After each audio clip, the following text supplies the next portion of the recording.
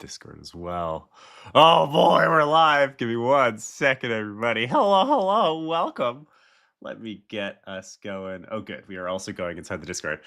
Oh boy. Welcome, everybody, to the very last 24-hour. I'm lying. This is only a 12-hour stream. For the Foundry game Kickstarters, I see that there's a couple people already trickling in. Hello. Tell me how you are. Give me information about you, human beings who are watching this stream. How are you feeling? How is the day? I'm going to sip on some cranberry lime seltzer while I wait for you to respond.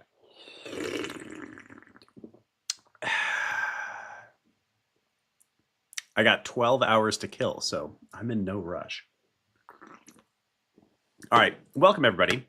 For the sake of posterity, for those who are watching the stream right now or who are watching the recording after the fact, this is our final midnight stream for the Indie Game Foundry. The Foundry is a program that we put together about a year ago now at the Indie Game Academy, where we took some of what we learned about running like portfolio-based boot camps that were meant just to get you experience building games and turn it into something like an actual publisher. We've been calling the Foundry an educational publisher. We're in the midst of a lot of talks with a lot of smart people about exactly what we call what we do. But for right now, we have 3 wonderful student teams. Oh, hi, Xandercat. Oh, one of my best friends. Oh, I'm glad you're feeling good. Thank you so much. This is our last one for a hot second. We're gonna have to get like a regularly scheduled stream up, but this is gonna be our last one for a moment. So yes, the Foundry is an educational publisher. It's basically an experiment. We deliberately called it Foundry Cohort 0 rather than Cohort 1, with the intention of suggesting that this is kind of a test. We're testing out what it's like to work with some of our best students and to help them actually build games that launch with the intention of making money rather than just as like portfolio pieces. We are now on day 29 and 12 hours of the first Kickstarters put out by the Foundry students. So the very first thing I'm going to do is I'm going to drop the links to all 3 of their Kickstarters down below. The students have been working their absolute butts off to get the games running on, and I'll drop it on LinkedIn too for those who are watching on LinkedIn, because for some reason I need to do that. Here we go. Adding a comment on LinkedIn. Great, done. So what the hell was I saying? Xandercat, remind me what I was saying. It's your job. The students have absolutely been kicking butt. Oh man, the YouTube comments look terrible. Here, I'll post them one at a time. The students have absolutely been kicking butt, and I'm really proud to say that all 3 of these student Kickstarters managed to fund their campaigns in just 24 hours. They're definitely small amounts of money. You can check out all 3 games now, get a little bit of inspiration for your own indie companies. They each only asked for $2,000 or $2,500, very small amounts. The idea being that these games are getting launched no matter what. The whole plan here is that all 3 games will come to launch, will come to stores, in this case specifically Steam, in March of this year. So they're all getting launched no matter what. We knew we were doing that from the very beginning. We're experimenting with revenue share model for both the students and ourselves. That's how we make money working on it. And the Kickstarters are intended as, one, a place to start getting some eyeballs on it. So thank you guys for being here and helping our students playing their games. It's been a massive undertaking for all of us, very much so the students.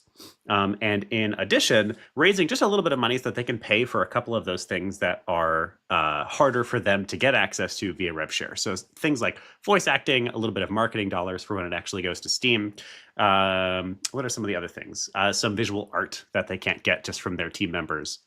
So the Kickstarter campaigns are for them to raise a couple of extra bucks. They've been a ton of fun to watch happen. Why don't we let's spend the first couple of minutes here to check out their pages. Hopefully all of you can learn from this. I know many of you are indies in your own rights, and you're thinking about building your own studios, building your own games, and possibly running your own Kickstarters. So hopefully this is a little bit educational.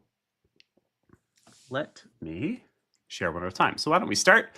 This is just the first one on the list with Whiskers, Wizards, and Wands.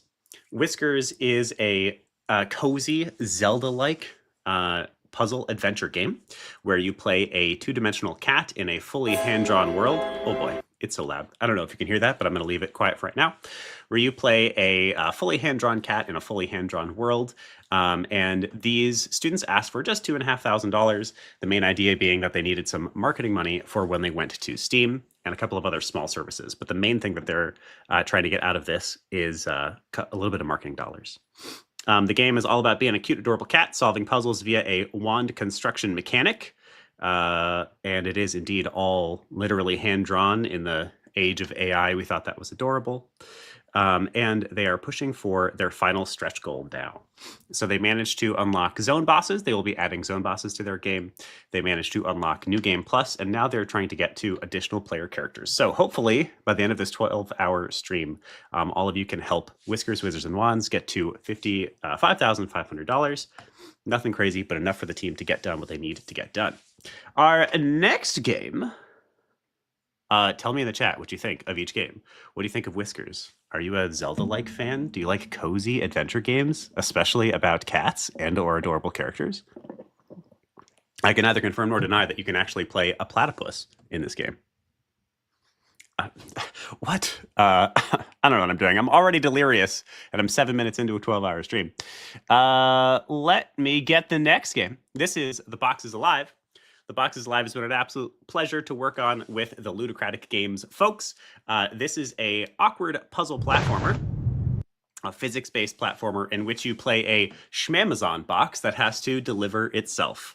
They also asked for $2,500, and they've managed to raise $7,500 so far, which is awesome. Very excited for them. And it's really quite a simple game. I think this is one of our most like narrowly scoped games, which I think is actually a wonderful example of how I think indies can succeed in this marketplace. Building something small but good. It is fun to roll around as a box, and it doesn't need to be more complicated than that. The team has been working on this also since the beginning of the year. They are a team outside of the United States. They're from a few different countries. They're only non-US team, and you can see they've been putting a ton of work into it. And they also have managed to unlock quite a few stretch goals, actually. So they already have added an enemy pack, 2 more levels. So now there are a total of, I think it's either 8 or 10 levels. I don't remember off the top of my head. More boxes and level packs, a little bit of DLC. And they actually haven't even marked this because it just happened, but they just crossed this additional game mode, which I think, I might be wrong, but I believe we can actually play that additional game mode already. I'm going to see if I can get that working for all of you. And if we can get them to $10,000 by the end of this 12-hour stream, we'll be getting a mobile version of the game. All right, and our last game from the Foundry teams. Probably guess you like the cat aspect, Xandercat? Xandercat, is the Xandercat a lie, or do you like cats? Are cats your thing? Tell me more. All right. And the last game we have from the Foundry teams is Daughter of the Rift. Daughter of the Rift, I feel like, is a game that I would make straight out of my own heart. It was built by the Future Suit game team. They are a wonderful bunch of folks as well. It is a deck building narrative adventure game inspired by Slay the Spire and Mass Effect. And it is a sort of epic quest where you go across the galaxy as a Zeren Blade. And you fight monsters and build cool decks. They have this interesting mix of sort of RPG mechanics to get your deck upgrades rather than strictly putting cards in and out of your deck. They asked for $2,000. They're now at $2,600. And the main pledge goal we're trying to get them to, and this one I am super selfish about, I really need your help on, y'all. We're trying to get them to, oh, it's not actually on here. So they announced a new stretch goal for the sake of the final day. I think maybe they dropped it in an update, actually. Yes. So they announced a new stretch goal. If we can get them to $3,500, so a little under 1,000 left. That means this is actually the most attainable of all of them. This is only $800. If we can get them to $3,500, they will add voice acting to the game. It is a narrative dense game, which means having voice acting will be a giant improvement. And I selfishly really want this because they've agreed to let me voice one of the main characters. And I want to be a voice actor, so please consider backing Daughter of the Rift. Okay, that is my long-winded introduction to the Foundry games and our 3 games for Foundry Cohort 0. We're actually going to be playing a ton of different games tonight, not just these 3 games, although all 3 of them will, of course, be featured. The way that tonight is going to work... Let me make sure there's not personal information on this. Yes, there's not. Let me share my screen one more time. Buttons. Shares the screen, yes. Perfect. The way this stream is going to work, I'm calling it our Midnight Indie stream, is we're going to spend the next 12 hours playing indie games with a bunch of wonderful people. So most of these folks are straight out of the Indie Game Academy community. They all have games that we're going to be playing with them tonight. For this first hour segment, I'm going to be showing the 3 Foundry games, so we'll jump into their demos and play them just a little bit. But all 3 games will get a full hour later in the day. So we're going to get a kind of teaser right now. And then in the last hour of the stream, right before the Kickstarters all end, I'll be jumping between the 3 games again and trying to give one last push.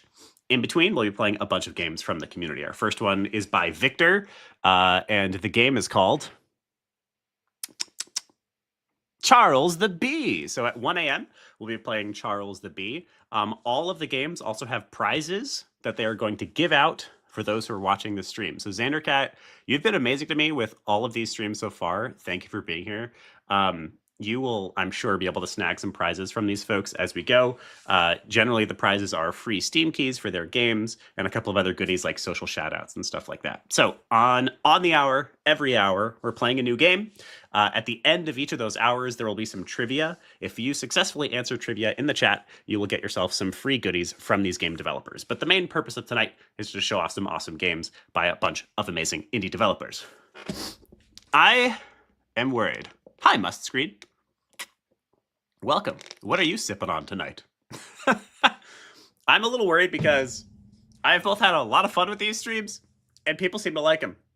I don't know if I can regularly do a 24-hour game review stream. This is supposed to be like a fun, silly way to try to help the Foundry Kickstarters, but they do seem to be a lot of fun. Xandercat, if I do one of these, let's say just like once a quarter, maybe every 3 months, if I do a 24-hour stream every 3 months, do you promise to come every time, Xandercat?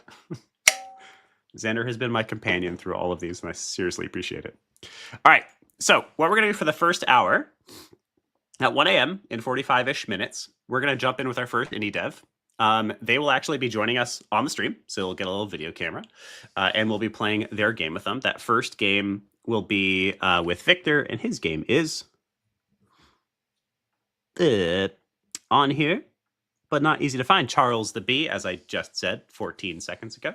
In the meantime, though, I'm going to play some of the demos of the 3 Foundry games. I have the easiest one for me to switch over to is Daughter of the Rift, and I hear they have a new tutorial for us. So let's see what the tutorial is like. All right, there we go. 12-hour stream, and you can do it more often. Don't tell me what to do.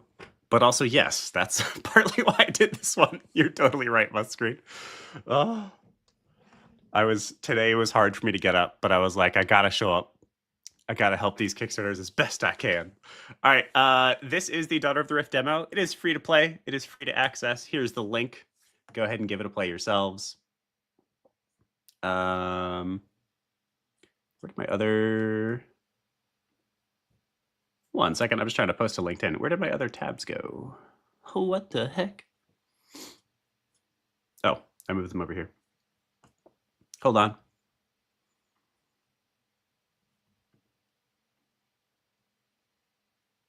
Oh, I accidentally closed it. Hold on.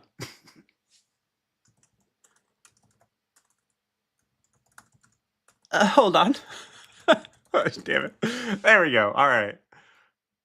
All right, I have dropped the link, and let's get Daughter of the Rift blasting, shall we? Totally selfishly, the music in this game is by my girlfriend, who rocks out loud, and I won't hear anybody make fun of me for that fact. All right, here we go. This is the Daughter of the Rift demo. It has, I believe, had a demo, a new tutorial added since the last time I played it in the last 24-hour stream. So maybe we're going to see some new stuff here together. Oh, hold on. Let me make sure we are getting audio. Yes, good.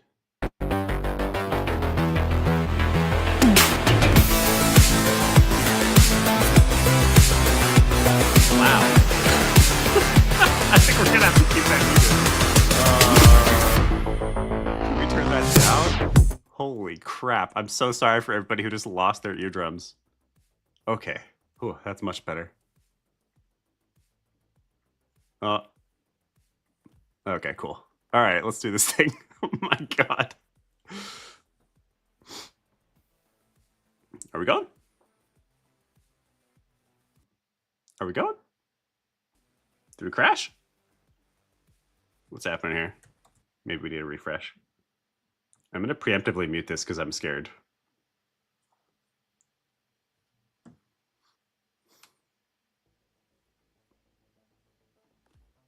There we go. All right. Escape from Gundark. A new tutorial. Should I do voices? Do I have to do voices at midnight, everybody? This, to give the introduction, is Daughter of the Rift. This is one of our 3 Foundry Kickstarters.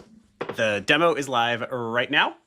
The Kickstarter is live right now and has 12 hours left. It has already funded, so you know the game is going to get built. But they are trying to hit a new stretch goal with some voice acting, which I'm selfish about because I want to do the voice acting for this game. So y'all, you should consider backing. I dropped the links already to the game. It is called Daughter of the Rift. There's also a QR code at the top there, top right. I don't know what your screen looks like over there, as well as a link down in the opposite corner that has the link to indiegameacademy.com/foundry-cohort-0, in which you can get access to any of the Kickstarters throughout the whole night. So let's play some Daughter of the Rift. I guess I'll do voices.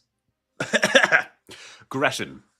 This makes no sense. We've gone on every mission together involving the Rifts since the first one. You know the one. Oh, dang! That's also new character art. I like the giant sword. Oh, I know the one. Don't be cute. Seriously, Win. Something feels off. Do you think they know? About us? How could they? Not just a routine mission. I'm gathering intel, that's all. It's just, we're almost free. I don't want anything to happen. Gresham, this isn't goodbye. Nothing is gonna happen. I'll be back before you know it, and then we'll start the rest of our lives. Promise? Anwin pulls Gresham into a playful embrace. What do we think a playful embrace looks like? Ah, ho, ho, ho, hee hee, so fun. Look at me. Of course I promise. The pair kiss. Oh. And then we go back to Bram. A cell block door slams shut and a sleeping Gresham is jolted awake by a clang. Sorry, I didn't mean to startle you. No, it's fine. Did they suspect anything? No, I don't think so. You have to be sure. I'm sure. So you have his file then? Bram, do you have his file or not? I have not wasted 16 years, gotten this far, easy. I have it. Boy, this Anwin guy must be really something special. You know how you would do anything for your boy? I see. Come on, just unlock the cell. It's just... Come on, you said you could handle this. Give me the key.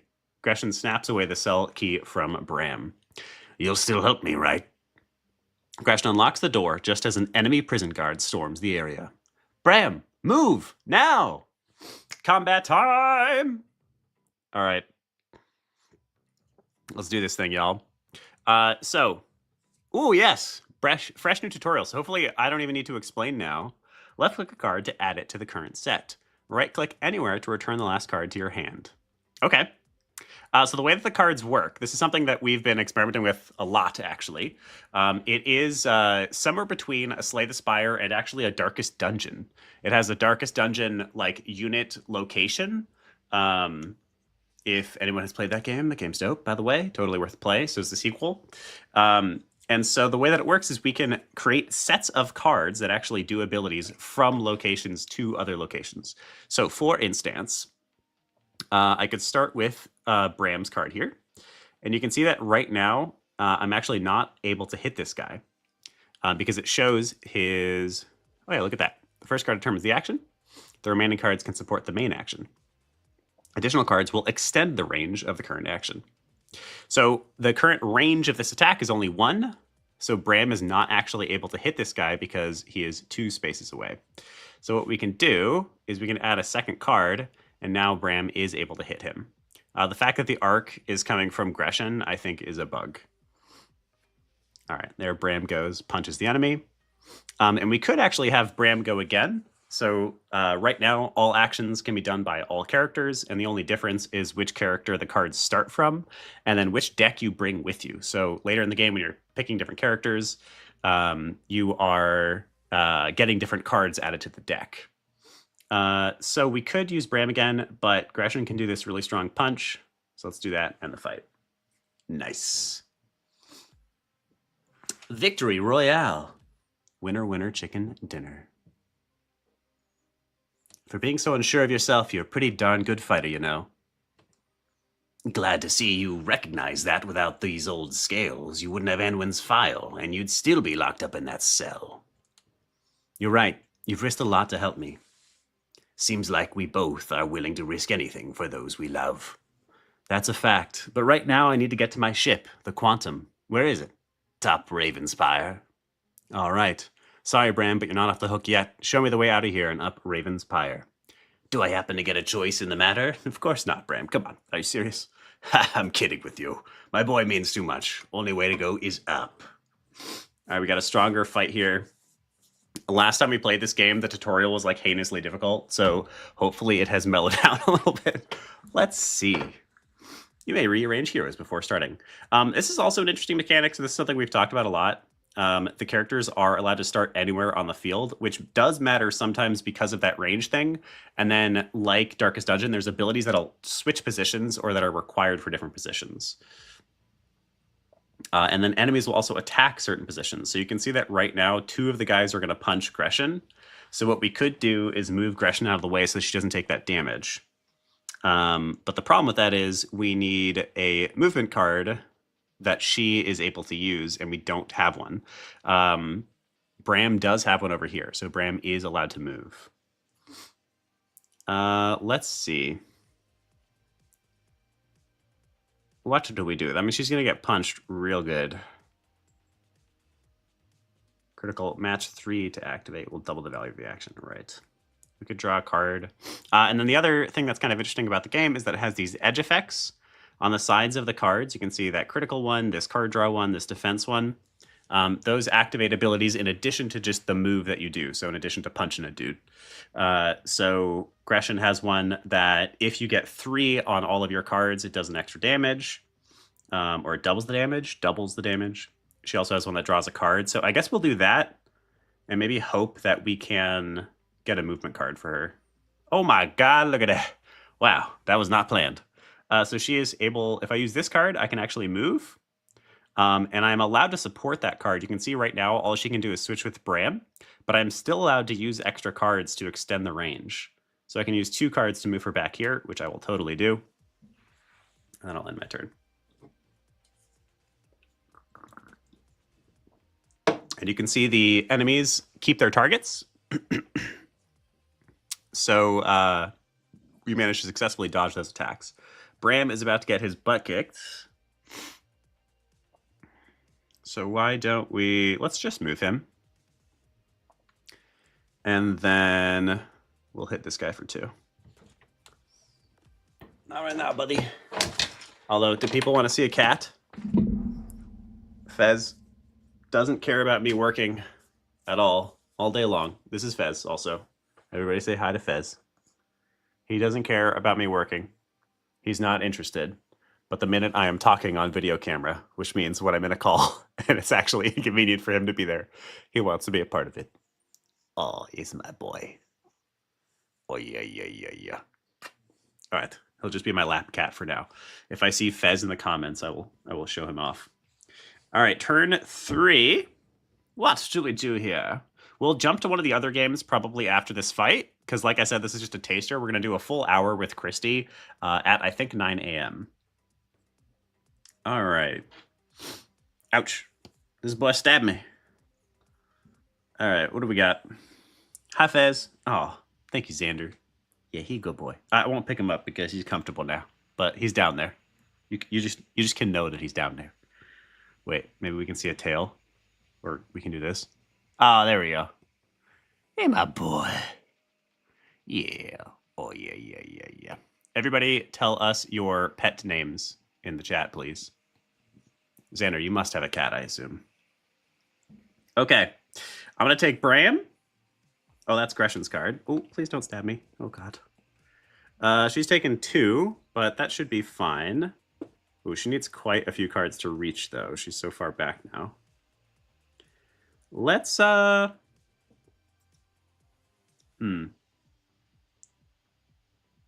Can we reach with all of them? He can only do 1 damage. What's up with that, Bram? I think let's hit with her first. And we'll just use the movement. That's okay. And then we'll throw in a punch by him as well. We'll keep that 2 for... There you go. Okay. Ow. Oh, the hit effects, I think, are also new. Some nice little particle effects there. All right. And like I said, this is the demo. Main game is coming out in March. So this, it'll also get polished up even further. One of the things I know they want to add is card art. All right, what else we got here? We only need to hit him for 1. Ooh, Big Boy's armoring up over here. We could move her forward. He's got a 2 for though. Let's...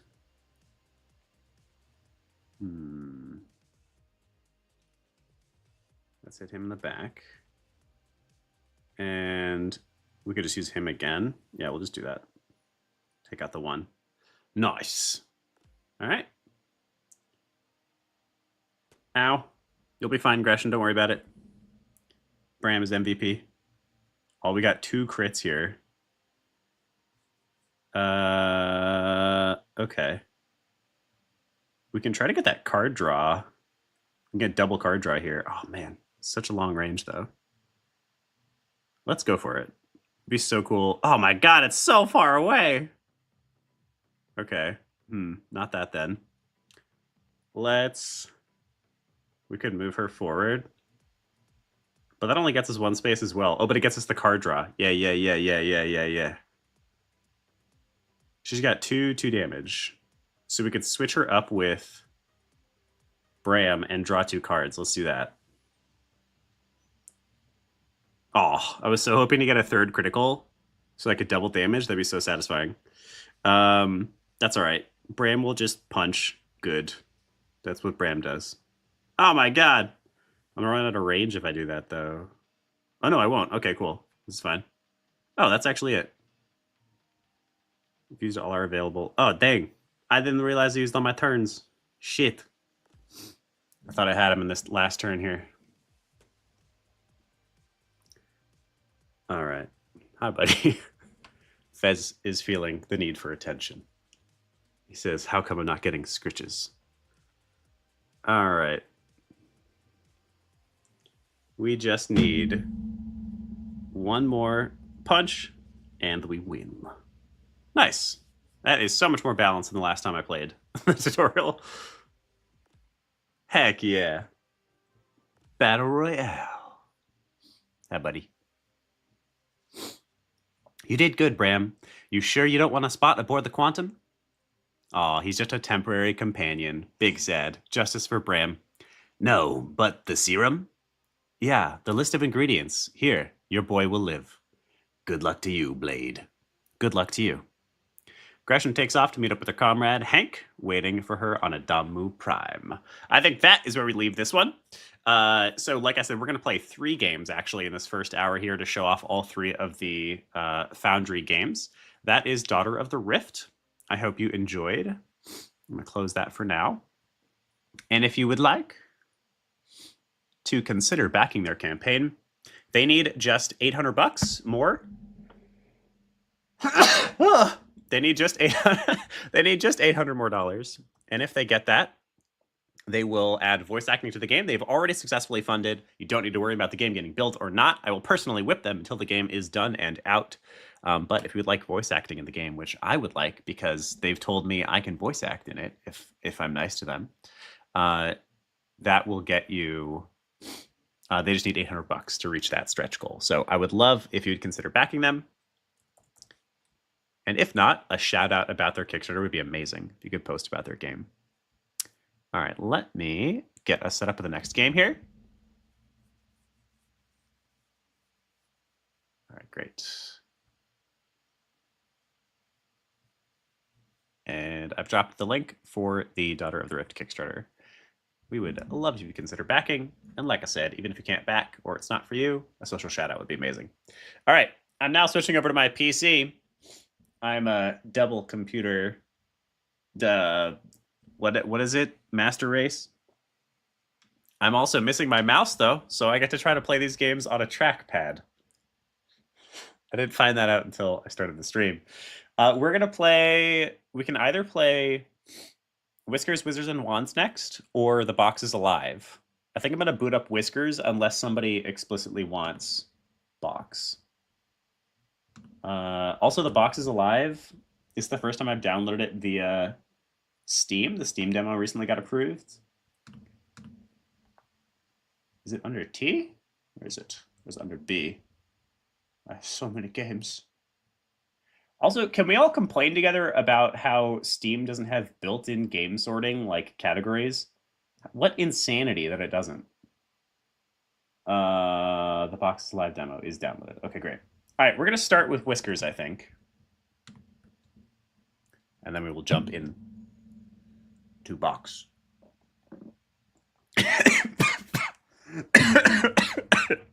It's trying to be funny. Okay. And now Fez runs away. He doesn't like it when I'm choking to death. Let me share my screen. We're going to be in the Matrix for just a second, but then we'll be out of it. Don't worry. All right, there we go. Whiskers, Wizards, and Wands. Oh, God.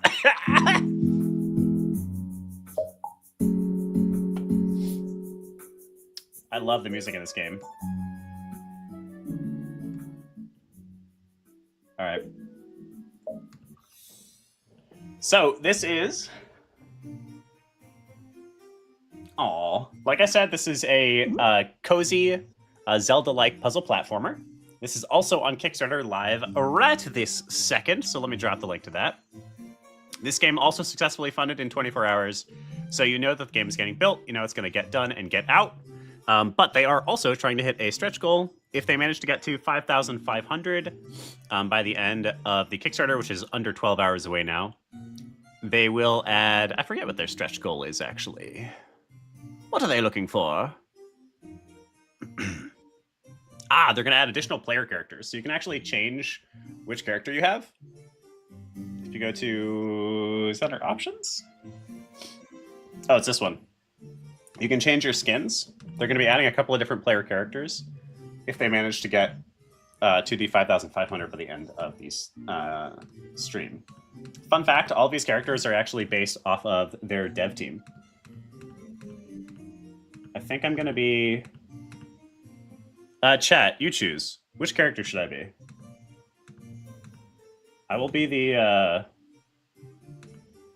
Let's see, what's the most fezziest of cats? I guess this one. I'll be this cat for now until somebody tells me differently. All right.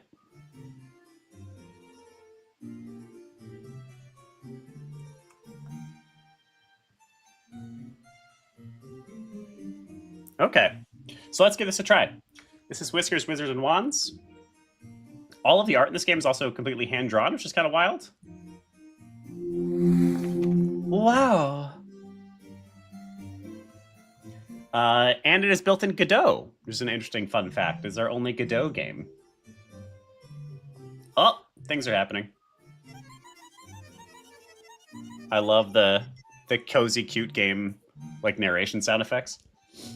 Fake the void for a day out of the classrooms. Time to curl up with some experimental research and... Ah, Master Juniper, I'm glad to see you are well. Yes, well and quite busy. What leads you to call on me in my own quarters today, Master Mutant? I worried that you might be ill since you didn't collect your intern from the academy this morning. Oh, was that this morning? Completely slipped my mind with all the research I have ongoing. You wouldn't mind showing the intern around in my place, would you? The intern is your responsibility. Yes, big responsibility. I'm just so busy. Your continued academy funding depends on these required instructional experiences. Unfortunately, I do have portal maintenance today. I'm aware, which is why I left your student to wait for you by the castle ruins just past your portal. You left a student alone in the ruins? That place is crawling with ghosts. Then you better scurry off to meet up with them. You are the combat instructor. Perfect chance for first-hand experience. Toodle-mew. Nice. All right, we gotta go find an intern.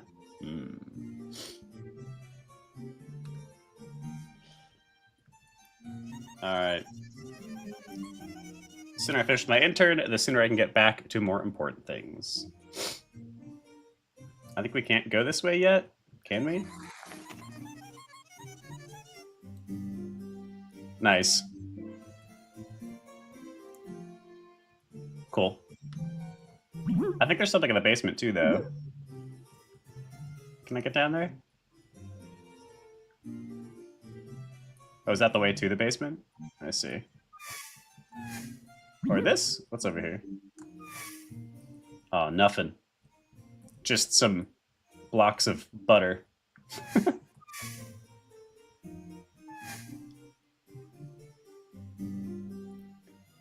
Nice. I don't know if that's new, Xander.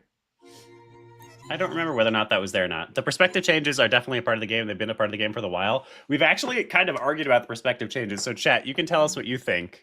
You can change the perspective by 90-degree increments via Q and E. And it's really beautiful. It makes the world feel more alive, but it also makes the puzzling harder because it's harder to like look down hallways and things like that. My proprietary blend of ectoplasmic ooze. Fantastic for tower defense. Singes the fur a bit, though. Dash across gaps by holding down shift. Jump with space. Nice.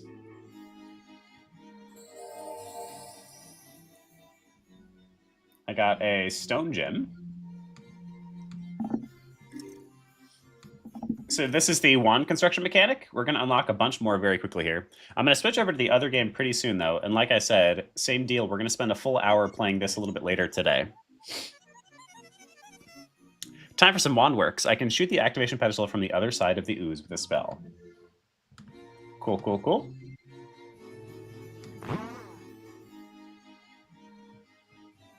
Can I get close enough here? Yeah.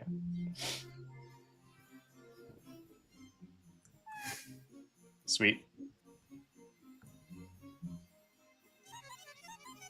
Certainly thought it was clever hiding these pedestals behind walls. I don't know if you're rushing to save a student. I think I left the wand attachment that I need in the chest.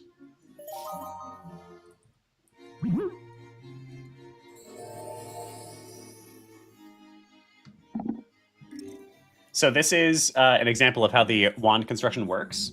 So you can see each segment of wand does something different.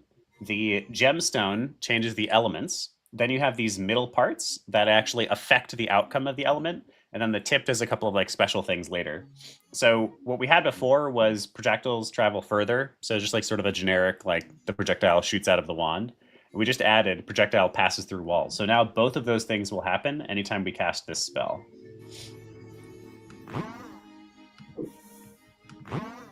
So you can see it does go through the wall now. And we can hit these switches. Man, this trackpad really sucks too. I'm glad this game isn't too intensive on it. Yeah, nice, nice, nice. We'll give this game probably just like a few more minutes here. And then we're going to do a full hour later. These plates will all need to be weighed down at the same time. Hopefully my create item wand piece is still stashed away.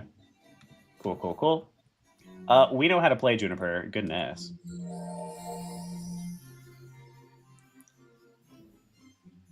Oh, we got a rock piece. Also, Xander, I didn't comment on your cats there. 3 cats. Simon, Dash, and Amber.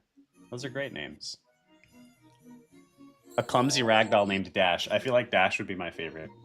I like a good clumsy cat. All right, what do we got here? So we can attach the stone attachment. Charges at average speed. So we have like a bigger stone we can use. And then we can pull one of these out and put one of these in. And now we will actually create stones. Nice.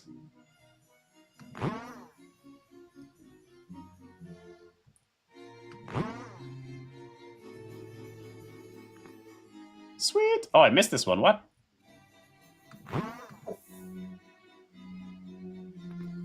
Yeah. I'm so good at this game, y'all. It's not like I've played it 700,000 times. All right.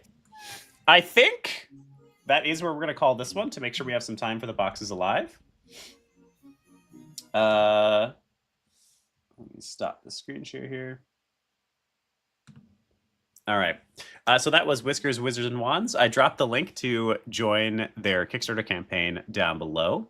Oh, hi, William. Yes, it does indeed have rotation.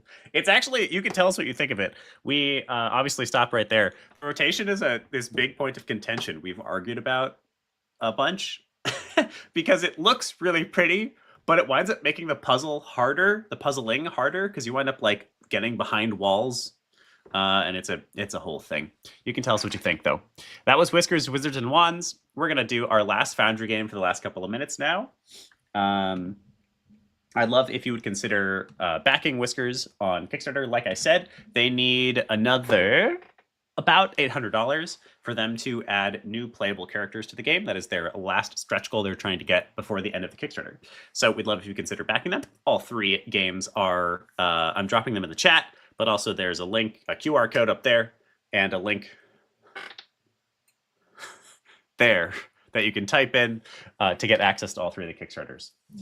Let's play Boxes Live for just a moment, and then we're going to get to our first indie game of the night, who I believe is Victor.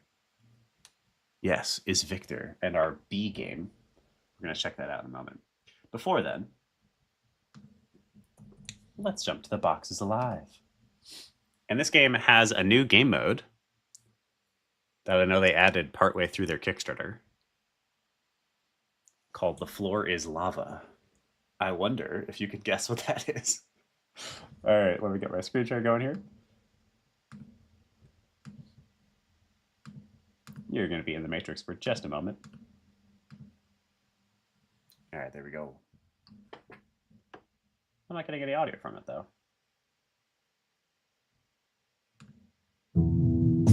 Oh, God. And now it's loud.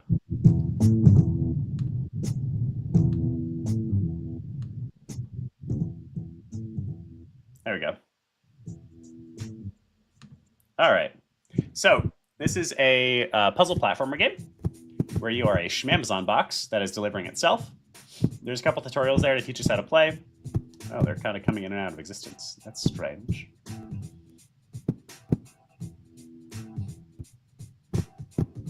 But all we really do in the game is roll our box around. We have a couple of different controls. We can obviously roll, and then we can also, oh, I'm also dealing with my broken keyboard. We can also nudge the box like this, which allows us to scoot underneath things. We can also, depending on where we're looking, the roll will be different. So you can see we can actually roll long ways as well. And then possibly the best part is we can jump. So you see these, how the box edges can open? We can actually jump off of those. And we can double jump. I love that mechanic. Oh! Almost. If you see me needlessly rolling forward, it's not the game, it's my broken keyboard. It loves to get its W stuck on. Oh.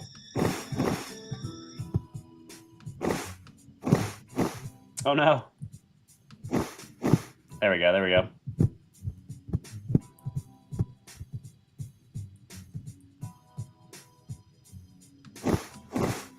Oh yes. While rolling in the air, click. Yeah, there we go.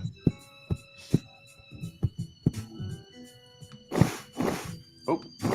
Oh.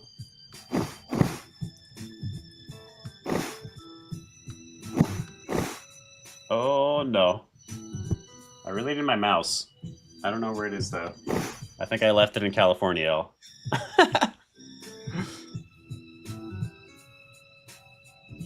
There we go.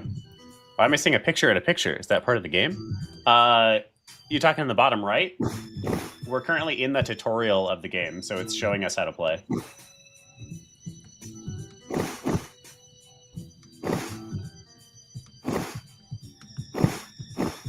Oh boy. All right, this is the worst part of the whole tutorial. Let's see if we can get over this. You can also just jump into the level, honestly. I figured I would show off the tutorial. Let's see, if we can get this first try, then we'll finish the tutorial the real way. All right, here we go. Oh, I messed up already. I guess I'm not down there. Oh, first try! Y'all, that used to be so annoying. It is indeed part of the tutorial, Xander. It might not have been there before. Yeah. No! Oh my god, my freaking... playing these games with the trackpad is going to be horrendous. Alright. Oh, I messed up. What did it tell me to do? It's okay, I can cheat. Left and right together. Oh, I got through anyway. Alright, that's the tutorial of The Box is Alive. We're gonna... Let me send...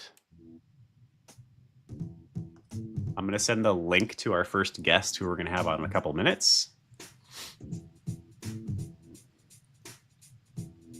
How good is the music, though? The beats.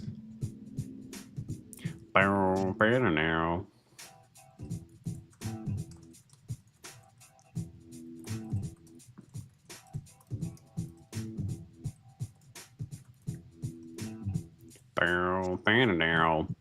All right, how do I play Victor's game once we get there? Let's see.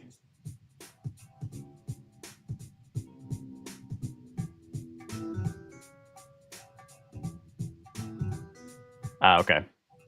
All right, so we're going to play this for a couple more minutes, and then I'm going to need to grab Victor's game for the 1 o'clock game. Victor also does have some prizes, so for those who are watching the stream, if you stay to the end of Victor's segment, you can win yourself a free copy of his game.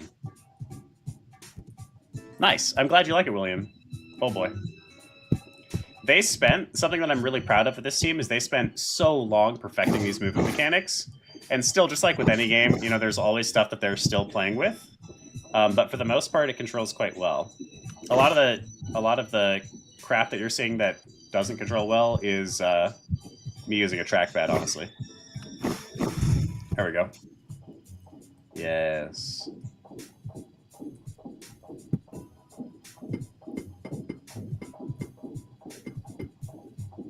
Ooh, they added some visuals here too. This is new. A couple of these textures. We're going to give this like 5 more minutes, then we're going to get ready for the... Ah! I missed it! We're going to get ready for the first community game. Come back! Yes, yes, yes. Those don't actually do anything right now, but you have to collect it for pride, you know?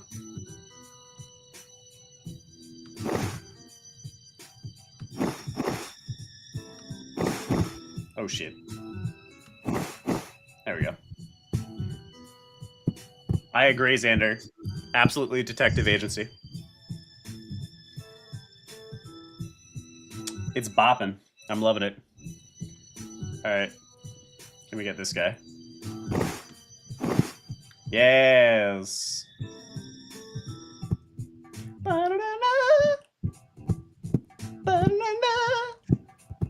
This is The Box is Alive for anyone. I see a couple of new people joining. This is one of our 3 Foundry games that is currently on Kickstarter right this second. There's a link to join in the bottom right of your screen if you want to type it in, or a QR code at the top of your screen to get you access to all 3 of the Foundry Kickstarters. There are just 12 hours left for all 3 of the Kickstarters. They all have really cool rewards. You can get a box plushie if you go back them on Kickstarter. Oh, I'm really struggling right here. And all 3 have already funded successfully, so this is just for you to get some extra bonuses. We know that the games are going to come out. So consider backing The Box is Alive. We're going to switch over to our first community game, like I said, in just a moment. But let's see how far we can get in this level. Also, I'm playing with a trackpad for any of you newbies who are just joining the chat. Also, thank you for being here, which is why this is so horrendous. On like a broken computer. Oh no. I think I clipped into the ground there a little bit, actually. Can we get up this way? There we go. Oh, so much better. I feel like I just got a migraine relieved. Ba ba ba ba. All right, let's see. Oh god, that was such a harsh noise. There we go. All right, we'll give it like 3 more minutes. I don't know if we'll beat this level.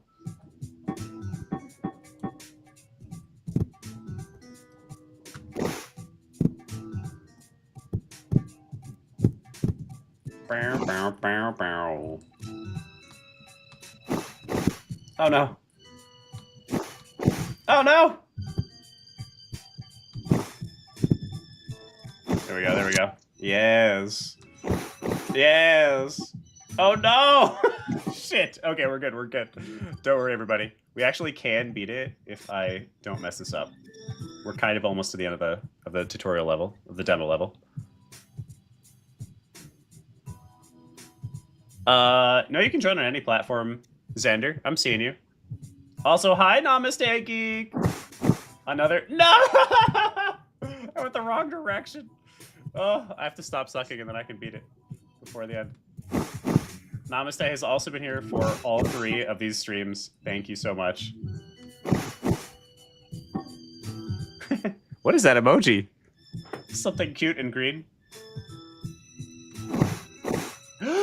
Oh, we did it.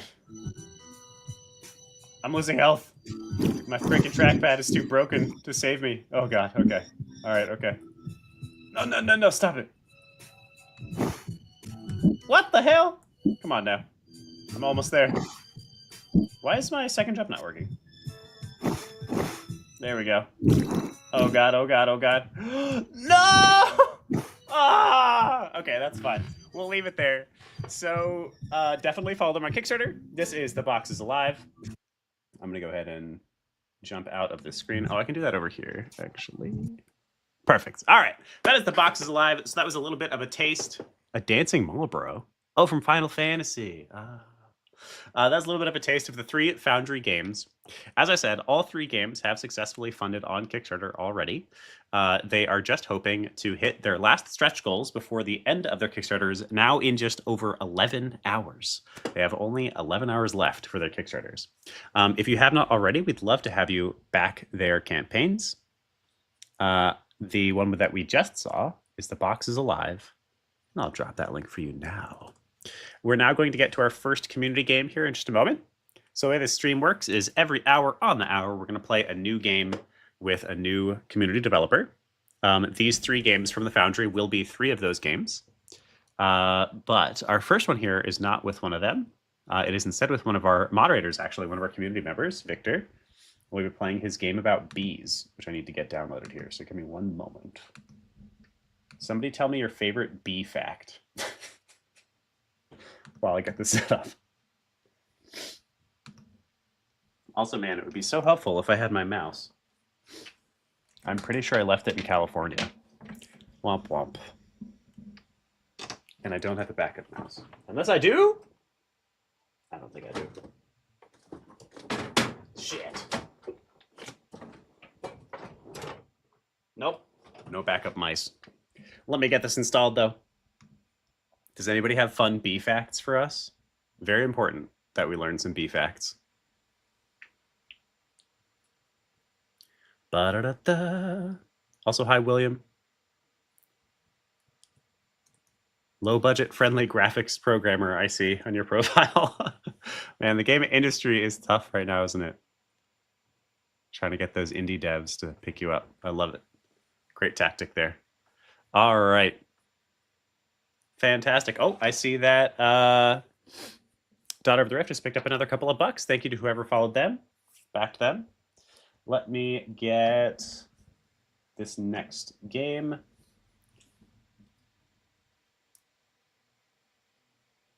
added so that we can play it with our community developer.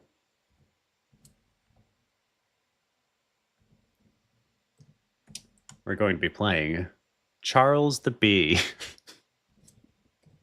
And this is with Victor, who is one of our mods, and he is sort of known for his deadpan humor. So I'm very curious. I haven't played any of his games yet. Oh, son of a...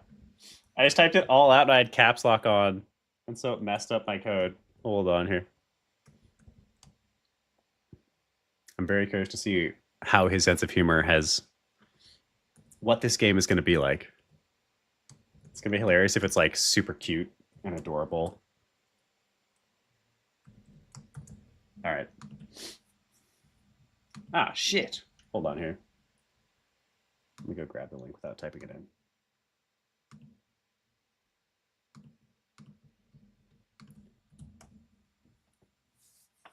Do we have any bee facts yet? Somebody Google a bee fact for us so we can get in the mood. Give us a bee fact. I don't think I know. I do love bees. I love entomology in general, the study of insects. All right. Oh, damn it. Of course, we're not logged in. Give me 1 second. Bees have 5 eyes, communicate through a waggle dance, and are crucial pollinators for about 1/3 of the food we eat. Hell yeah. You gotta love some bees, you know? Did not fact check that. Did you ask ChatGPT? Don't lie to us. We're outsourcing everything these days. I saw a commercial today that was like, my boss thinks I'm working, but I've offloaded all my work to this AI. And I'm like, dude, that sounds like poor job security to me. Why are you doing that? I get it.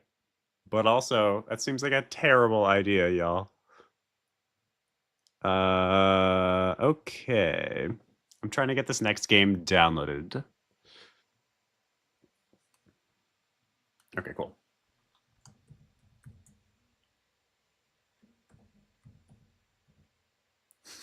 IB.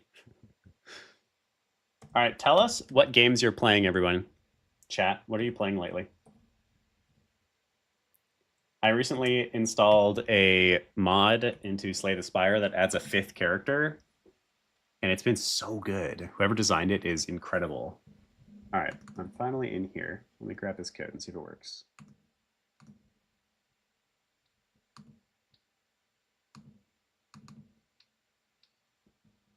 What games are you playing lately, folks?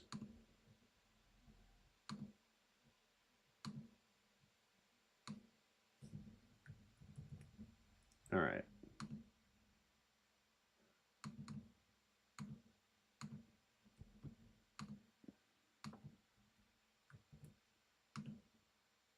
Huh. Oh. I see. This is a code for a DLC. Is that on purpose? Locks the DLC, which adds more content. Is the maybe the full game is free? Let's find out. Trying to finish Ghost of Yotai. Nice. And Fallout 4. I've been seeing, you know how like short form video just reels you back into various forms of content? I've been getting a bunch of Fallout 4 short form video lately, and it makes me want to play again. Let's see, Charles the Bee. Maybe the base game is free? Is that why? Ah, the base game is free. I see. Cool. All right. Downloading Charles the Bee, everyone. The bot's doing their job well. Yeah. They are billions. I don't even know that one. What is They Are Billions, Xander? Did we already talk about this on one of the other streams? All right, let me see if Victor's coming too.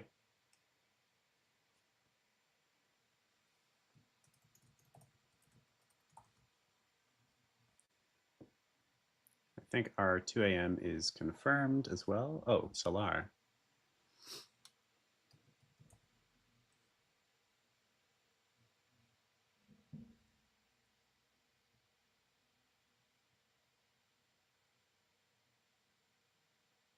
Okay, cool, yeah.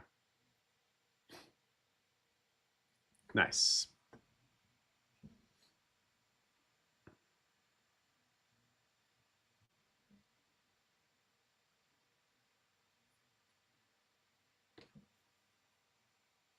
Two logos in the same spot. What are you talking about? Oh, it's not meant to look like that. Thanks for seeing that, Wendy. How do I turn that off? Is that under banners? What is that under? Oh. Turn it off. Turn it off. How do I turn you off? How do I make you stop doing this? What if I just delete that? Nailed it. All right, great. I'm gonna have to add the logo back later. That's fine. All right, we're almost ready to jump in the game. I'm not hearing from Victor. We'll start playing without him. Hopefully he's gonna jump on so we can have a little dev commentary. I will grab the DLC because why not, I suppose. There we go. And we've got the game booting up.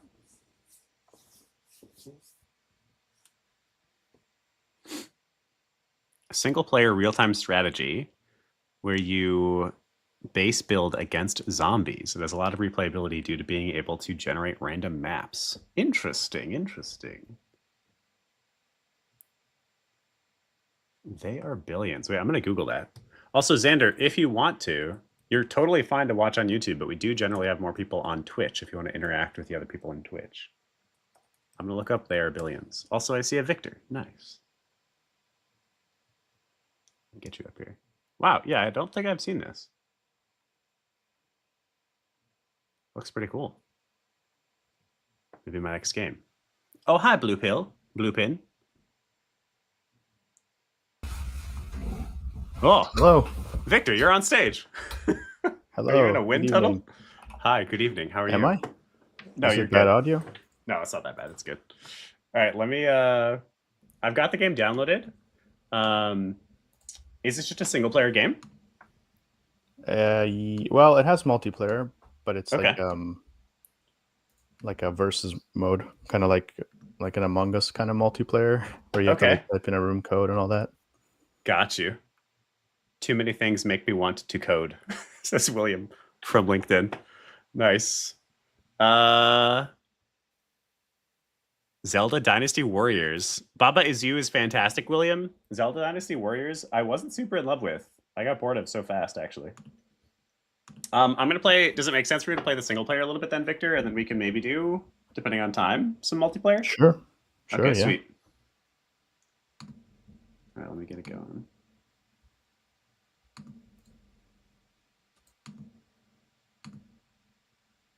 Okay. Charles the Bee. Do you want to like introduce us to this, or should we just go? Yeah, I mean, it's a rhythm game about a little bee. That's nice. That's all the introduction needed. All right, sweet. So this is Victor. Hi, Victor. Victor, what is your studio called? Blue Pin Studio. Me and my friend run it together. Nice. Victor here is also one of our moderators and is our first community member game of the night. Let me grab the Steam link for folks. You can grab yourself Charles the Bee on Steam for free. So what is the DLC at? It's interesting that you have the base game free and the DLC being $5. Well, the idea is that it's kind of like a freemium type of thing, where, you know, in some cases, some developers just ask people for $5 to support the developer, and they don't give anything extra. Mm-hmm. So that's kind of what it is. But there is also a bunch of extra stuff. Okay. The story ends here about halfway through, so it picks up where the story ends off in the free version, and it gives you, I think, what else is there? There's something else too. Cool stuff. You know, a bunch of added. Yeah, because you see more bees in the continuation of the story, and therefore you get to do the arcade mode more as well, because the arcade mode grabs the bees from the story. Okay. So yeah. Nice. Okay, sweet. Then let's give it a yeah, let's give it a try. Oh my god. Hold on. Wow. Does that mute for all of you when I do that also? Let me check the stream. Yeah, it's muted. Okay, sweet. All right, great. The answer, be in wants some love, but I can't romance her. Putting in work, be the best, be dancer. Move to the top like monster. Does that? They're dealing with a master. It's very loud. Yeah, why is that so loud? I guess we're gonna leave that off for now. Wait, but we need the music. No music for a rhythm game. What I'll be if you're never. Why is it so loud though? Can I do anything about this? Maybe just the volume slider? What if like the normal Windows one? Yeah. What does this sound like now? Oh, nice. Okay. Can't hear it at all. What the hell?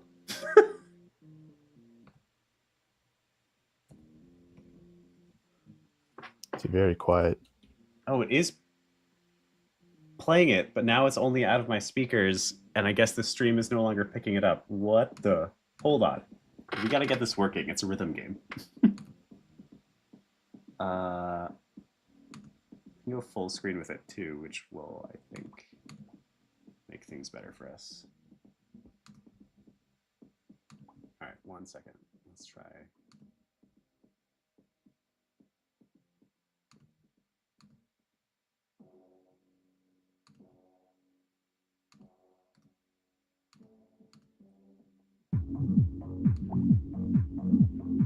Hey, how's that?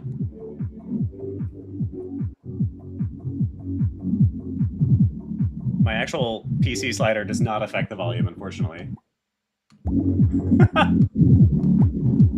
It's a little bit muffled. It sounds like we're hearing it from your microphone. The audio sound effects sound correct. Oh, yeah. It might just be that track, maybe? Maybe. It's interesting. Don't know. That... Okay, well, we're just gonna roll with it. That's pretty loud, though. Yeah. Why don't we have more granular audio control, Victor? I blame you. It's all your fault. Yeah, it's like 10. What is that? 10% per notch. Yeah. Unfortunately, the PC audio doesn't seem to actually matter for the sake of this stream, which is interesting. What else can we do? StreamYard doesn't have individual audio line controls, which is a pain in the ass. Are you seeing all my stream backend now? Beautiful.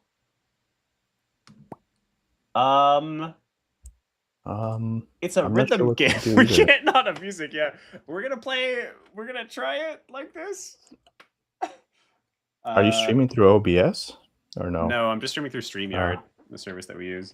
That is normally adequate, but it's not as in depth as OBS. Okay.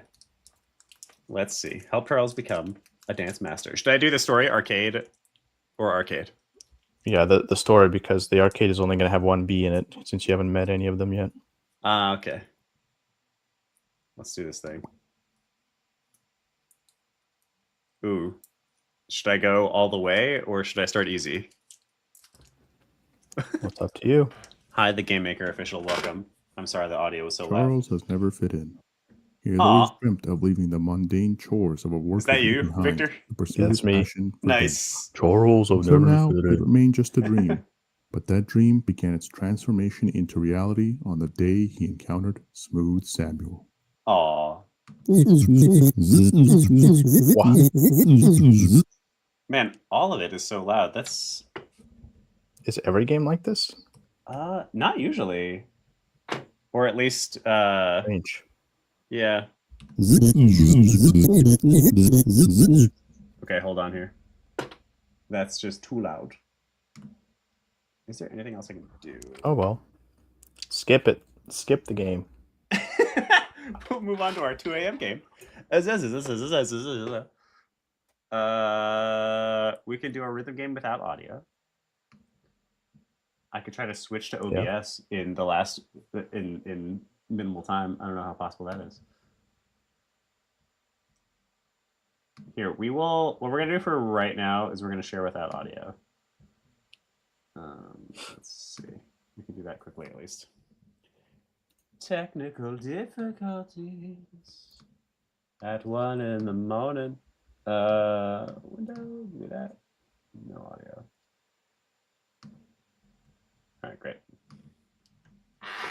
when you see these notes, do a dance move that corresponds to them.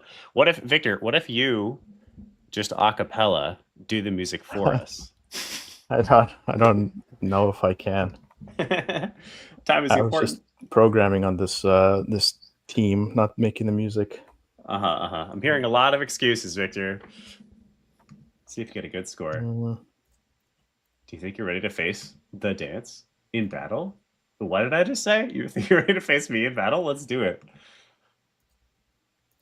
Namaste. Can you give me some good luck? Publish an update that gives you more controls, but it's going to take like 10 minutes. Yeah, that seems too last minute.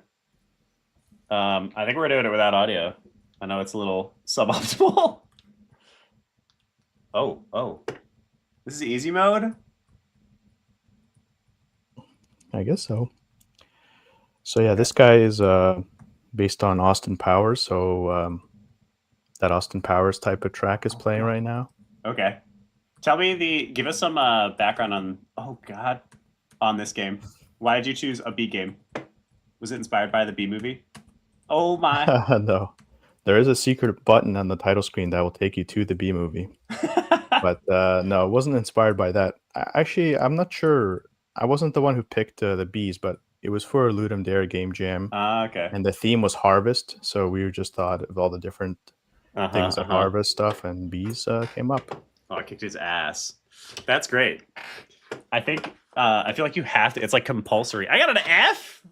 Y'all, get out of here. Damn. Can I keep going anywhere? Yeah. Oh, good. Collected a badge. I feel like it's compulsory if you're going to make a game about bees that you somehow have to mention the bee movie. I'll have a game available for stream probably around January or February, says Xandercat. I will absolutely play your game. Please DM it to me when you have it. Groovy, baby. I can see the Austin Powers influence for sure. Yeah. Here's a few seconds of the music. With warning for any headphone users. We can! I'm scared of it. Why don't we... Here, let's see. Doesn't matter. The next part of your adventure will be gathering pollen. I know. You've already been gathering pollen for months. Oh, you know what I can do here? I can at least mute and unmute it manually, which will allow me to turn it on during a round so we can warn them. All right, let's see here. Okay, it's going to be hella loud for a second, everybody. Oh, wait. Is there no music during this? Okay, that's not too bad. It's a little loud. It's so loud. It's so funny. Just turn down your audio, everybody.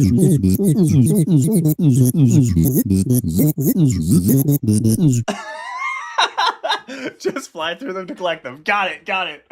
He's like screaming at us. That's what I think is happening in my headcanon. Yes, Ice Creek. This is... Wait, what is the name of the game? Charles the Bee. Charles the Bee. Ice Creek. This is Charles the Bee. Available for free on Steam. But we can't figure out how to get the volume more appropriate, so this is just what we're dealing with. In my headcanon, he's just screaming at us. All right, Charles! Here's the plan! Nice. All right. You're on your own now. Sweet. So that was our first badge. We got to get 6. Oh, no music played. Oh, because can I get to the options? Oh, yeah, because I did this. All right, is everyone ready for very loud music? Oh, that's not bad. That's so bad. That setting I just checked, that's minus 8 decibels. Huh. Yeah, so it's interesting that It's interesting that my computer audio doesn't affect it at all, even though what I'm doing is sharing my computer's... I'm like passing through my computer's audio. Yeah. I wonder...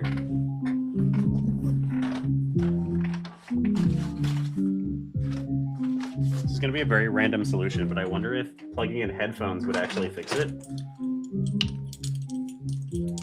Let's try. What happens? Yes, headphones. Now it's gone. Now we get no audio. But does It's that playing mean... in the headphones very quietly, maybe? Yes. Can we hear it in here? No. We can hear it in here. I can hear it in my headphones, I mean. Does that mean that this matters? So maybe it was always just capturing your... It was always just capturing your microphone, maybe? It doesn't capture desktop? But now, it's weird that now we're just getting nothing. That's like kind of even weirder, actually. Okay. In the configuration for StreamYard, does it have the speaker setup? Because you can pick which device. Oh, that's a good point. Let me see. We're going to figure this out. I'm going to pull this off for 1 second. Let's see. Maybe we can fix it. We're only 17 minutes into your segment. Oh, no. Yeah, I don't think that's going to matter. Oh. Yeah, StreamYard is pretty limited. It's nice because it's sort of out of the box. But once you actually try to get things working, it's a bit crap. If you try to do anything out of the ordinary. Okay, we're just going to rock with it. It's all good. This is not that bad. And if it gets heinous, blast it, says Sander. If it gets heinous, we'll mute it. All right. Pollen Plaza. So tell us about the development of this. How long was this, Victor? I don't know for sure. Let me see what Shaludum Dare was a part of. 1 second. Okay. Flight speed. So it was in January 2023. We started it as a game jam, and then it launched, I think, August of 2023. So, or maybe 2024. I work on like 5 games at a time, so it's hard for me to keep track. Yeah, that's good. That's the right way to do it. That's the indie way to do it. All right, am I going? Yeah, to August the next 2024. So about a year and a half to get to this point, working like 10 hours a week. Wow. Oh. This is giving me like Spore cell level vibes right now. Yeah. Yeah, so you just collect pollen, and then to fund your next dance at the nightclub. Does it just go on forever? Oh, there's like a badness behind me. Oh no. Does what go on forever? Oh, the level. No, it doesn't. No. Okay. There's like a hard limit. We used to have this wraparound thing, but then people just got like frazzled by being teleported around. So I got you. There we go. Yeah, before heading out. Thank you for that beautiful voice acting, Victor. Yeah, not great. But what are you gonna do? Time to dance. Wait, do I have to go somewhere? Yeah, the compass will point you in the direction, but also Charles will like turn in that direction as well, subtly. Oh, I see. There was like these trails from where you spawned that would lead you there, but I didn't want to like put like physical walls to block you. I see.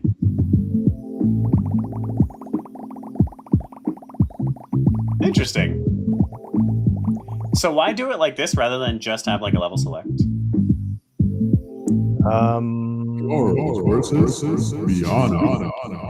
All right, everybody. This is your very loud warning. We're about to have dance music, but we're rocking out to it anyway. Oh, it's still not that bad. Yeah, I'm not sure why we didn't do a level select. We just, I think it's originally we had the pollen gathering sections because the theme was harvest and we wanted you to actually have to gather stuff. But then, yeah, I'm not sure why we didn't just transition to this scene instead of flying here. We could have. There's nothing wrong with it. It's just a different than normal decision. So I'm always curious to hear like why people, oh my god, do things. Yeah. This might be a good time to tell people that I'm not very good at rhythm games. I like games where I can sit and think, oh! Okay, we're okay. Oh, God. Yeah, so 4 different musicians made music for this game. Each act is a different person. Oh, nice. But then we shuffled them around so that it wasn't each act is a different person anymore. I see. Some were more suitable, turns out, for the other ones. So we swapped them. Yes. Oh, I thought I was done. It's close. Nice. So yeah, the tool we use to make the chart for the notes is yeah. also actually supplied to the team as well. They can make their own charts and put their own MP3s and make their own levels. Did you make the tool? Is it a Yeah. bespoke tool? Interesting. Yeah. Yeah. I've worked on a couple of rhythm games in the past. I think exactly 2, and both of them we made our own tool for it. And it's actually like it's a challenge or a problem that you might not think of until you've worked on a rhythm game. But making that figuring out how to organize a track to like follow along to a beat is actually pretty hard. Yeah. Yeah. What did you guys do with it? How did you solve that? We just grabbed the wall clock time of the system. How was that loud? How was that loud? I don't know. Yeah, we just grabbed the system time, and then we have an array of notes, and then we just go to the next item in the array if enough time has passed in milliseconds. Mm-hmm. So each note has a BPM value that the game reads before it starts playing it. Right. Okay. So then when you are creating a track, what does it look like? Are you like scrubbing through the song and you're hearing parts of the song? No, it's not that sophisticated. You have to press play and then it starts it from the beginning. Okay. Yeah. All right. Awesome. Charts from now. Okay. Sweet. Checking our 3 a.m. and we're in. It's about 1.5 hours from now. I thought this was tomorrow. I didn't even realize until you emailed me. Oh, I'm glad I emailed you then. Yeah, it was a little bit okay, sweet. Nice. We're getting people confirmed. So we've got the next 3 people lined up. It was a little bit like last second. We didn't actually, I think because we did a couple of these back to back for the sake of the Kickstarter. The first time we ran one, we got like 25 or 30 submissions. This time we only got 8. So it was a little bit, we switched it from a 24-hour stream to 12 for that matter.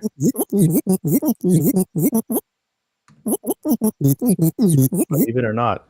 Heck yeah. Those sounds are also me. How did you make them? Like everything else in this game. I think I just did like and then Are you just pitching it up and down? Yeah, each character has like a pitch value. So it's the same sound.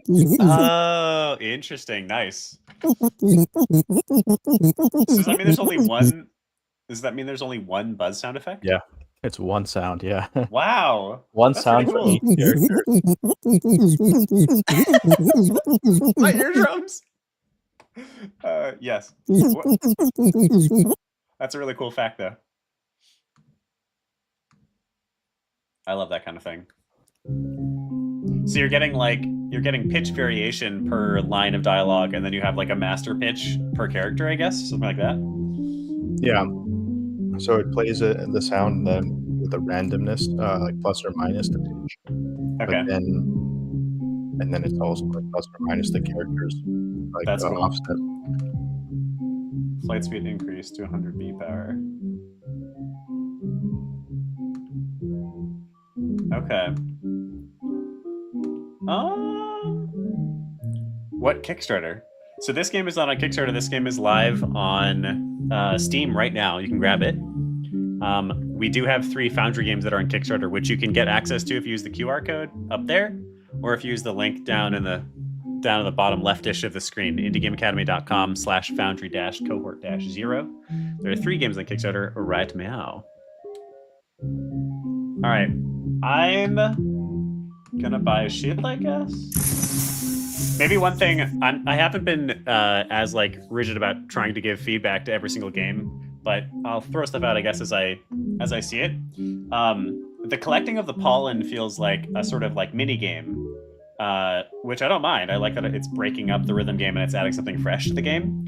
But it also feels like a minigame. It feels unimportant. And that's maybe like more negative than I intend that to sound, but it feels like the main game is the rhythm game. So it feels a little strange to me that 3 out of 5 of your upgrades are for the sort of minigame aspect versus the actual game part, you know? Right. Yeah. So the pollen gathering part is like vestigial left over from the game jam when the theme was harvest. Yeah. So we probably should have not left it in and just removed it. But then the game would be much shorter as well, which is and I think it is cute. I think it's like it's interesting. It adds its own flavor to the game. It's something unique and special. Maybe I can at least get this close to my face. It's something unique and special about your game. And so I don't think I would remove it, actually. But I do think, like, maybe make it shorter or... It's also why I'm not sure. Most of the upgrades are catered to making this easier or faster. Because I knew that people didn't like it as much. Right. Maybe I would just do it less often. Like, what you could do is instead of... Oh, shit! What is this? Did I just get into a dance-off? Yeah. That's sick! What you could do maybe is have it be between zones. So every time I travel to a new part of the map, I have to do this thing, because then I'm breaking up the gameplay rather than having it be something that's in between every dance-off.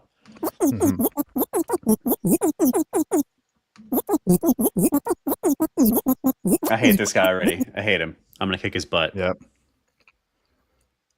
Oh, namaste. I will absolutely play your game for filler.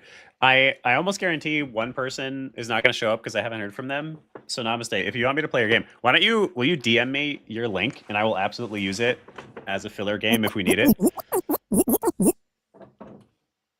All right. I'm going to kick this guy's ass now.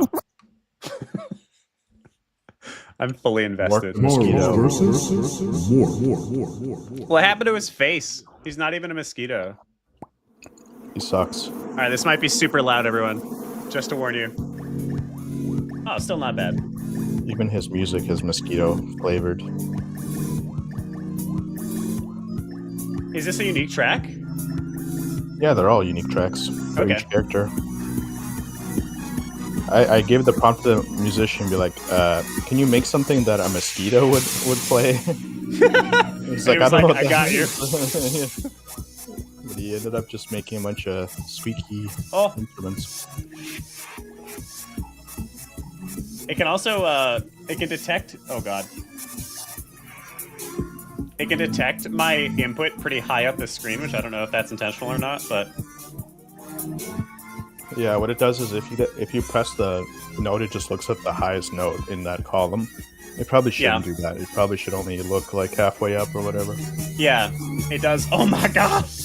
It feels like a bug as opposed to an intentional feature because it's so high up the screen. Like I can hit things that are off the screen even. Nice. Yeah. Oh, hi, Adita. I think you're one of the devs, right? Welcome.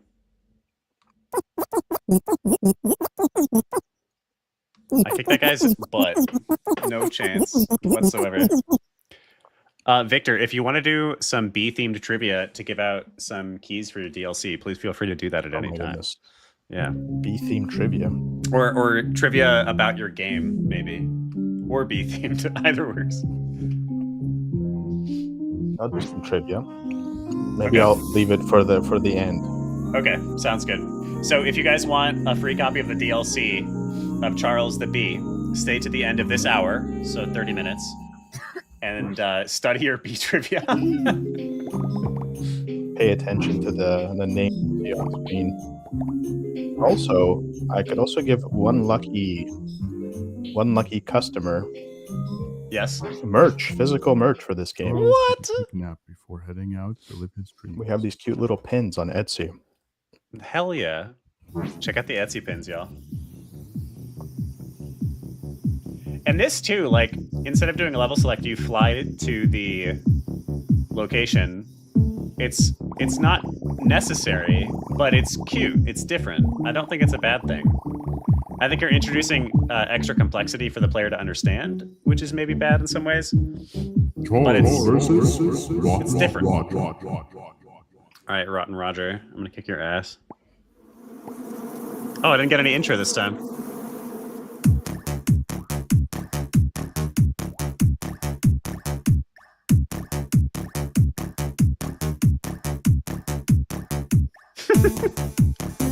What kind of bug is Rotten Roger? Oh, shit. Everyone's a bee except for Mort. Oh, okay.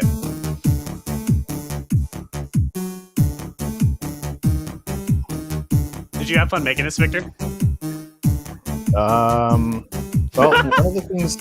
of the things I didn't realize is that I can't listen to music when working on this game, so that was kind of a bummer. Ooh, I like that BPM And also, not being a musician myself working on a rhythm game was challenging because I relied on everyone else to make the music and the note charts and stuff.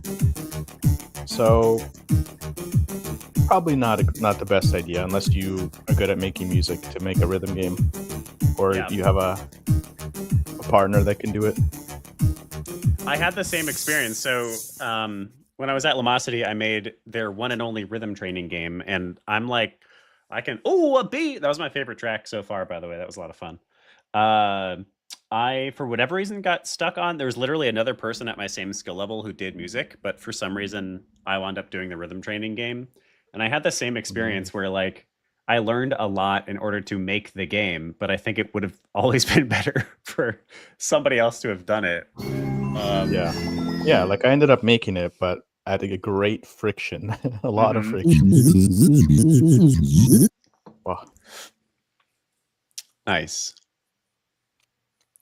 Ice Creek, if you have a game, you can absolutely drop us a link in the chat, and I might play it if there's time in between other games. All right. We'll see how well you do if we ever meet again. Hey. I know. It was so good. There's your love interest from the first song. Is this my love interest? Do I get to pick? Is this a BG3 situation? Is there a bear? Can I romance a bear? Ice Creek, I love awful games. You should still share them.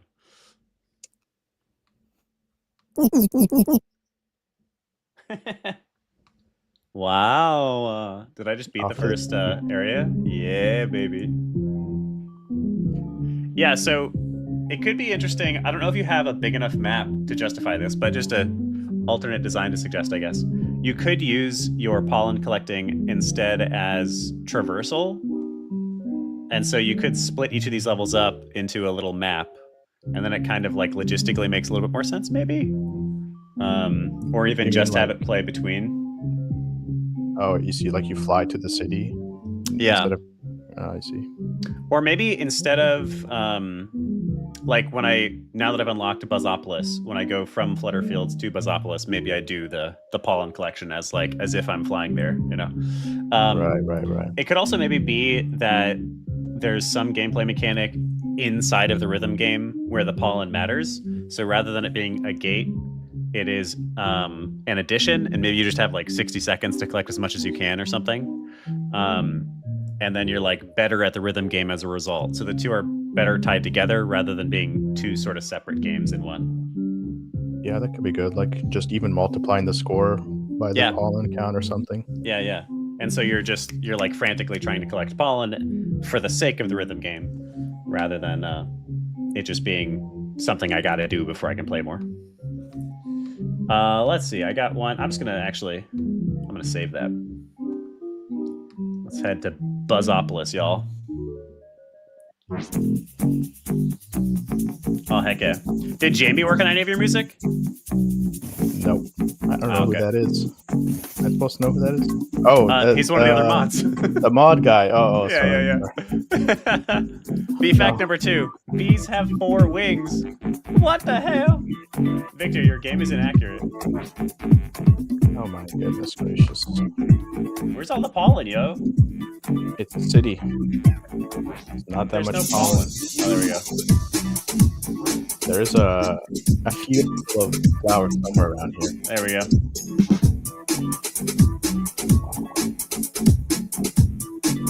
Also, something the game never tells you, and is you can press E when you're near any of the bees, and you can talk to them, the flying ones. What's up, Adeline? Yeah. Are they like ChatGPT generated? Are they LLM enabled? No. Oh, also, if you press E on any of the houses, they give you a hint for where there's a bee token. They give you like a. Oh, it's moored again. Yo, this guy. Do you happen to know the game Escape Velocity? No, I don't. Victor? All right, so there's I reference that game all the time because it had a big influence on me when I was a kid learning to make games. but no one's played it because it wasn't that big, and I guess I'm old now.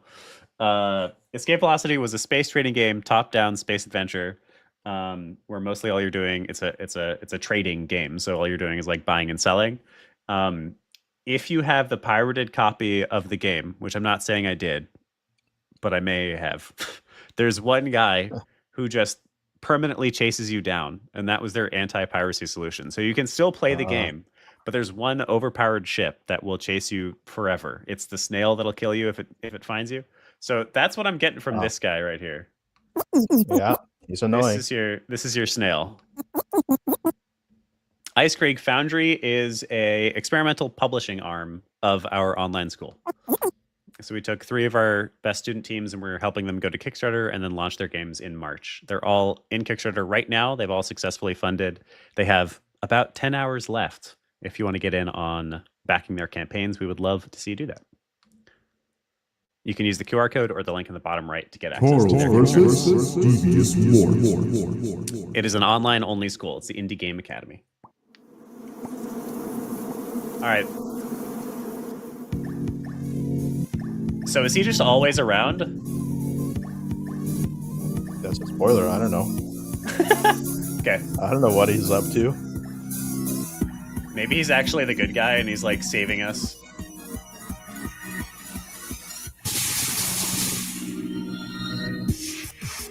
Oh boy. Oh my god, what? Wait, why is it slowed down? I think maybe I think my it's computer the frame rate. Yeah. This is an old work machine that I got given ages ago, and it was a piece of shit when I first got given it.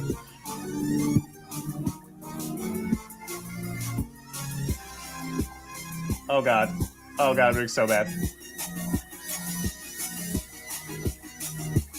The more tracks are cool because they all connect to each other. Okay. Like the first track and the second track. The second track is like an extension of the first track. Oh, interesting. And then if you meet Mort again, I don't know if you do or not, there will be a continuation of this one. Hell yeah.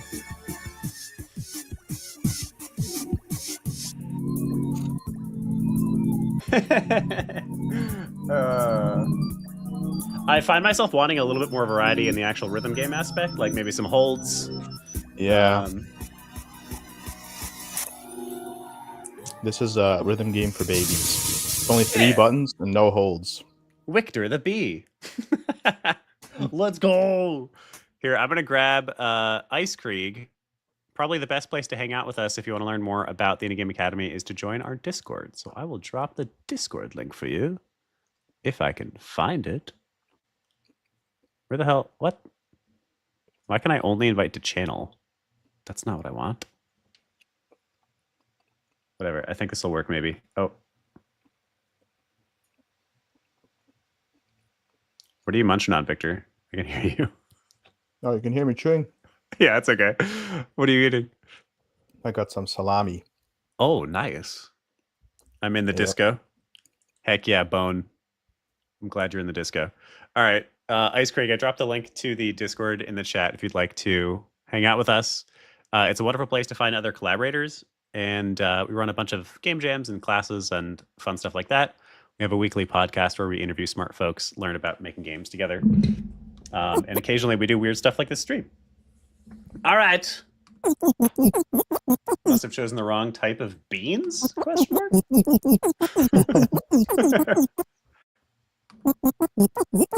One more time, huh? I can't wait.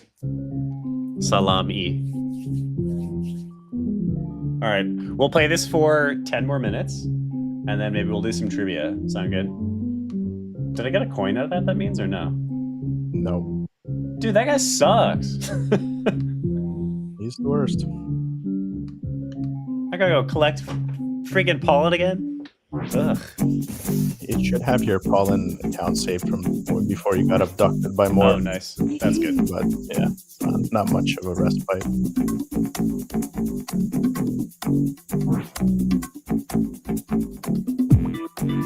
Press S to slow down. Oh. Like game controls. I did not understand that. Yeah, I was surprised by how much people have trouble with the flying because it's not like typical WASD flying. It's more like you just press E on a house that happened to have the coin in it. The one house. There we go. Charles took a quick nap before heading out to live. Charles took a quick nap. You sound like one of those. Oh, I'm glad that you like them, Ice Creek. You sound like one of those old like children's books. And then Putt Putt went off on their next adventure. Oh God. Spam. Charles versus Big B. I love getting people who waste my time, you know? What do you mean waste your time? What a deal. That's viewers. Oh shit, no!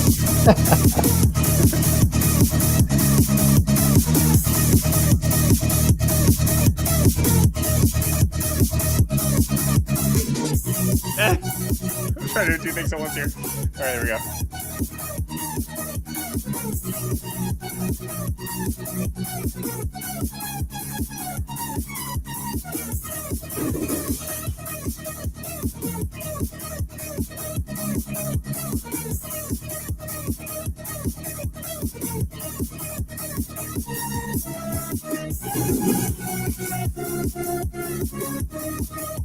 Oh, I missed one.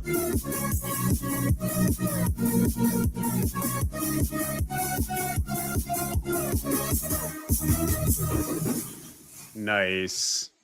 It's a pretty satisfying rhythm game once you get into it, though.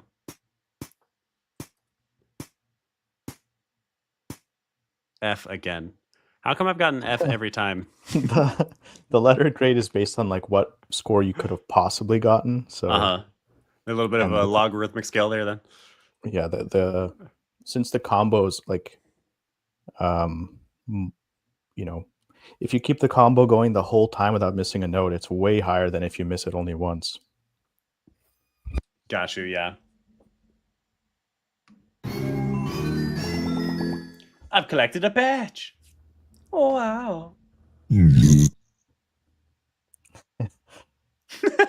It's so deep.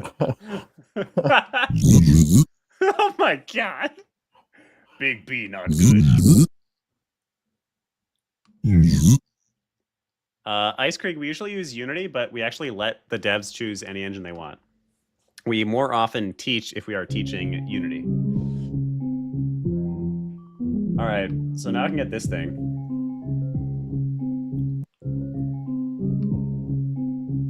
Oh, I got 3 tokens. Nice. And I use the for the rarity here. I use the exact colors from World of Warcraft.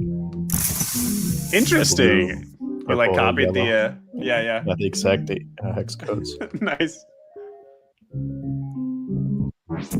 Or Diablo, whatever. Yeah. Blizzard.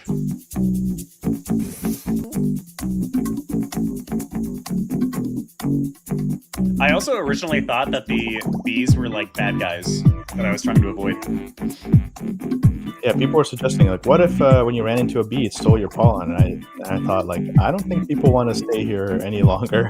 Yeah, it does feel like a bit of a chore. So maybe if it was instead a bonus, that would be nice. And time, maybe. Yeah, I think making a time thing would be probably better. Yeah, that could be good. Kind of like a. And then maybe it gives you some. Yeah, and it gives you some kind of. It contributes to the combos, maybe, or something like that. Or it'd be cool if it was like a power gauge that you collect, and then it has an ability that you use with that power. So, like, you don't technically need it, but it's just more cool if you get it. At the absolute bottom, the southmost part of the city, there's a lot of flowers. Okay. I don't know if that helped you. Aw, yeah.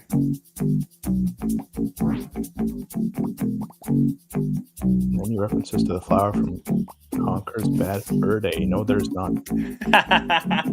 Who's talking about I'm more Conker's of a Bad Fur Day? Banjo Kazooie Oh, man. household around here.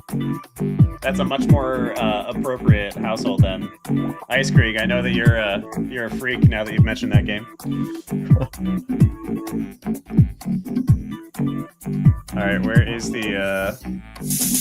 You're maxed out on pollen. You just got to go home. It's pointing the compass. Is pointing. Oh yeah, right. Let's go. Charles took a quick nap before heading out to live his dreams. Main reason I choose it is because I wanted to use C#. I love C#. Let's dance. They're lagging during this part. I think there's floating around. They're all in the same view because they all have sine waves for each object individually. That's quite expensive.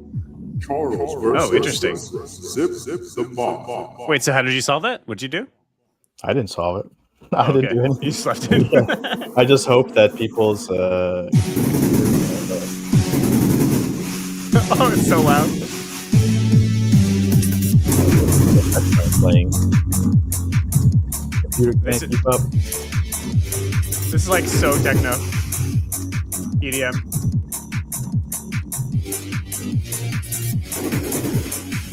Victor, do you frequent the clubs? No, I don't. But the guy who made this music maybe does.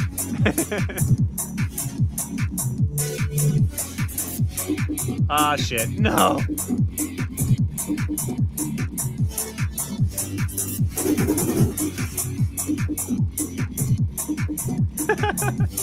This is solid, dude. This is fun. Charles the Bee. Is there a Charles the Bee 2 in the works? Interesting that you should mention that. There is not. But what I want to do is take all the assets from this game and make an entirely different game out of them without making any new assets. Yeah, my brother was actually talking about doing exactly that. He made a this interesting little like RPG meets pool game, and he has a game from ages ago that we always thought was fun. That's basically like a procedurally generated labyrinth explorer, and he's been very slowly taking all of the assets from the first game and using it in the second. There you go.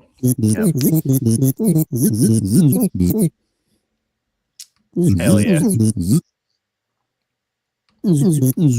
All right, we'll do like one more maybe. Very economical, very true. Zip out. Yeah, let's do one more level and then maybe we'll do some trivia.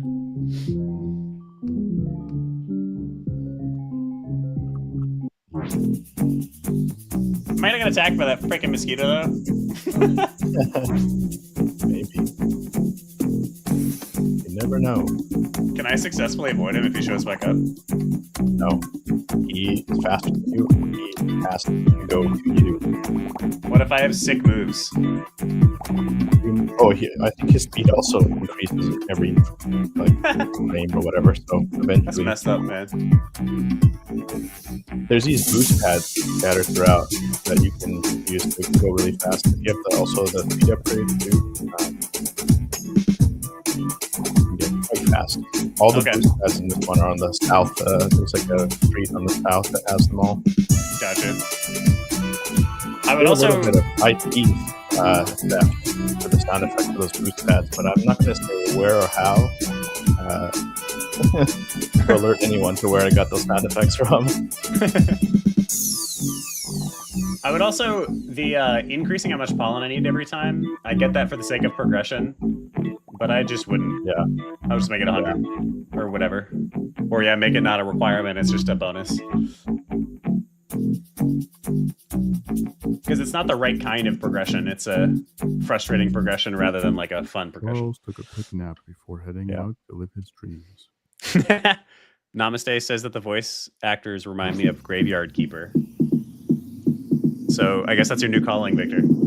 All of the voice acting was done by Victor, the dev, right here. Yeah. Charles versus Hit the God coming up. I'm so ready. All right, let's do it. Last level. Charles versus Hip the God. Oh my god. Where's Kratos when you need him? The stink bomb VFX aren't firing because maybe the computer's absorbing Oh them. shit. Oh well. No worries. It's probably my crappy computer.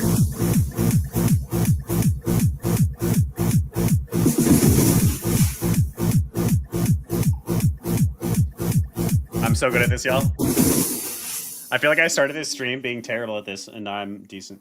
Wait, how do I have an 8 combo? Apparently I missed something. Oh, I missed that one.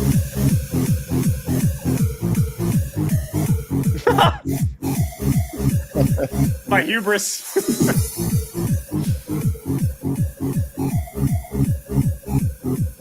Oh, I see. If I hit stuff too early, it ends my combo as well.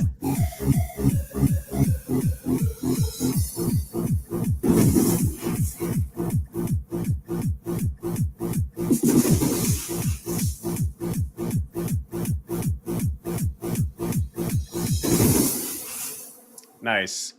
All the visual polish is pretty nice. Little fireworks and everything. Yeah. It's funny that you're very not generous with the rankings, but then you're extremely generous with the like enemy characters. Like I can get an F every time and keep progressing. That's very nice. As long as you're better than him, you progress. Yeah. And the easy We got a mode guys collectible suck. badge. Amazing. Does the game save? Yeah. Okay, cool. This is the perfect place to end on because there's a little cutscene here. 243 dances. You suck, dude. Never seen anyone dance quite as well as you. Nice. The best dancer of all of Busopolis. I'm uncomfortable, Victor. What? Just to be. No, I'm gonna keep dancing, bro.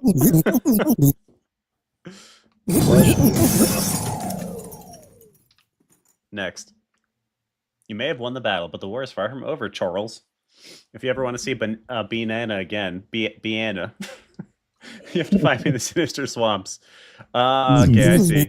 So Mort is the actual BBEG. That's what I'm getting out of this. Yeah, he stole your lady. That son of a... So this is where the free version Charles. Namaste literally just asked for a plushie. Okay, that means... I don't know about that. It's expensive. They are expensive. They're so hard. We're going to end it for right now, but don't worry. Don't go anywhere because that means it's time for B trivia. So if you enjoyed this game, I will drop the Steam link one more time. That was Charles the Bee by Bluepin Studios and Victor right here. I'm going to drop the link to Steam if you want to grab it for yourself. It's actually free to play. The DLC is $5, but I believe, Victor, you have 1 or 2 of those to give out in exchange for B trivia. Oh yeah. What I want to do is see how well this might actually backfire, but I wanted to see how well people are paying attention to the names of these bees. Oh heck yeah. Okay. So we'll give away 1 Steam key to the first person who types in the name of the bad guy. What's the bad guy's name? Lady. He's annoying. Is it Charles? It's not Charles. It's not Charles. Wally says Ice Creek. Biana says that's not the Wally, real bad guy. Biana. It starts with an M. Because he's a mosquito. Starts with an M. Is the second letter an O?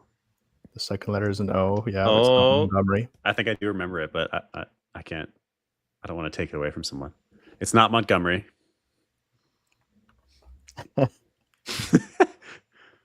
M-O. What's the third letter? The third letter is R. R. All right, y'all. Now you got to be able to get it. M-O-R. More. Let me get the No, Ice Creek is Morty. close. Mortimer. There's only one letter. There's only one letter. Y'all are so After close. R. This is why I thought it might backfire, because if nobody actually We'll just force them to figure it out. yeah. One letter. at a time, we'll get MOR plus one letter. What letter could it be? What could it be? It's not Morb? Is it Morb? It's not Morb. Oh, okay. How the hell? Where's the share button on Steam? What the hell? All right, Google it. Y'all, okay. Ice Creek and Namaste. Over. You're so close. What would be the short form of Mortimer? There you go. Ice Creek. Yay! Okay, I That's didn't really think about the fact of sharing the Steam key with this person. How do we do that? I mean, I could just send him a Steam key on Twitch. Okay, in the messages. Perfect.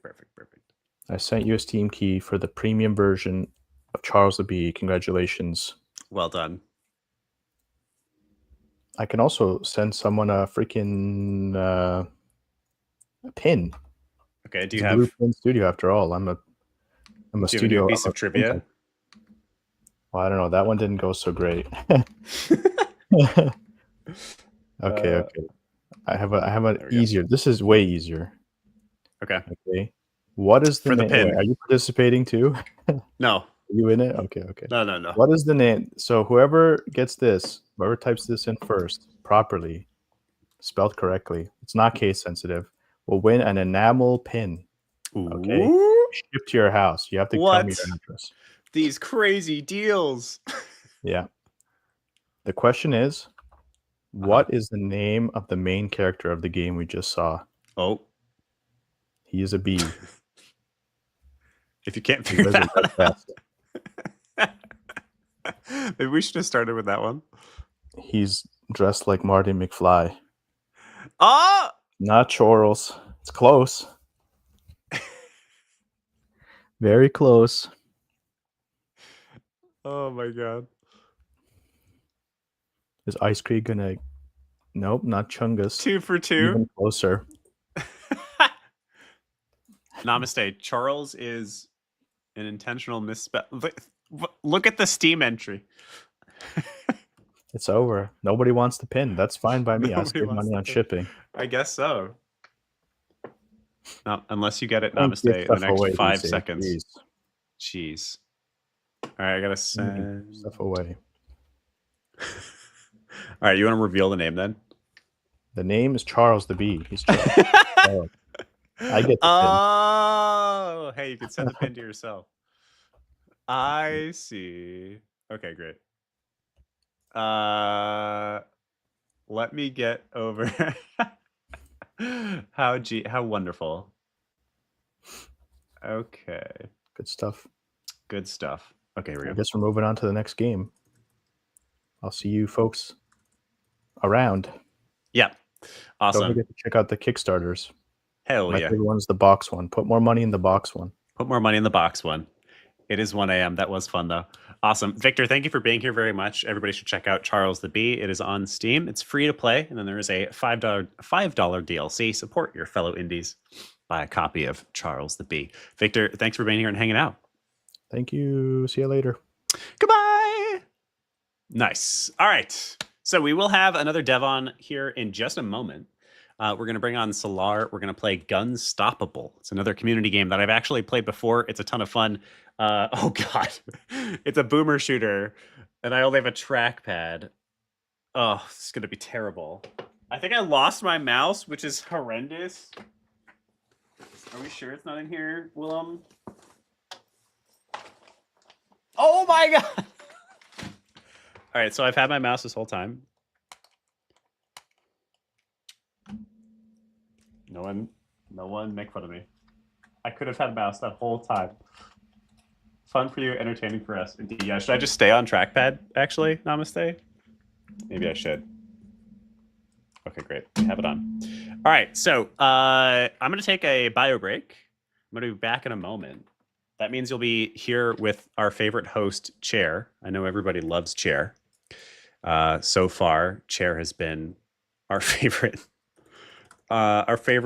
stream host.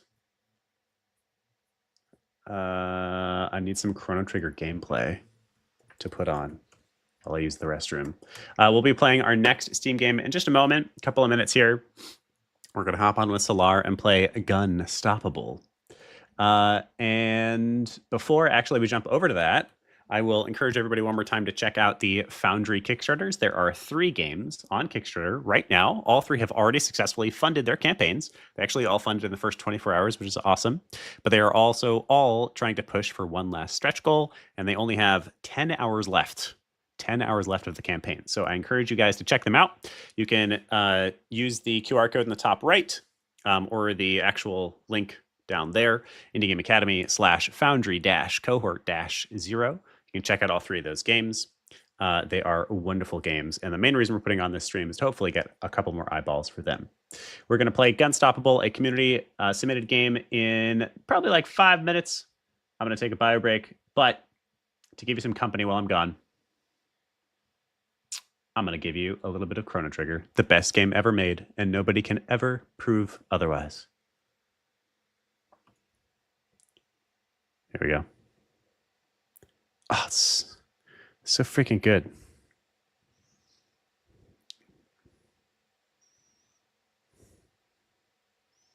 Let's jump to a different part of the game. Hold on here.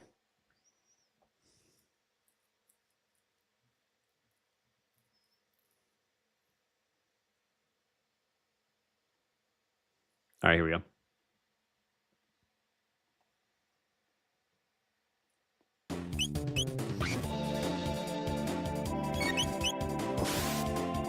All right, I'll be back in 5 minutes. Oh my God, Ice Creek, you're becoming my favorite person. It's the best game ever made. It's so good. One day I will make a love song to this game, and it's going to be beautiful. Be right back.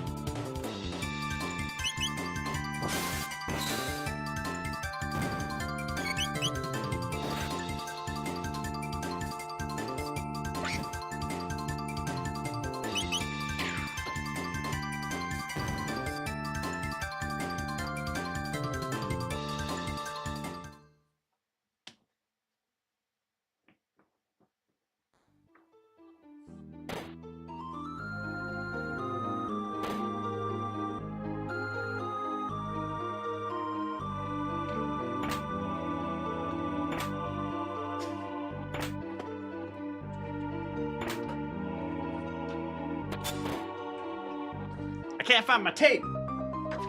Why am I missing everything tonight? Okay, here. I don't know how I can. Huh? Oh no.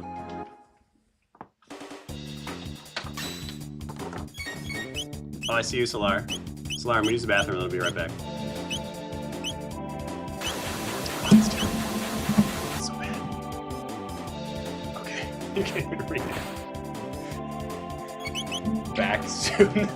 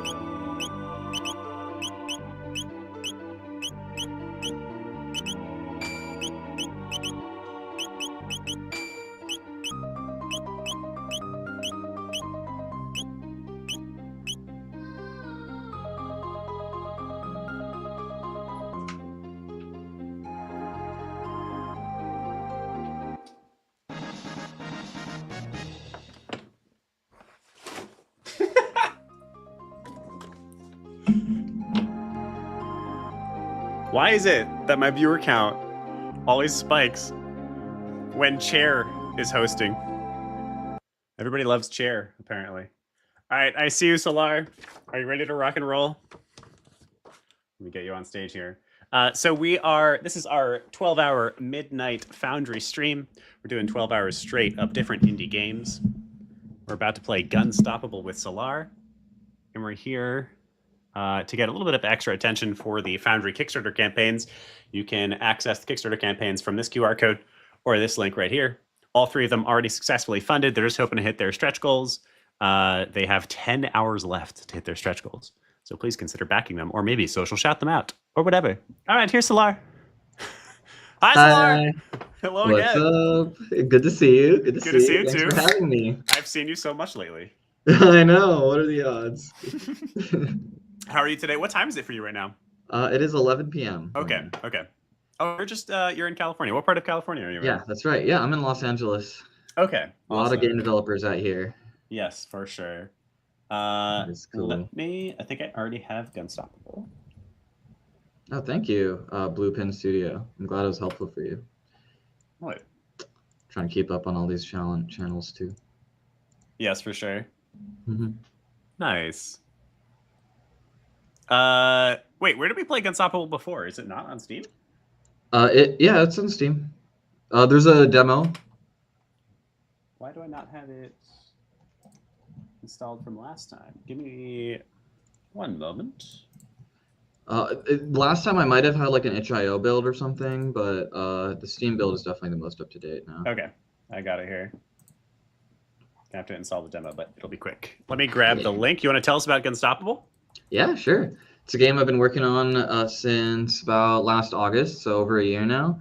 And it is a roguelite FPS game where speed multiplies your damage. So I'm a big fan of implementing like traversal and like chaining your momentum together using grappling hook and all that good stuff. So I wanted to put that together into like a roguelite format where it has an interesting twist where you want to continue to build speed and you kind of end up moving around in these like circuits if you're able to like keep your speed well, and then you can deal a lot more damage and get through the levels faster. So yeah. And I will warn you all that I kind of suck at this kind of game. I feel like I've said that about every kind of game. So this is not representative of how cool you can be in Gunstoppable. It's all good. And in fact, one of the things I love to do with my games is make it so that you stumble into looking like an action hero. So even if you're not as experienced with that genre of game, you'll end up falling onto an event that bounces you onto a rail grind and you suddenly look really cool. That's my intention. I like that. Can you say that again? You like to allow the player to stumble upon? Yeah, to stumble upon looking like an action hero. Nice. Yes. So make it as easy as possible to get that feeling. It's very kind of you, honestly. Let me share my screen. And let's jump into Gunstoppable. Yeah, I like to come to the showcase nights. You might have seen my game there. So we just dropped a new update today. Nice. Let's get this down a little bit. There you go. Nice. All right, cool. And tell us about yourself, Victor, while I jump in. Who are you? Well, I'm not Victor. Oh, I'm so sorry. Solar. It's going to be a long 12 hours, my friend. I know. It's only 2 a.m. Solar, tell us about yourself and tell us about your studios. Yeah. Solar was just on our podcast as well. So I'm a full-time indie game developer for almost 2 years now. I have been making games since I was 8 years old. I've made over 50 games since I was a kid. Then I worked in AAA for like 5 years and finally was like, I want to go full-time indie. I've been making indie games, since before indie games were even called that, I guess, where you just make games for fun on your computer. But now, yeah, it gets more and more legitimate every day. It's a company. We work with contractors and stuff, but it's mainly just me and my friend Gabriel that are working on this game. So 2 core developers on this team. Amazing. And so you said it's a full company. You're working with contractors. How are you paying for them right now? We're just paying for them based on like sales from our previous games. We have a Patreon as well. Okay. And it's, you know, it's kind of also not meant to be like, they're usually like 1 month long contracts. So it's not meant to be like, oh, we're hiring people. It's kind of just like, oh, we have some money from our Patreon. We need XYZ, a little bit of work just to get that extra polish. And also grant people opportunities to be able to work on something cool. Absolutely, yeah. Yeah, it's a noble pursuit to give people access to job experience at this point in games, so it's wonderful that you are hiring people on. And then that's also, I think, a great template for folks who are just getting started or who are working on their first couple of games. I think it's a very good idea to not hire people until you are really ready to hire them, and start with those smaller contract roles while you're sort of like testing people out and testing out your company at all. Yeah. I mean, we've had interns for Cage Studios since we were in college back. I think our first intern was probably like 2017. What the hell? But you know, I've learned a lot about that process of like managing interns as well as contractors and all that, everything in between. Yeah. I know that it's a lot of work to have an intern because there's a lot of like training and stuff like you want to be doing to make sure that they get the most out of it and learn the most from it. Yes. So how did you source an intern? How did you get them? Back in college, it was pretty much like our college friends that we would be talking with. But then after that, it'd kind of be through recommendations from friends of friends. We've probably had 4 or 5 interns, and they're all like paid contract positions as well. Nice, that's awesome. But yeah, I mean, right now, because it's like, you know, we're trying to do a game more commercially now that I'm like doing it full time. So I don't have as much time to be training interns and stuff right now, which is why we're kind of leaning towards contractors, which is kind of a little bit more like middle experience. But it's still a good opportunity to win-win situation, you know? Absolutely, yeah. Yeah, I think if you can pay people, you should. Is like, it's such a crazy time period. So it's like a noble goal, I think, when you are able to start paying people. It's a win for everybody. It's a win for the whole industry. Exactly. Yeah, I can tell you about like the contractors we've had. We've had a contractor, Dahlia, who is a really, really talented artist based in Egypt. And we actually, my co-founder and I met in Egypt. We used to live there. We went to high school there. So it was cool to find somebody really talented from Egypt. And I put out an open application on LinkedIn and saw that they applied. So it was somebody that you knew for this artist position? No, it was just somebody that we met through LinkedIn and all that happened to be Egyptian. And we had bought art assets and stuff for the art style, so they didn't have to create the art themselves, but we needed somebody to have that artistic vision to like place stuff. So this level was actually the art assets and the lighting and stuff was placed and designed by Dahlia, our contractor. Then we got a contractor for the music, which is not an asset pack music. And then, but we are planning to have an original soundtrack. And then the last one is for level design. I have tried investing a lot of my time into learning level design and getting better at level design. And like this level I designed myself, but we did actually get somebody more senior for the level design contractor position. Nice, awesome. That was kind of like between jobs and willing to help us out for a reasonable rate. And that is Aaron. He's been posting about it on LinkedIn and stuff, making really, really amazing levels that are going to be in the start of the game. Oh, that must be really exciting. Really fun. Yeah. And we're going to get Dahlia to put art in there too. It's going to be so beautiful. Is the so the demo right now, how much of the actual final game does it represent? Less, I would say maybe a third. Okay. So this is like Act 2 right here, and this is like our shortest act. Act 3 is the space tower, which is also part of the demo right now, but it's missing the final boss. Also, both of the levels have like a bit of story in them, but we're planning to have like voice acting and a much deeper story for the final version, as well as the constant iteration that happens and adding upgrades and content. And all that. But then the main things is that we have a full new Act 1, which is going to be the longest act, and the one that like Aaron, the level designer, is creating. That's going to be our biggest and best act that is not in the demo.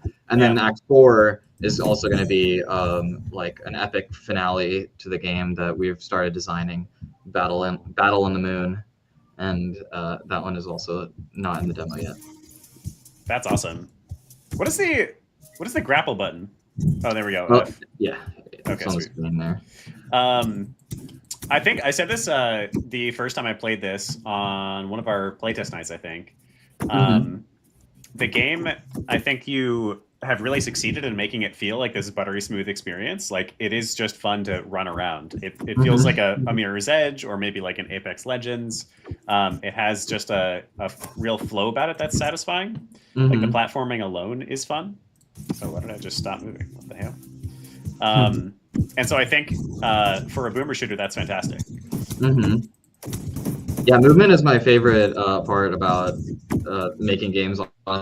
I think that like movement is one of the most underrated parts of games because it's the thing that players are doing the whole time. Like if you think of any game, you think of like Call of Duty. It's like no one thinks about Call of Duty and thinks about the movement, or like thinks about a lot of games and thinks about the movement. But it's what you're doing more than even shooting. Like you play Fortnite, most of the time you're moving around. You're not like actually shooting or collecting loot or whatever. Right. So it's like it's such an underrated and fundamental part of any game that if you get the movement feeling good, the whole game is just going to feel better. It's so much more fun. I think that's really true. The one of the things that I think the Boxes Alive team from the 3 Foundry games did best is exactly that. Like the level itself, the platforming itself is like fine, it's decent, but it's just fun to roll around as that box. Exactly. And so the whole game is fun as a result. Like we had one of the streamers at the beginning of the Kickstarter campaign say, like I offered to let them turn on a debug option to. Oh my god, my W key is like janky as hell, so I keep getting stuck not being able to walk forward. We offered to turn on a map option to help them find stuff better, and he was like, "No, I don't want to. I'm enjoying being lost," which I think that's an indication of like, if your player is lost and still having fun, then you've really succeeded in making something that's fun inherently. Exactly. That's a good feedback. Oh boy. Okay. So why this game? I think you've told us some about this before, but why make a boomer shooter? Yeah, it's kind of a mix of the things that I was excited to create and things that I was excited to play. I think that it kind of lend itself well to like I'm mainly like designer programmer, not as much of like artist writer, even though I'm interested in those things. So I wanted to create a game that has like a lot of design, a lot of like depth to it, which a roguelite can afford, versus like an RPG where you have to have tons of content, or like a fighting game that has a lot of animation work. So I think that kind of lent itself well to my skill set, and I also just like the games that have a lot of depth and replayability. So I wanted to be able to create something that has that addicting flow of like leveling up, crafting builds, and every time you play, it can be a little bit different weapons, different stuff. I love that's one of the. I think that's what attracts basically everybody to try game dev in the first place. Is they just have some game that they're like, man, I really want to give that a shot, or they have some dream. They're like, ooh, this would be so cool if. Exactly. Yeah, I think there's definitely like a Venn diagram there. No, got you. It's my keyboard. It's not me. I promise. Yeah. Oh wait, go to the main menu. There's some augments you can get that might help you out there. Oh, okay, yeah. So you get these when you level up, but you can also purchase up to 3 that you can permanently equip, so you can start out your run with them. Interesting. Damage on impact. I haven't been using that at all. I'll just get some jump height. And sure, that sounds good. Oh, I'm out of thingies. Okay, great. You're close. Yeah. Oh wait, and there's upgrades for the weapons as well. Oh, yeah. Oh, that's what's just happening in game. Okay. So those you can also unlock up to 3 that you start out with, but that'll come later in the game once you get to the next level. I see. Okay, cool. Nice. Yeah. So that has like the roguelite progression where you can still get some starting upgrades to get a good start for your next run. Okay. Is the character meant to look like Master Chief? Maybe. He totally looks like Master Chief. I'm definitely a Halo fan.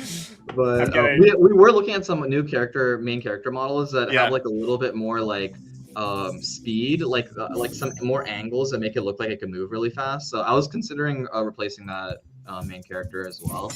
Yeah. I think right now the character looks more like it's a soldier. It looks like kind of a little bit more on the tankier side and like firing, whereas I kind of want someone who can be a little bit leaner and like That's true. faster looking. So yeah. That makes a lot of sense. Oh, my Yeah. poor W key. I think it's a really great point. The fact that he is this, like, the actual model is this beefy character, but what you're trying to emote is something a little bit more like a Mirror's Edge. Yeah. Where it's about being a dexterous character rather Yeah. than a beefy character. Yeah. I want the personality and the plot to be a little bit Master Chief. You know, the quiet Okay. confidence and Silent protagonist. yeah. Actually, no, it's not going to be a silent protagonist. It will be no? voice Okay. acted. Okay, nice. So like kind of like the cocky one-liners and stuff like that, but I'm pretty excited about where the story is going to take it into something that kind of subverts the expectations of, like, you know, there's a lot of like, oh, I'm a man, I'm enraged, I want to get revenge and stuff like that. And so like we're going to start out like that, so people think, oh, this is what it's about, but then like quickly turn it around and have like a lot deeper story about like solidarity and what it means for communities to come together in the face of injustice and stuff like that. Okay. And that won't come through in the form of like rage and stuff. Like, I was a God of War developer, so there's a lot of rage and stuff in that game. But I want it to be more about like almost denial and stuff of like Denial of rage? No, not denial of rage, just denial of like people's impact or their responsibilities in helping other people. What is happening right now? There we go. That's interesting. So because denial... I mean, if you think of like the 5 stages of grief, which is kind of a backbone to a lot of storytelling, yeah, rage is definitely one of them, but denial is the first one. Interesting. So it's like, I think it's an underrated part of the storytelling. I keep like losing. I'm not sure what is going on. It might be that you're clicking the Discord or the streaming tab that says stop sharing, hide. Oh. If you click on the hide button, it might like. Maybe you're right. Okay. Let's see what we got here. So wait, I can only have one of these at a time though, or can I have 3? No, you can have as many as you want. Infinite. Okay. Oh, okay. I'll just take more of that. Yeah, this is the new level up system that we just added, and I think it helps the runs feel even more diverse. Yeah, what is the meta progression for the game then? Like, what's happening outside of each run? Yeah, so during the run, you kind of collect different things. You collect bolts, you collect those purple orbs. Yep. And so the purple orbs you spend to get augments, which are the same things you get when you level up, but you can start up with up to 3 augments, up to 3 stars each. Okay. And then you have weapons and attachments that you get where you're kind of starting to see where you collect weapons and attachments, you place them in this grid, and the attachments feed into different slots. So how you position your upgrades on this grid is really important. And eventually you can buy those upgrades using your bolts so that you can permanently start with up to 3 weapons or attachments. Okay. And is there you said there's 3 levels that are going to launch with the game? There's 4 acts, and then each act has like different stages and stuff in it. Okay, so multiple. How many actual stages will we wind up with then? Because we're just playing in one stage right now, correct? Yeah. So this is kind of like a survival stage. So there'll be 2 big survival stages. This one is kind of like waves of enemies and then a boss at the end. There'll be one that's going to be a boss rush survival stage. And then the other 2 acts will be kind of you're passing through a bunch of different levels, and that will be about 6 stages each. Okay. So yeah, a lot of levels to create, but that's what helps to add the variety to it, you know? Yeah, for sure. And when are you thinking of launching? What's the target? Definitely next year. Still trying to decide exactly when. Okay. But planning 2026. Yeah, 2026 for sure. I don't think I've it's ever been actually a little beaten over this a year. Level. This is going to be the one. Yeah. Oh, maybe. We'll see. I'm finally understanding the grapple hook a little bit more. No! Okay. So towards the end of 2026 then? Hopefully earlier.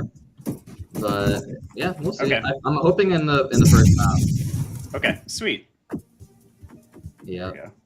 But we got some other big stuff coming up. Like I did a GDC talk about traversal a few years back about God of War traversal, but I may or may not be doing another one about the traversal in this game and my other games. So this next GDC?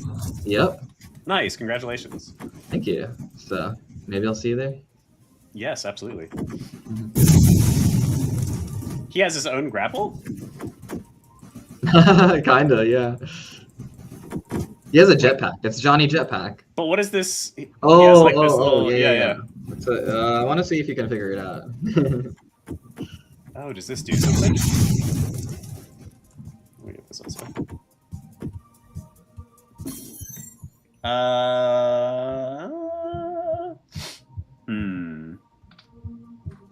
Deal more damage based on bolts. These are things I don't know yet. More damage at lower health. That sounds good. So what I'm assuming this does is it affects the weapons that are at these angles, right? Mm-hmm. Exactly, yeah. Oh, can I move the weapons around? Yeah. Oh, I did not realize. Okay.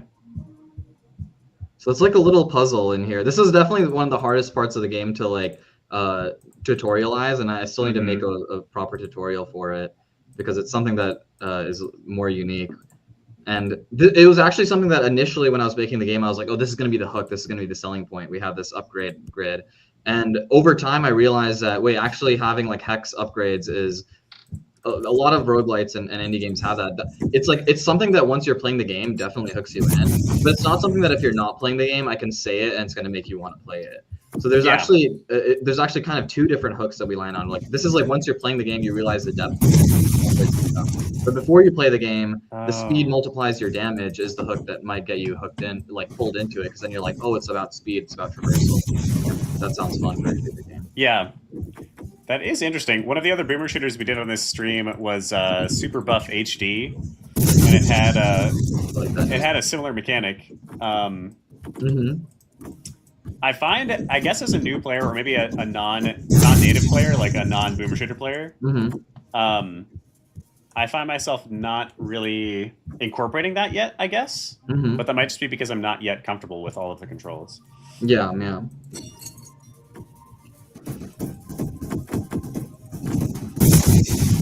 Oh boy. Oh, you almost got it. I do actually understand the game now, though, which is cool. yeah, exactly. Oh, yeah. And yeah, it is a roguelite.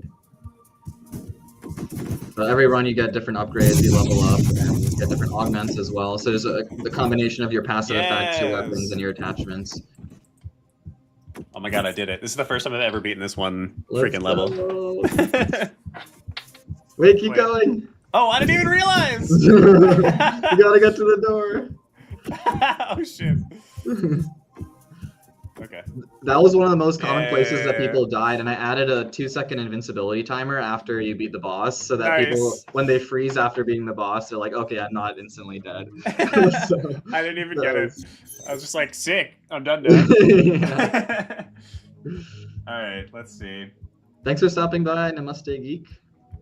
Oh, bye.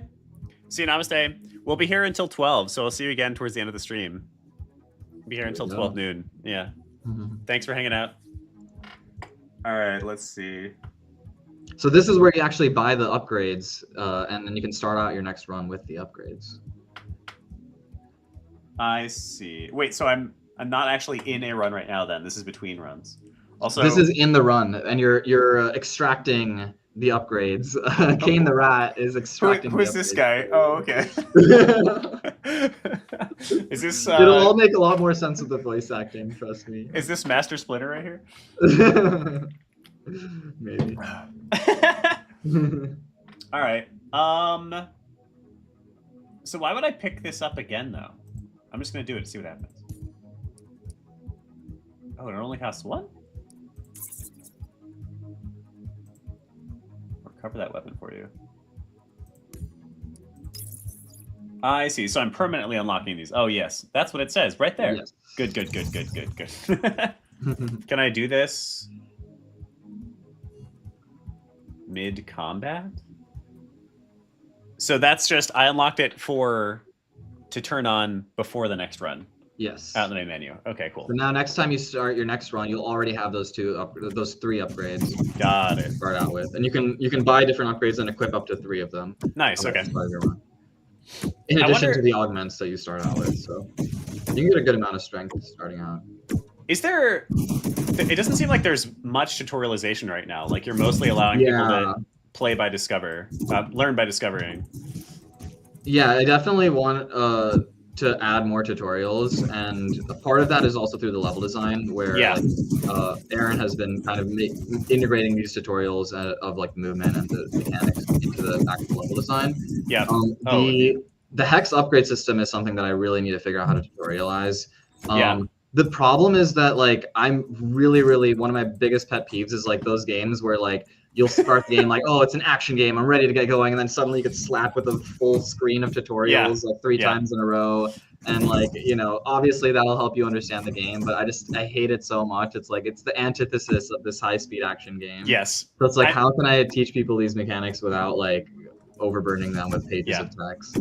I think this is a game that would be ripe for a tutorial level. Like it's a, Mhm. you know, you call it a training mission or whatever, Yes. and they just can't really progress unless they do the thing you're trying to show them. Yeah. And then you can also make that optional. Because like I have successfully learned most of this just by like trial and error, and I think somebody who's having a fun time will do that. But I do think I was forced to figure it all out by trial and error, and I think that was a little bit of a burden. Yeah, exactly. Are you dead? The spiders are the newest enemy. I just added it a couple weeks ago. Okay, sweet. Do you have an arachnophobia mode? I need to add one. Everybody's adding it to their games. Yeah, it's like such a thing. Yeah, back in the day, people are like, that's part of the game. There's spiders. But now it's like, now you kind of gotta. For the memes, then you make a YouTube short about it that blows up. Yeah, exactly. Turn into like cute like spheres or something. Actually, yeah. Here, wait. That's a good topic. How do you currently market? What's your strat? Yeah, I am pretty active on social media, so I post on TikTok and YouTube Shorts are kind of the main avenues. But I also have a pretty big following on Instagram, like 11,000 followers from my previous games. And Discord is like where the home of the community is. So there's like 1,300 people in our Discord. So it's a mix of like getting, you have the marketing funnel. So TikTok and YouTube Shorts are kind of the main top points of the funnel. Yep. And it funnels into Discord being the bottom. Play the demo, I would say, is almost like in the middle there. Like people might play the demo, become a fan or not become a fan. But once you're a fan, you're in Discord and you're like active there. There's a good like 10, 20 people in our Discord community who are like very active, and I can trust that they'll be there to give feedback and stuff whenever I release an update. And that's super valuable. Yeah. That was mainly built up from our previous games as well. Okay. Where we were able to establish a community. So that as soon as I had a prototype for this, I already had 5-10 people willing to play test it from the Discord community who are already fans of the genre, because my last game was also a bullet time shooter. So yeah. Got it. Nice. Yeah. We heard at some point, we had somebody on the podcast ages ago now called Next Level Web, which is just like they basically are a firm that'll help you with your Kickstarter. And they had a metaphor that I always liked with marketing your indie games, which was the bank metaphor. Basically, and it's mostly just like a different way to reframe the marketing funnel, I guess. But the idea is you are bringing money into your bank, and by that I mean bringing users into your community, bringing people. And so that is your top of funnel. That's your Kickstarters, and not your Kickstarter. What am I saying? That's your TikTok and your YouTube Shorts and your X. You're finding new people, and then you have to actually bank them. So basically, keep them somewhere. And that winds up being more bottom of the funnel, like a Discord. Yeah. And you sort of like, they have a whole thing about accruing interest, which just means like people continuing to know you and get to like you. Yeah. And, building that relationship with them over time. Exactly. Like, you know, having a fun game is one thing, but being a genuine human being that people can like, you like rally against, like you're rooting for your favorite sports team or like type thing. You know, it's like that's just as important. Yes, I absolutely agree with that. How about your actual strats for videos and content? Like, are you just posting gameplay? Do you do something else? I'm actually in the process of trying to pivot that strategy. So for the past like 2 years, what I've been doing is I came up with a very straightforward thing. So for one entire year, all I was doing was posting the same 5 or 10 gameplay clips of my game with slapping on top of it, congrats, you found an indie game developer small enough to reply to every comment. and then every single post would get like 100, 200 comments, like, and I would reply to all of them because I have nothing better to do. Like they would be popping off every single time. Interesting. This is the first time I've heard something new when I asked this question in a long time. That's pretty interesting. Yeah. Okay. So like I basically was experimenting with a lot of stuff, and this one like really stuck. And I was just like, Yeah. I'm gonna spend 2 minutes posting this. Like just put that caption on it, throw it up there. It gets thousands of views, hundreds of comments, and it was very popular. Then for the past 6 months, I've been kind of trying a bunch of different. I'm going back to the drawing board a little bit and like trying to do different captions. I'm like, I added this to my game. What should I add next? I've been trying that. I've been trying like meme stuff. I've been trying like all sorts of different stuff.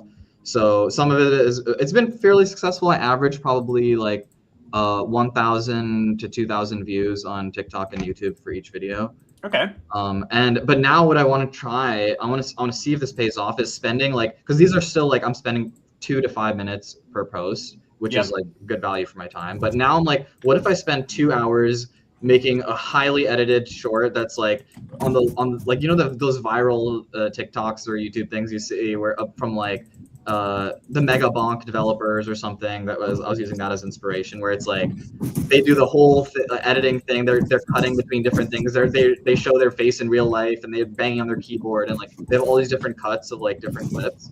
And now I want to try doing a little bit more like really highly edited, fast-paced cuts and like spend hours per video, and then see how those perform relative to the ones that literally take me 2 minutes to post. And I'm gonna try to post like, maybe I can post those consistently for like a week and see like, is this getting like tens of thousands of views, or is it still getting thousands of views? Yes. And is that worth it for my time? Interesting. Yeah. I think I'm gonna try that strategy too. You should definitely try it and let me know how it goes. The something that I tried recently was I saw somebody. This is for me, so this is not quite indie games, but it's some of the same strategies, I guess. I saw somebody making content for a different industry. In this case, it was the service industry, so it was like restaurants. And I just straight up copied their formula and was like, I'll do this for games. And I've been seeing your content. Yeah, they've been good. Yeah, they work pretty well. I've had one video that like went actually viral, and then a good number that I've done like quite well. Lately, they've been doing. Interestingly, they do way better on YouTube Shorts now. I don't know. TikTok has reduced down to like 1K video. I agree. Yeah, I agree. But YouTube Shorts, I still get like 20, 30, 40K per video. Yeah. So I don't know why that's good, but yeah. The one video that like really blew up has cumulatively over 1 million views. I feel like such a star. But I can't figure out why it did so well compared to the other ones that got like 1,000. Yeah, I mean, I think I have like hundreds of videos I've posted that have like 1,000 views, and I have like dozens of videos that have like tens of thousands. I think the most is probably like 20 or 30,000, but I haven't get past that. So I don't really know why. Trying to get that breakout virality, For sure, I don't really know why that blew up. And the thing is, even though it blew up, and it's like very exciting that it blew up, it still didn't make a massive difference.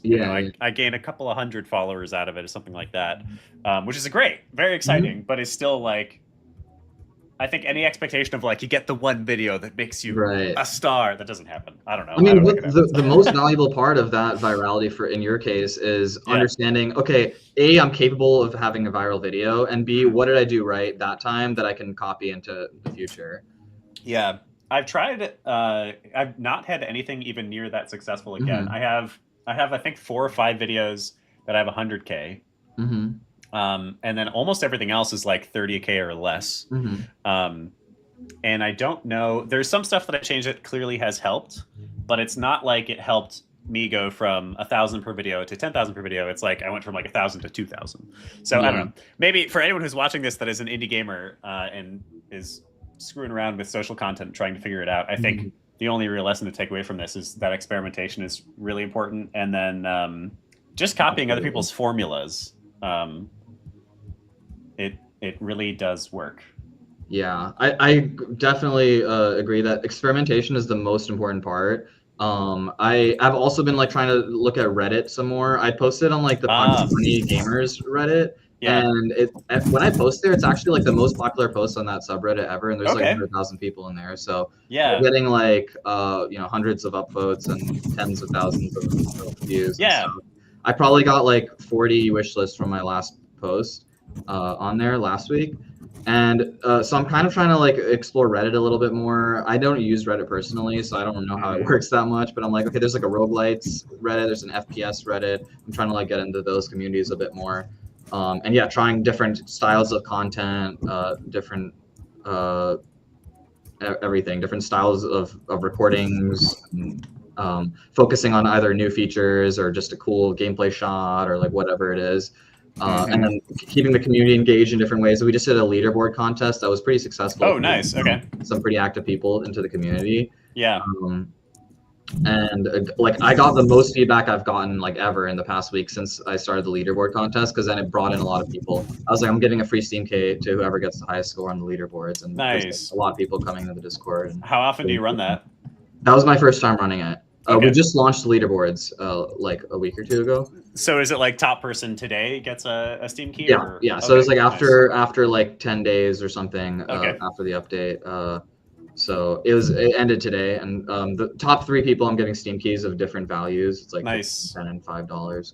Okay. So I think it definitely gave like a boost to the community that was like otherwise has varying levels of activity. You know, if I'm not posting on there for a while, then other people aren't either. But if there's a contest or an event or something coming up, then people are suddenly all active. Even the ones who were like dormant for a while will like come back and like start reacting, commenting, and everything. I've noticed the same thing with that too. It's interesting challenge because it means you sort of always have to be on. Like of our 3 Foundry teams, 2 of them have like a real dedicated like marketing member, and then one of them is more like the narrative designer. So Christy from Daughter of the Rift does both the marketing and the writing, and I can like see the fatigue, you know, having to always be on and always be engaging the community. Yeah. I've been doing it for like a while now. Like I started the community thing in like 2018 probably. And so to varying levels, I started out with Instagram where I was like growing that a lot. But I kind of like have come to like it. I mean, it's like at the end of the day, I'm making these games for other people. I know a lot of people like are inspired to make games for like themselves. I want to make my dream game. I used to be that too, but I think I've gotten to the point where I mainly make games for other people now, and I don't think there's like a shame in saying that. I mean, that's like A, that's a good business sense, and B, it's just like I want to make people happy, and that's why I make games, not because I want to make myself happy. I like to make myself happy through helping other people. Exactly. Yes. Like, is there any true selflessness, you know? But but still, like, so seeing those people's reactions and stuff, I think like gives me a lot of motivation, and that's like why I don't mind doing the marketing and stuff. Yeah. And it's really fun. One of my favorite parts is actually converting people. Oh, I'm gonna die! No. Oh, you made it really far that round. I only just realized I was so low on health. That was fun, dude. I'm like, you made it far. I've picked up the game now. I like get it. I think. Yeah. It's interesting though. I think I wonder if one of my predominant like takeaways, if you would accept some unsolicited advice, or unsolicited feedback, I guess. So I'm not a boomer shooter player. Let me put that out there at the beginning. I have played a decent amount of competitive multiplayer first-person shooter games. Used to super love Halo Combat Evolved. That was like my shit for so long. CS:GO was my shit for so long. Played a decent amount of Apex Legends for a while. So like I'm not completely unfamiliar with the genre. The selling point, the hook. I'm curious how you have, like, if it feels like it hooks people in. Because I don't know that it's, maybe just my bottom line is maybe it could be orchestrated better, because strict damage numbers, there's so much happening at any given moment that I don't really actually like feel or even notice that I'm doing more damage when I'm moving faster. So maybe there's ways to like hard effects that happen, like maybe enemies get stunned if you move really fast, or I don't know, you know, ways to get the player noticing that the speed matters more. Because I find myself mostly just playing a fun, slick movement boomer shooter, and the slick movement is great on its own. But if you're telling me that the selling point is that you do more damage when you move faster, I haven't really like felt like I've noticed that as a player. Yeah, I know. I thank you so much for pointing that out. Yeah. I have heard that before as well, and I'm kind of in, you know, as everything goes with game dev, iterating towards making that more and more of a selling point. When I started, I didn't even have that hook until after I even revealed the game. Okay. But now I'm kind of trying to lean in more and more and more into it. So like there's like a speedometer in the bottom right that actually shows you what % damage you're dealing and stuff. Okay. So I think a few of my ideas that I have to improve that is, one, get cooler visuals in the speedometer. 2, get more feedback maybe on the damage numbers themselves, so that you can like either they get bigger or color or something to show that. You could do like basically tier levels of damage. So it shows like bronze and then gold and then platinum or something like that maybe. Yeah. And you could have maybe like this might be annoying in a boomer shooter, but maybe you could do little like I'm trying to think of another game that does it. Little like pause moments, basically like in-game cutscene equivalents, but literally a 1/10 of a second long. That just shows that you like nailed it. Or something like that. Yeah, and then the last one is actually to lean more into the speed thing, because right now you can build up infinite speed. You can actually go infinitely fast. Oh wow! But that's like a very high skill cap thing. Of like you have to if you chain your grapple into a slide and then you like bunny hop using this is cute. Yeah, I love that. That's great. But like if you chain all your movement together perfectly, you can go super fast and do like 5x damage if you're like extremely good at the game. Okay. But like I said, I want people who are not that good at the game to also be able to experience some of that. Yeah. So what I was thinking of is actually just accelerating your speed constantly until you hit a wall or take damage. Even if you're not sliding or doing anything, you'll just start moving faster and faster and faster. So you'll naturally gain that damage until you like you make a U-turn or you hit a wall, or like there'll be like an action that happens that'll like feel like, so that way you'll feel like you keep going faster and faster without having to like get that mechanical skill of chaining your movement together. Because that sense when you're going extremely fast, like that's like also when you start to feel it, like not just the damage numbers changing or the speedometer going up, but like you actually feel like, oh, I'm soaring across this level super fast. That's interesting. Yeah.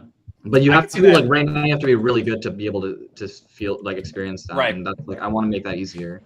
Yeah, I think that's a good. Ooh, I turned the light off. I think that's a very good instinct. I'd be curious about the like permanently accelerating thing. I think that's worth like testing. I wonder. I think the biggest thing that I like want as a player is to like see that my speed matters and like realize or notice that in the moment, and then start to pick up on it and be like, okay, sick, I have to focus on getting faster then. Because I think that's partly what's missing, is I just don't like, I don't feel like there's any actual like call to attention, I guess, for the fact that I'm better at this game because I'm moving faster. And I think I agree, like as a what it feels like to me right now is it's a high mastery like mechanic, which is good because you want to give the player something to keep getting better at. But for the beginners, I just haven't really even like noticed it. I just shoot stuff, and it's fun to shoot stuff and it's fun to jump around. But I want even the beginners to feel that, like, so that you can see where that cap is going to be instead of like not even noticing it.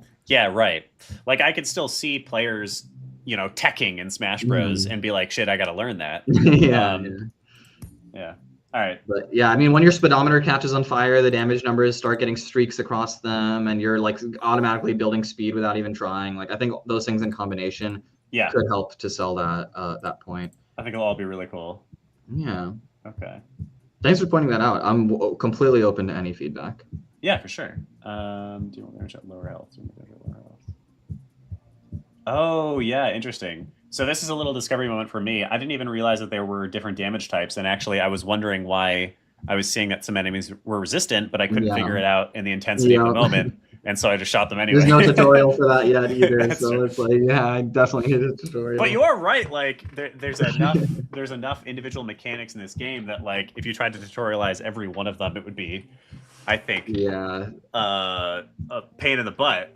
There's a way to do it. It's just like, you know, I'm adding a lot more mechanical depth to this game, and I'm not used to having to create that level of tutorialization. Yeah, I was naive in the beginning, like, oh, I can just through good UI, everything will be self-explanatory. And like, for example, the like attachment arrows and stuff, that's gone through many iterations to like show like the arrow, make it look like an arrow, and like have the exclamation point if it's not pointing to, if it's not connected or whatever. Right. So that has helped a lot, but there's a lot of mechanics there, and none of them are explained. So I definitely want to add more tutorials, and they can be text if they're spaced out properly and stuff. That really needs to be a focus. Yeah. Oh, I see at the bottom. I do see the speed thing. It is extremely, I think what you have already absolutely succeeded in doing 110% is the satisfaction of the movement. And I am progressing just skill-based progression with the movement, and I'm finding that very satisfying. Like that was a very small moment, perhaps a second ago, but I had one of those enemies in the air, and I latched onto a platform and threw myself up into the air and went over them and shot them downwards. And like, that felt awesome, you know? Exactly. Okay, wait. So, does this mean I have 3 weapons now? Or this is like a skill? It says it's a weapon. Right, okay. The selection here is still a little bit, feels a little bit janky sometimes. Yeah, I want to implement drag and drop for that system. That's a good call. Yeah. In my backlog. Always. The infinite backlog. Okay, I don't know what happens if I do that. Let's find out. Can I like switch? Okay. Use your scroll wheel on your mouse. Ah, okay. Do I always have my pistol then? Oh, okay, sweet. Yeah, the up and down swap your right and left weapons. Nice. Okay. Also, there was a tutorial for this in the beginning, but if you shoot while you're sliding, you get that like slow motion. Oh. Okay. But you have to recharge that with by getting kills and damage. Got it. You do have an incredibly feature or mechanic, I guess, dense game. There's a lot going on. Yeah. Remind me what your first game was? I'm curious. So this is my 4th game, so there's 3 before it. Okay. But the one that inspired this one was called Sherwood Extreme, and that was a co-op bullet time shooter in 3rd person. Okay. And sherbet? It's a sherbet like sherbet Sherwood. ice cream? Sherwood Forest. Okay. So it's like a Robin Hood spoof where you do like slow motion backflips and like shoot people, and you can the co-op selling point is that you can give each other piggyback rides. So if somebody's like not as good at gaming, and one other person is, then like they can like do the movement, and the other one can just be like shooting from their shoulders. Dude, I think I saw some content about this before I knew you, actually. Yeah. This one was really popular. It got 150,000 players. Hell yeah! Wow, that's amazing. So yeah. Congrats. Very cool. Okay. That really helped us grow our community and learn some things. For sure. Nice. So we're just about at the end of time. Is there anything in particular you want to like talk about here? I'm just really excited that I've gone this far with this game, and it seems to be our most promising game so far. Please wishlist Gunstoppable. And I'm also love to chat with other developers, give my 2 cents, any feedback other people have on their games or on their portfolios or anything. So don't be shy to reach out to me. I'm always around. Solar has been amazing. He's been to a number of our gameplay nights, our playtesting nights. He's been on 2 different streams with me now, and is just a very knowledgeable guy. He's also been on the podcast with us. So please reach out to Solar. Utilize his brain. Willem is a very talented community manager and really hypes people up about indie games and the passion and love and everything that comes with it. So thank you for everything that you do for the community as well. Of course, thank you. Okay, sweet. All right, I think I'm gonna officially say goodbye to you then, Solar. Yes. Are you ready? Are you ready to say goodbye? I'm ready. Is that okay? Absolutely. Thanks for playing. Cool. It's great to see you. I'll be seeing plenty more of you, I'm sure. Yep. I'll see you the next playtest night. Good see luck. You. Well done. Have fun. Enjoy the next 10 hours. See you soon. Thanks, man. All right, cool. Whew. We are at 3 a.m. I'm already fading. I did 2 different 24-hour streams where I would have already been at 15 hours in by now. I'm only 3 hours in. Look at my eyes. They're so puffy. I got puffy eyeballs, y'all. What do I do about that? All right, we have another game lined up with Flavian. Flavian is going to be showing us Team Crafter, which is a cozy roguelite. I am down for a cozy roguelite after a boomer shooter, I gotta say. Go into different biomes, gather resources, and craft the best equipment for your adventures before sending them to fight evil foes. Oh, that sounds super cute. I'm excited about that. In the meantime, while we wait for Flavian to get on the stream with us, I will shout out. Nice. Okay, sweet. Thank you, Solar. I will shout out. Definitely check out Gunstoppable. Also, wishlist the game. Go try the demo. Maybe join their Discord community. There's links in their game in the demo. Oh, I see Mew. Awesome. Let me close this game out. Fantastic. Okay, great. In the meantime, before we move on to our next game with Flavian, I would love to promote the Indie Game Academy Foundry Kickstarters one more time. All 3 of the Indie Game Academy games are currently on Kickstarter. They have already successfully funded, which we're extremely excited about. We're grateful for. Thank you, everybody who has contributed to their pages. And they all have just, what are we at now? 9 hours left for their Kickstarters. They are closing in 9 hours. So we're here basically to try to help them get a little bit more of a push to reach their final stretch goals. So if y'all are willing to check out their games, I'm going to drop a link where you can get access to all 3 of the games right meow. And yeah, check out their Kickstarter pages. Even if you can't back or the games are not for you, a social shout out would be amazing just to get them some final attention. The 3 games are a awkward physics platformer, The Box is Alive, a Mass Effect meets Slay the Spire deck builder, Daughter of the Rift, and a Zelda-like puzzle adventure game called Whiskers, Wizards, and Wands. So check out their Kickstarters. There's also a QR code and a link for your convenience.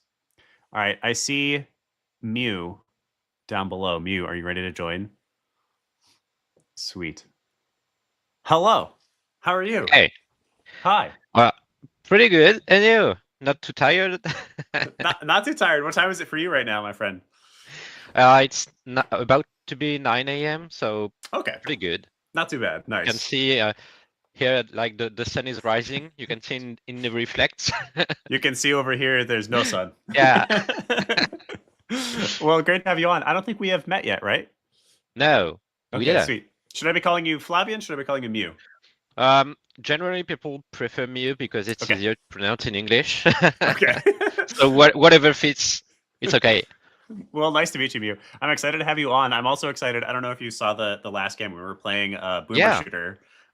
Very satisfying, fun game, Gunstoppable. But I'm actually kind of pumped for a cozy experience. Are you going to betray me? Is this a fake cozy experience, or is it? No. Is it actually chill?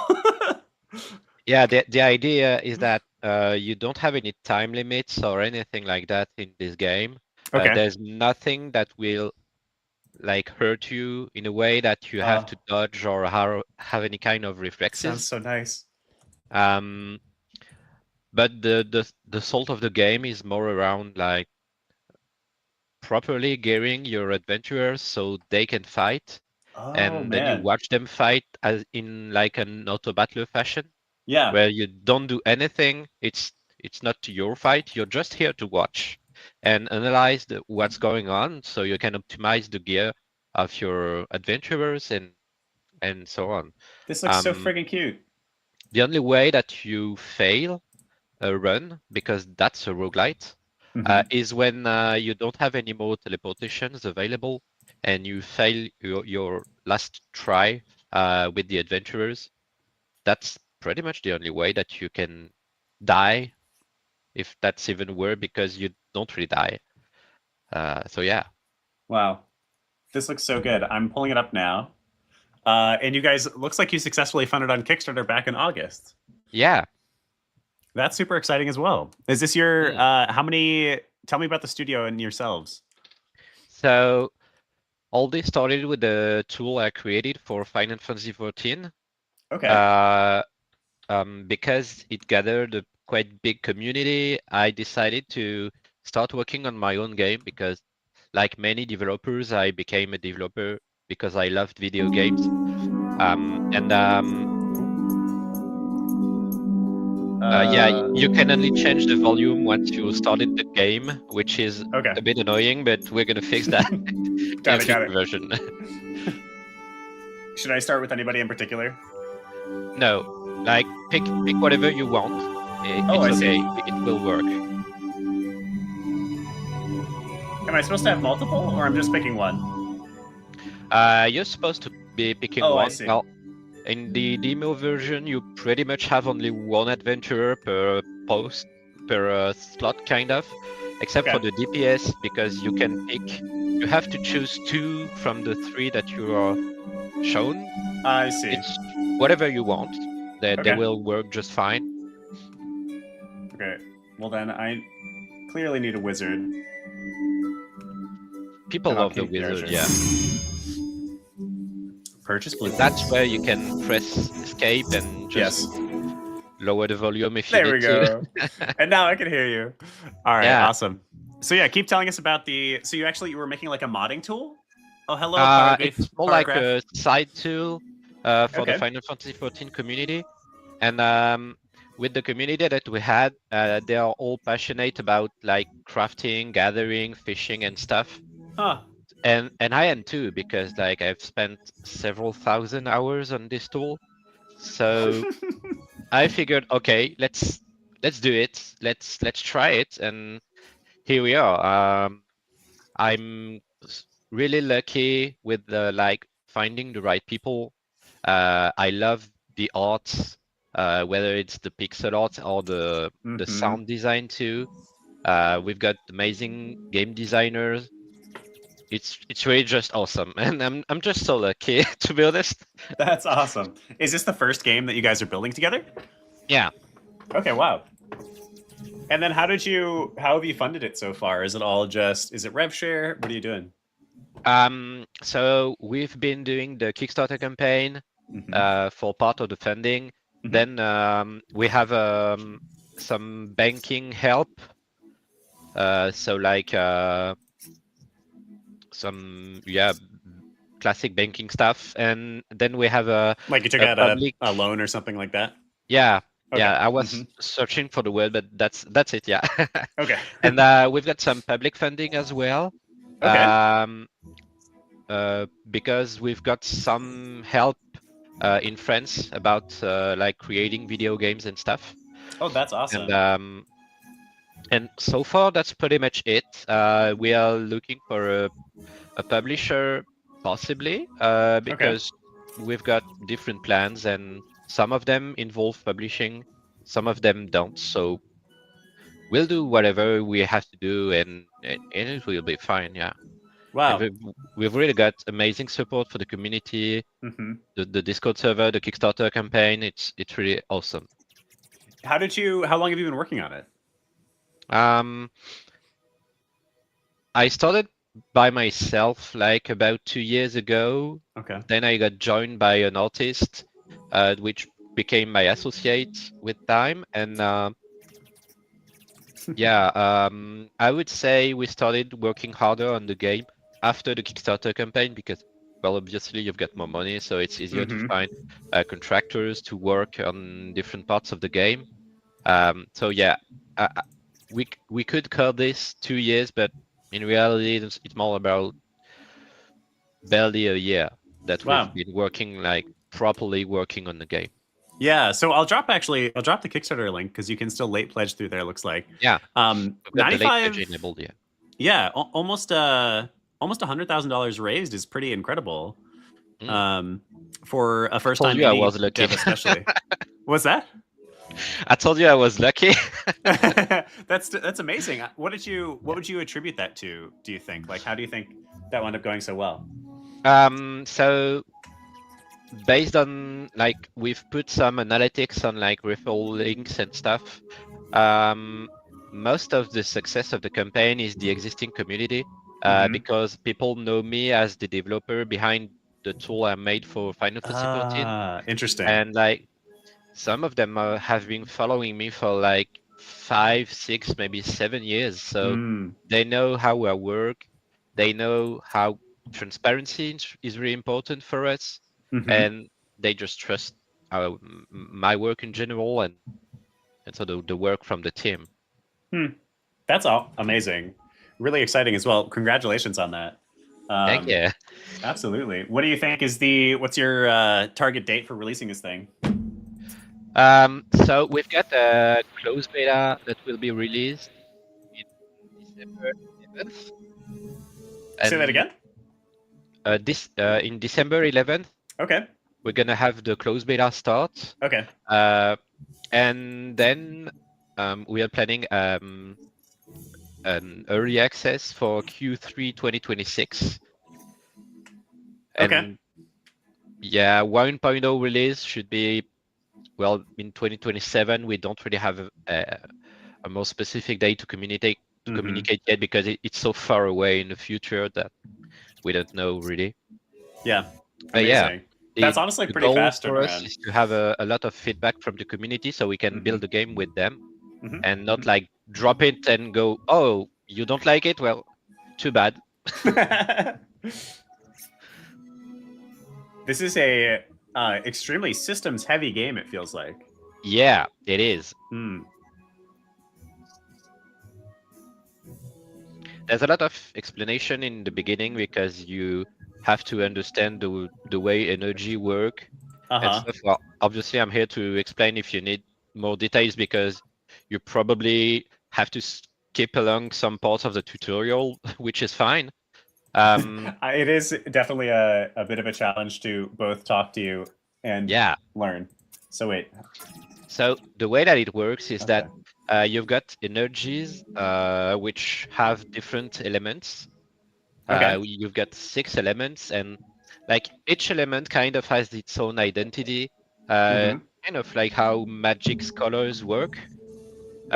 So for instance, the brown one, which is called Terra, is more around like defense, HP, like the heavy tanky stuff. Yep.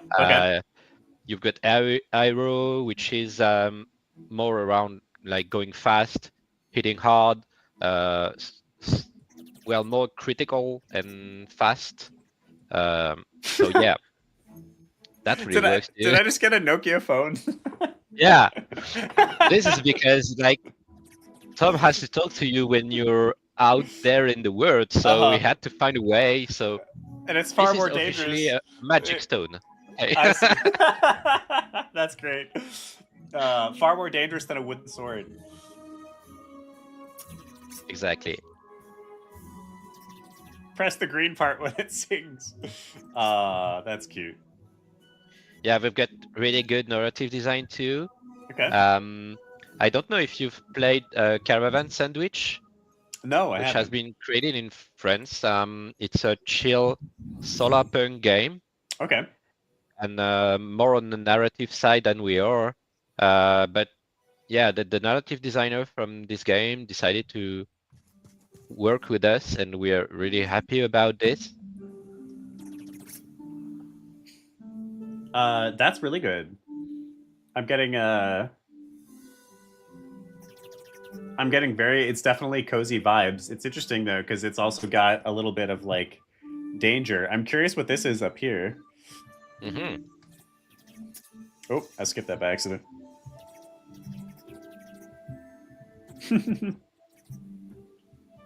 Interesting. So tell me some of the inspiration for this. Like, why this game, and why this approach to this game? So I really love roguelikes, but I'm pretty bad at roguelikes. So I tend to mostly watch roguelikes, and I always thought, well, wouldn't it be good to like have a roguelike where even someone as bad as me would enjoy the game?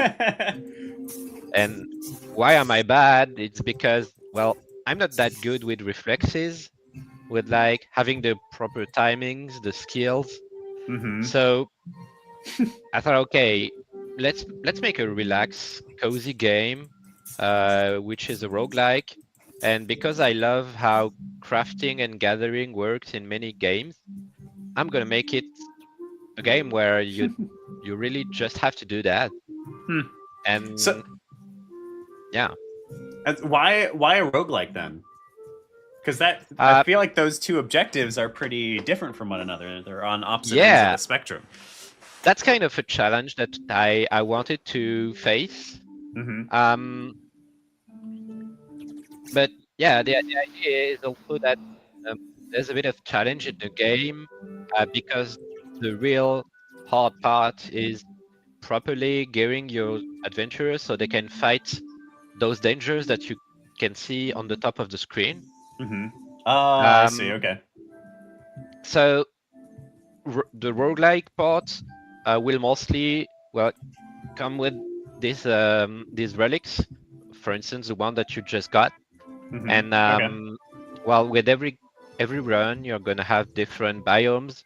They are created in a procedural generation way. So yeah, everything is really random. So the part of that you probably skip because we're talking while you're playing is that Tom asked you to get a specific item from I don't remember the English name for it.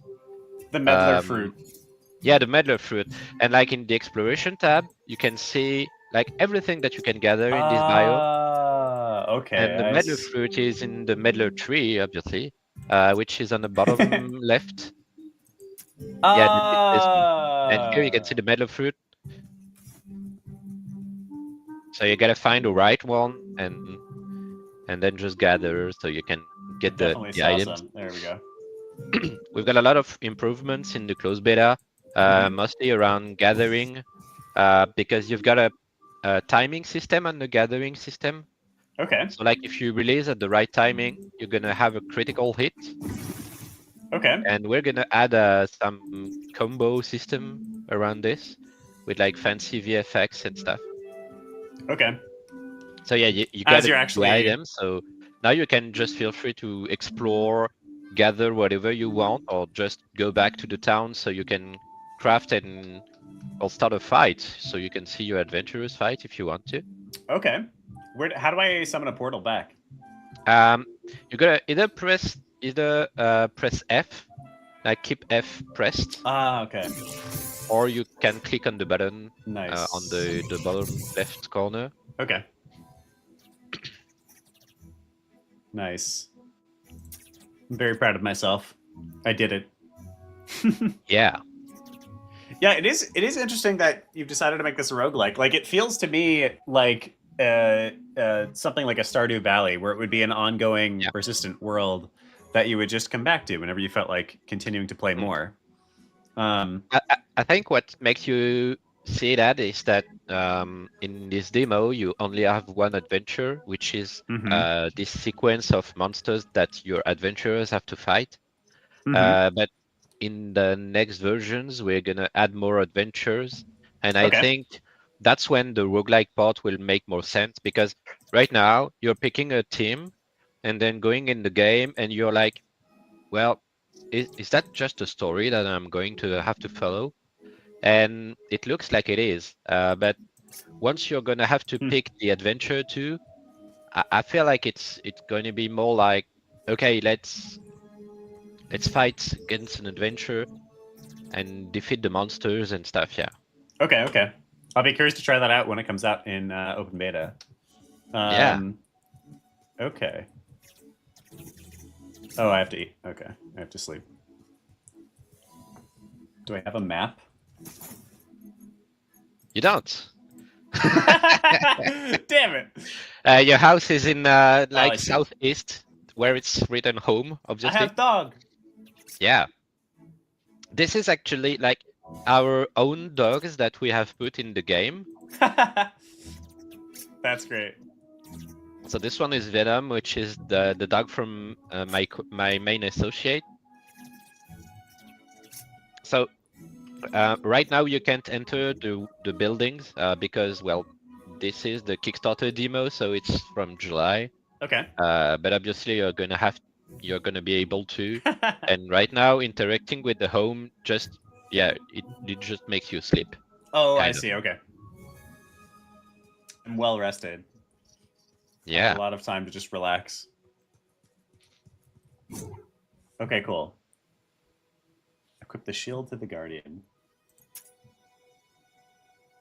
I already don't know. Okay, wait. Okay, good. So the way that crafting and gearing works is that on the left-hand side, you put the items that will give you the talents. Mhm. These work kind of like the Monster Hunter skill system, Okay. where like it will give you stats or maybe some kind of bonuses conditionally. Okay. And then on the right-hand side, you put the energies that will feed those talents. Okay. So then it winds up giving me, this is like typing basically. Is Yeah. that right? Okay. Oh, and I have to select this one? So here you have to select this one because in the tutorial, we really want people to select the specific items so Okay. we can explain them, how things work. Because here you're discovering that the solar element will buff the other elements in the outside circle. Okay. So it can become quite complex, and that's intended because, Hmm. well, it has to be complex somehow. So people can feel like they are a good player or a bad one, whatever you want to feel. Mm-hmm. Okay. And Two things now that if you put so some can I give you? resources that give you Terra, you can see that it gives you more Terra energy because of the times 1.25. And that's where things become more complex, and yeah. That's awesome. I feel like this can absolutely get. Are a bunch of the devs in the chat? Is that these new people here? Yeah. Hi, Freds. Yeah. This game is That's really the interesting so team. far. That's great. Maybe Hello, we team. get Thanks for some being here. people from the community too, because we had a shout out in the Discord server. Oh, that's great. Thank you for that. Nice. Okay. So the one thing that I'm missing here so far is how the typing affects combat. Is it like a sort of typical rock paper scissors? Oh, Nice. oh no. I misunderstood the typing part. Oh, okay. So the types really don't matter. You can see here, yeah, the resistances and like your defense and Yeah. how the adventurer will behave along the mhm. fight. And well, here you can like close this menu. Okay. And oh yeah, that's a small bug, and you have to interact again. Okay. And that's where you start the battle to like just see how I your see. party performs. Yeah. Failure is not punitive, which means that even if your group fails, that's just whatever. The only way that it matters is if you fail and you don't have any more teleportation left. Okay. Which is your case at the moment, but I know you're gonna succeed, which is fine. So here you can just click fight and watch them fight. Okay, so this is the actual fight, like when I trigger it Yeah. here. Okay, okay. Yeah. Interesting. I maybe would have expected it to be like somewhere around town or something. Like maybe I'm going off to do the fight, because just doing it straight out of a menu feels a little less epic. Like when I teleport out somewhere to gather resources, like, ooh, I'm going somewhere, I'm exploring. A fight feels like it should be. Yeah. Yeah, somehow in the world. This part is also because you're not fighting. Nice. It's really just the party. And yeah, I really love the VFX. Like This the is people great. Yeah. working on this are so amazing. I'm really just like I'm the dev in a way that I'm writing code, but like VFX and stuff, I'm not involved in any of that, and it just looks so good. It does look so good. It's fun. It's like an idle battler. Yeah, exactly. And well, this is obviously the easy one because it's the end of the tutorial, and then you get to pick a reward. Okay. Ooh.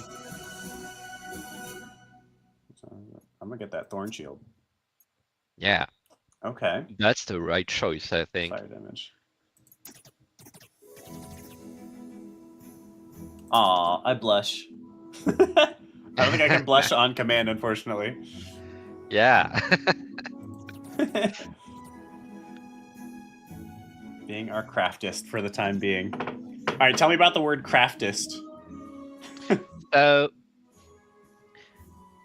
we wanted to find a word that reflects how you are a crafter and a gatherer. Mm-hmm. Final Fantasy uses Disciple of the Hand Mm-hmm. for this, which is a bit long, to be honest.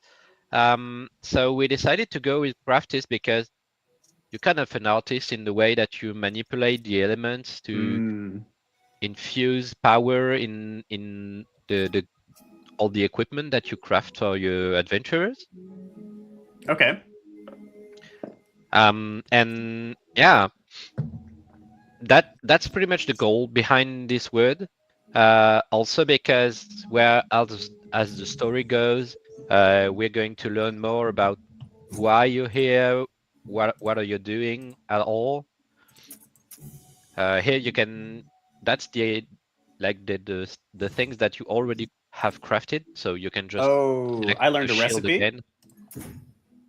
This is to see the recipes, you can just start any craft. You can also just see how this fight works, and again, if you fail, that's whatever, because your teleportations have been refueled. Because every time you're going to craft again, that's how it's going to work. I see. Okay. I wanted to make my cool thorn shield. Do I have enough stuff? It looks like it's not that. But you can go to a biome to like gather resources. So here you can see that you might want to focus on the flora resource and the terra one. Well, armor penetration might not be that amazing for a tank. I see. Okay. But it can be, like, if you decide that your tank is gonna have armor penetration, it's gonna have some, yeah. Okay. Okay. So what is it? What does this first item that I'm selecting when I craft actually do? So here you're selecting in the talent slot, Okay. which means that when you're selecting this item, it will apply the talent to the final craft. Oh, okay. So here the talent is spirit, and based on the amount of energy that you feed inside this talent, you're gonna have, well, the effect applied to a given level.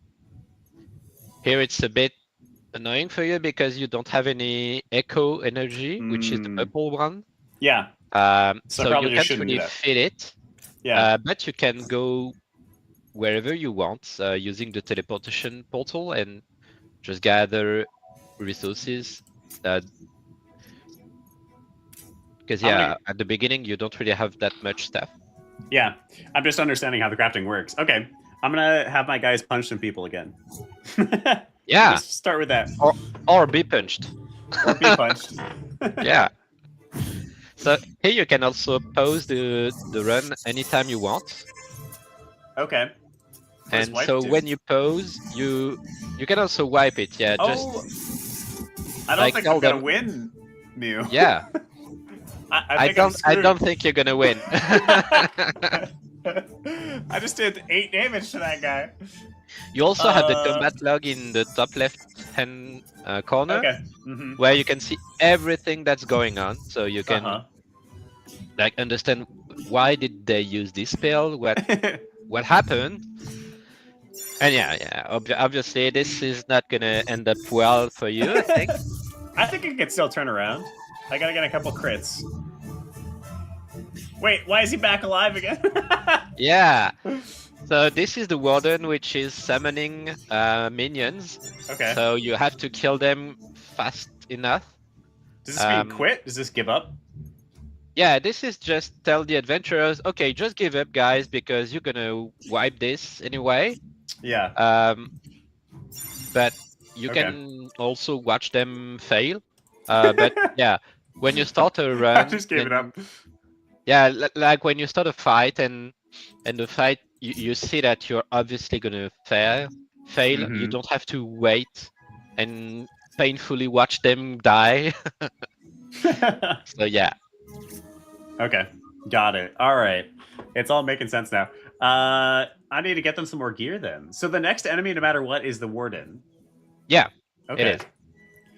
So then your main loop is like harvest, craft, fight. Exactly. Okay. Let's see. What am I gonna go make then? You also have access to the cave if you want to, which has more minerals. Okay. And minerals will give you different kind of powers. I need. Possibly. Okay. I need. I'm gonna make a bow. I'll start with. The cave is another location I can go. Here. Oh, Yeah. I see. Okay. Ah, okay. And here, you can see the energies that you can get. Yeah. We are revamping this menu, so the next iteration of it will have more details and stuff, Maple including keys. what the I see. talents actually do. Because you can see like agility. Well, okay, but what does agility do? Favor, etc. But yeah, this is where you can like plan ahead your expedition, kind of. And because there's no time limit, you can just take your time, see what you want to gather, why, what kind of talent you want, etc. Right. Not much pressure for it. So that's my teleporters up there, my number of teleports. Yeah. Okay. Exactly. And every time I beat a monster, I reset them. Is that what it is? Yeah. Okay. And each monster has its own like total of teleports, which means that switching to the next one might not give you 8 teleports, maybe 10, okay. because yeah. And if you manage to release at the right timing, you get a double hit, which causes the same endurance, which means that ultimately you're going to be able to gather more resources with the same amount of endurance. Okay. And we're also going to add a way to like have combos where doing enough of these critical hits in a row will give you a powerful hit, kind of. But once you get used to the timing, which is exactly the same for all tools, it's getting pretty good, yeah.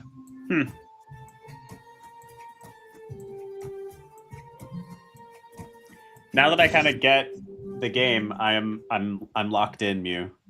Yeah. This is a great game to be playing at 3:30 a.m. as well. Yeah, he is. The boomer shooter was definitely Solar. Gunstoppable is great, but my mental faculties are definitely not at their height right now. We've got some streamers on the game, and yeah, like they were originally planning to play for an hour, and it ended up like playing for 6 hours straight. It feels like that exact kind of game. Like, yeah, it's just this relaxing. The music is nice. I'm just collecting stuff to make things bigger, which that's always a good loop, you know? Yeah. I just want to make cool weapon. And like, there's really not that much thing that will hurt you.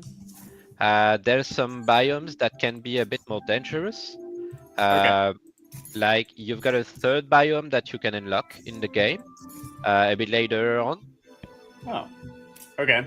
And this one can have some dangerous quote unquote stuff because it's more about like you've got some spiky things that if you punch against them, you're gonna lose endurance, but that's about it. They're not going to chase you, or again, you never have to dodge anything in the game because I hate it, so I won't put it in my own game. I mean, I really love watching and ultimately playing roguelike games like obviously Risk of Rain and Binding of Isaac, but I'm so bad. Like I don't even think I've beaten the beast once in the Binding of Isaac, which is a shame. I really love deck builders especially, so I talk a lot about how much I love Slay the Spire. But the thing about a deck builder or any like turn-based strategy or just like non-real-time game is that you can sit and think, and I like that. My high reaction time games, I'm definitely a lot worse at.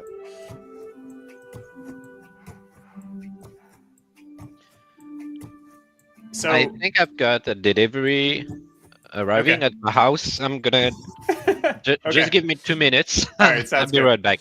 Sounds good. All right. So that means that at least a few members of the chat know the game well. If you're one of the people who's watching right now and you know the game well, give me all of the hardcore stats.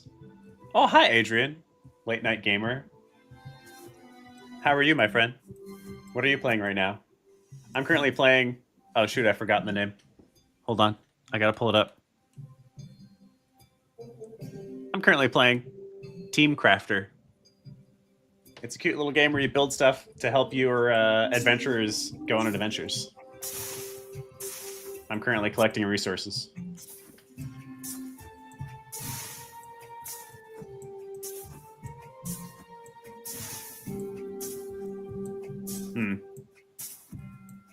It is absolutely a game that you can just get lost in. like not do anything except this. Maybe I'm gonna play more after this. Oh yeah. Oh, that's nice. I feel like I can't leave until I've used up all of my energy at the bottom, because otherwise I'm kind of wasting the teleport. Maybe I should grab more maple, since that was the whole reason I came here.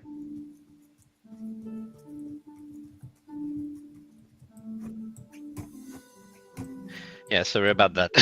Oh, I'm hi. back. What'd you get? So I was waiting for new bed stuff like the drapes and stuff. I think that's the word. Drapes? Like curtains? Yeah. Let me check. Oh, okay, sweet. I have many more Yeah, things the now. duvet. I was waiting for a new duvet, so Oh, I got it delivered today. Yes. Got it. So you have some fresh new bedding then. Yeah, gonna sleep because don't forget to sleep, people. That's amazing. Oh wait, is that important? Yeah. I don't know. I don't mean, ever sleep. that might not be the perfect timing to say that, but yeah, sleeping is important. I don't know what you mean. Okay. So I can just use these. Why not? Right? Can I just use these? Is that a bad idea? I'm doing it anyway. You can. One of the pillars of our game design is that you can do whatever you want. If it's bad, it's bad. Well, okay, but at least you're gonna learn something. Is it only sunshine ones that influence the surrounding ones? Yeah. Okay. I feel like you could introduce a lot of that, where maybe the different elements influence things in different ways, or even just point different ways. So for some reason, stone ones always point to the right, or just different types of items do that. Yeah, we definitely have this in mind. It's gonna have to wait a bit because of how complex it might be, and we don't really want to overwhelm the new players. But yeah. Wait, what is this? That's definitely something that we are willing to do. Okay. Small drupes are... Oh, these are both water. Okay. Okay. So wait, let me see. I have so many feathers. Does this do something? Oh, it does do something. Okay. Yeah. I know what because I'm doing. It provides the aqua element. Yeah. Which 10% of it is converted to mana. Okay. So once I craft this, that's it. Is that right? I don't ever come back to this screen with this particular robe. Oh, no, you can. Oh, okay. You can craft whatever amount of robe that you want, and it will be fine. But I can't edit this now that I've made it. No, you can't. Okay. Yes. Okay. Got it. All right. I'm starting to understand. Well, I guess we should get everybody something. Oh, I don't have that much stuff though. Okay, I'm gonna go mining. What time are we at? You might want to sleep before. Oh yes, thank you. Go there Because with otherwise 30. it might be hard to gather with like 30 endurance. Hold on. Pet dog. I was gonna Yeah, make the of joke course. about how if you have a dog, you have to be able to pet it. So I'm glad that you can pet the dog. Yeah.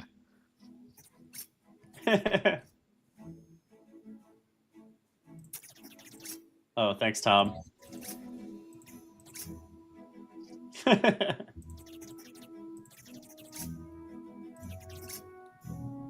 Sell your resources.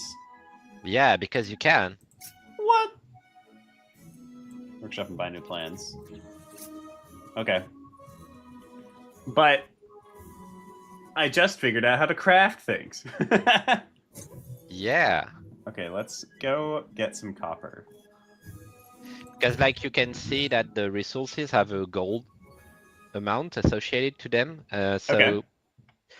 For instance, the golden nugget is a resource that you can only sell. Well, I Okay. mean, you can put it inside your craft, but it doesn't do anything. But it's good for selling, and when you sell resources, you're gonna have better plans Okay. to craft. Well, we call them blueprints actually. But you're gonna have better blueprints, so you can craft better items. Because, like for instance, as you have seen, the implicits of each recipe can be widely different. Uh-huh. It's the same for like the amount of talents that you can put in a given blueprint and the amount of energy that you can put too. So imagine being able to craft an item where you can put 3 talents and 6 resources for the energy. Mm-hmm. And that's where things can go really crazy. We've got people hitting for like, I think the record in the demo is nearly 70,000 damage Holy. in a single hit. Are you actually tracking it? Do you have metrics to show you that that's Oh, happening? no, it's mostly just people self-reporting Okay. for now. But adding some cool like community-based tracking for these small achievements is always fun. Mm-hmm. So we might add it at some point, yeah. That's fun. Oh, You could do Spirit some is like, really nice. ooh, sweet. You could do some like leaderboards maybe or something like that. That would be kind of funny. Or Yeah. at least just show people. One of the issues with leaderboards is that, well, cheating exists, and Yeah, then you that's have to true. fight it. So are these? Oh, I can only carry so many of them. Is that what this is? Right now, you don't have any limit, Okay. but these are your relics, which acts as a roguelike passive system, Okay. which is pretty common in many It's like roguelikes. your relics. Yeah, exactly. Okay. That's your random bonuses that you're gonna get along the run. Mm-hmm. Is it ever a bad thing to take them?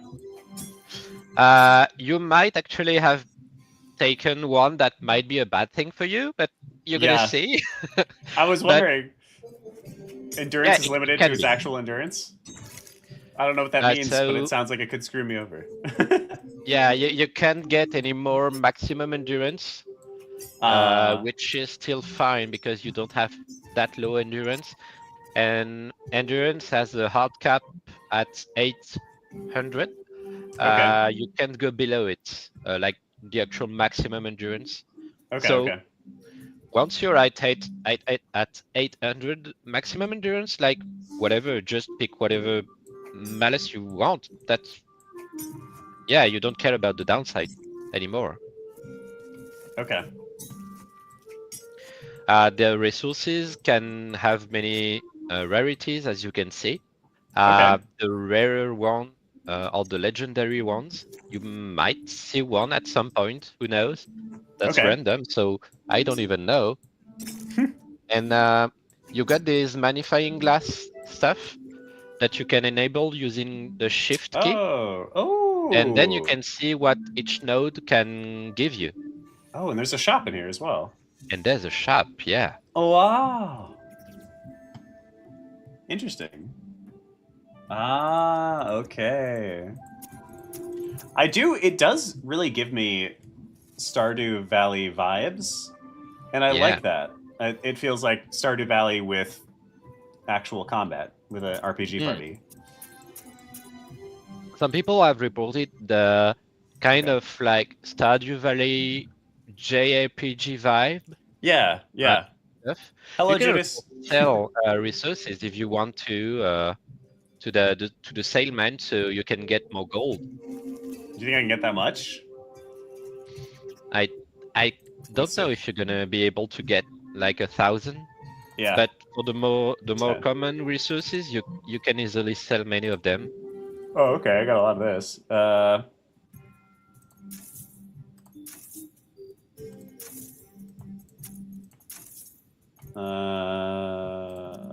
Because like if you're able to get like 1,000 gold, it might be good to like purchase one of these recipes, but you don't have to feel well. You don't have to. That's the thing. You can just go with it and decide to maybe meet him later at some point somewhere else. Is he always in here, or he changes every time? It changes every time because each biome is generally procedurally generated. Sorry. Okay. So I don't even know where he's gonna be, or if he is gonna be, because, well, I think in the demo he's always there, but it might not be the case anymore in the future updates. Okay, that's fun. He reminds me of the hat salesman in Stardew. Yeah, or maybe exactly. like or in Breath of the Wild, there's the character who sells you monster masks. Yeah, who appears all over the world. That's fun. Traveling salesman. Okay. I'm not sure what else we should grab. So why? Oh, okay. It's telling me I'm doing it wrong.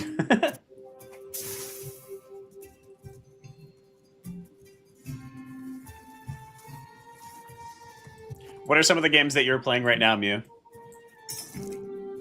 I'm a big Path of Exile enjoyer. Okay. So I've been playing it, like especially the new league and the Path of Exile 1. But I'm less of a fan of Path of Exile 1 now that the second one is has been released. Okay. But yeah, mostly Path of Exile right now, and it actually is some of the inspiration for this game. Okay. Which might sound weird because it's a heavy action RPGs, hack and slash stuff. But a big part of Path of Exile is designing your build. And an amazing part of Path of Exile is that you can do whatever you want to do. Maybe it's going to be bad, but well, you're going to figure out anyway.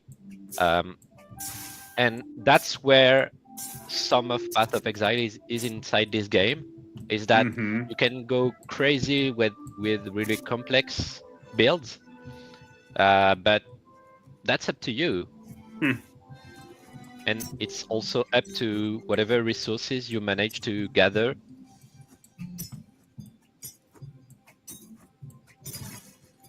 That's so interesting. It's amazing to me how I'm out of energy. It's amazing to me how such a simple loop of gathering and then building something out of the gatherable materials is so satisfying for such a long period of time. Like, it's always fun to do that. It's always fun to just gather and make stuff. You might want to check being human. You might want to check the big arrow there. Oh yeah. I don't feel you can enter the building, but can interact with it. Okay. Oh, nice. And all right. Here you've got more plans and more blueprints, and some of them are really amazing. Okay. Well, most of them are really amazing, actually. Oh yeah, I grabbed one. Like the cozy vibe. Yeah. And it is really there, and I'm really happy about it because it shows that the game design process was good. And at the same time, you kind of want to play more so you can defeat the current Just get the boss. next thing. Yeah. Yeah. And here you got a way better bow because you can see that this one has 2 talent slots. Okay. Yes. I want to make this one really good.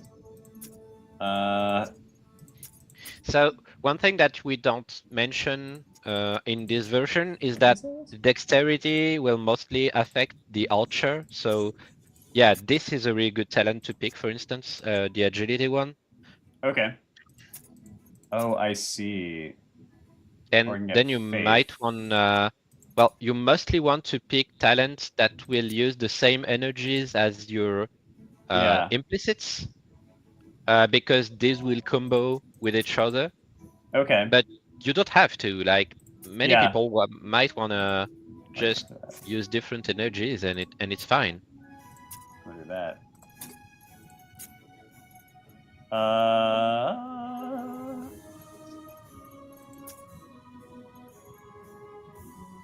You can filter by energy if you want when you're picking a resource. Oh, nice. That is helpful.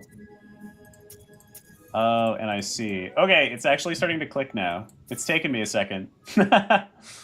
Yeah, you can see this was a really good choice because like you're getting 120 power from this.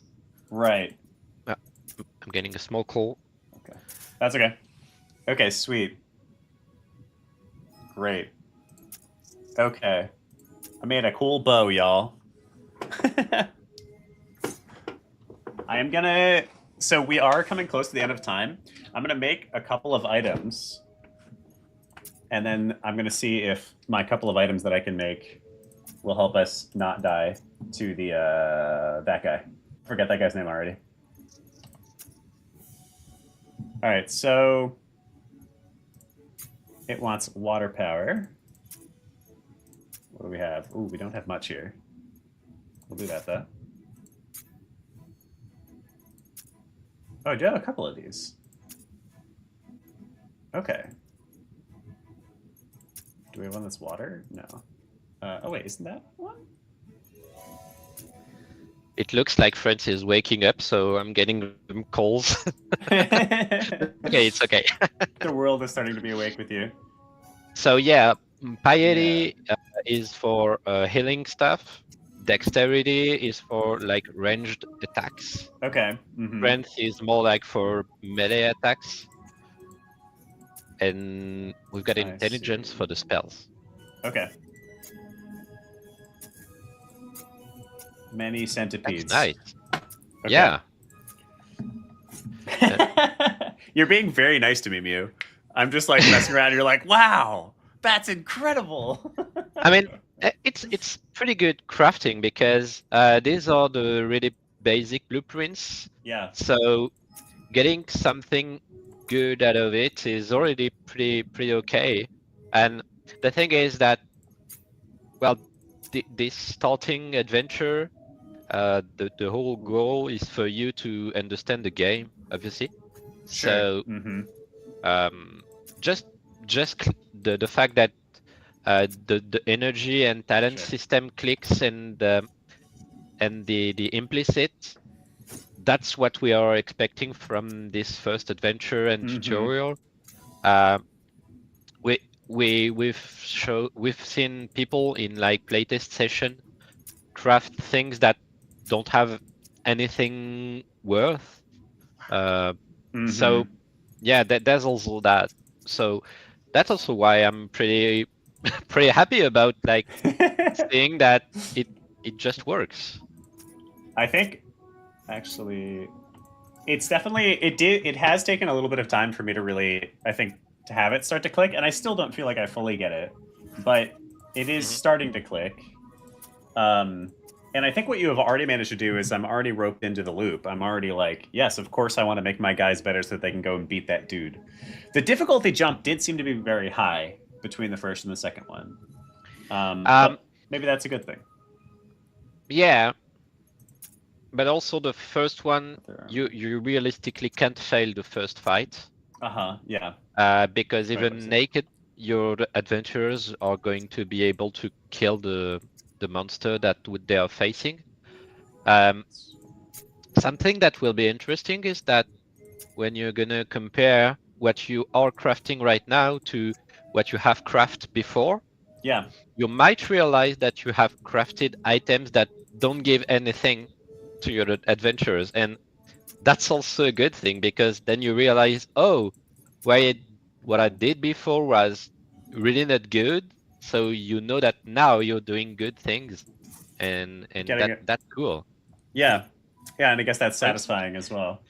You All right. can already just equip your adventurers if you want, and just check how they go. Well, I want to, since we're coming to the end of the hour slot, I'm just gonna make one of everything and then see if it's good enough. Is the game? Can I save the game yet? Is the game save? Yeah, it is. Okay, good. Whenever you're leaving the game, it is saving. Okay. Especially if you are leaving using the pause menu, like the actual escape menu. Yeah. Oh boy. Oh yeah. Oh yeah. And all right. when equipping your adventurers, you can also see their their attributes and stats and damage evolve in real time. So you don't have to wait for the fight to see how well this or that is going to affect your adventurers. You can see it in real time. Okay. All right. We've made one of everything. Let's see if we can beat this guy now. Don't forget to equip. Yes. All right. So yeah, did I make something worse? Let's see. +8 armor position. Oh, +0 HP. Yeah. Oh, I mean, no! the basic shield is really better, to be honest. Shit. Oh, and I didn't realize I already had an armor as well. Oh, this is way better. Yeah. Okay, great. But this one is better. And we'll give... Yeah, our tank can have more HP, sure. Okay. Here you can use Q and E to quickly swap perfect. between the adventurers. Yep. Cool. So yeah, power piety, so she can heal better. Okay. It's super cool bow. Dexterity for more damage. This one is really good. Sweet. Like here, you can actually see how good it is in like the amount of power that it's giving. Yeah. And if you check like the piercing shot, for instance, in the right hand side, you can see that the base damage for it is now 5,000. Oh, sweet. Which is pretty good, I would say. 600. What was the... So what does power actually do? Okay, power increases damage. Yeah, so in the parentheses, you can see the stats that will affect each skill. So here it's power and intelligence. Okay. That just adds power. Okay. Okay. This guy still kind of sucks. Then you can see the damage like increase. Yeah. All right. Cool. Let's try. This is great, dude. I'm really actually enjoying this. I'm looking forward to more of the game. Really I'm gonna go wishlist it right now. Amazing. It is not always true that that I'm like looking forward to a game's release. So you've managed to capture me. That feels great. Yeah, I'm really happy about it. Here you can see that you managed to kill some of the minions way faster. Yep. But your healer might be lacking some mana, we'll see. Why did the music get so much louder? Oh, maybe the VFX are a bit heavy in this.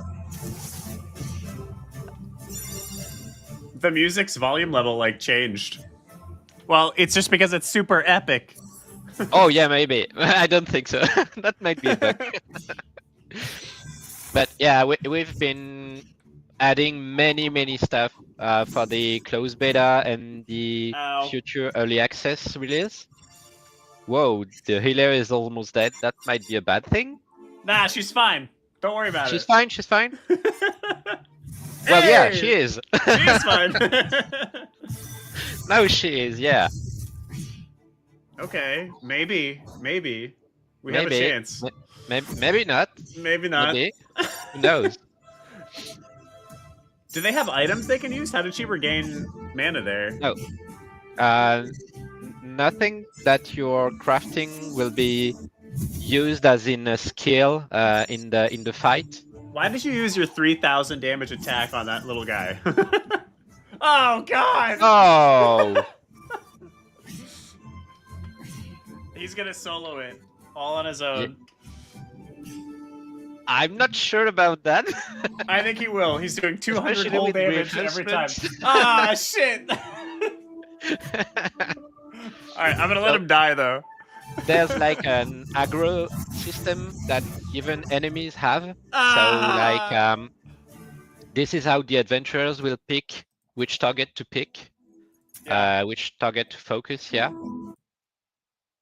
Are you guys hearing the music as loud as I am? Oh, I'm so dumb. It's because I wishlisted on Steam, so I had your Steam trailer playing in the background. Oh, that like, was the Steam trailer. I Okay. was like, why did the music get so loud? Okay. Oh yeah. Nice. Wow, that is phenomenal. I really actually enjoyed that demo. It makes me Thanks a lot. Yeah, it makes me want to play more, and I think that's a very good sign. I'm not sure if I have too much feedback at this point. I think the fights maybe I do kind of want them to be out of the barracks. It feels a little like it feels like you've established a real world that I can go and explore via the teleportation and catching stuff and harvesting stuff. And so it feels a little strange that the enemies are not out in the world, I guess is all I'm saying.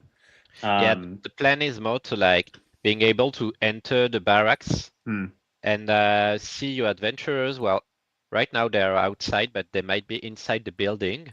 Because you could have multiple fights going on. Is that the idea? No, you're always gonna have a single fight at the same time. But it would be better if it was like some kind of magic portal or something that you can interact with. Because right now, indeed, being able to watch the fight from an interaction with the building feels weird. But yeah, that's also because the internal part of the building is not ready yet. So yeah. Amazing though. I really did have a lot of fun. Other than that, I think the intro to the game was a little dense. It took me a while to really feel like I started to get it.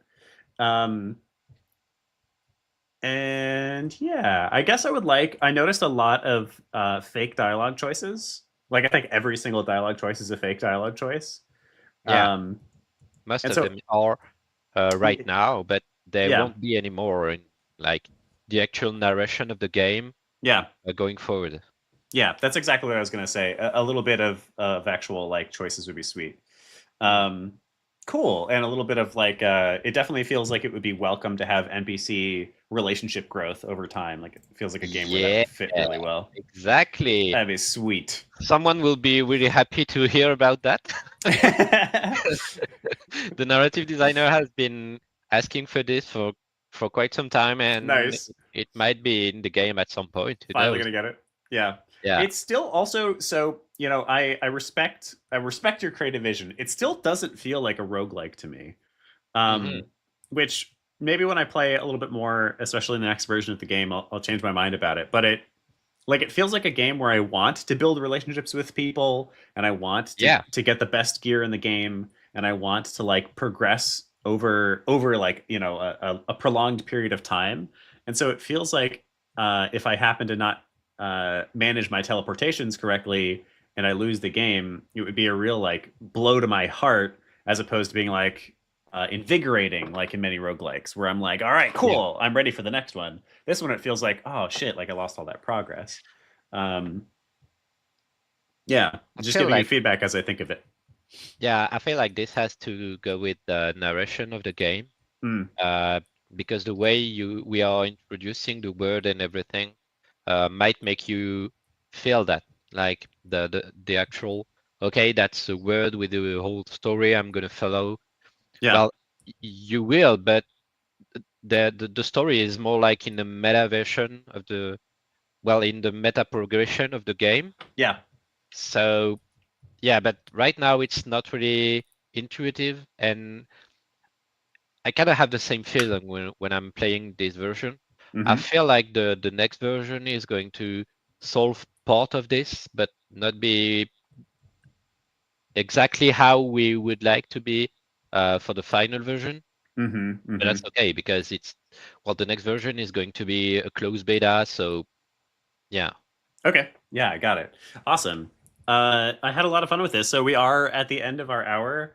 But Mew, thank you so much for being here and showing us your Thank game. you for featuring us and just giving us some time and precious feedback. Yeah. 100% easy. Yeah, I will grab the. So I shared the Kickstarter earlier, but Team Crafter is already on Steam.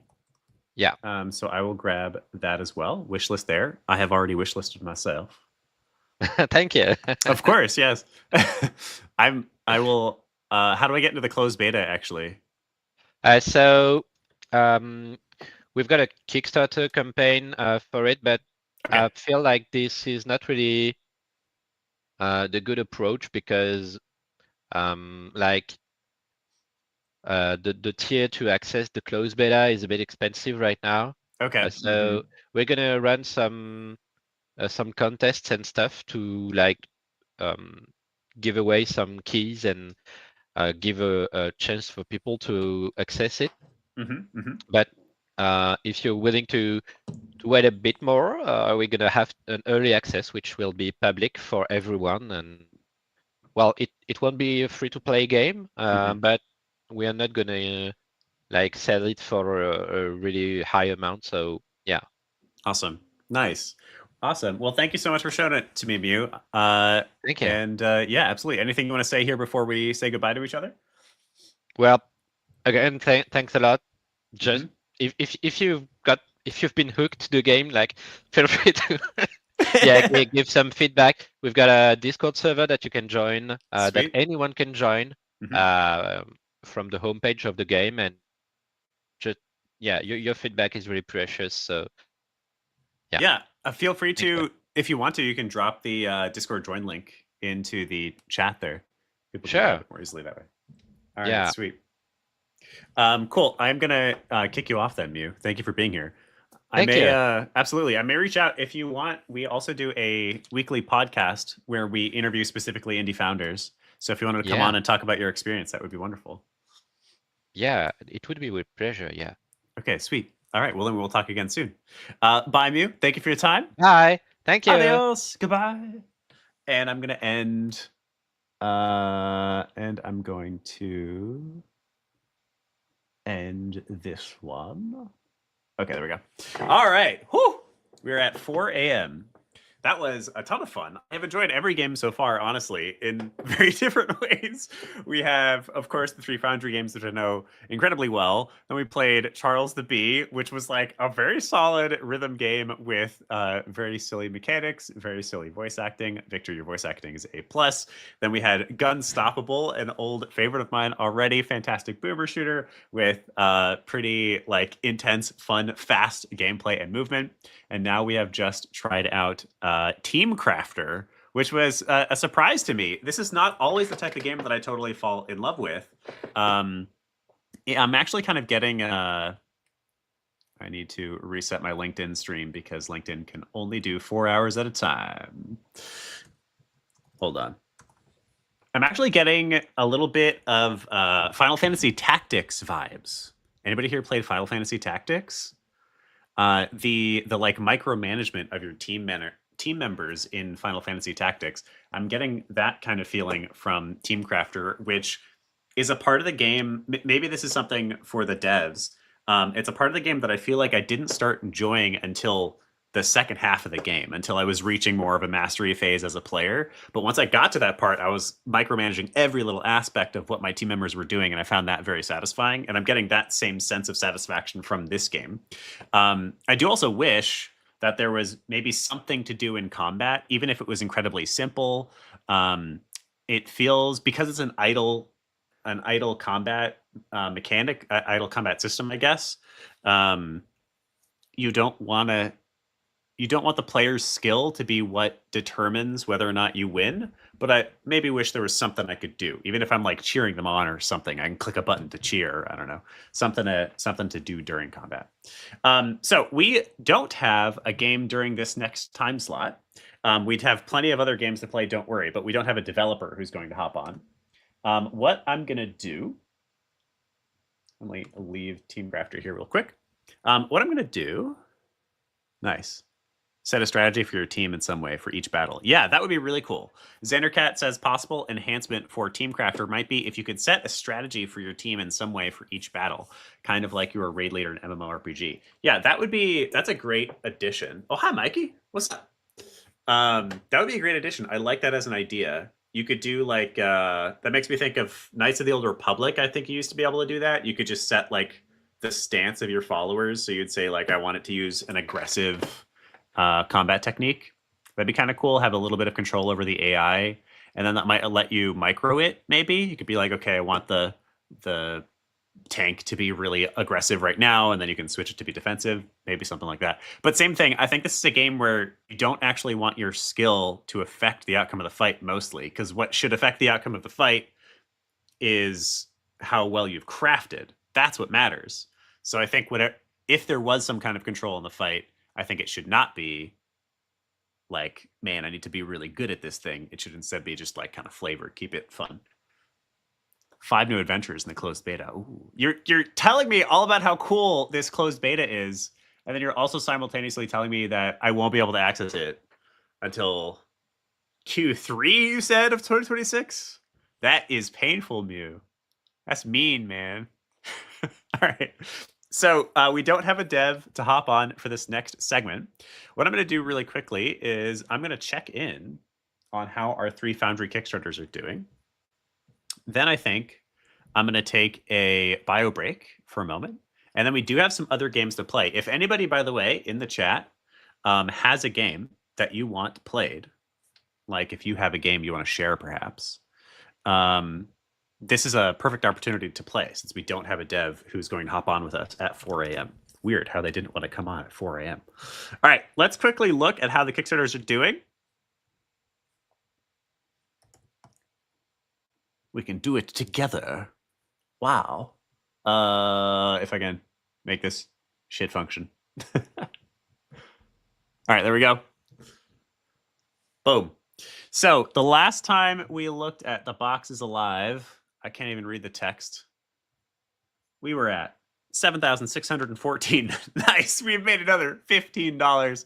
Hell yeah. Well done to the Box is Alive team for that extra $15. The Box is Alive is an awkward puzzle platformer. Strongly encourage you to go and back all 3 of the Foundry games. They are live on Kickstarter for only, 8 more hours. My goodness, we're really like counting it down now. Next we have Daughter of the Rift, which the last time we checked was at 2638. It is now at 2655. Nice. Every dollar absolutely appreciated. Fantastic. I think that's 2 more backers. That's great. And then the final, so back them as well if you are a deck building fan. This game rules. 3 a.m.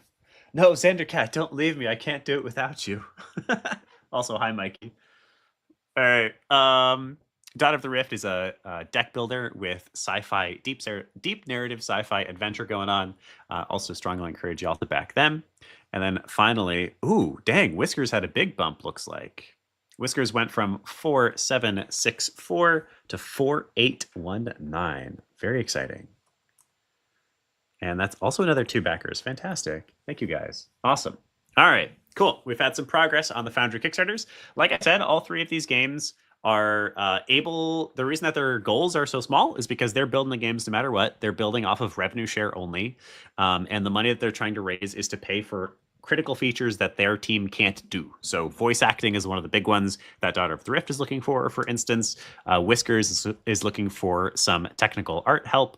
So there's a couple of things like that that the teams want to be able to pay for. So they're raising a couple of thousand each. All 3 of them have already funded, and all 3 of them are launching around March, not making pure guarantees, of 2026. And so all 3 of them are already locked in to launch around that time period. So this money is largely to help them get to some of those goals they really want to add to the game. So if you are willing to help get some of those additional features into the game, the developers would absolutely love it and appreciate it. These are all junior teams. They're all indie teams.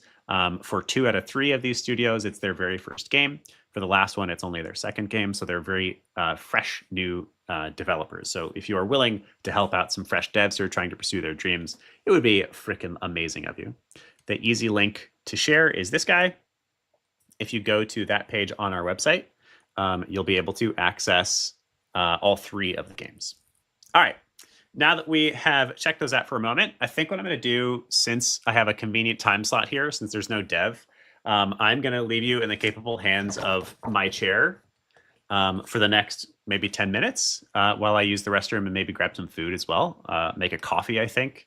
And during that time, though, I'm not going to leave you alone. Instead, I'm going to leave you with the best game of all time. Can anybody tell me in the chat what the best game of all time is?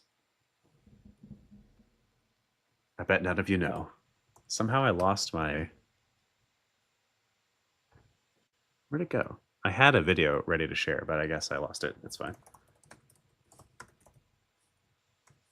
Final Fantasy IX. Nope. World of Warcraft. Nope. Chrono Trigger. Mikey knows best. It is indeed Chrono Trigger. While Final Fantasy IX and World of Warcraft are both fantastic options and great choices, and I'm not going to judge you for thinking those are the best games of all time. Oh, geez. I grabbed what I thought was a playthrough, and there's an annoying guy talking in the background. While those are both great options, nothing will ever complete with Chrono Trigger. It's just too good. All right. Here we go.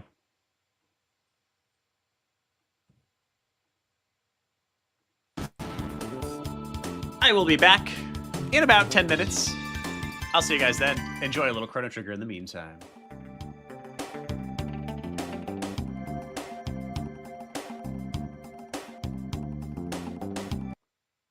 The music in this game is so good. Oh, Mike, are you in class with me next week? I'm looking forward to that for sure. I haven't taught a level 2 in a long time. I'm excited about it. All right, I'll be right back. 10 minutes. You can do it, Xander.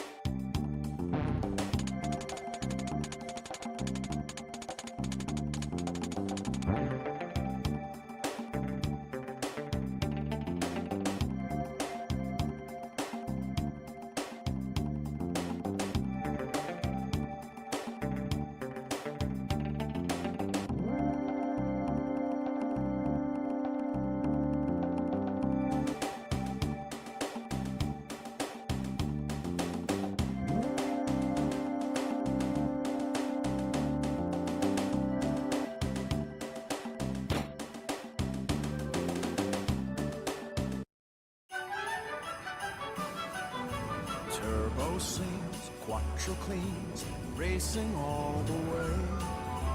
Oh, what fun it is to drive when an Audi leads the way. What fun it is to drive along in an Audi every day. Lease a new 2025 Audi A5 Premium for $499 a month during the season of Audi.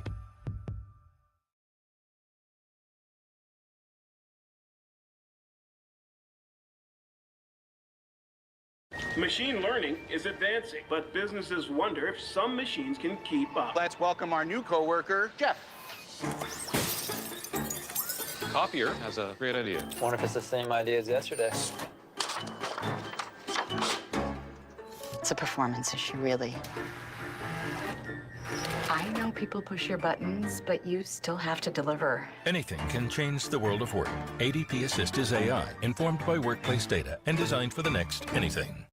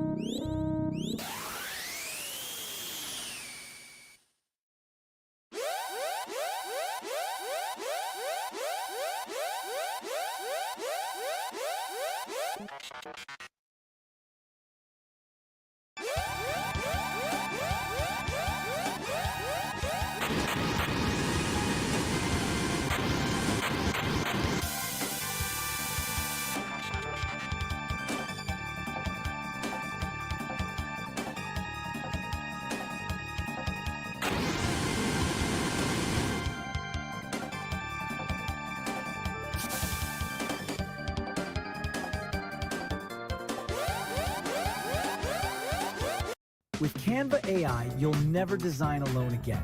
Just tag it Canva for instant design feedback and suggestions, all from within the editor, so you won't break your workflow. Enjoy creative confidence with Canva AI.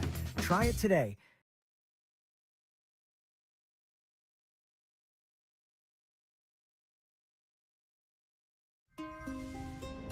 I am Dumbledore, Lord Voldemort. Professor Snape. Dobby. And this is Harry Potter, like you've never heard it before. Harry Potter, the full cast audio editions. Listen on Audible.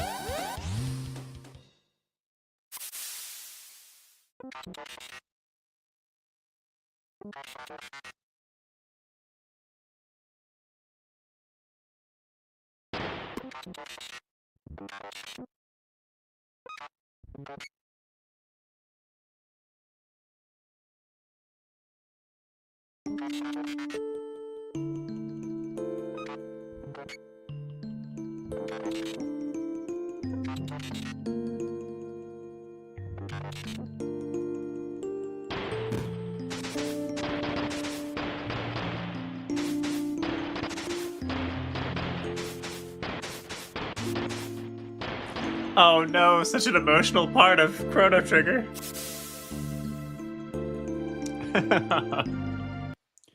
Alright, I've officially paused it.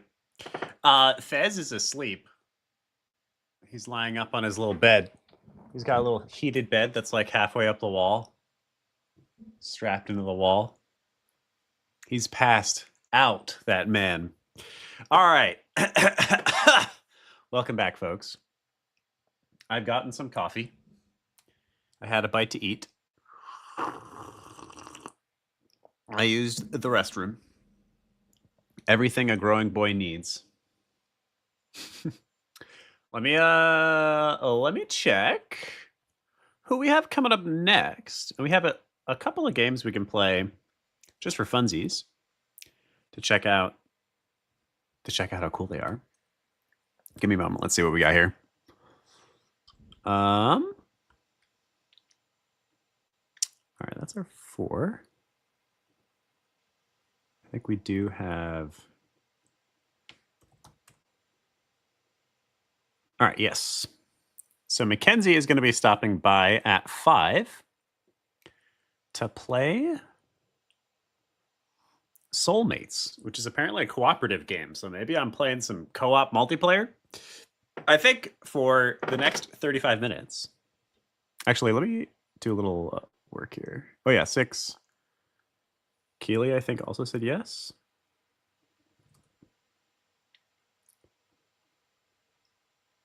All right, sweet. Yeah, I think that actually, that 4 a.m. slot is the only one where the dev didn't confirm. So for the rest of the time, yes, Keely's going to come on at 8 to play Chicken Scratch with us. Are you ready for that? Oh, wait, I think earlier even. Oh, no. 7 a.m. 7 a.m.? Yes, 7 a.m. We're playing Chicken Scratch at 7, which is a multiplayer game. So whoever is online with me at 7 a.m., y'all can play. He's come to the playtest nights before, Victor. Do you guys know each other? Are you buddies? Are you BFFs? Biffles? You know him IRL? He seems like a cool guy. I've already played Chicken Scratch with him, actually, but I'm down to play again. All right, let me get our next game. I told Wendy that I would play Island of Lost Things. So this game. Oh. Uh-oh, is it PC only? Hold on. Oh God, friggin' ads. Get out of my face. Disgusting. Was it playing ads that whole time? I'm so sorry, everyone. You've done 3 game jams with him. Wow. He's a pretty chill guy. I also like Chicken Scratch. It's a solid, like, sort of friend slap multiplayer. All right, let me get us.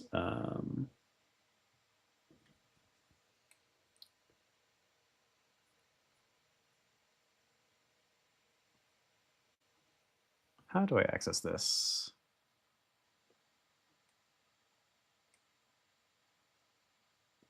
Okay, it is PC only. So give me 1 second. I gotta get this downloaded on my other machine.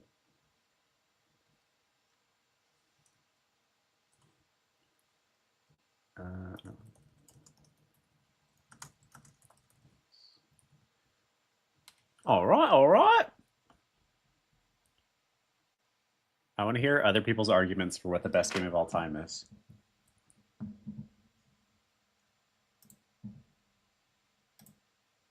If we're talking like cultural impact and like game development impact, World of Warcraft is a very good option.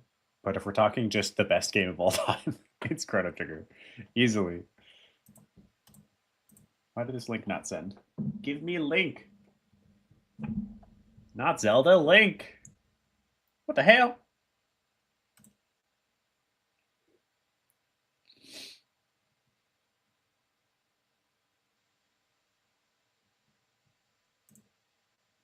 Ah, there we go. All right. Hopefully this isn't a virus. In 2004, World of Warcraft, Halo 2, Fable 1 all came out. Damn. It's a good year. I kind of wish miss those days. Like playing Knights of the Old Republic for the first time. Or what are some of the other really good ones? Mass Effect, the Mass Effect series. I stayed up until like 3 or 4 a.m. because I finished Mass Effect 1 and needed to immediately play number 2 and waited for it to download. Oh, here's Fez. Xander, you were complaining about Fez. You decided it's time for him to appear. He is the boy. He my big boy. He is a 15-pound cat. A big boy. Yeah. Big boy. I love this big boy. This is our favorite. We hug each other like this. Oh, yeah, yeah, yeah. You like this? Oh, yeah, yeah, yeah. Oh, yeah, yeah, yeah, yeah. Pets are the best, man. I love a good Fez. Yeah. Oh, big boy. All right. Anyway. Knights of the Old Republic. I missed that. Oh, there were commercials on freaking Chrono Trigger. I'm so sorry. All right. Well, we have Island of Lost Things on the PC. Let's give it a whirl. So this is actually a game that was built by one of our level 3 teams. Level 3 is our portfolio bootcamp. It's meant to be a place to build one of your first games with a team. So it's with a more inexperienced team who built this, and they are let me get it streaming, and they are there we go, and they're all also my brain is not functioning. They had about 4 months to build it as well, so it's also a smaller.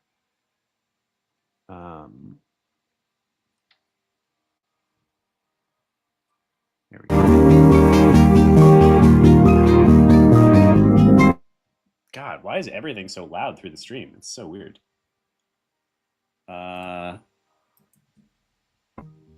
Okay. Whew, that's better. All right. So this is Island of Lost Things. It's by one of our level 3 teams. That is our portfolio building bootcamp. So it was about a 3 to 4 month process, and it is a more junior team. So this is not a fully fledged out game, I suppose, but they did actually go to Steam with it. So the game is coming to Steam soon as a free downloadable, but that way the whole team has their first game up on Steam. Oh boy, interesting. I haven't seen this disclaimer before. This is vastly improved since the last time I saw it. I know they've been adding little polish items and things like that. Ooh, Portal 2, also a great game. Oh man, they even have little cutscenes. It's had so many improvements. Oh, this looks so good.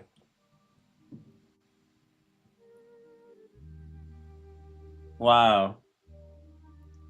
Oh my god, wow. Guys, you obviously didn't see the last version of this game, but this is already just a dramatic improvement since the last time I played it. There you are, Eric. I feel like I had to keep this portal open forever. Wait, you do remember who I am, right? Sometimes people forget things when they come here. Oh yeah, you're my friend Geisty. I like the character portraits. Of course, Geisty. You're my ghost friend who helped me traverse the spirit realm. Phew, you do remember. I think I would have died again if I was forgettable. But where are we in the spirit realm? Here we are in the spirit realm, as promised. The space between the living and the dead. What's next? What do you suggest? I have to open the portal and decide what to do? Lucky for you, I'm up for the job. The spirits of the hospital's coma patients. Oh my god! Will be around here. We should find them. Something is keeping them trapped here, unable to wake up or pass on. We should figure out what that is. Mr. Fez, you are getting a little bit in the way. You can stay on the lap. That's or you can get down. Something is keeping them trapped here, unable to move on. Alright. We should help. These spirits can't leave this place on their own. They'll be trapped here forever, or until their life support is ended in the waking world. God, it really is some dark themes going on here. But you can see spirits, and I'm the smartest ghost that ever existed. No one else is better suited to help them. But I only have enough energy to open the portals one more time. You'll want to talk to all the spirits before we return here. Okay. Wow. Wild the amount of work that they've done on this. Oh gosh. This cat is actively trying to stab me. That's what cats are best for, right? Okay. Hey, bud. You trying to stab me? Look at that. Just 3 spirits. Options. That's great. Okay. Very cool. I can get a fishing rod? Heck yeah! Can I fish? Heck yeah! Look at that. Nice. Oh, and I can get a bug net? It's Animal Crossing, but with comatose patients. Oh boy. Elizabeth Walsh, 21, female. Oh, I love this use of the signs. Prolonged hyposemia? Hyposemia? Is that how you say that? Hyposemia from drowning. Oh, and I can catch these guys. Oh, do I need to do this? I didn't have my bug net out. Silly me. Oxygen levels are normalizing with careful monitoring. Oh, come here. Yes. Did I catch them? No. Come here. Come here. Come here. Yes. I found a lost soul. Normalizing with careful monitoring. Oh, and I can talk to you. But you don't say anything. Oh, it must be a bug. Patient remains comatose.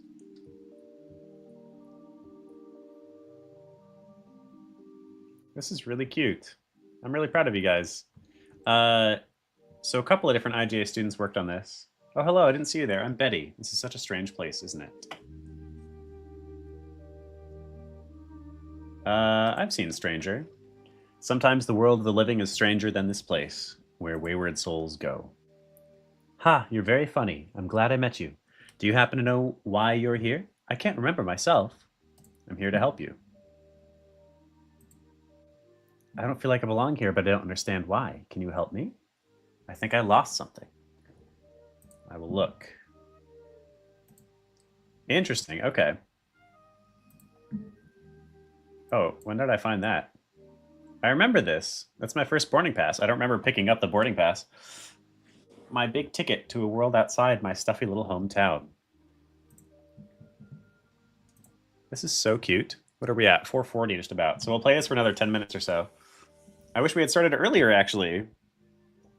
They have added so many features to this. My parents never let me do anything.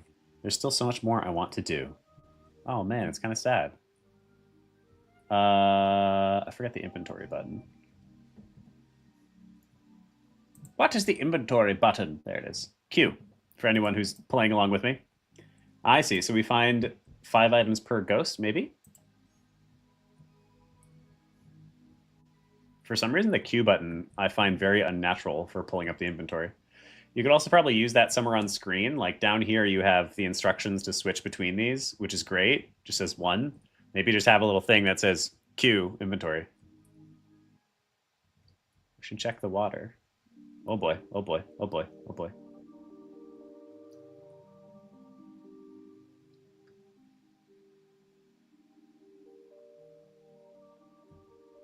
Oh my god, there's even a freaking fishing minigame. I don't know how it works, but it is there. I got nail polish. Is this something of yours? Nail polish? My favorite color. I grew up so far away from the oceans, I always wanted to see it. You did see it. Your hair is wet and you're wearing a diving suit. I think you succeeded. Oh my god. Oh, I would really like that. Okay. Where else might we find stuff?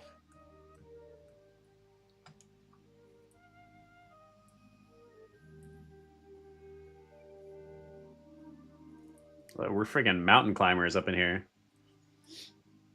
This is the perfect game to be playing at 4 a.m. It's so calm and kind of somber. A little bit of an invisible wall there. I'm thinking I'm on the wrong part of the island. I'm gonna go back. Oh, nice. I like the view, though. Can I change camera angle somehow? No. Uh-oh. Oh, no. I hope I didn't soft lock myself.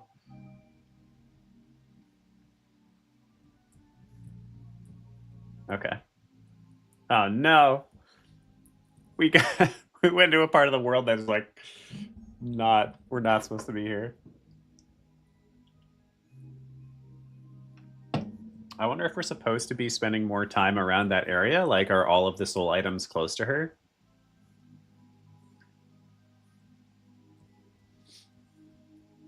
Oh, why can't I move down? Oh, is it just my freaking keyboard? I'm so tired of my keyboard.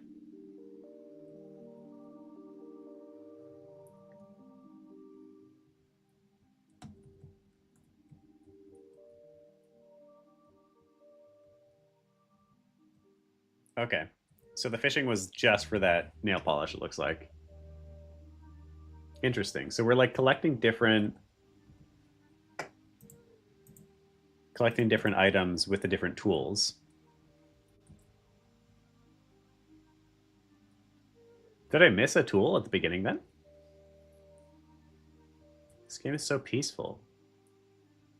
This is Island of Lost Souls. It's actually coming to Steam under the Indie Game Foundry very soon. It's going to be free on release.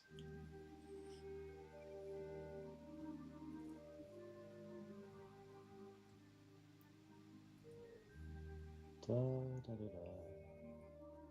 I love the music as well. I'm not seeing any tools that I missed over here.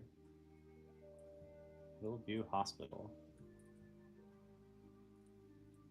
Those wisps might carry memories. Is that these?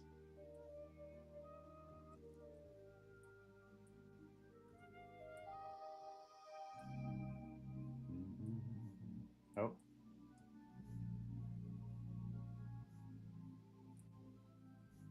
Ah, come back here. The effect is really cool on them.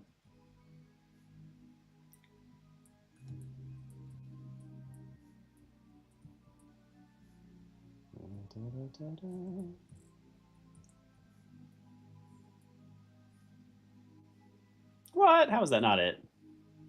Oh, there's more wisps over there too.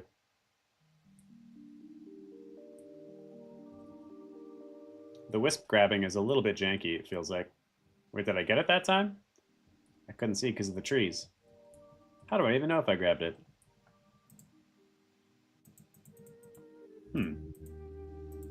I'm not sure what the wisps are actually for. Doesn't seem to change game state. Or did I just not collect them? I think I just missed them again. Let's see. You could also be, I think, more generous with the wisp grabbing. Oh, gosh.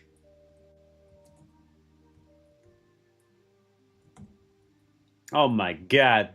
Come here. Come here. There you go. Oh, it just turns into an item. Interesting. Okay. It's like a memory. Yeah, definitely. I feel like whatever you're doing to detect the grabs, just give yourself like an extra 50% of the space. Oh, that is how I got the ticket, Sander Cat. You're so right. Should I go give her the piggy bank then? Are there other things to grab over here, maybe? Oh, I can fish. Oh, little butterflies.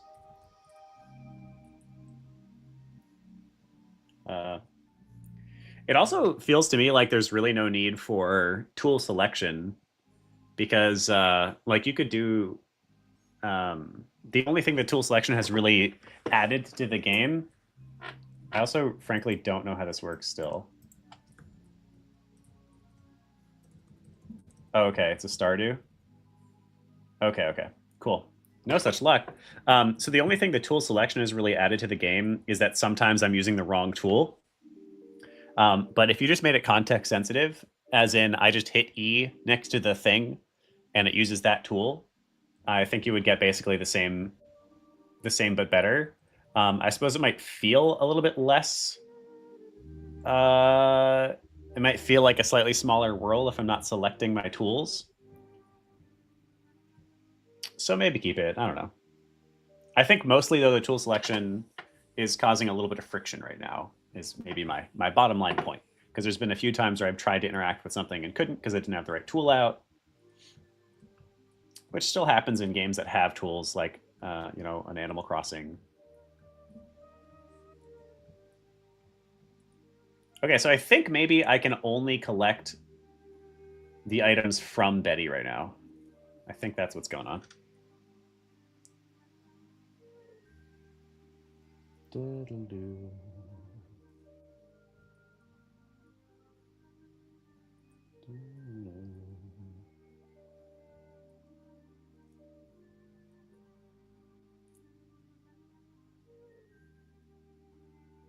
Let's see. Hi, Betty. You know about this piggy bank? My travel fund. Yeah, I think basically we're doing one ghost at a time is what it seems to be. We have another couple minutes. We'll see if we can finish at least Betty. I started putting money in when I was 6. I always knew I wanted adventure. You found it. A new land entirely, where you are maybe dead, unfortunately, or in a coma. I wonder if the game's gonna end. So is this a tragedy or a comedy, y'all? Is it gonna end with Betty waking up from her coma and it's the sweet thing that we like sent her back to the real world, or is she gonna die? All right. And a wheel. This is from my shipwreck. I remember diving to see it. I was so excited that I couldn't breathe. I just remember feeling terrified. Your diving equipment failed you. You almost died drowning. But now you're in a coma and stuck here between life and death. This is a really interesting little game, guys. Oh my gosh, I'm so proud of you. The game was not nearly as finished or cohesive at the end of the cohort. So it's wonderful that they kept working on it, and it has become so much more of a like tangible, complete experience. Well done. I'm going to send this to all the team members, make sure they watch this section. This is awesome. Should find a way to leave. Okay, so she needs one more item. Yeah. So I wonder if I have to go and find it or if I'm collecting more souls and stuff. You could maybe, oh my god, my keyboard makes me crazy. Oh, I can talk to you for hints, right? Oh no, you got nothing to say right now.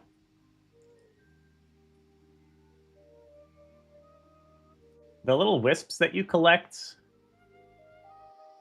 are interesting, and so is the fishing. The fact that it doesn't give you something every time. Is that the only way we've collected items so far? Is the fishing and the catching? I think it is, right?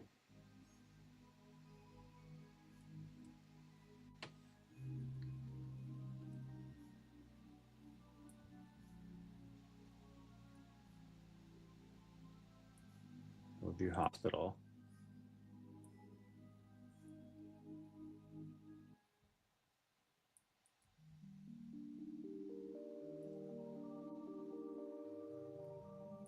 I wonder where I meant to go here.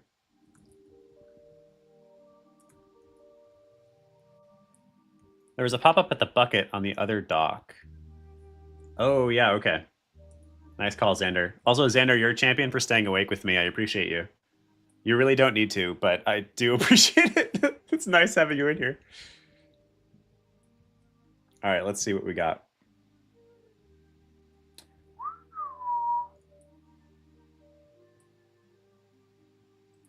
I think you're right. So there must be one more thing in the water. Yeah, okay.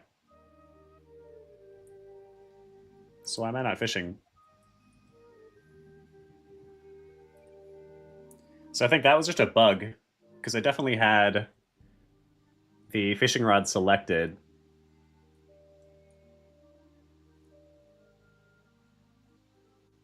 But it wouldn't fish until I deselected it.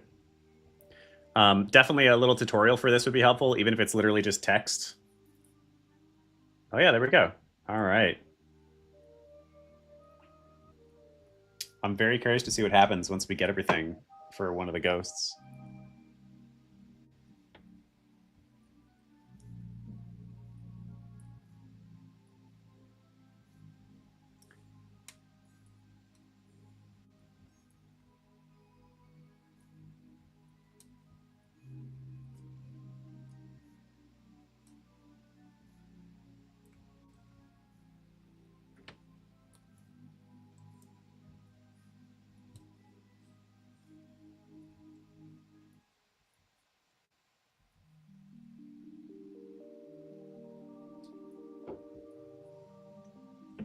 All right.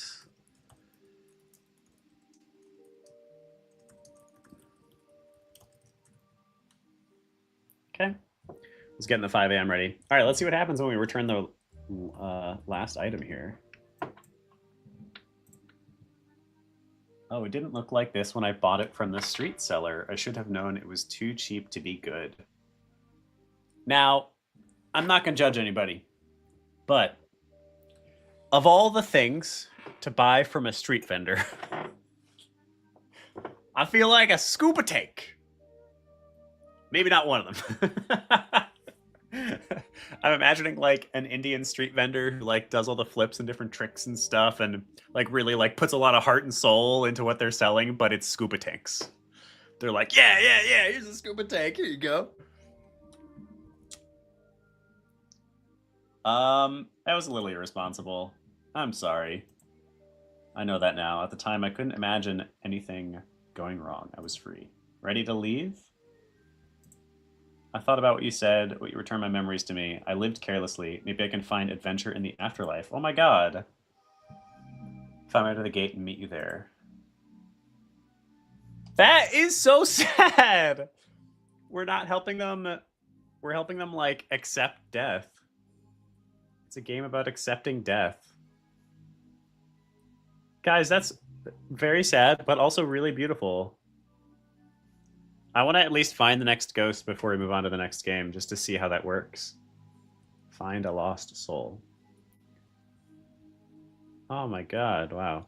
So I wonder if a new part of the map opens up, or if they just kind of spawn somewhere I've already been. There is one thing you guys could definitely do is be a little bit more cautious about this kind of thing. Anywhere that I can kind of get stuck, you should just block off. Or at least give me openings so I can walk back out of those trees. I got stuck up on top of that hill. I got stuck behind these trees. There's no reason to let me walk back there if there's nothing back there for me to find. And if all it's doing is forcing backtracking, then it's just going to frustrate players.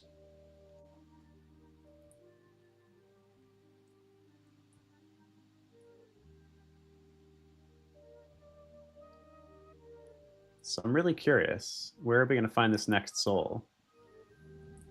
Okay. Is it back at the gate? Maybe we have to, like, say goodbye to her and then the next soul will appear, perhaps? Oh, I saw you, Lauren. Hi there. Lauren, we're finishing up the current game, and then I'll get you in here. Thanks for hopping on at crazy time of night, my friend. All right, let's see. It's sad. I shouldn't have laughed, but the idea of buying your oxygen tank from some shady street dealer is a bit comical at 4 a.m. Yeah, I agree. That's for the developers. That's not a piece of feedback. I think you wrote a wonderful little. Actually, you know what is something to compliment about this game, especially for junior writers and junior narrative designers. It's really tempting to put a ton of text into a game. You don't need a lot of text to deliver on an emotion.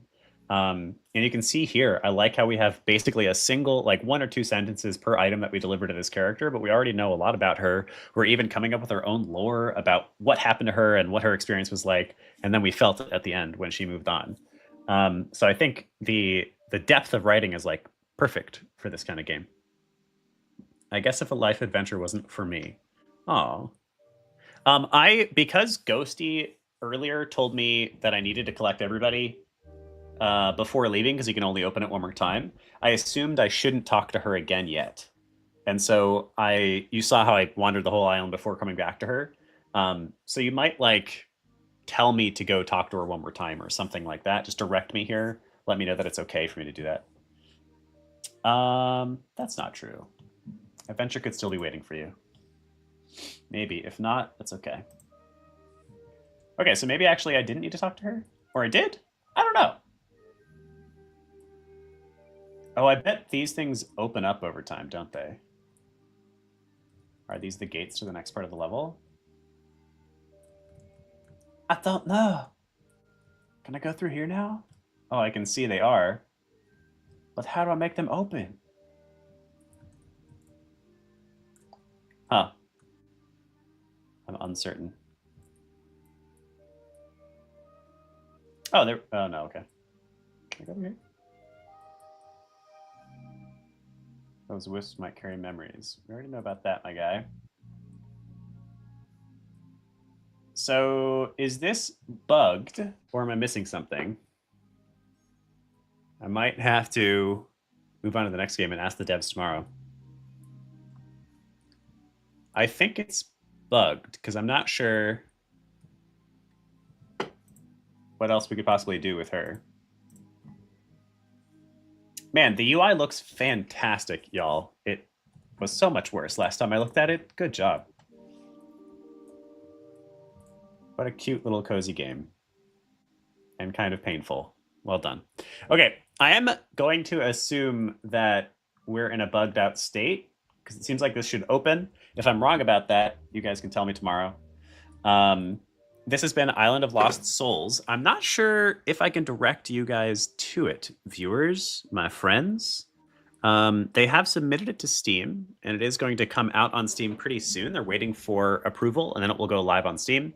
I believe it's going to be totally free to play. It's mostly a portfolio piece from a batch of new students, new developers. I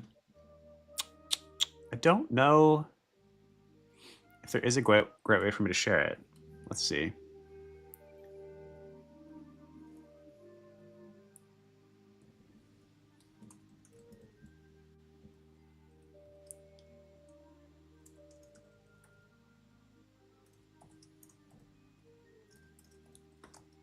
Yeah, I don't think there's a great way for me to direct you to them. What I could do is I can do this. Give me 1 second.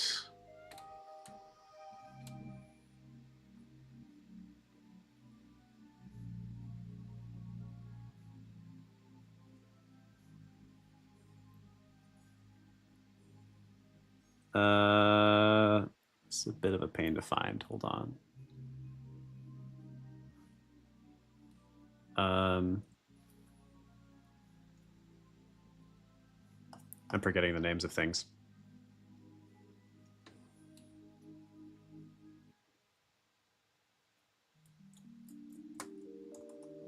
Okay, I don't have a good way to send you to them, so I'm just going to ask that people look them up. They will be coming to Steam soon, so look for Island of Lost Things on Steam. It should be up within the month. We'll do a social media post about it maybe, because this was a wonderful little experience. It's so much more than I expected. Yeah, well done to the team that put this together, especially given how much time you had to build it. It's awesome. All right. I am going to get us switched over to the next game now. We have Lauren in the chat. Lauren, are you ready for me to pull you on stage? Okay, sweet. Boop. Hello, Lauren. Greetings, friend. Hi, how are you doing today? I was just lurking in your chat for the last half an hour, looking at this, little game. It's a brave move going for such a dark topic. I know, my God. What's kind of amazing. Yeah. It came out of so it's from a program of ours actually that is meant to get students a portfolio piece basically. So I was aware of what they were aiming for when they were first building it, but they didn't get to the point where it was really a fully playable, complete experience. So that's the first time I really got to experience finding out that this comatose patient is passing on, and like, man, that's a choice. But I actually think it's a brave choice. I think they've handled it largely quite sweetly, I think.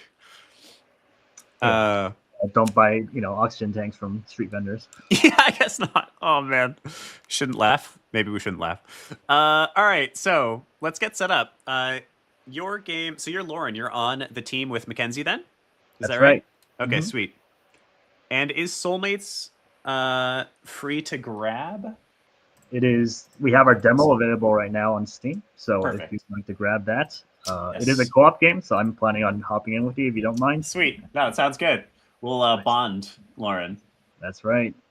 So tell me about Soulmates and tell me about your team while I get this set up. Yeah, so I am one of the co-founders of Duruma Games. Duruma Games is two people. It's me and Simon, who is in Chicago, so it is later for him, and so I'm here, and he is sleeping. Yeah, what time is it for you right now?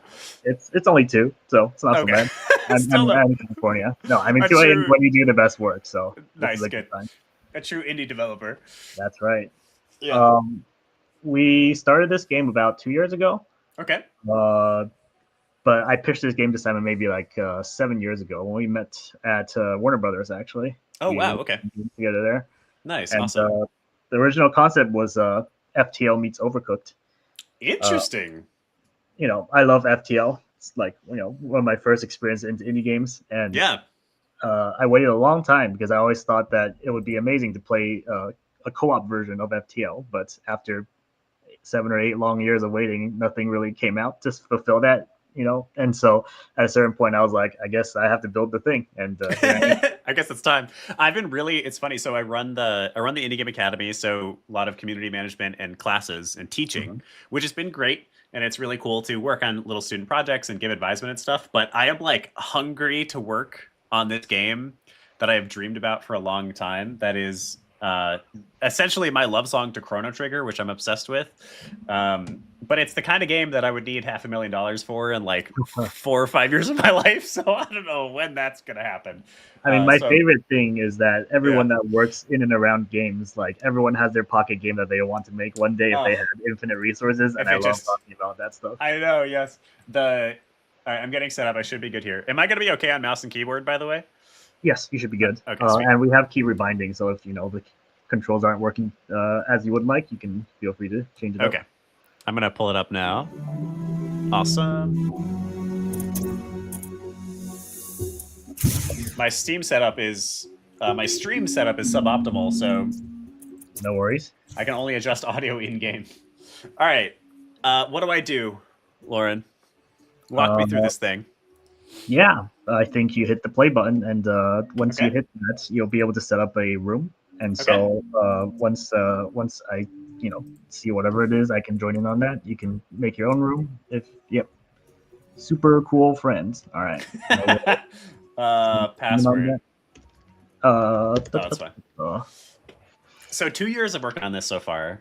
Also, right. Soulmates is a fantastic name for a friend slop space adventure. I've been waffling on that idea a little bit recently because I was like, I think one of the big things for indie studios nowadays is getting wish lists, and we are kind of pushing hard to talk to different marketing people with their different advice and whatnot. And some people have come back with the feedback that they don't like the name because you have to explain the pun. It adds like an extra little bit of friction. Oh, really? But because they would be like, oh, it's like Soulmates, except it's not like Soul, like SOU. Right. Like, well, I mean, I love the name, and I'm not giving it up on it. And I've told everyone that tried to tell me otherwise, but like that name stuck. Like we're not changing it. But yeah, I didn't have any problem understanding what you meant by that. So I think it's actually kind of interesting that they felt otherwise. I think it's more that when you try to tell someone about the game, it adds like a little bit of difficulty because you're like, oh, the game's called Soulmates, and then you have to add like a little extra explanation afterwards. Maybe that is true. It's a little bit more difficult for word of mouth specifically, like when someone's talking about it. But like once someone explains it and it clicks in your head, I feel like it sticks better in your head because he had it explained to you. So I think that works. It's true, yeah. It's always the thing is like so. There's so many different pieces of advice. So the Foundry games that were part of the reason we're putting on this stream is to help them. They're on Kickstarter right now. They have about 7 hours of their Kickstarter campaigns left. It's the first time that we have done something like this with them. We've always just done like kind of portfolio practice projects before this.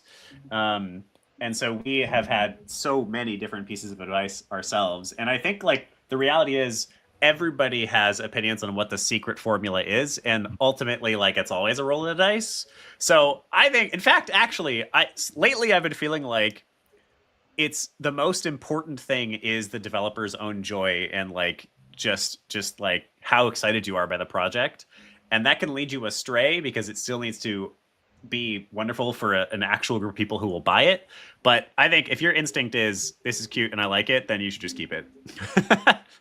That's the I think number one piece of advice I tend to give a lot of other early game devs is like a mistake that I've made myself is like make sure you're not just making a game for you and it's like for like other people too, but like also make sure that you also like the game, because if you're making a game and you don't like, what's the point? Yes, exactly. Okay, let me grab there we go. All right, I wanted to drop the link to this game for those who may be interested in checking it out. And I'll drop it one more time at the end. This is Soulmates. It is live on stream. Oh, that is the wrong link. Hold on. I see a comment from Xander asking about do the client computers talk directly to each other or do they have to communicate to the server somewhere? So it really depends on kind of like what you choose tech-wise. For us, we have a kind of a host client model that's powered. Our game is built in Unity, so it's powered by one of the kind of more popular networking plugins called Photon. And like depending on whether or not you want to pay for kind of like other servers to host your game, or if you'd rather have like a client-host connection model, it kind of works both ways depending on what you choose. Very interesting. All right, I'm ready. Let's go. Right. Let's do this thing. Is this just customization? Oh, okay. Yes. Are you the type to skip the tutorial and go straight in? Or are you the type please. Let's go. I'm ready. I made a cup of coffee an hour ago, so got me wired up and underslept. We had some streamers play the game earlier today, and they just went straight in, skipping through training, and they aced. So if you're down for that, let's do it. There's a super old article from Gama Sutra that talks about learning versus modeling versus experimental learners. Oh, did you lose me? No. Oh, okay. Okay, sweet. I heard somebody say hello. Where did that come from? Ghosts. The ghosts of the drowned people from the last game.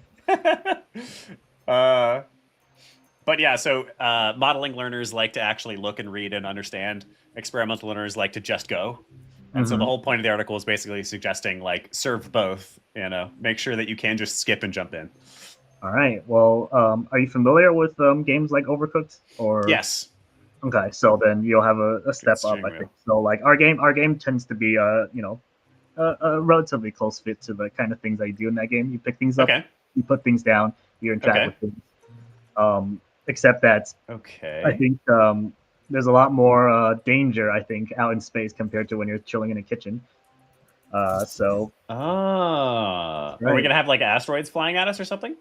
I guess you're about to find out. Okay. Oh, I see. We can power different things. And one of the things I guess you don't get from skipping the tutorial is the controls for throwing things. I believe the default control should be shift.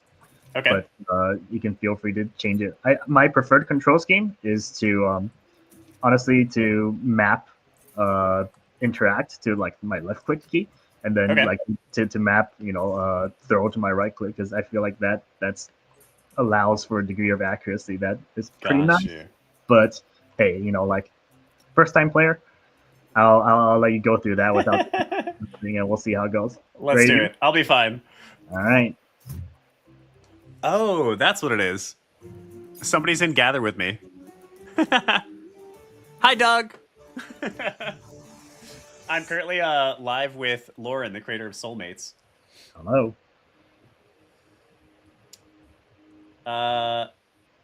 All right. You grab the transmission when you're ready. Yeah, let's grab it. Do it. Can we do more than 2 players? We can, yeah. If you'd Doug, like to... do you want to just join this game with us? Okay, sweet.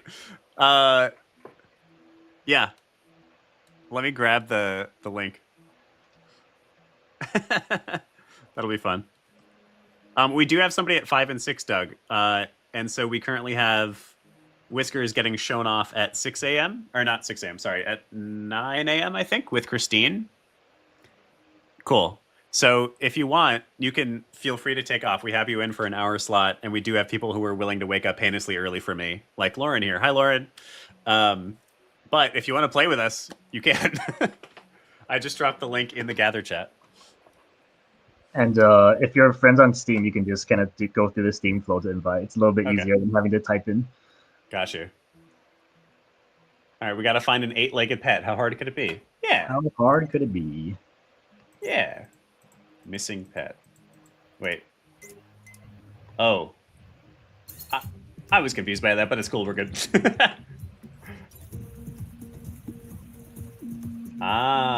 Very interesting. So this is like an enemy that's going to shoot at us over here? That's right. Okay. And you take the inaugural shot. Perfect. Got him.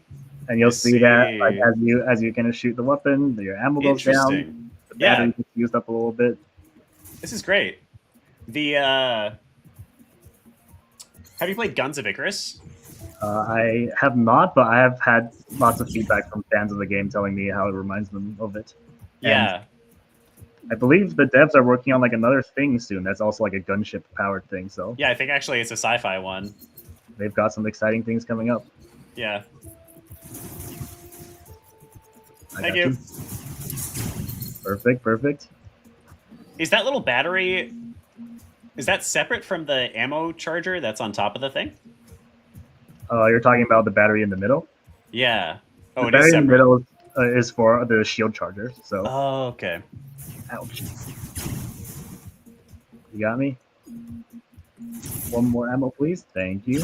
Perfect. I see. Oh, this is great. Are there actual, what's the meta progression like? How does it actually function more than just like a single party game? So it's a roguelike. So okay. As you play through missions and whatnot, you'll unlock new weapons. You'll unlock new missions. Different types of enemies, different bosses that you'll encounter. So. And I assume, are there other types of actual like stations that will unlock over time? That's right. Okay, and, sweet. I think because we're in the first missions, kind of like first encounter, we're kind of taking it relatively easy, and as we go later, you'll see some more intense things happen. Okay. Oops. But yeah. Do it. Pulling up to the shore, you spot the daydreaming clerk staring off into space. Literally. Hi, buddy. So what does it mean by make your choice? Oh, there's only one choice? Is that what's happening? That is a good point. Yep. There is just one choice. I see. But later there's more than one. That's right. The clerk starts yammering away. Oh yeah, guy with more legs than I know what to do with. Saw him zip by, all happy like a couple of system hours back. The clerk shows no signs of stopping. I will follow your lead on how you would like to. No, I don't need to talk to this guy. I want to shoot more gun. Guns. So on the topic of meta progression, it's pretty. Okay, interesting. It's an interesting one because I feel like roguelike games these days tend to lean pretty heavily on having like large amounts of like meta power progression, and I tend to sit on the other side of the fence where I prefer the unlock style of your Slay the Spire, Balatral style of stuff instead of the Vampire Survivors or 80. So these are unlock for the run though, right? This is not me unlocking for future runs. That's right. Okay. You're just saying purchasing rather than like selecting a path out of 3 options. Mm-hmm. Okay. Deals area damage. That's some good options. Shooting a projectile. Yeah, auto loading. Oh. Auto aiming. We'll load ammo for you. Shatter. I want this. Do it. I don't want to deal with this anymore. Is it shared money. currency? That's right. But you had to confirm there, it looks like? Yes. Well, okay. that was just for the tutorial. I don't need to confirm your purchase. You can spend our money however you feel like, and I can't stop you. Okay, yeah, like, is that a feature of the game, though? So somebody could just run over and buy the first thing they want? Yep, and it's That's every funny. right of yours to yell at them if they buy whatever they want. That's great. Oh, but I can't buy 2 of those. I was planning on it. Okay.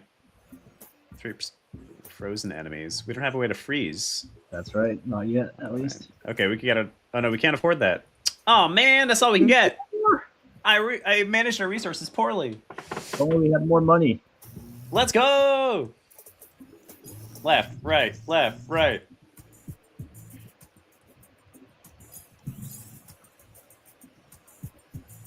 All right, so I have auto load on the top right. That's nice. And then Is the server visible, Doug? Can you like see a list of servers? we don't have a server list right now, so you kind of just have to enter. Oh, shoot! I don't remember what I put in as the server name. It's super cool friends, all one word, no spaces. Super cool friends, all one word, no spaces. Doug, can he join as we're partway through a mission? Should be able to. Okay, sweet. Oh, and Doug, I can just invite you. Let me put you in the stream as well. And that way we can hear each other instead of you talking through me. Okay. Oh, I thought it was you.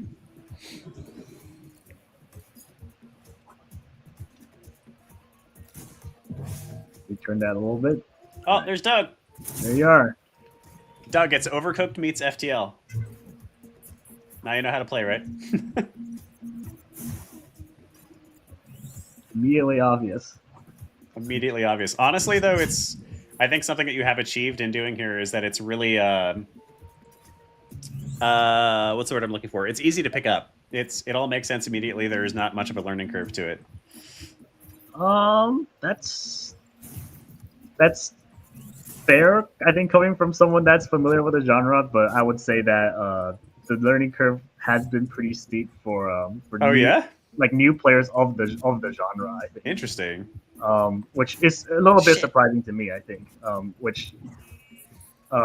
thing that is particularly surprising is that there's a pretty big. I think we're out of batteries. Oh, wait, that matters for the gun as well? That's right. Oh no. It's interesting that people don't pick it up that much. I think the surprising thing to me is that there's actually quite an appetite to play this game solo, which, like seeing the kind of like co-op genre that we're in, it's not like I don't think a lot of people like look at Peak and like, I want to play that game solo, but that's true. We've had quite a bit of people that kind of like talk about how this curve is very steep when you're playing by yourself, which I do agree. Like, it takes a bit of getting used to how to manage your shift by yourself. Right. It does, I think. So we're pretty early in the actual game, so this could be stuff that is just coming because we're playing an early mission. Right. But I do want I want more systems that interact with each other, I guess. Mm-hmm. Like right now, I mean, there's been a couple of. I think that I don't know if I have exact ideas for you, but what I want to see happen is more of like me and you did something cool together, right? That mattered. The main thing that I've seen, the main moment that I've seen that happen is either you're loading for me or you're turning the ship for me, which are both nice moments, but are not as strong as some of the moments I think in some of the friend slap games, like a Peak or something, where pulling someone up is like such an enlightening moment where oh man, that feels so good. Or building a ladder for them because they're like stuck across a wall, or like something like that. No, I totally get where you're coming from, and Yeah. I'm hoping that as we kind of go deeper into the game, you'll start seeing more of that. Start seeing more of it. Yeah, it's already pretty fun. Are you in there with us, Doug? The second link I dropped, Doug, would allow you to hop on the stream if you want to be able to talk with Lauren as we play. You can keep your camera off if you don't want to hop on. All right, cool. Incoming transmission. You pass by the local scrap heap, a mess of space junk. A fabricator kit sticking out. Grab it with your ship's retrieval arm. Looks like it has a charge left. Wonder what's going to pop out. Packs a module into a box. Fire extinguisher. Extinguishes fire. Yeah, let's get it. It'll be fine, right? Doug, you hit space to put in your vote? Oh, I see a Doug. This stream setup was not meant for 3 people, but that's fine.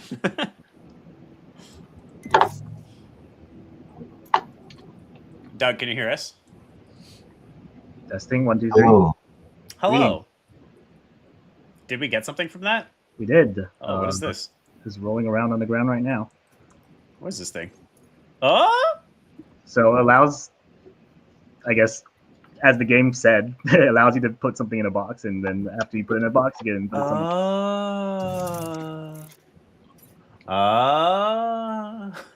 Okay, am I causing echoes here? Oh shit, we can only do that once though.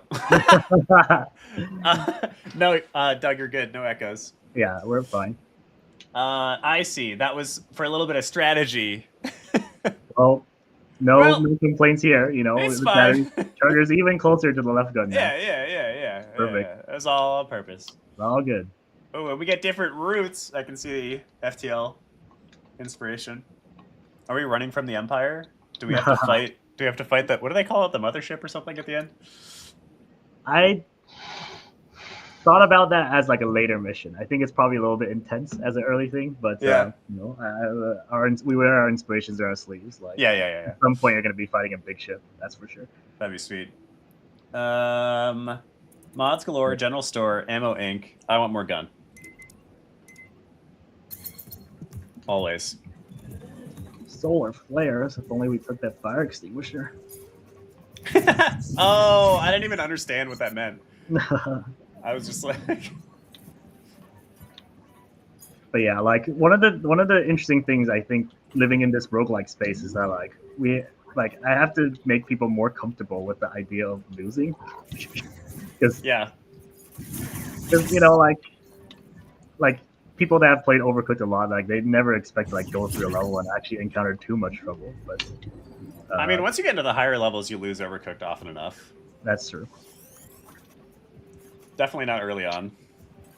Let me deal with the shields if someone would like to. Oh, I like your parallaxing. It looks pretty good. Thank you. Yeah. Is that that looks like 4 different layers? I think it's 3, but somewhere around that number. Yeah, looks good. How do I shoot the guns? You have to hit the big red button. Yeah. Perfect. Yeah. So the batteries, why do we need both batteries and ammo? You know? I think the design sense behind it is just to make sure that it's it tends to become a job that's much more efficient, done by multiple people. So it's kind of like a thing that forces cooperation, but also that's just how things ought to work. It's like you need a battery to power your guns, and you need ammo because that's just how guns work. How do we build up the shields? The shield generator in the middle. Oh, okay. And so that battery is affecting. I see. Okay, that's right. That makes most sense.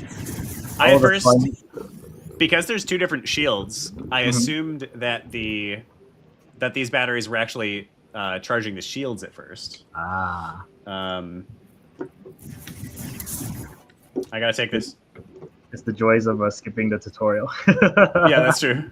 Although people will do that, Yes, absolutely. Happens all the time, and hopefully people can rock the game quickly enough. I mean, we can clearly still play, we haven't been stuck by it. Oh, there's a bomb coming? Wonder what happens if you let this bomber, do its thing. Or are we just going to kill it before it does? I don't want to find out. Oh no, we need more bullets. Well, we do have the auto loading on that one, so. There we go. Perfect. Yeah, Yes. All right, Doug, you can pick our next upgrade. Oh, we have enough for at least 2. We're rich. We're so rich. Oh, it's the same thing? Oh, no, they're different. Burn ammo. Thick shields. Thick. Is the 3rd level THICC shields? Guess you'll find out. Yeah.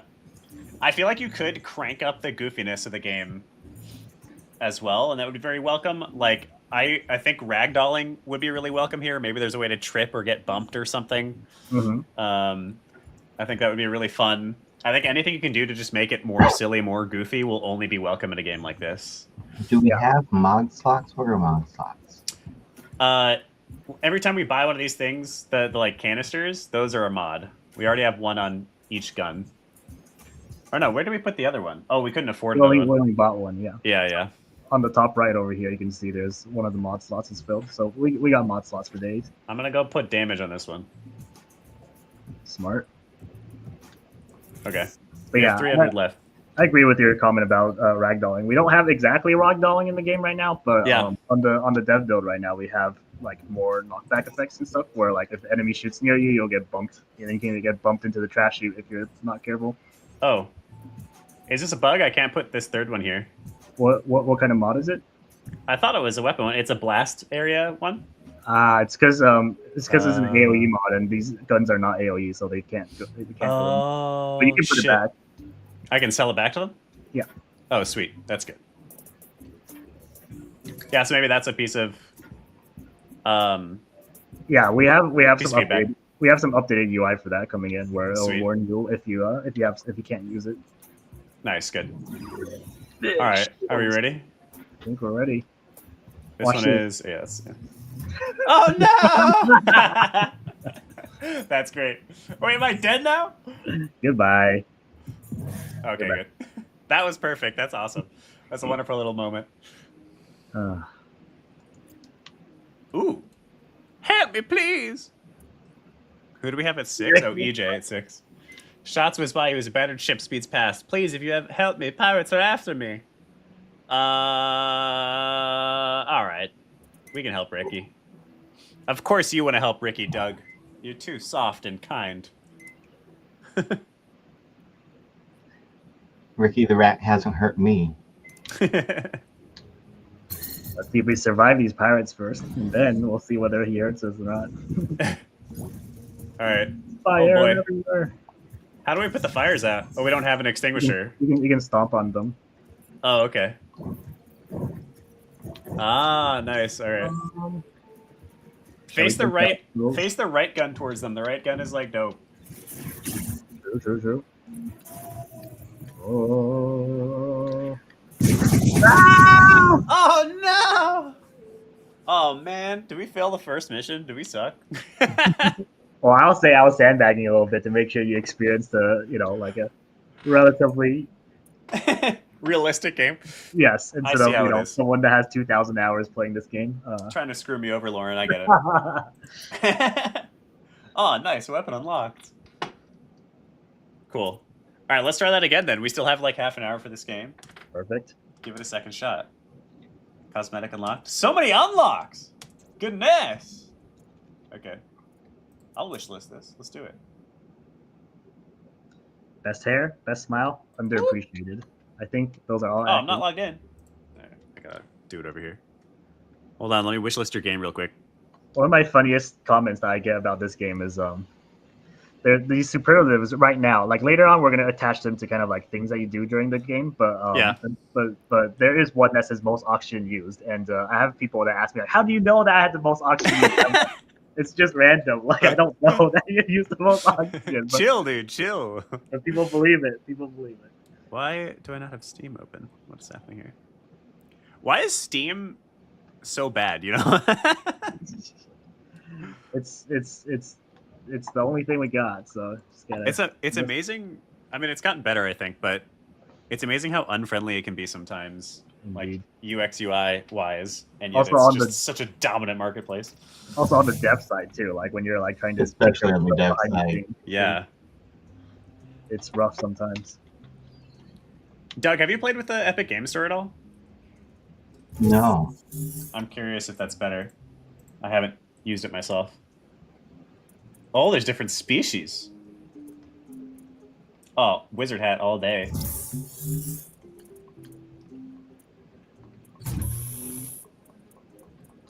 Hell yeah. Why is it that hats work so well? Always feels good to get a hat. There was a probably like a half a year period where like hats were like marked down as like 100% yes, and then we didn't get around to it. And I was sad every day until we finally got hats in the game. All right, I've officially wishlisted this. Well done. I don't you. do it to every game I play. I think with your help, I think we just today reached over 10,000 wish lists. So hey, very well done. Nice. That's a big milestone. All right, are we going? Nice hat choice there. Thank you.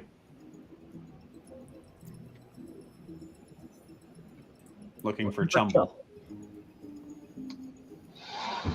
Shall we? How do we mark that we're ready? You just gotta walk on the teleportation pad. Oh, okay. I like the cute little hub world. So you said this is about 2 years old, right? Yep, that's right. Okay. And this is your studio's first game? That's right. Okay. Awesome. Going to load into your spacecraft. So this is our these are our perma upgrades, or we just kind of start with this? This is kind of like the roguelike loadout at the very beginning. So okay. Like in the very, very first time you play the game, we're kind of like, railroad you into having just these two blasters. But once you've kind of tried the game one time, now you get to. Yeah. Got it. I want missiles. Oh boy. I see you holding that auto aim mod, and we gotta place a weapon first, and then you can put the mod in. Can we? Do I have to look at this? Tutorials are must read. So. Yes. Okay. I see. Oh, interesting. All right, so we're picking which weapons we even have right now. That's right. Okay, so we have a missile launcher, and then I guess we'll do a ray gun. Okay. Interesting. All right.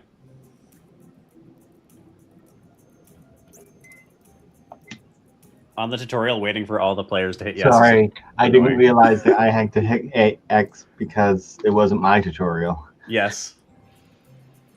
All right. Enough for one more. Oh, we still have one more. Mm-hmm. So do we...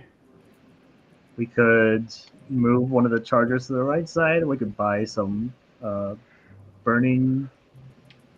What do you think? Speculative for the future. Lots of options. Up to you. What do you think, Doug? Let's get some burn. Why did we die last time? Oh. Interesting. We died last time because Lauren is bad at this game. Agreed. I very much agree with that statement. Yeah, help me back up. That's cute. I'll just do... Wait, can burning go on either of our weapons? Well, these starter weapons only have one mod slot, so we have a free slot on the... Yeah, we can put burning on the missiles. But we have auto aim on the lasers already. Oh, okay. I mean, yeah, let's just do that. I don't think the repacker is that valuable at this point. All right, let's go. Well, we get it. Let's go. All right, I guess we could have gotten a third weapon, but whatever.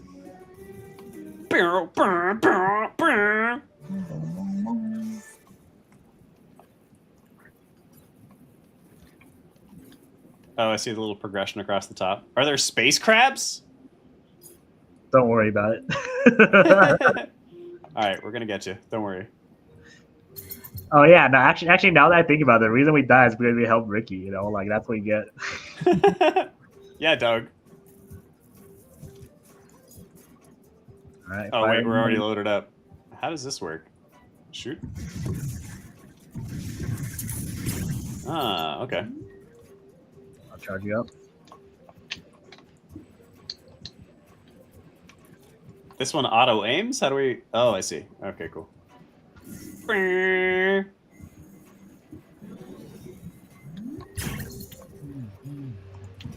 Oof, wrong one. Someone like to help steer and get these enemies in range. All right, I'm feeling a little bit of the Overcooked right now. Let's go. Have you guys been looking for any form of funding for this? Shopping it around at all? So we are self-funded, and we've kind of made it a point that like we can continue to sustain our studio self-funded. But we've been looking at perhaps if any publishers are interested, that they could help us out. I think. Go ahead. I was just curious what self-funded means, because that means many different things to different people. I pay the bills. Okay, yeah. With the day job. I have enough savings to sustain some game development, and Simon was very gracious not to take a salary for quite a bit of time. Yeah, that seems to be the usual story. That or the day job thing, I think, is a pretty smart way of doing it too. Yeah, it's just tough doing both, Although when we were working for Warner Brothers, and I hear this story from other AAA, sometimes they have these contracts that make it so that you can't work on other things on the side. I know, which is ridiculous. Hell no. Also, I just saw that Xander Cat's going to sleep. Xander, thank you for being here the whole stream. Love you, dude. Take care. Sleep well. All right. The yapping doesn't stop. I don't want to... All right, let's keep listening. Let's keep listening. I'll tell you a little bit of Laurel if you listen to this. Okay. To the yapping.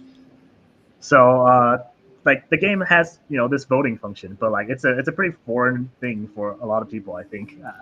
Getting to vote on things together in like a group roguelike setting. Yeah. And so one thing that we realized when we brought this game to conventions was that a lot of people would just constantly spam just like continue over and over and over again. Yep. And so what I decided to do was I created like the Zelda owl moment that traps you in this dialogue forever unless you actually vote otherwise. So this is mostly just a tutorial to get you to like learn that hey, you gotta vote. Oh, it literally does keep going forever? Yes, it will go forever if you don't. Oh, I thought maybe if we went long enough it would do something. We do have an achievement plan for that if you just listen to it for too long. Okay. No achievements are in the game yet, so that's great though. Down the line. Oh, we don't have any spots for these. I guess we could get burn ammo crafter. Ship mods. We have spots for ship mods, right? Yeah, ship mods we have spots for. Oh, okay. So actually, I think both these mods go quite well together because we have burning shields, and then we have the thing that makes burn last longer. So okay, sweet. That's a combo.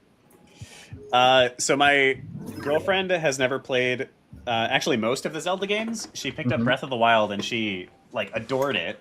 And now we're playing through Ocarina of Time together. So that means that she plays and I watch, and it's such a joy to watch a new player play it. And she had the owl moment, and it was so funny. It was just picture perfect. It's such a joy just have people kind of go back to the greats and see them enjoy it. It's so validating. She's like, yeah. Why is it still talking? It's good. It's the prototype for the Duolingo owl. Yeah. Hoot hoot, bitch.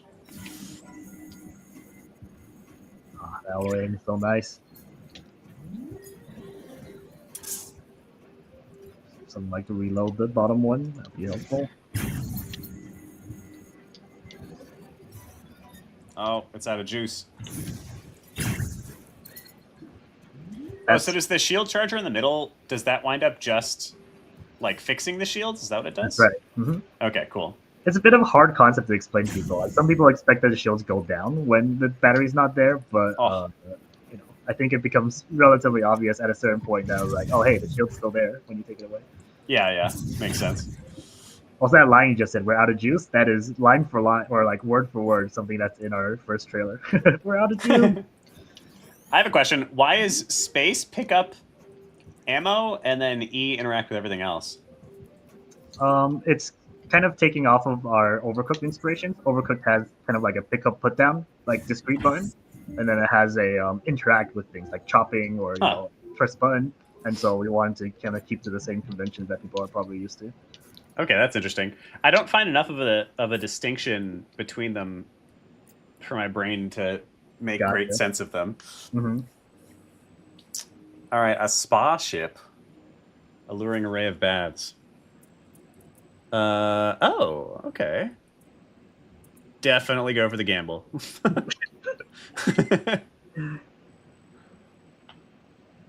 Temporary buff, 200% movement speed. Wow. Oh my god. Oh my god. That's a detriment. people always take it, and people always learn like why not to click on random buttons. That's good though. The right box. Oh gosh. Oh gosh. We're going for it. Left box? No. Good choice. It's random, but okay. But better luck next time. But Simon and I always pick wait. left box. We got a thing. Oh, we got a whole new freaking cannon. Full gun, let's go. Left side, right side. I think we have chargers on the left side, so probably better left side. All right. Ooh, a bomb cannon. We're so fast. Who picked the hyperbarical ultra slow core? All right, ready to go? Ready to go. Let's go. Let me check who's next here. I think EJ is at 6. Yes, cool.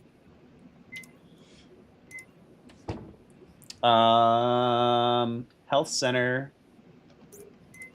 Sure, we can do that. Charging McCharger station. I've met tons of like something J's in the game industry, and every single one is an amazing person. There's CJ, there's PJ, there's EJs. They all great. Oh, okay. Oh, we have like a blast modification on this bomb cannon, so it has like massive AoE. That's pretty cool. Oh, how did we just like start with that? Weapons can come with extra mods. Okay. Was that a dog? Yeah. Sorry. That's okay. Simon and I have fights over animal representation in our game because I'm a cat person, but Simon has a dog. So I wish I could. I wish my cat was awake to show you. I did see your cat when oh yeah, on stream a little bit earlier. I love bombs. I love my boy. The trash chute. The trash chute. Every ship is its own trusty trash chute. Got it. The group select in the tutorial I hate, just so you know. That is a fair piece of feedback. I will take that into consideration. I get that you want everyone to look at it, but I hate it. Sometimes you're in a flow state and you don't want to get interrupted. I got you. Yeah, and just I found myself accidentally deselecting it because I'm like, didn't I already hit it? Did I not hit it? Because I'm waiting for somebody else to hit it. That's a good idea.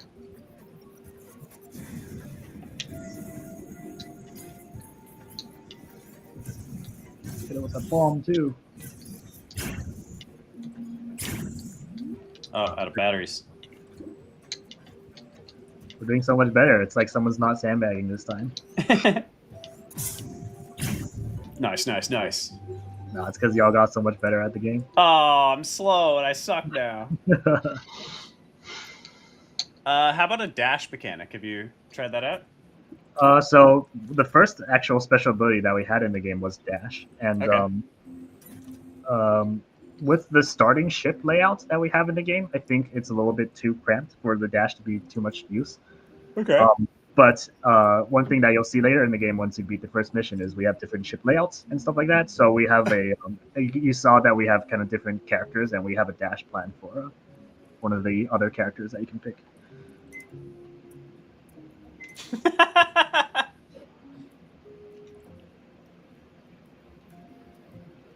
Uh-oh, we got ship drift.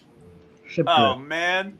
And slower movement. Everything's so slow. That's what happened when you vent everyone out the ship for no good reason. Well, I mean, it wasn't for a good reason, but... I don't know. I just saw vent people at the airlock, and I was like, yes, that one. Extra battery. Okay, okay. Charging station. Okay. We have enough for a super battery if we want to do that. Oh. Oh, all right.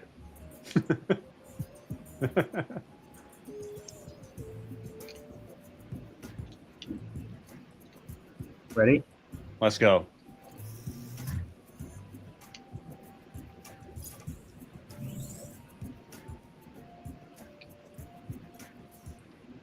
Oh, this ship drift.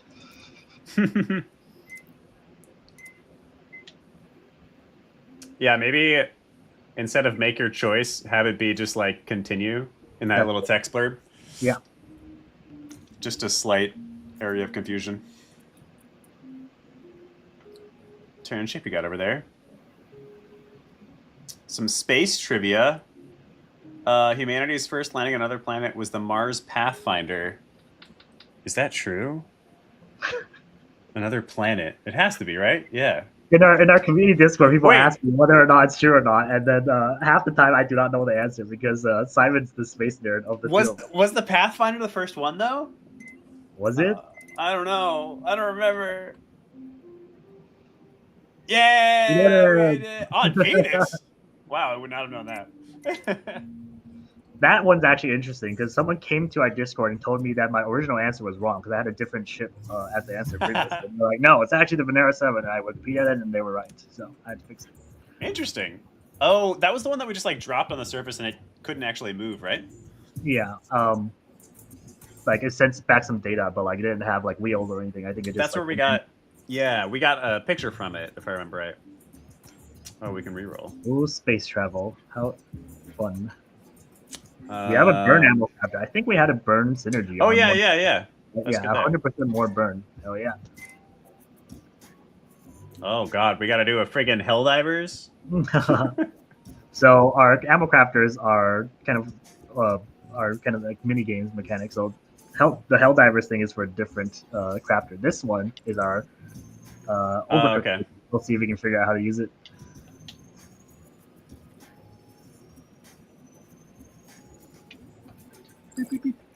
Perfect.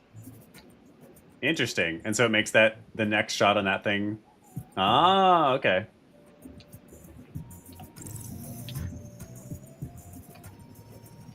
One of my favorite kind of like, I guess, people getting better at the game moments is like when people first get this thing, like most of the time they just stand there staring at it for like 10 seconds and it turns out it's not really interesting to play the game that way.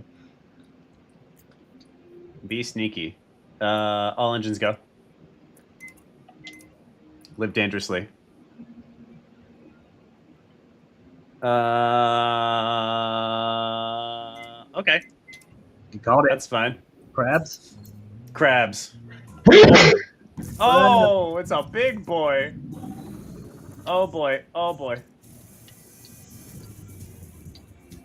Watch out for the flag. Watch out. Oh, you got. I'll Wait, get you up. Does the shield not do anything? Not for that attack. Oh, okay. You supposed to steer out of the way then?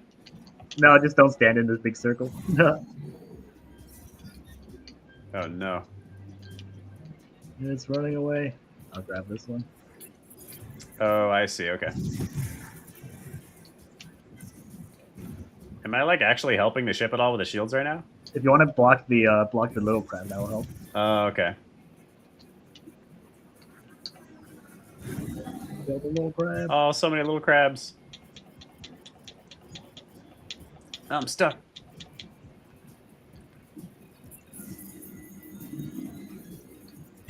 Nice damage, nice damage. Need more ammo. I'll get you. There we go. I'll make some fire ammo. You are discovering something important over here. Oh, shoot. We need a battery. What does the goop do?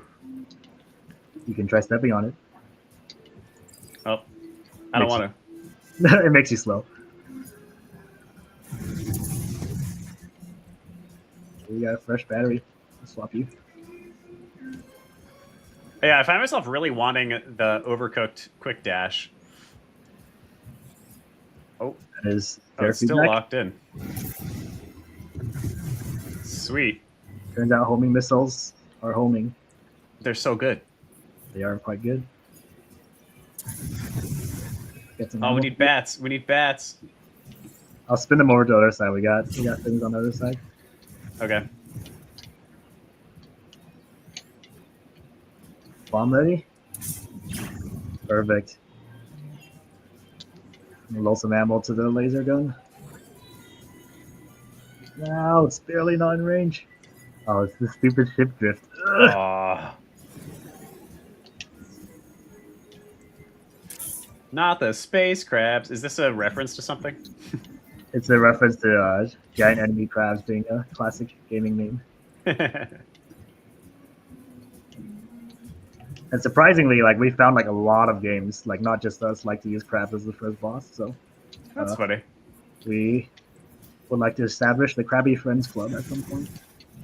Doug, have you added a crab to your game yet? Then. What? Have you added a crab to your game then? A crab boss? No, but we've been adding a bunch of. Wow. We've been planning our creatures. Including crabs? I don't think so. Oh man. I mean, it's that thing, you know. What is it called? Carcinization. Like everything tends to eventually. So you know, at some point you'll add a crab. Everything crab. Let me hit up EJ. All right. Well, last choice for the mission, and then we can call it done. Chat a little bit. All right. Giant Enemy Crab 0, Soulmates 1. Before you can go, the question is, which one is Chubble? Oh. What happens if you do it wrong? The octopus, awed by your tremendous display of teamwork. You did it, the first ever mission. That was definitely the right pet, right? All right. What happens if you guess crab? I guess you'll have to play again to find out. Nice. Well done, dude. Honestly, it's looking great. Thank you. Okay. So we have a couple of minutes. Usually we talk about things a little bit. Tell us about what? I don't know. Why this game? Why this game? I think spiritually it's because like coming out of COVID, like I just wanted to make sure that couch co-op didn't die. And everyone else spent like the last 3 years just degenning at home and not doing anything. And so I wanted to make sure that we made a game that got people back together again. And that's kind of one of the core things I think that I am pursuing a little bit differently than a lot of these friend swap creators is all these friend swap games tend to be single computer per person. Yeah. And couch co-op is not available. And we wanted to make sure that you can play this on a couch together if you wanted to. So it has one big camera, you can connect 4 controllers to the one game and you can play together. That's awesome. I think that's exactly why FriendSwap has done so well lately. It's like this breath of fresh air, and it's a way to socialize, and it's a place that it's not so intense. It's you can be calm, you can be chill. Yeah. You just have a fun time. And I love it. Co-op games are super my jam. So, Peak, all these Lethal Company type games, they're all great. That's so cool. And you've worked on a couple of you worked at Warner Bros. For a while. What were you working on there? I worked on some DC Character Collector, and then kind of a DC Gacha game, and then I worked on the Harry Potter project together with Niantic. So it was sweet. Like Pokemon Go, but with Harry Potter. Yeah. And then after that, I went for a stint at Google. I got tricked there because they. Okay. I lost you for half a second. You said you got tricked there. What? I got tricked there because they said they were going to start making games at Google, and then after a year they killed Stadia, and so they were not super serious about doing that. But after that, I went back to Warner Brothers and did some incubation on some interesting ideas there that have not seen the light of day yet, but I'm hoping one day. Yeah. There's a lot of those. That's awesome, dude. It's really great to meet you. So I'm going to send you an email. I would love to have you on the podcast if you're down. The main thing we do there is we talk about indie origin stories. So talk about how you got started, and then a little bit about what you're building now. It's an hour-long commitment. Seems like something that you'd be great for. Oh yeah, I love yapping about things. Sweet. Simon is the better engineer between the two of us, even though Okay. we're engineers by trade, and so I handle the yapping business. Got it. You can both come on if you would like. Cool. I think for right this second, then we will say goodbye. Before then, why don't you plug the hell out of this? Tell everybody they should download it. If you don't mind pressing next and bring us back to the lobby, I'll show you some cool things that we get after we beat the mission. Oh yes, missile launcher, a laser beam, bomb cannon. I thought it was pretty cool. I like the fact that each of the individual weapons has a reasonably different way of functioning. Mm-hmm. Like, I thought that it was interesting that the bomb cannon actually can't be aimed, and it's just about how big of an area you can hit. Like, those were kind of our take on how to do kind of like the Overcooked style recipes, where you have to like cook things different ways. So you have to deal with the weapons a different way. So this is one of our interesting things that we're doing above and beyond, I think, Overcooked, is that we're taking kind of a lot of inspiration from like games like Hades or Overcooked, or not, it's not Overcooked, Hades or Slay the Spire, and we have kind of like an ascension system. So if you don't bring us back to the lobby, I can show you what our difficulty system looks like. Okay. So follow me down to the space bar. Name. Oh. Patented, or you can. I can't see your character anymore. Yeah, I think I might be having some connection issue. I think maybe earlier when I disconnect, I might have gone into some weird state. That's okay. Start, but yeah, just drop by there and interact with that little kiosk there. Yep. So there's only one mission. Nice. Okay. But after you interact with this, then you can check out the kiosk next to it. Yep. Okay. Interesting. This is kind of like our heat system. More of a challenge. 6 round of juice. Does it unlock more stuff for you then as you do it? You can try going up, and then you can see there's those 2 unlocks that are there right now. Yep. Interesting. Oh, I see. Okay.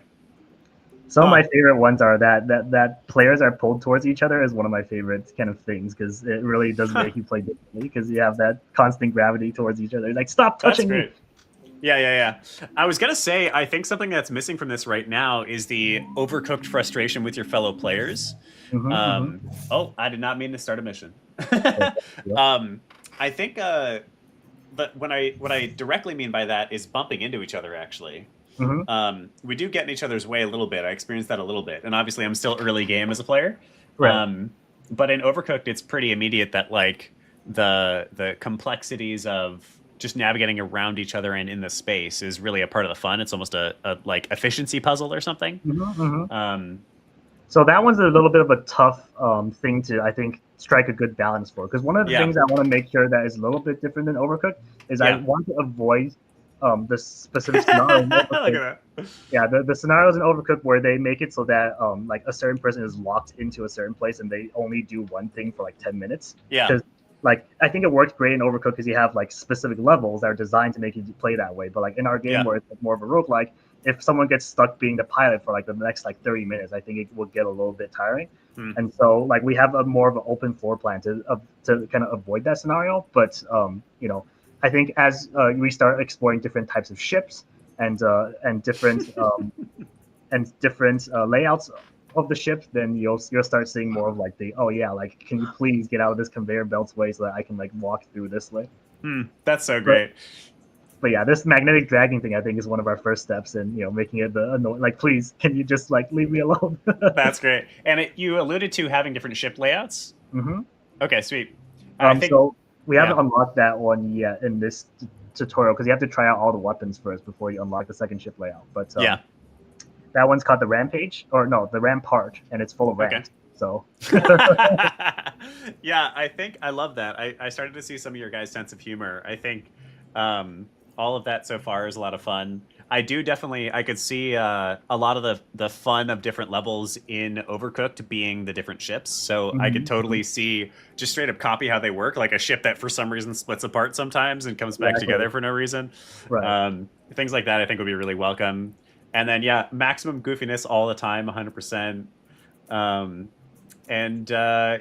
I think it's like, this is really quite solid. It was a lot of fun playing with you. And I think one of the things that must be really fun about working on this type of game is just having a stupid idea and adding it. Like you see, like the thing you saw where you can like leave someone behind at a store, or you can shoot them with a missile launcher. That's all just like, you know, like one day you're like, what if we could do this? And then the nice thing about many indie studios, you have no like, you're like, okay, it's like let's just do it, and it's great. That's great, awesome. All right, cool. Well, Lauren, it's been a pleasure to meet you. I'll send you an email after this. We'll schedule a time to chat about your game on the podcast. That's we can talk much more just like shop on there. And I love talking about stories like this. So thanks for hanging out and giving us some time. Thank you for kind of taking the time to kind of like highlight both, you know, the games that you're working with and also other indie games too. This is very much appreciated, and you know, it's great to talk. So I'll look forward to talking more. Sweet. All right. Thank you, Lauren. Take care, dude. Cheers. All right. Awesome. And Doug, I'm gonna kick you out as well. That's all right. I was gonna politely excuse myself. Perfect. All right, cool. Thanks for being here, dude. I appreciate you playing for a little bit. Bye. Goodbye, Doug. All right, I'm gonna remove this. EJ, I see you in the comments there, in the whatever, in the video, in the area, in the waiting room. I don't know. I'm gonna hop you on stage in just 1 second. Before then, I'm gonna go use the restroom really quickly. And let me close this game down. That was a lot of fun. Soulmates. I dropped in the chat for anybody who wants to give it a try. And in the meantime, where are we at with the Kickstarters? Let's see. Nice. We've made a couple of extra bucks on Daughter of the Rift. Fantastic. For those who are here live with us, thanks for being here. We're here to support indies of all types, of course, but also hopefully to help our 3 indie studios get a little bit of attention on their Kickstarters, which are closing right now. We're in our last couple of hours for the Kickstarters. They've all successfully funded already, but they could use your help getting some stretch goals that'll make the games even better. I've dropped a link in the chat where you can go and see all 3 games. I'm going to be right back, and then we're going to play our next multiplayer game with EJ, but give me like 3 minutes. I'll be right back.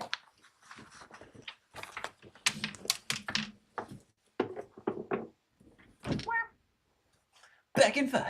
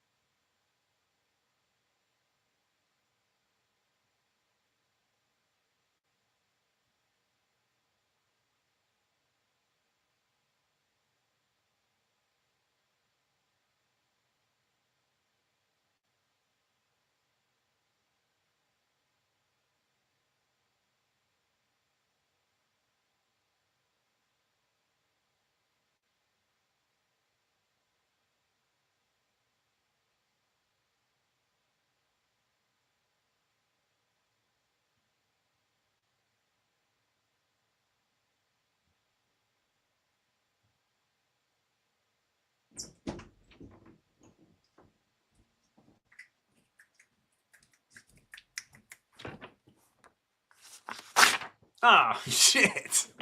Are you ready, kids? It's time to jump into another multiplayer game. EJ is going to make a fool of me.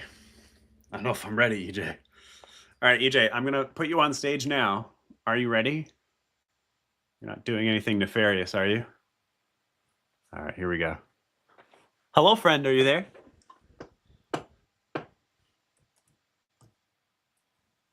Hello. Hello, hello. How you doing? I'm doing good. Yes. Good. You know, Thank you. I'm happy to hear that, dude. Are you morning. yeah, are you awake? Yeah, but it's fine. I usually wake up at 5:30 in the morning.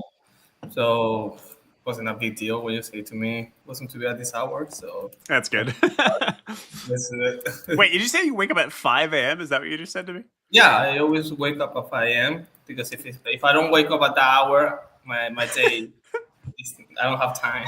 You're a psychopath, dude. Well, you need to respect the hustle. Like, in fact, I'm not going to lie to you. I just wanted to test right now the game because I was like, did I put the last build in Steam? Is it correct? Yeah. Am I going to show Willem the wrong thing? No, I just tried it out. It is the correct one. So I'm happy that it's working. Oh, shoot. Thank you, Singita. All right. Well, shall we play your game? Yes. So you should have a key already, if I'm not wrong. Yes. Let me get it downloaded. Do you want to, while we're getting it downloaded, you want to tell us about it? What are we playing here? So Prison Foray is basically a cooperative game where you and another friend needs to escape from a prison. Basically, you are an ex-convict cat with the other friend, and you need to play each other and to be able to escape. The game is inspired basically in escape room. The idea at the beginning of the game wasn't to be just mostly like a 3D Metroidvania, but during experiments and that kind of stuff, we say we can put more depth into it. So now it's more like a maze, to be honest, and we have more ideas to add more puzzles on it.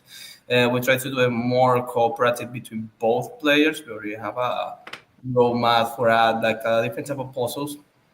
Right now, the idea is just finish it up this first level that we have and take out the play test for the end of November in order to see how people react. And well, depends basically what people like about the game. And if they see that there's like a really good future, we will do the other two levels. That is the outside the prison, that is the hell, and also the heaven. So that's what it said to me.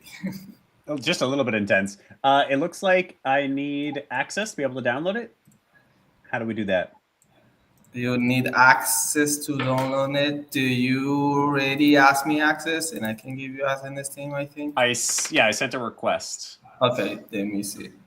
Okay. First time in this team, so be patient with me. Oh, good, yeah. Good reason to learn. Yeah, it's a pain in the neck team, to be honest. Yes, that is very true. Yeah, I have a month, I think, trying to get this done.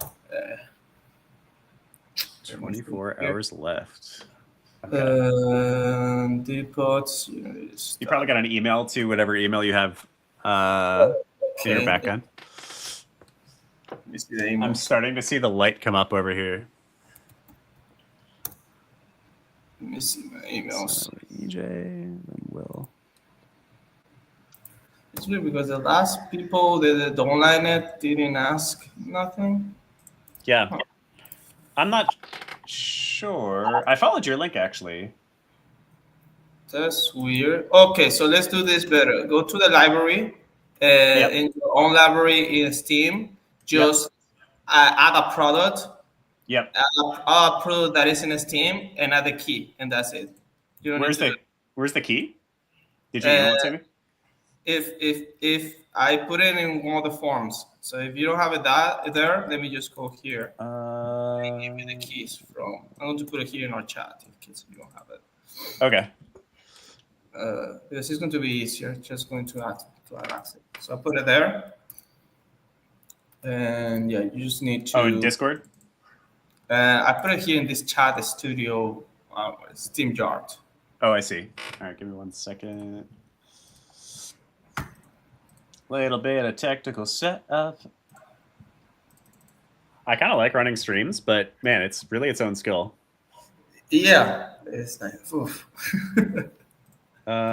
Where is there? It is. All right. Just adding this, the key goes directly. So. Yep. All right, it worked. Let me get it. Should download real quick. Awesome. I have so many games now from these 3 streams. It's just like an absurd number. Like I'm gonna be honest with you, I'm very surprised. Like I'm really I encourage you to keep doing this. Like it's amazing the support that you're giving to all these people. Oh yeah, thank you, man. Please, everybody that follow Willem. He's a great guy. Oh, thanks, guys. Thank you. That's sweet of you, EJ. Oh, there it is. All right. Perfect. Install. All right, we've got to wait 1 second for it. FYI, it just have one bug that hopefully it can get done in these 2 weeks. That is a pre-warm, but everything else is working fine. Basically, it's taking a while to charge at the first time that you install it. You will ask me why, and I will say to you, I don't fucking know. Like, to be honest, you know, like already saw the logs and everything, and still having that issue. Oh boy.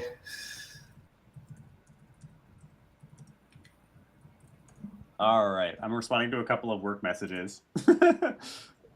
It's all good. Okay. All right, cool. We actually have a launch happening. It sort of has already happened, but it's sort of still happening. There we go. All right, we are downloaded. Let's get started. So me and you can co-op, right? Yes. So I'm going to play. Sorry, go ahead, yeah. And I will give you the code, and you just need to join. Okay.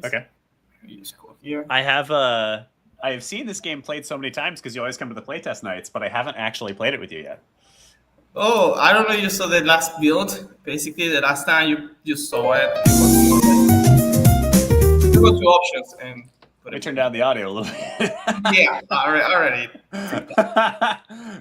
All right, let's try that. There you go. There you have the code of the lobby. All right. Perfect. Yeah, because the last time that you play it, it was a little more like Metroidvania kind of stuff. But now we added more depth because it was one of my advisors. You can choose which one you want to go, with the green or with the blue one. Blue for me. Let's play this thing. So now it's more like a maze, basically. Okay. It's like a maze. Yeah, and it has more complicated stuff. Okay. You need to wait. Just wait. Well, just wait. It's charging, so. It's loading? Okay. I will tell you that the first time always get a little because the map is loading. Even though I already checked it out, a lot of the message inside of the level is still having that specific issue. FYI, if someone wants to participate in Prison Fairy as a developer, please let me know. Yeah, if there's anyone who is watching who would like to jump in, let us know. So we're just waiting right now? It is correct that it's loading right now like this? Yes, okay. It's loaded. Basically, it should show you the loading. That's the other thing. The thing that we need to polish is the loading part for the single player.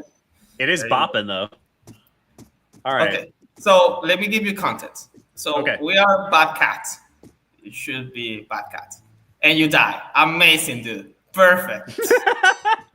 I wanted to know if I could. And the answer is yes. Yeah, the answer is yes.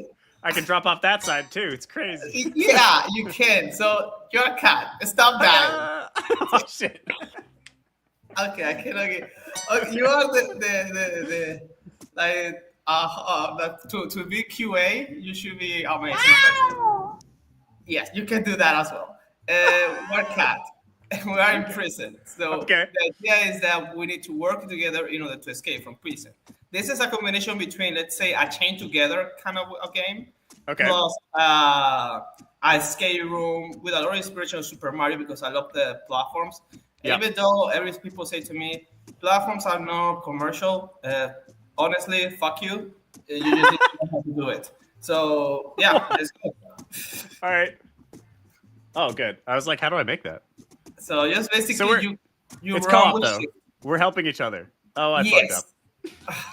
So, you can see here that if you die, we all start from the beginning. So, please, Don't die. I'm scared. Why do So- I jump so terribly? I'm a cat. Yeah. So basically, also you have what is the thing I was going to say? We have some checkpoints because a lot of people was asking that. So okay, you see, you need to help me to get this. There you go. Perfect. Now we pass. Okay, so this is a trap. You have like two things here, right?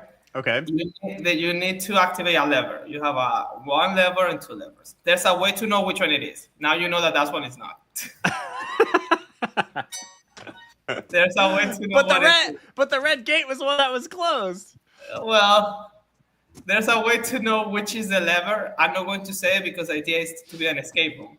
After we finish this, I will go to ask you some questions to know if you think it's too difficult. But the idea of the game, of how we're trying to sell it, is that it's a very complicated game. Like that you need to figure it out. But that's part of the experience. Okay. Now, please use the other one. If you use the red one, don't use the red one because that one is going to kill us. So how would I know that though? I will not tell you, but there's a way to know which one it is. Okay. See? Perfect. You need to play a bunch of time, and you're going to see that it's a pattern between basically the numbers and also the codes. And I'm not recording my screen, and I should do that because we're recording. You'll be able to watch the stream later if you want to watch it. Yeah, but I'm going to be able to see it from your side, but not from my side. Oh, Victor wants the link to the game. Let me drop it. You can put the Steam, and you guys can have access. Yeah, let me get it. Perfect. Yeah. So over here. This is Prison Fury. Yeah. Can I do the voice acting for your game, EJ? What? Prison. Can I do the voice acting? Prison amazing. Fury. Welcome to Prison Fury. The cats are like meow meow, but we want to put like a meow like meow meow meow meow like that. Yeah. So when people ask you like, I got you, dude. Yeah, let's do it. Okay, so over there you should be able to see a door. Oh, okay. Color code: blue, red, green. Blue, red. You should be able to see me jumping. Yeah. I should have lied to you. Why did I? Yeah, you can lie to me. So I know which is the door from my side. So I will open it. Amazing. Okay, so this part is tricky. It's complicated though. Okay. What? You control the platform that is activated and disactivated here. So we need to sync in order so you don't kill me. Okay. Yes. Okay. We're going to play this part. Am I doing it right? But dude, you need to help me because we're going to die if you deactivate it. You need this one, right? That's the right one, yes, right? Yes, the green one. So keep the green one. I'm going to jump to there. Don't deactivate it, please. Okay. Fuck. Oh, shit. Oh, man. Why did you make the game like this? Oh, God. Like for that one, I love that one because everybody was saying like, it's too difficult. It's like, yes, that's the point. Like, it definitely feels like some checkpoints would be nice. Yeah, I did have a checkpoint, but it's more nearby. It's not in here because I thought, well, it's not so much that you need to do here. But the other thing that's nice about having checkpoints is then you can screw with each other, which is like fun, you know. Okay, so I will add a checkpoint there basically. Because we do have more like a way up through the. I know the code, so don't worry about it. Oh, okay. It doesn't change. No, I'm not so good in C#. like this already was a success for me to be able to do this. You can just ask ChatGPT. No, YouTube and Cloud Code and a lot of time. Yeah. So so I need you to be able to work with me here. It's activate and disactivate platforms. Okay. Okay. Okay. I want to jump. But you need to be able to see my camera. So you need to go to the chain. Go to the chain. Activate. Okay. Activate the green one. Then I see. And then I need to jump to the blue. And then I need to jump to the green. Then I need to jump to the blue. And then I need to jump to the green. So when I say you now, you change. So you can see that it's on and off. Okay? Okay. Okay. When I tell you now, you're going to change. Yes. 1, 2, 3, go. Now. Oh, come on. I did it. I did that perfectly. Yes, for sure. Okay. I see. A couple checkpoints would definitely be nice. I also feel like for cats, they're just abysmal at jumping, EJ. I just wanted to put like a jump and just interact with E. But I have ideas also to be, we're going to have cannons and you can shoot each other. And I think that this kind of game, I think, is only a good thing for there to be ways to screw with each other. Like, at the end of the day, you have to help each other out. You can't win without... Aww. My bad. I'm sorry. Yeah, I'm not so good on this. It's okay. And he's going to die. Right? Sorry. I didn't mean to do that. Don't do it. What the fuck? Why did you do that? That wasn't me. What the fuck? I think that's the thing, though. Like, from my eyes, the part about this kind of game that's fun is, have you played any of the multiplayer Mario games, actually, where you help each other out? So Mario Party mostly. Yeah, I mean the actual platformer ones where you're both playing together. I didn't know that they have a multiplayer. It's inspired Super Mario Wonder, some stuff. A few of the more recent ones do, and like one of the magic parts of that game is absolutely screwing with each other. You know, you'll throw each other off the screen, you'll knock each other off of a box, you'll take items from each other. And it feels to me like this game wants that. Like this game wants to encourage you to mess with each other, even though it is cooperative, because you'll have so much fun doing that. And then finally, eventually, you'll get it together and actually win. Like think about Chained Together, where Chained Together is like Chained Together is this is like, yes, you have to. Okay, tell me when. I'll be quiet until then. 1, 2, 3. Now. There you go. Good. Okay. Okay. 1, 2, 3. Now. Good. This is hard.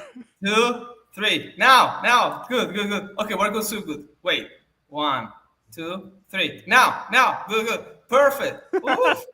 God, amazing. You see, it's not so difficult. It's possible. A lot of people was like, you're the developer, though. Okay. Add the ball in the correct bucket. I have blue, red. So I need you to send me blue, any of them. I need just rocks. How do I do that?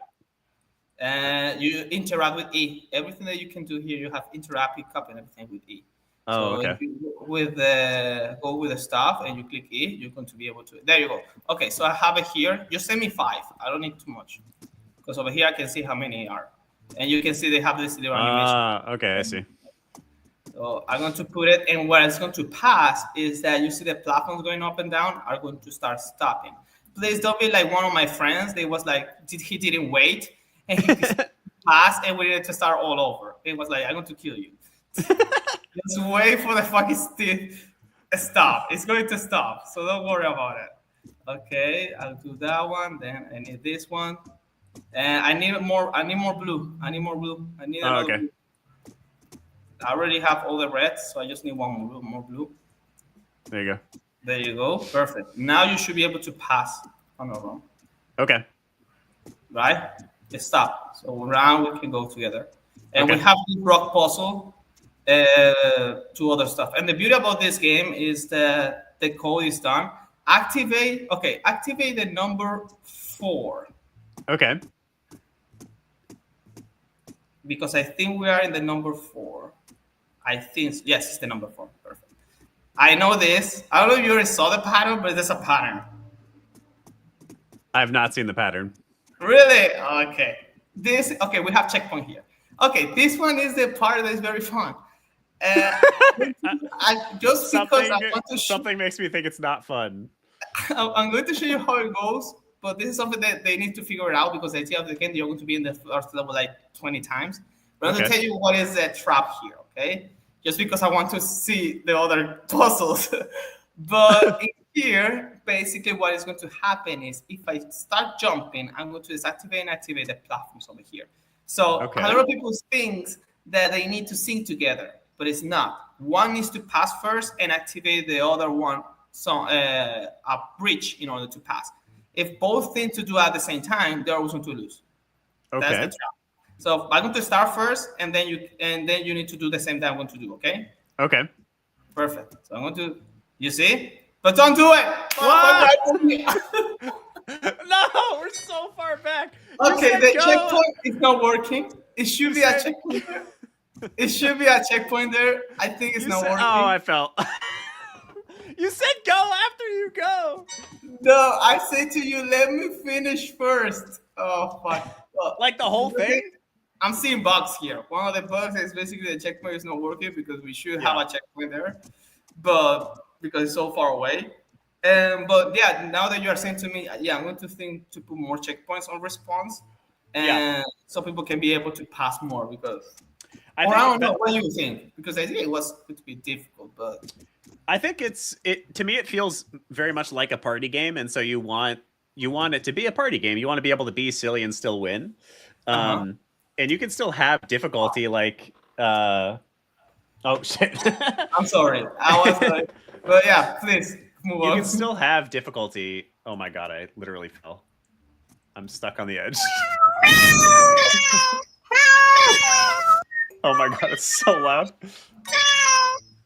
In fact, another thing I want to put it is that when you click F, they can smoke.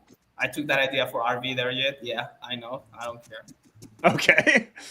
I think you can. I think you want it to be a party game, so you want it to be silly and fun first, I think. And the difficulty can be fun, but it's about solving something difficult together and making it a fun, silly experience. So I think more checkpoints is better. I think ways to screw with each other is actually better. Like being able to jump off the edge and screw with each other is actually fun. Me pulling the platform out from underneath you is fun. The big like oh my god. The big part of the reason for the checkpoints is so that you can do that without it. Oh my god, I fell. And that's the other thing that one of the key when I was making this game that I told you is that I want to be highly sociable and streamable. And I think it is highly sociable and streamable because a lot of people can have like clips of the game itself trying to, you know what I mean? Yeah.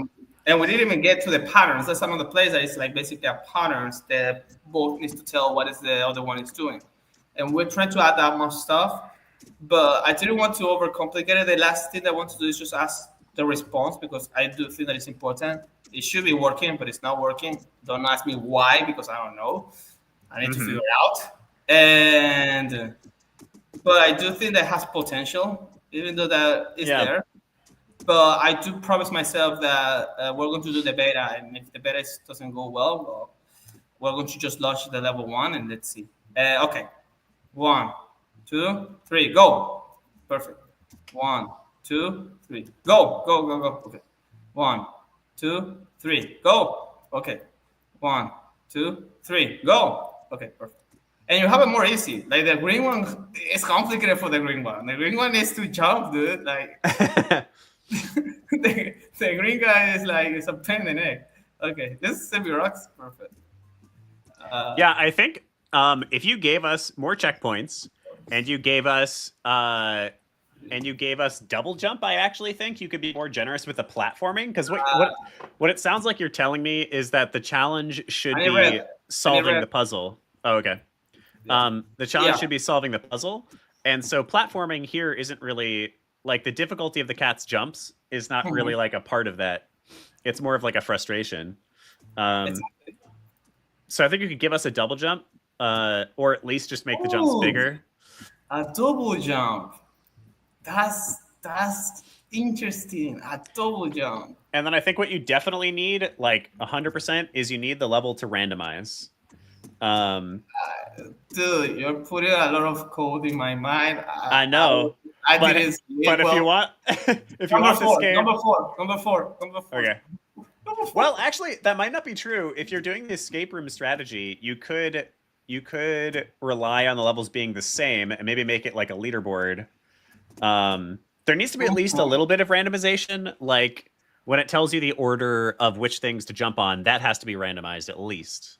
Because if it's always the same, then you're only going to get one good gameplay out of it per player. You know. I know. So the good thing is all of the puzzles that you are saying. Wait for me first. Okay, so you're doing the whole thing first, and then I'm doing the whole thing. That's what it is. Yes, And I wanted to say really quickly, the good thing is I already systemized all the puzzles in a way that everything is a prefab. So I just need to, in that case, it's amazing because for construction of every level, I just need to do, I drag my prefab for example, this platform is working. Also, the code is built systematically in order that I can add or change the stuff in the Spectre. So that helped me a lot in order to do new puzzles. Like I was able to do, I don't know, like 3 different puzzles, different ones, just from one specifically, changes a little of the code. But it was because all the puzzles were systematically. I know that it can be a lot of stuff, but I'm going to be honest with you, William. I'm like just a little depressed, and I don't know. Let's see. I really love the game, but there's a lot of stuff going on, so let's see. Okay, I'm going to jump first. You cannot jump until I tell you, you go. Okay. You're not going to go until I tell you, okay? Okay. Because no one going to die. And the response is not working. Don't ask me why.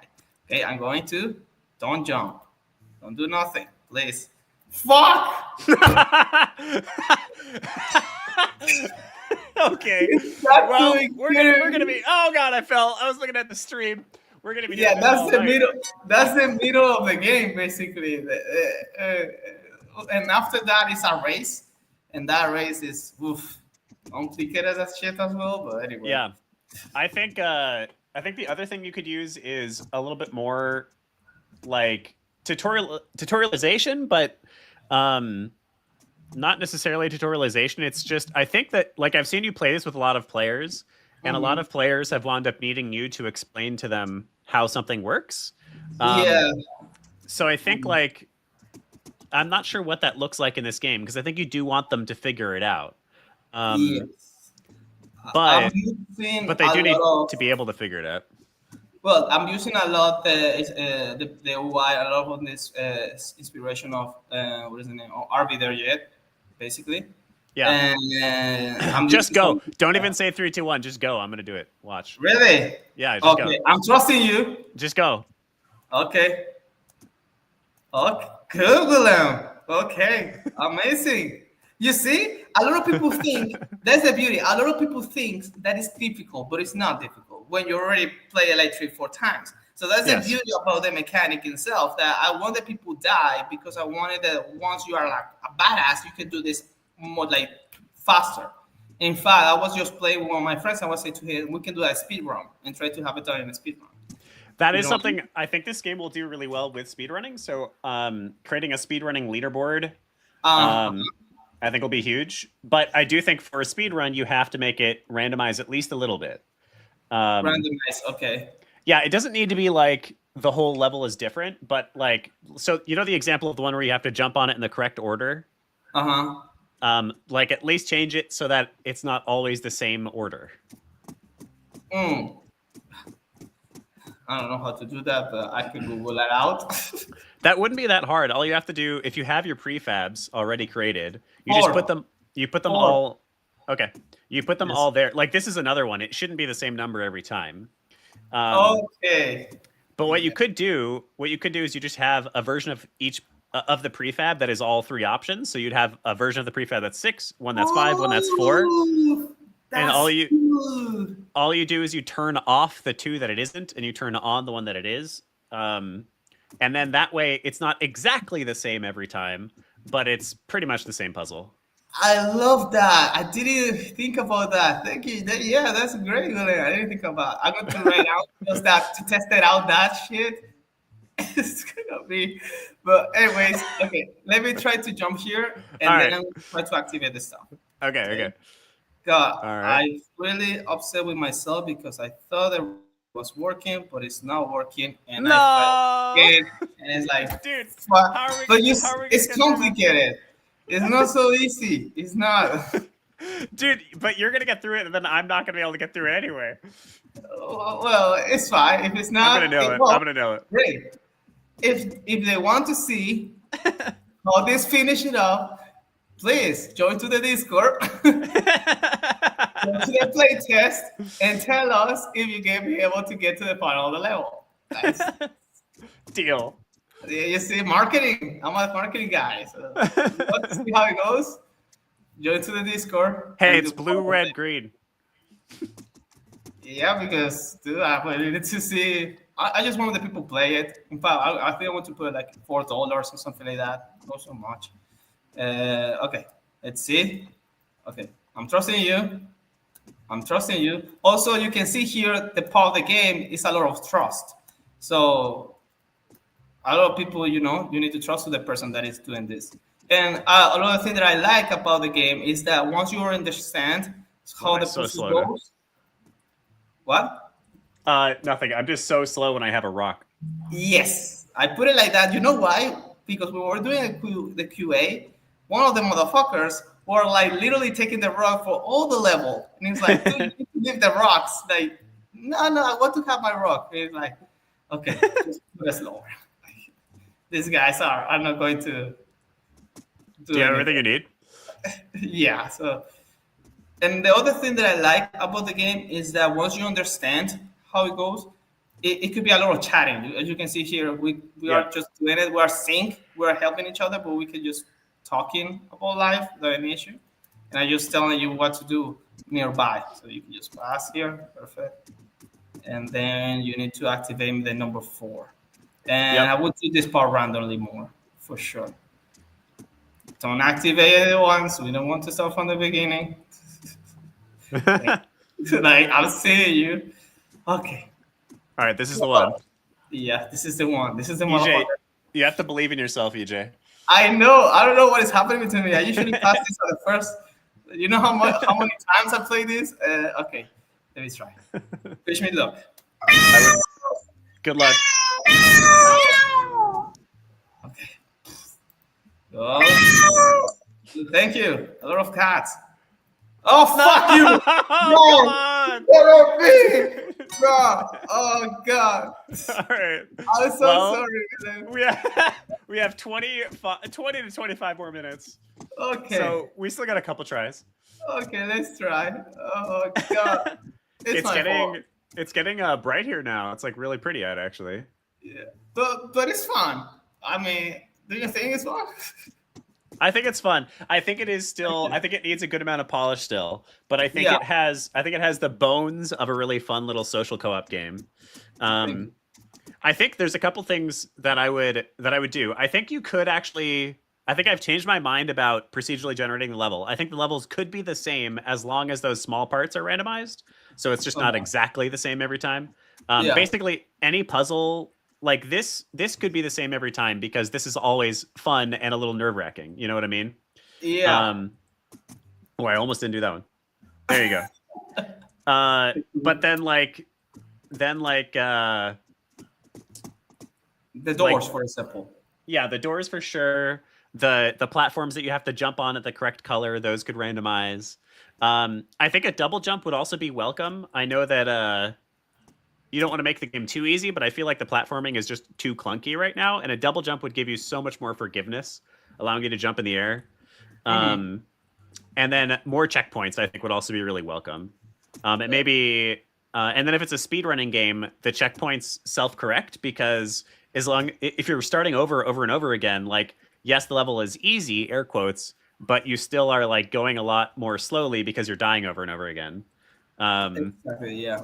Yeah. And also, I want the people just pass through the game. They are finished. You can just also pass here. Well, I basically try to do the level 2 as well. Adding some stuff for level 2. And also, this has a trick because you can see that we're helping each other. But in case that we don't pass, I'm going to tell you already. At the final, there's a death match. So basically, it's the one who. Because every single part of the game are cooperative. But the final part is a death match. Okay, interesting. Let me see here. Oh, God, please give me strength. Okay, you got this. But you see that it's complicated though. It's not impossible. Yeah, but it can be. Okay. Victor, are you still watching? I'm amazed by you. Okay. Yes. Fuck. I passed. Oh, good. 10. No, motherfucker. God. Why? I thought you had it. What did you mess up on?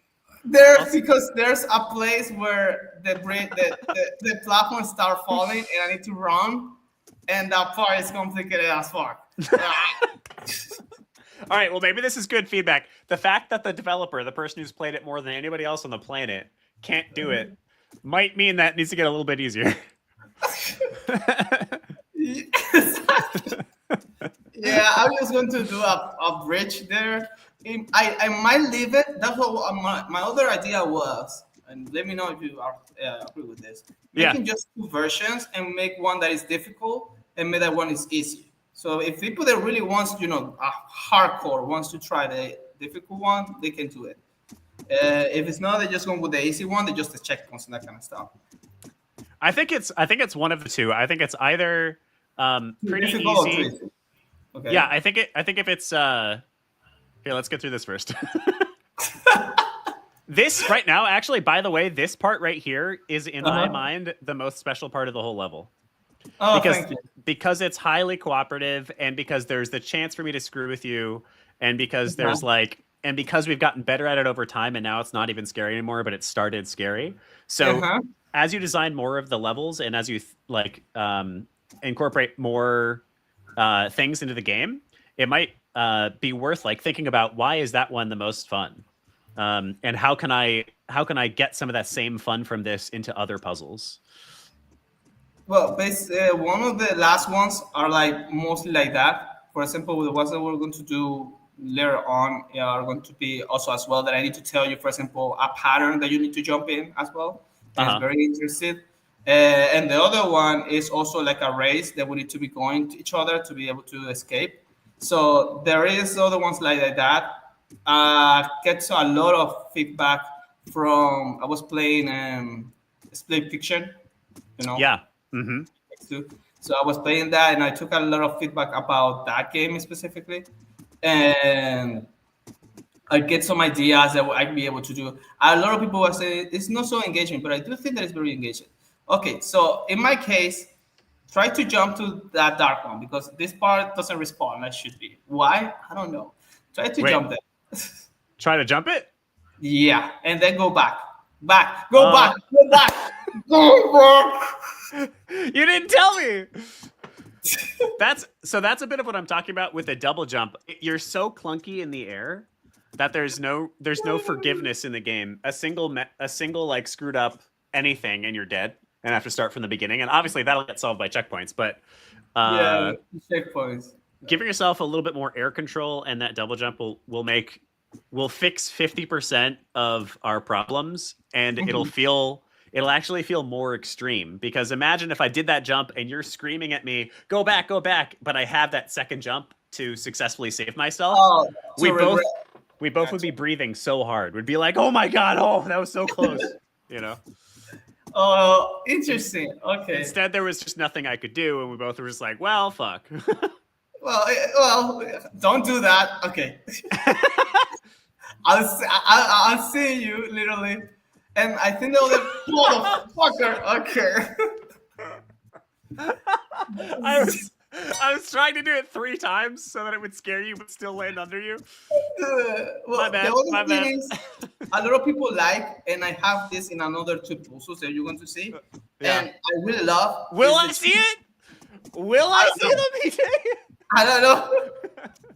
Is that the change of the camera? Because a lot of people think that it's just a Metroidvania, but the camera changed in different areas of the game, so it becomes more like. And you know where I took this idea? Little Nightmares. What? Little Nightmares. Oh, okay. So Little Nightmares is like this in a way, just that not like Metroidvania there is, but the camera usually change a lot. So I was like, how I can control the camera, that you have it like that, then you have it more depth and that kind of stuff. I'm seeing you. Okay, let's do this. Believe in me. Okay. That was I'm close. I'm trusting you. Perfect. Awesome. You see? Okay, perfect.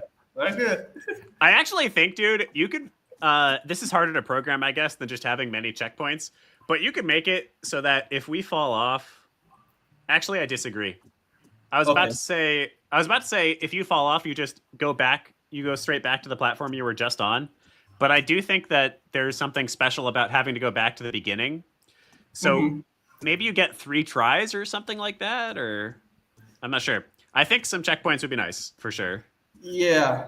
I have the check, so it should be 3 checkpoints. One is in where we're jumping, where we're always dying. I put one there because it was complicated as well, as you can see.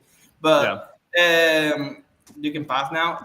But the idea it was like, and then the other one. So I just put like 3 checkpoints, to be honest. I didn't want to put it like that might be. This part is very easy when you already know how to do it. Yeah. Where is the breakpoint is basically in the trampoline, because that is basically the trampoline. And the other ones are more nearby because it's also a lot of connection between the 2 players. Yeah. So that's where we have the other checkpoints. And of course, I want to do them like longer, but right now I just want to test how people like the game itself and have a bunch of feedback to fix it out. Yeah. Okay. Let's see. God, give me strength. You got it. You think? Okay. This is the one. This is the one. This is the one. This is the one. This is the one. Come on. Come on, EJ. Come on, EJ. You can do this. EJ, you're a motherfucker. EJ, what the hell, EJ? Dude, there's no way. There's no way we're gonna get past.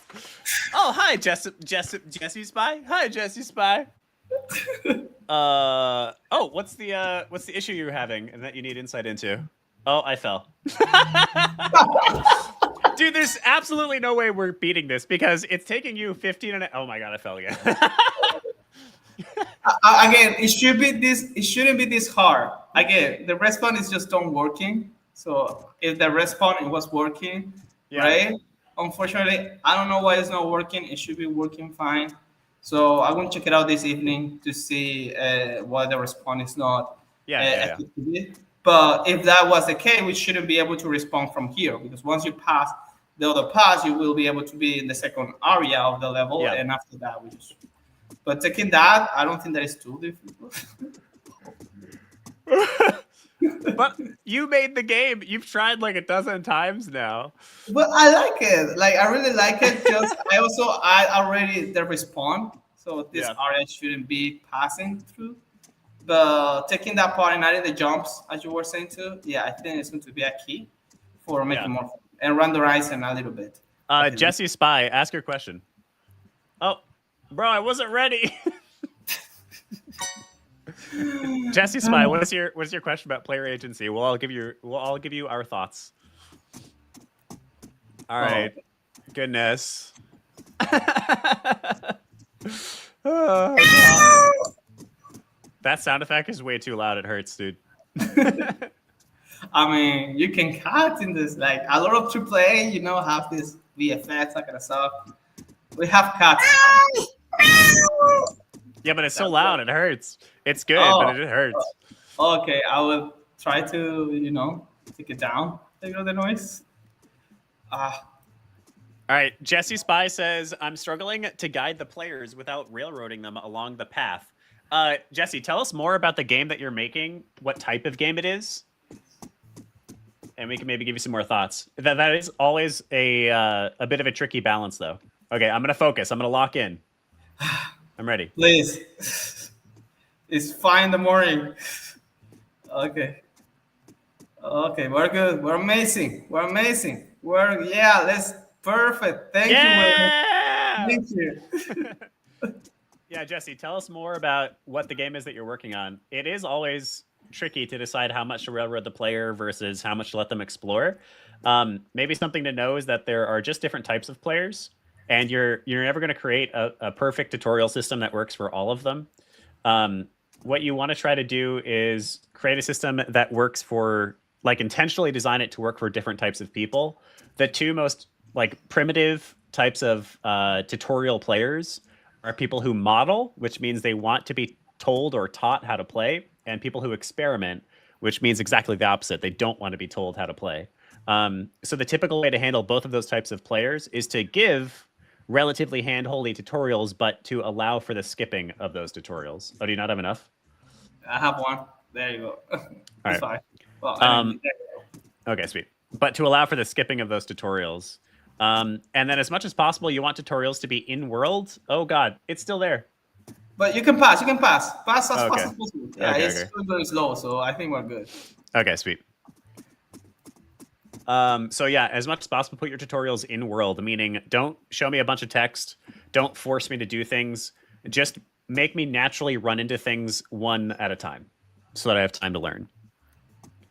Is this a good way? Show the location on the map, but have the path be unorthodox. I'm not sure what you mean. Did you just die? How did you die? What the hell, man? I don't know. Just God damn it. We're never gonna beat this. We have like 5 more minutes, man. So it's do or die. It's now or never. It's now or never. Never say never, you know? That's okay. Show the location on the map. Tell us what kind of game it is, Jesse Spy. Because that'll matter. And I'm not sure what you mean by have the path be unorthodox. What are you trying to tutorialize? Why have it be... Okay, it's Pokemon styled. Is it a Pokemon-like game? Is it a monster catcher? Or do you just mean it is an isometric game? So you look at the world from the top down at an angle. All right, I'm locking in. Perfect. Okay. You see, a lot of people think this part is hard, but it's not. It's just sync. And the good thing is because you can see my camera. Monster Catcher, World Exploring. Okay. Monster Catcher with World Exploring. What mechanics are in your game? Does it play like Pokemon? And what are you trying to tutorialize them on? What are they getting stuck on? Are you just trying to tell them where to go? All right, we got the freaking fish pebbles. Is that enough fish pebbles yet? I need more blue. There you go. Perfect. I'm Just going. Wait. Don't be like one of my friends that he was very rushing everything. And he died and we need to start. I need one blue. No, don't send me more red. Blue. Perfect. More red? No. More red? That finished. Stop sending red, dude. So I have a bunch of red stuff here. Okay. They're rocks. They don't see like rocks. Okay, I need to change that. They're just a little fugly. Yeah, I can do it like fish. Now that you're saying this better, fishes are it's more related to this. So yeah, I would do fish. They do look a little like fish. Yeah, I could be more. And our Fish buckets. pebbles. So. Okay. God, Roadblock, please. but the roadblock ends when you get past it. You need to find a way around it. I'm going. Okay. Ooh. Oh my god. Dude, there's no way we're ever going to beat this. Hold on. Let me send... Wow. I'm sorry. The response doesn't work. Wow, man. I'm very sorry. The response doesn't work. And yeah, that part is very complicated, as you can see there. It is possible, just that it might take a little more easy in my side.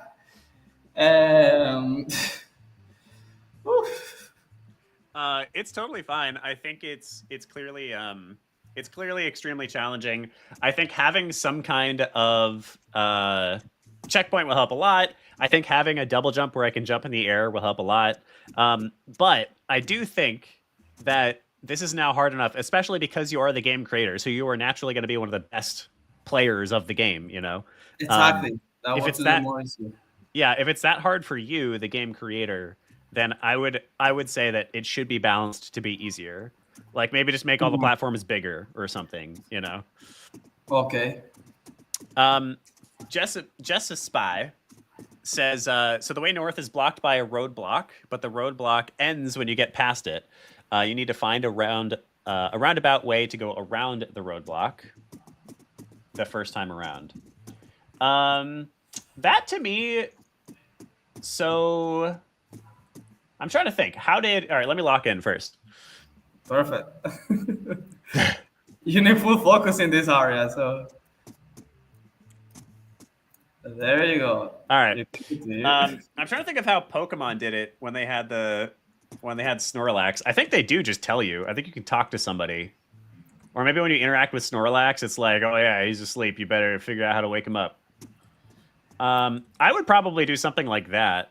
You could put the map marker on the map, and then I would probably also just have whatever the roadblock is be interactable, so that you can interact with the roadblock and have it say like, there must be a way around this, and that's all you got to say, just to basically nudge them towards actually searching for a roundabout way. That's probably what I would do from what I understand of your problem there. Stop. Okay.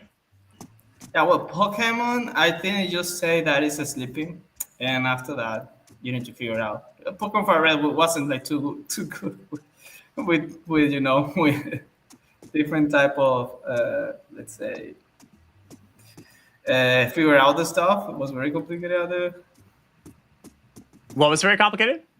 Pokemon used to be very complicated. Fire Red mostly. Oh yeah. The stuff that was like crazy. That's true. Now they give you everything. So okay. Oh, so Jesse says there's a guy there saying that the rock will take a while to be moved. That's interesting. So you probably, what I would actually expect has happened is you have kind of accidentally told the player the wrong thing. Oh boy. Because by saying the rock will take a while to be moved, that's going to make the player think that this is inaccessible right now and I need to do something different in the world before I can get past this obstacle. Like that's going to make me think I have to go beat the next gym in the next town over before I can come back here.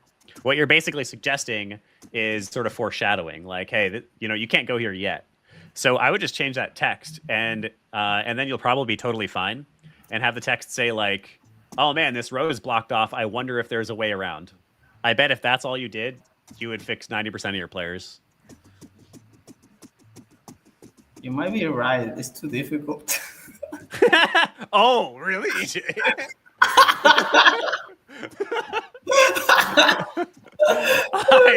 I had no idea. No shit, really? I'm locked in. In my defense, I'm locked in. Okay. I'm locked in. I'm locked in. Bye. Perfect. I passed. I tried to kill you. In my defense, I mean, one of the inspiration was Chained Together. And I saw a lot of people dying Chained Together. But well, yeah, that's right. Like you should be dying a decent amount, but it still needs to be passable eventually. And then the thing is, so when players get stuck on something for a while in a game like this, it feels good to a point. It becomes an obstacle that you guys have to complete. You're like, oh man, fuck that obstacle. It's so annoying. I just want to get by it. But at some point you hit the fatigue. You hit like a fatigue state and you're like, okay, this is just too hard now. I can't do this, rather than it being an enjoyable frustration. So I think you're just like, it's a little too hard. Basically, it's just on the side of too frustrating rather than achievable. Yeah, no, you're right. In fact, I was playing with my friends. It was like, dude, this is more difficult than Silsong. And I was like, yeah, like, okay. You made a Souls-like, dude. Souls-like, right? In fact, I was going to put like a message when you're losing a lot, like saying like, don't be a pussy or something like that, because it's like, just pass it. Don't be you know what I mean? But I don't know. I was like, just try to pass it. Okay, let's see. I'm going to lock in. Oh my god. All right, we have exactly one more try, dude. This is the last try. Let's try that last time. Let's see. Last try. This is the one. But I have not even gotten the chance to try it once. I think with the checkpoint, it's going to be more than fine because I'm going to be dying just in there. So it's like... I think even with a checkpoint, it's too hard because it's not only do you have to beat it, but then I have to beat it. And not only do I have to beat it, but we both have to beat it. You understand? Like we both have to have a successful run at the same time. Yeah, you're right. Let me just do in that case two jumps of that one, and then you go all the way down. So it's not so highly difficult. That could be a good idea. Why is this not opening right now? It's not opening? Wait, I'm supposed to hit one, right? Yeah, if it's not opening, there's a bug. Oh, okay. And you were asking why, AJ, and I said to you, I don't know. Like so Jesse says you have to go west where you just unlocked, then go north, then east, then be north of the roadblocked area. By the time you enter from the north, the roadblock is gone. Entering the roadblocked route from the west unlocks the shortcut back. That to me sounds like a bit of a weird level design. So you have suggested the correct thing to the player. Then you've told the player, hey, you need to do something else before this roadblock will disappear. But the something else that you have to do is to find your way around the roadblock. That's just like a little strange to me. In most cases where you're going to have something like that, like, you know, in Legend of Zelda, where you have the carpenters that build a new bridge, it basically just means like, hey, go beat a different dungeon and then come back here and it'll be ready for you. So what you're doing is like you're making this gate artificially, and then you're finding your way around, and then the gate is gone. It's just like a bit weird, and I think the player's going to have a hard time kind of understanding that. But regardless of whether or not you keep that as the level design, I do think that... okay, wait, I'm locking in. Thank you. Ooh. Ooh. Ooh. All right, Okay. this is the one. Yeah, this is the one. Regardless of whether or not you keep that as the level design, I do think that if all you do is you change the text on that NPC, it'll help a lot. So you could, and then probably the map marker too is not a bad idea. It's always good to give multiple options. But you could just have the NPC say, like, there must be a way around this roadblock. Because that language tells the player, you can pass this right now as long as you figure out how. The language you're currently using is telling the player, you can't pass this right now, you have to wait. So yeah, I think all you gotta do is change that NPC. And then maybe just consider a slightly different level design, because it does seem a little weird that, like, you have to find your way around a roadblock and then it's gone. Like, why was it there in the first place then? All right, this is the one. This is a maximize opportunity, you know, like 200%.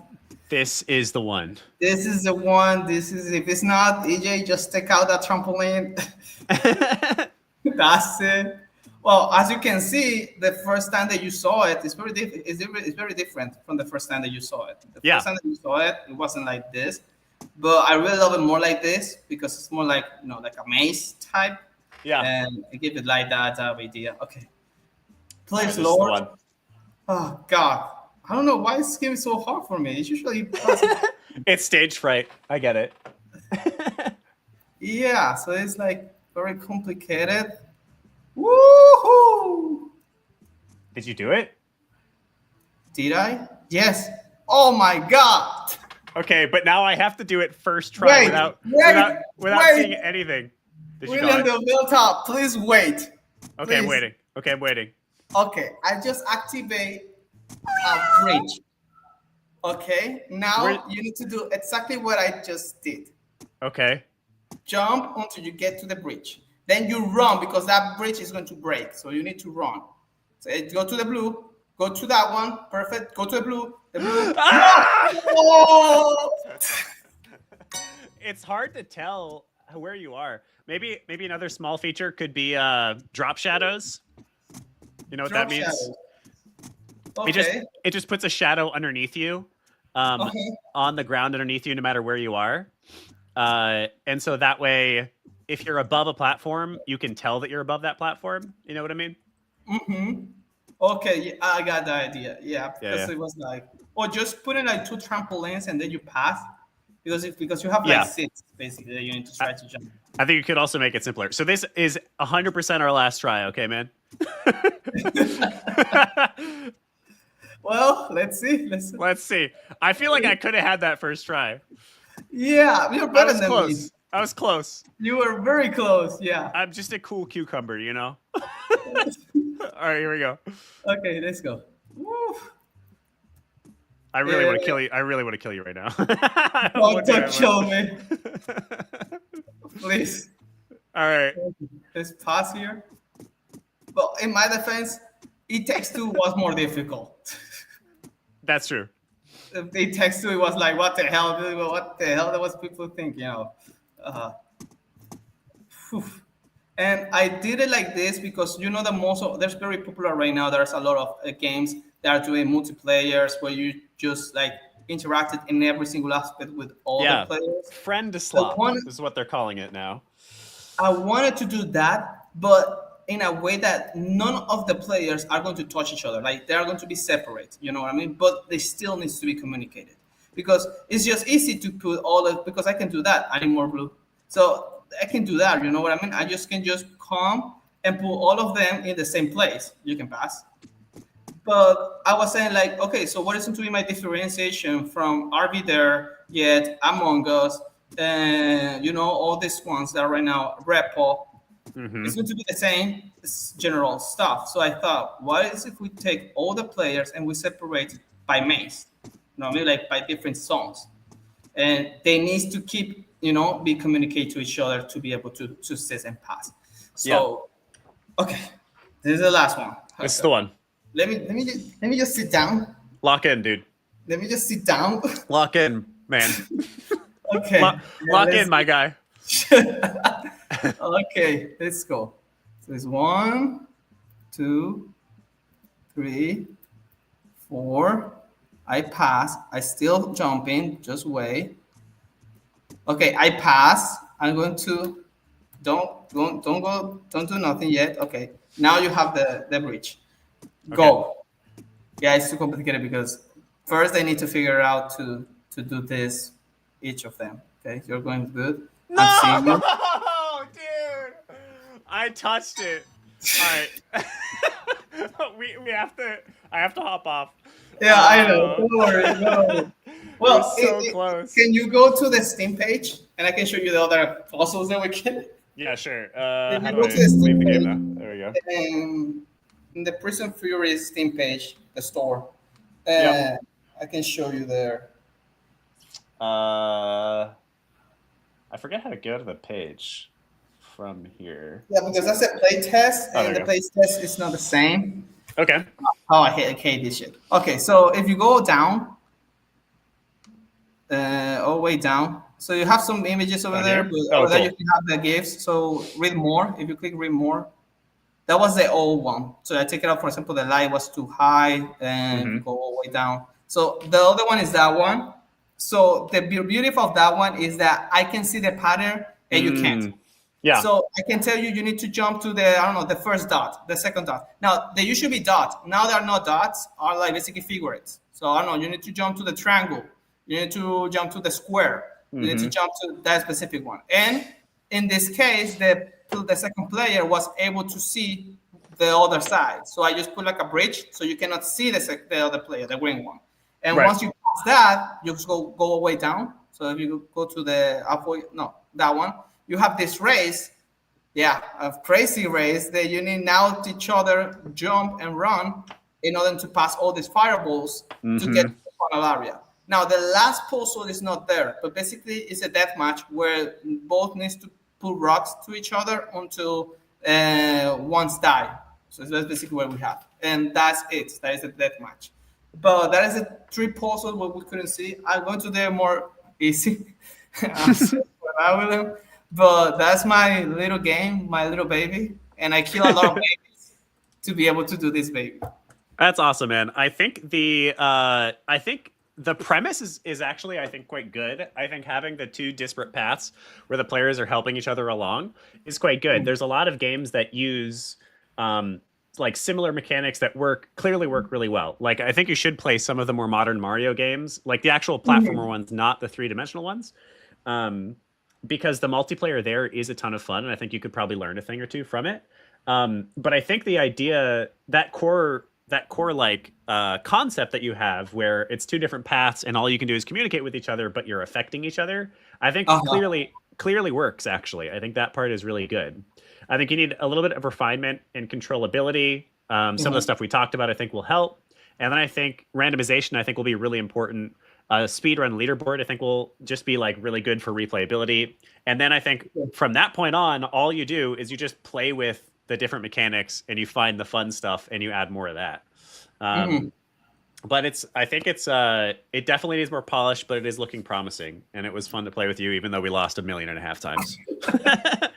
Thank you, Ellen. We're doing that for this week. We are going to polish interface designs and also a lot of the respawn for sure. Okay. We are going to do from the November 28th.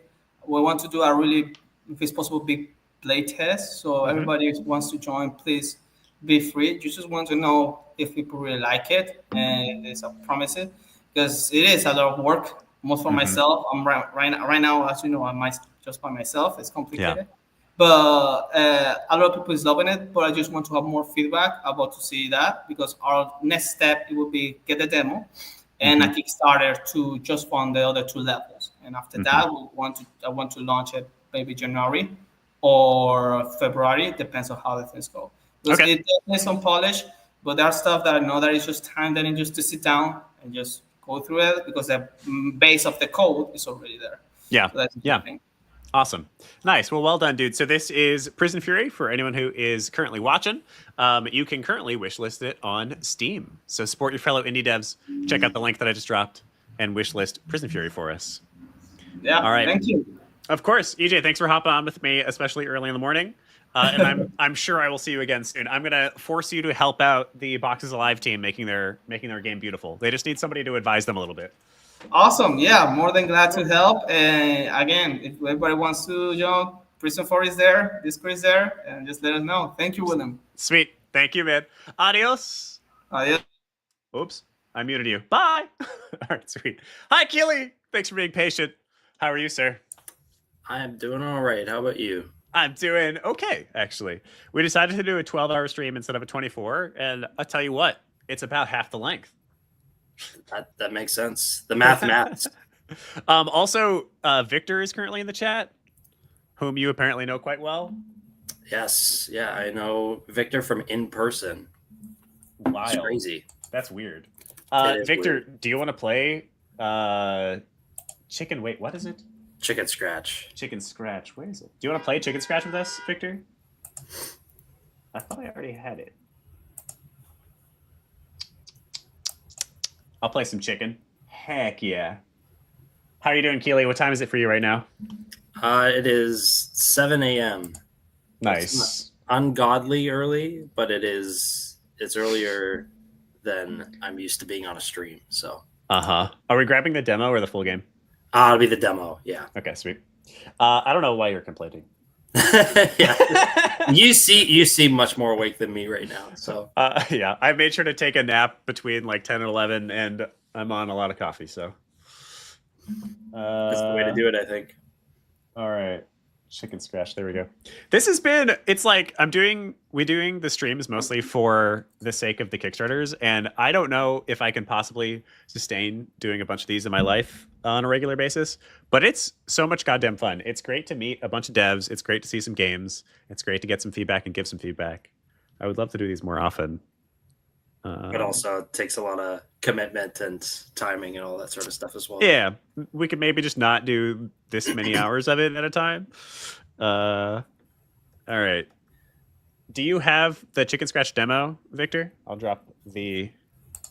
For the sake of the stream, Keely, who are you? And what did you make? Oh. And what are you working on? Yeah, my name is Keely. I am... how would I describe myself? I guess I'm just like a game developer making a game. It's like a drawing party game where you play as birds working in an office. Heck yeah. Yeah. Nice. It is it reminds me a lot of like a Jackbox or yeah, or it actually gives me a little bit of Ultimate Chicken Horse vibes thematically, at least, even though it's not at all like a platformer. All right, I'm opening up the demo. This is the midnight 12-hour stream. We've been playing a new indie game every hour for anybody who is hopping on right now. We're currently playing Chicken Scratch with the developer Keely. We'll be playing another game at 8. We're trying to support the Foundry game Kickstarters. You can look at their Kickstarters up there in the QR code or down there in the bottom left. They have only 5 hours left of their very first Kickstarters ever. They have all successfully funded already, but they can use your help getting some stretch goals. Take a look. All right. There we go. Turn down this music a little bit. All right.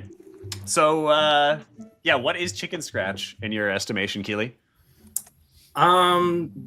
Yeah, so I guess I would describe it as I'm like a big, like you said, Jackbox fan, Gartic Phone. I really like a lot of those games, but most of them have this sort of I'd say it's sort of like pitting you against the other players a lot more so. Yeah. And with some of them, it's like a little bit more doesn't have as much aim. And I wanted to make something that has more of like a goal that you're like striving to work towards together as a team. So you're sort of doing the sort of usual drawing, captioning, drawing, telephone sort of thing that you get in a lot of these kind of games.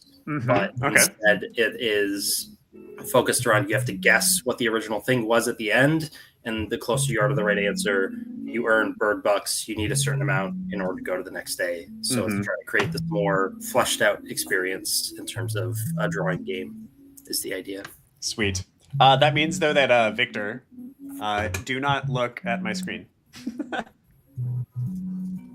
Victor, do you want to come on stream with us so we can all chat? Does that make sense? I can send you a link.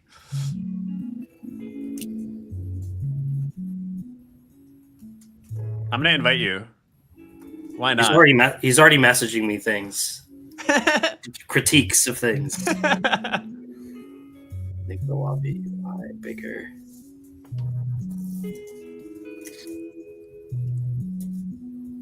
Let me. Victor. Bluepin Studios. I sent you a link if you want to hop on the stream with us, Victor. All right, I'm ready. Oh, you have to say ready, Keely. Oh yeah, that's me. Sorry. Let's go, chicken scratch.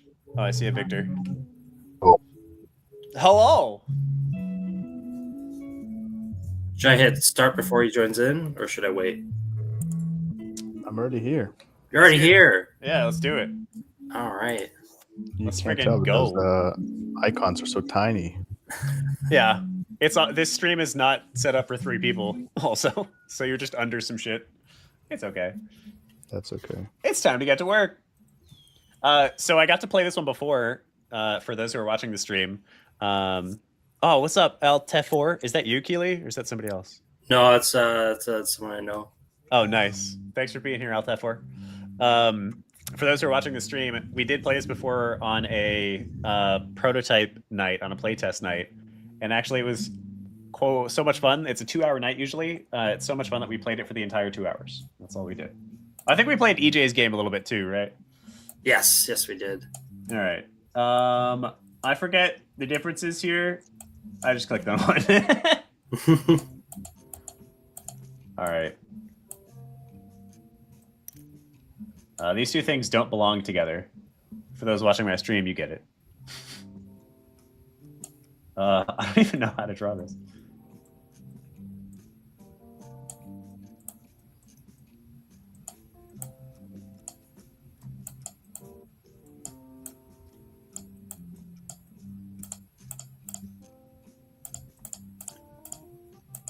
What's our time? Oh yeah, we have to like finish as many as we can, right? You have to get it done before the time runs out. The one you're shit. working on. I'm late.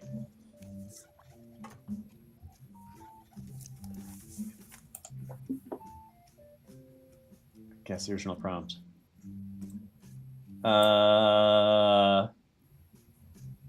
Is this a gorilla? What is send sketch? Is that just for random stuff? It's just for in between rounds when other people are doing stuff. Oh god, the light is directly in my eyeballs now. Ooh, what the heck is that? Is that Sonic? Oh god, what is this? Oh god. Oh, it's gonna be this. I have no idea. I just guessed. Is that some logo for something? I gotta close my blinds.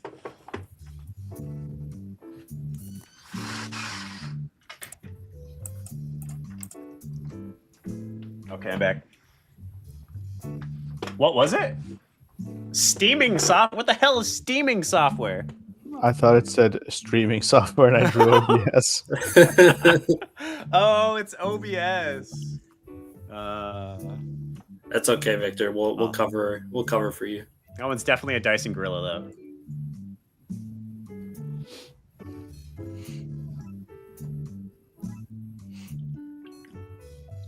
How long have you been working on this, Keely? It's been like on and off like 5 years now. Whew. A true Don't make multiplayer games. Yeah. Don't do it. I tell this to my students a lot as well. Nah, come on. Charles the Bee is multiplayer. It's easy. Wait, did y'all get it? Wow. Yeah. Hell yeah. That's definitely an animator, right? Yeah. And people animate things with pencils. Another day, another dollar. Chicken scratch. How did you name it? The artist for the game came up with the name. Okay. Is it scratch because money? Is that the idea? No, so like chicken scratch is like I guess you call it like an idiom where it's like if you write terribly, then your writing is considered like chicken scratch. Oh, Too yes. small. And then it's also the game used to be like a social deduction game, and then we were like, it's not actually fun. So there was like the scratch element there, but I think the name still works decently well. Very interesting. All right, let's see. The resolution on these icons are so good. That stuff's we gotta swap that stuff out at some point. Okay, very comedian, Keely. It's a double. It's a double. I'm just kidding. I don't really know what any of this does. You guys should spend it. It's I don't shared have any money, money, right? so I can't. Isn't it shared I have money? 0. It is not shared money. Oh, okay. Draw with a new color. How do I buy it? You already have that color. Oh, sure. All right, that's fine. What's the targeted release date for this sucker? Aiming for spring at this point. All right. Which year? That's a good question. 2028. Okay, hopefully next year. You never know, though. Victor might point out something that makes me feel bad, and it takes me another year to fix it. Another year to fix? That's going to be like what? Just like a few images? Yeah. Victor is really good at pointing out things that are wrong. Wait, why is my stuff disappearing? This is horrible. Oh, yeah, it's like a thing. Get over it. How am I supposed to submit something? Do I wait for it to... No, so it is being drawn there. It's just that you can't see it. Yeah. That's not good. Yeah, I'm going to delete my drawing then. Because I just drew the same thing like 50 times. Spam can of worms. What does can of worms do, Alteffer?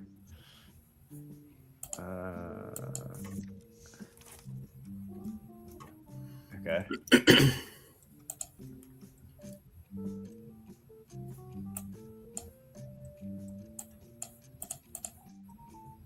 Oh. Why are you the only one getting screwed by it, though? Because I'm not getting that right now. So, can of worms is basically an item you can buy in the store that makes it so one of the cases has like a bad effect on it. Okay. And so, Bluepin had one that made lines disappear on that specific one, but not on all of them. Oh yeah. What does sketching in the middle do? That's for like you can send sketches to people between rounds. Just for funsies, right? Yeah. So, for example, Bluepin's been sending me sketches saying that I'm terrible this whole time. Never have time. Yeah. It's just like in real life. Yeah. Nice. That's such a fake pond, right, guys? So fake. Yeah. It's good. Oh, wait. I didn't get to actually do one of these. I drew 2 instead of guessing on any. Yeah, I'm currently working on like maybe making it so that there's like a guess that's reserved for each player, so everyone gets at least one. Okay. Right now, it's like a first come first served with whatever tasks are available. Okay, got you. Oh, we did a lot of them actually. Masculine coffee. How do you just use random words? How do you like control for how similar words might be in terms of guessing? There's like categories of words. Okay. So like on this one, for example, all the nouns were all foods, and the prefix words have like weirder categories that I've just sort of arbitrarily put together. But it like pulls words from those pools and then puts them together to Got make it. more challenging. And are there words? Are there like difficulty categories or something as well? I have thought about doing that. There are definitely some categories that are harder than others. Right. It's going to be hard to quantify that, I would assume, though. Yeah, I think because like some people will think it's hard and others won't. Yeah, you could definitely make things harder though, just from like experience, where you can make it so the words are like so similar that it is like challenging. But this part I continue to find a little confusing. The sort of modifying the work orders like this. It might be like a late game feature, something that I don't understand for a while, and that's okay. But I do, just to like give you the feedback, I do still find it a little confusing. Yeah, there's so much inside baseball in this game. I don't know what any of this stuff means or does or whatever. Yeah. Every time I go to a new screen, I'm complete. It's like there's nothing that uses my preconceived like conventions from other games. It's all new. Yeah, that's a good point. You could maybe do some. You could maybe do some like tutorialization in how complex the world is at a time or something, where the first couple of games are simpler. There's less in the shop. There are simpler work orders or something along those lines. Or maybe make just a tutorial mission that you can opt into that does that. Yeah, there's a tutorial, and I do have a simpler game mode. Okay. That I'm working on right now. That I'm thinking I'm going to make is like the default mode that's available from the get-go. And so it like sort of tries to funnel people into that experience first. Yeah, that makes sense to me. Yeah, so that's kind of how I'm hoping. And I'm also the store. I am setting it up so that there's just less things in it from the get-go. So it's like unlockable slots potentially that you like pay for. Just it could even be less things to keep track of. It could even be fun in an individual round, because like you could just have it have, only 2 things in the store at the very beginning. In the second round, it has 4 things. In the third round, it has 6 things.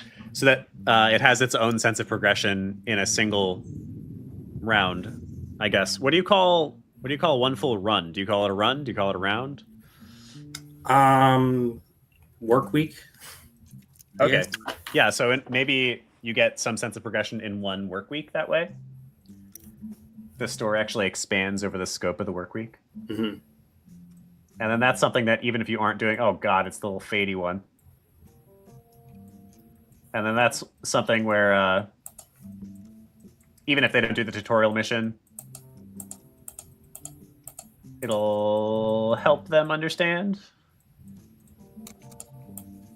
I do still find some confusion with like submitting and waiting for players and when I'm supposed to do what. I feel like there's been more than a few times where I miss out on doing something because I don't even realize I have to submit or click on something.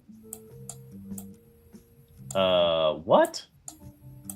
I don't know what this means. Oh god.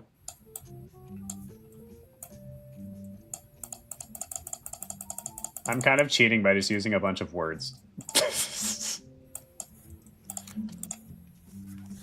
I am cheating. Guess there's no problem. What the fuck is that? I'm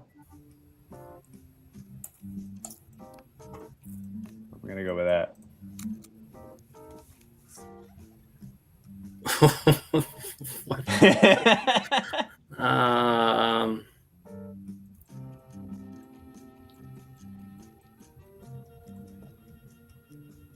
I don't know. Whatever.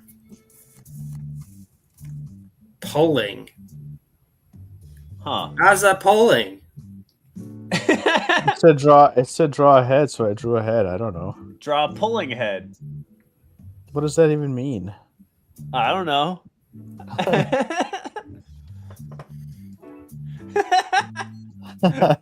Mine only got guessed because I wrote few on it.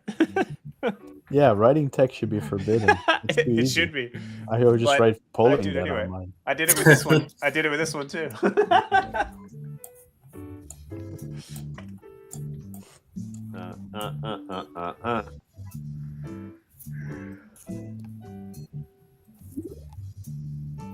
The little stickers you can drop are cute. I like that.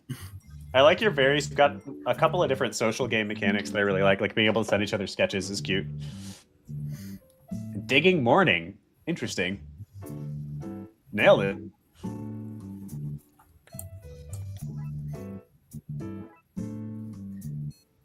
So in terms of some of the issues you were mentioning before with not knowing what to do when, do you have any sort of like suggestions about specific aspects of it?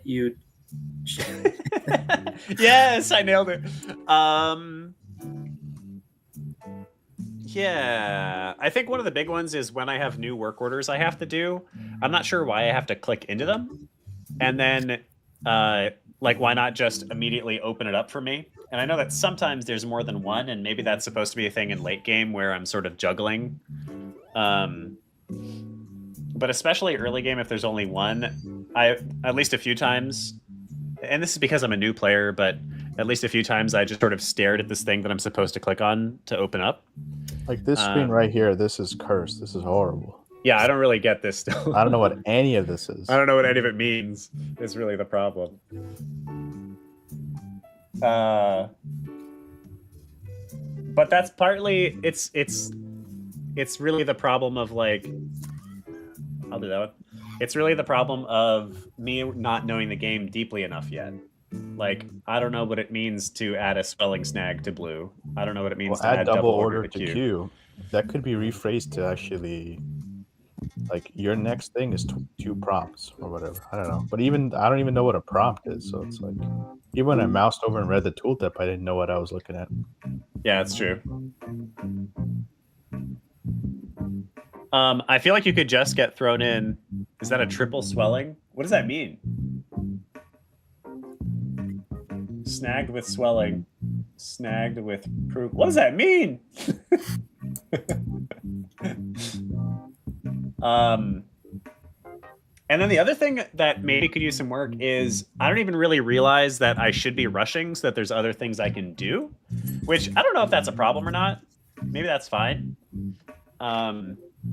Because it is something that I learned later. I'm like, oh, and that allows me to be a better player. And it doesn't screw me over.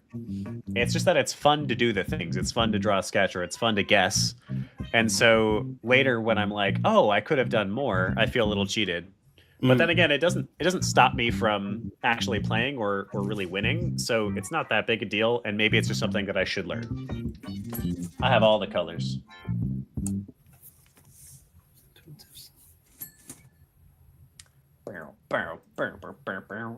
We need to make 322 doll hairs.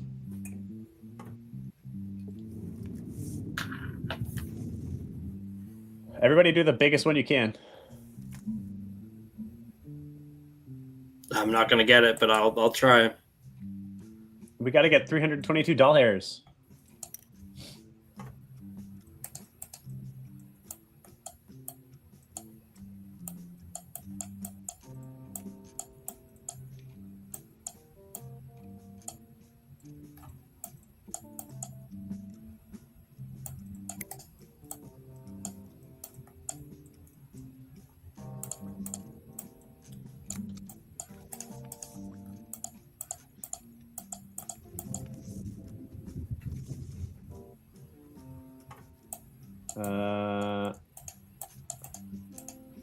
What the hell? What? Okay.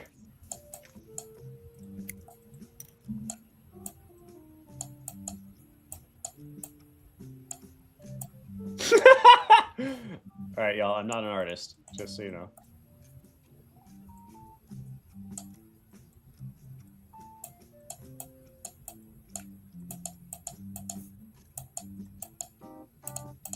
How am I making my cursor bigger? What?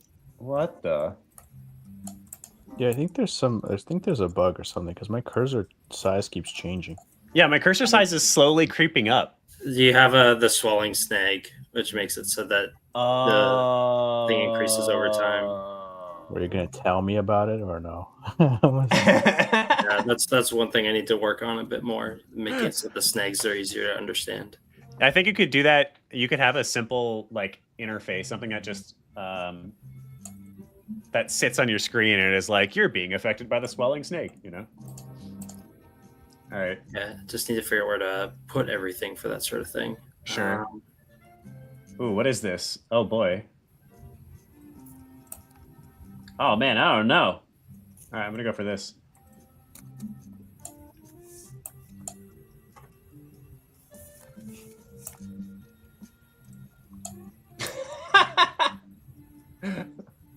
What the hell? Oh yeah, for sure.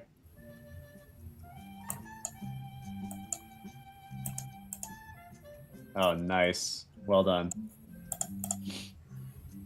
What the hell is this supposed to be? What the hell? I got no idea on this one. Why is it a triangle? I don't know.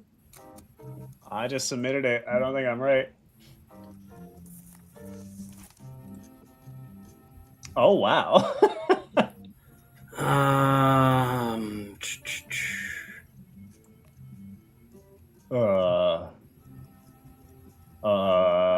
Okay. Oh man, what is this? That's what swelling Okay. is. A triple Lupin, swelling.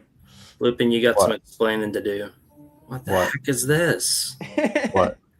There's not even a snag on this one. How did you screw this one up? Jesus I Christ. don't know what it is. I don't know Holy what- guacamole. Yes. Oh, wait. Am I drawing right now? What is happening? Oh, okay, great. A charming torso. Yay, we got it. Are we going to win? Yes. All right. Oh. Okay, still good. Still good.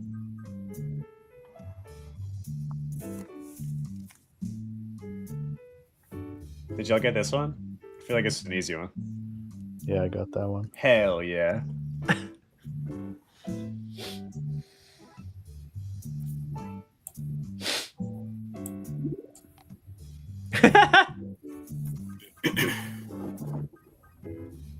The stickers are fantastic. I love that. An edgy... Oh, it was an edgy exterminator? I think I got that. Oh, I didn't get the fucking doctor, though.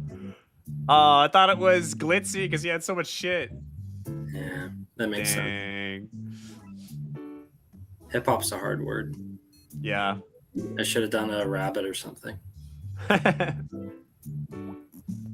Oh, no. All right, we still got something out of that. Oh, gosh. Are we going to make it? It was an adorable coconut! I was so torn.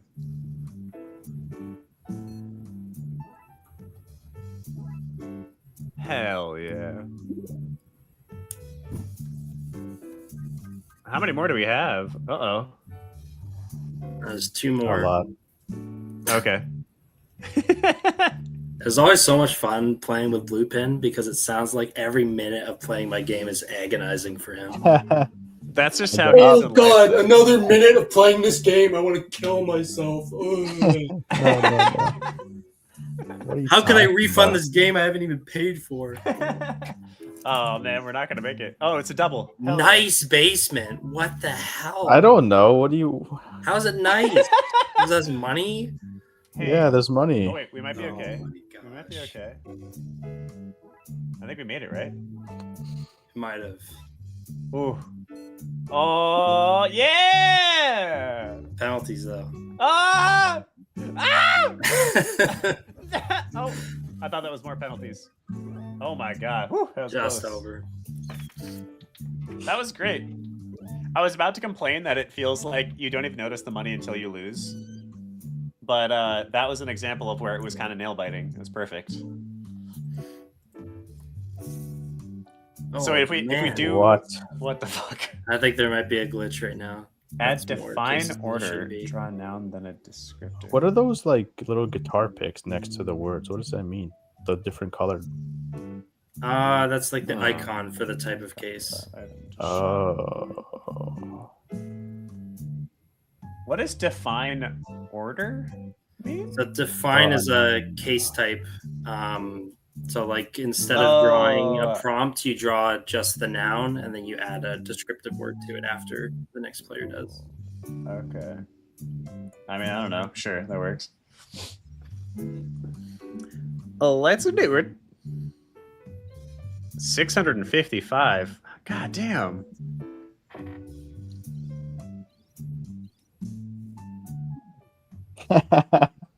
What is all this stuff happening? I am starting to pick them up. Yeah. I have so many dollars. What does this do? Gets a change every day. Every player gets a change of coffee. A coffee charge increases the timer in a case. Okay.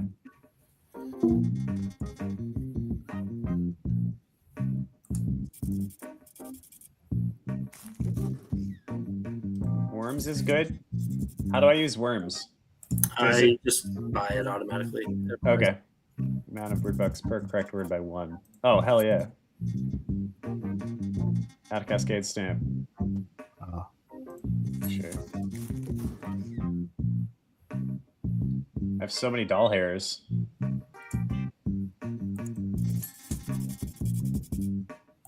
$18 back in tomorrow's shop. That doesn't really matter much. Da-na, da, I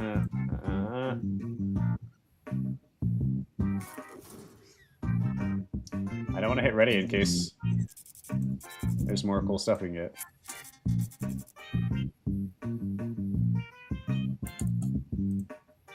How do I use it? Which part? Oh, never mind. It's good. All right, let's go. 6 pity pive. Let's do it. Guys, do good. Do good, guys, okay? I'm doing the opposite now. No, you got to do good. Oh, hi, Wendy. Oh, hi, Serene. Off to work. no. Goodbye, Serene. Oh, gosh. What is this? Oh, what does that mean? How about...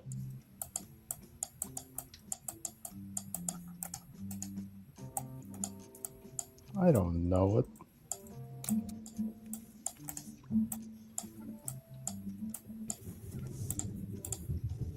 Namaste, how are you today? Oh gosh, what's worth the most money? That doesn't make any sense. I don't know. Why does it have what? The shit?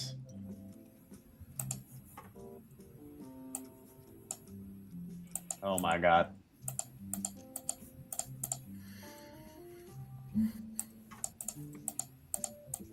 What?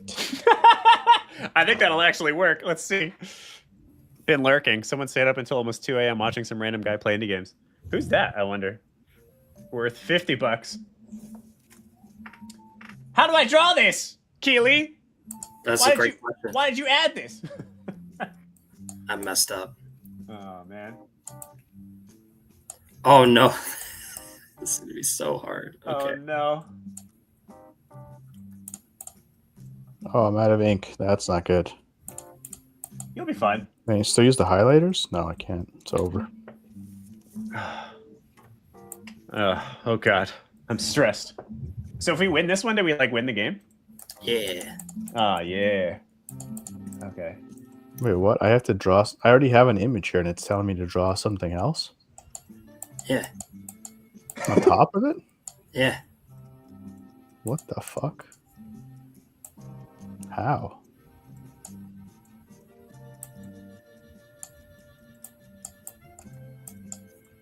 Oh, man. I hope you guys get it. I don't know what the hell. Thanks, Wendy. Namaste says I have good drawing skills. Oh, God. I don't know what the hell that is, y'all. What is that? What the fuck? Oh, I see. I see. What? What is this? Okay. Guys, we have to win. Draw better. That's not looking good. Why are these just two triangles? Oh, is this the one you ran out of ink? I think Victor's griefing. I'm not griefing. I'm Why just. are you always griefing, dude? Can't believe this guy. Oh, jeez. I don't know what that could possibly be. Like, not good. This is not good. How about that? How about that? Oh no! What is it? It's perfect. It's perfect in every way. I don't know what either of the two words are. Come on, man. Oh, okay. Wait, no, I got one. Oh god. Okay, no, you know what? That's clever. Nice job, Will. Thanks. I don't know what you're referring to. That was a clever drawing. Was it Ohm? Yes, it was. Hell yeah. I cheated again. It's just letters.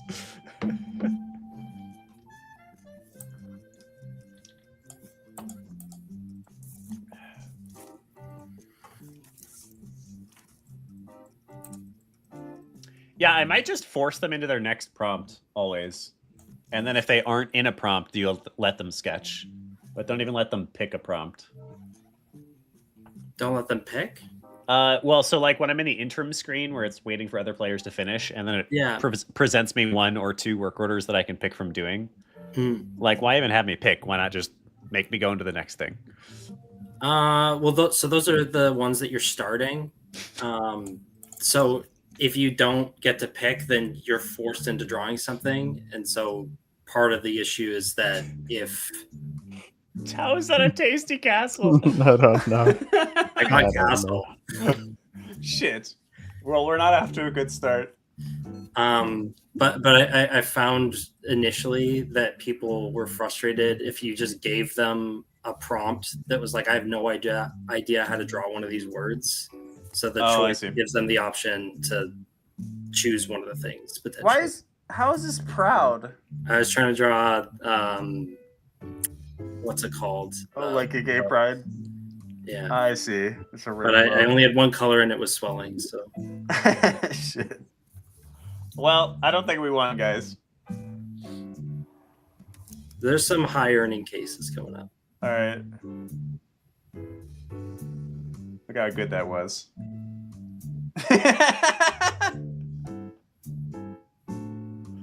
Yeah, that's the one. That's the one. Y'all, as we go through this is Chicken Scratch. Keely, what is your studio called? We do not have a studio name right now. Should probably get on that. What do you currently call it then? Like, what's it under? Just your name? Yeah, it's just under our names. Okay, how good was that though? Yes! Pizza! That's right.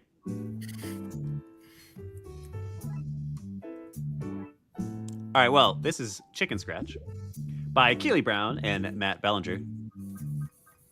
And here's the link for those who want to give it a try and wishlist it.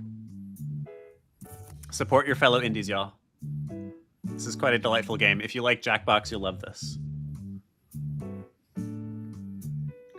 Preheating morning? Shit. I had no idea. Oh my god. Oh no. I thought it was a broken egg. And so that's like... It broke? I don't know. I'm sorry, guys. This was a catastrophe. I ran out of ink. Oh, man! Oh! I ran out of ink. You got some of the words. I switched them. I got one. And I got instant balancing. Oh my god, I switched Notepad and magazine. This one was worth a lot, too. Damn it. Oh, we definitely didn't win. It's possible. That's the best. Is that not the best detergent you've ever seen? It's pretty good. Greatest detergent. Hell yeah. Wow. Pretty good.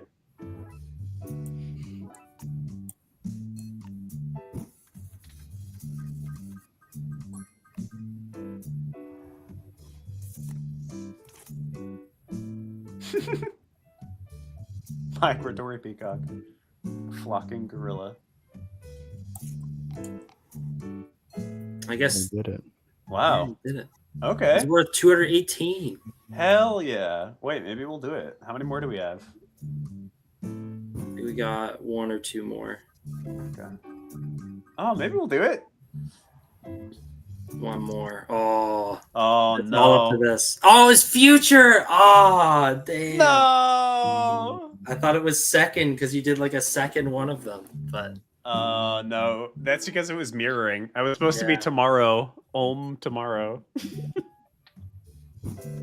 You're so close. Damn. Wow, so close. Well, that's upsetting. I'm gonna go to bed upset now. Thanks, Gilly. Yeah, no problem. Artisan, capitalist, team player. Gave a star to every coworker. Oh.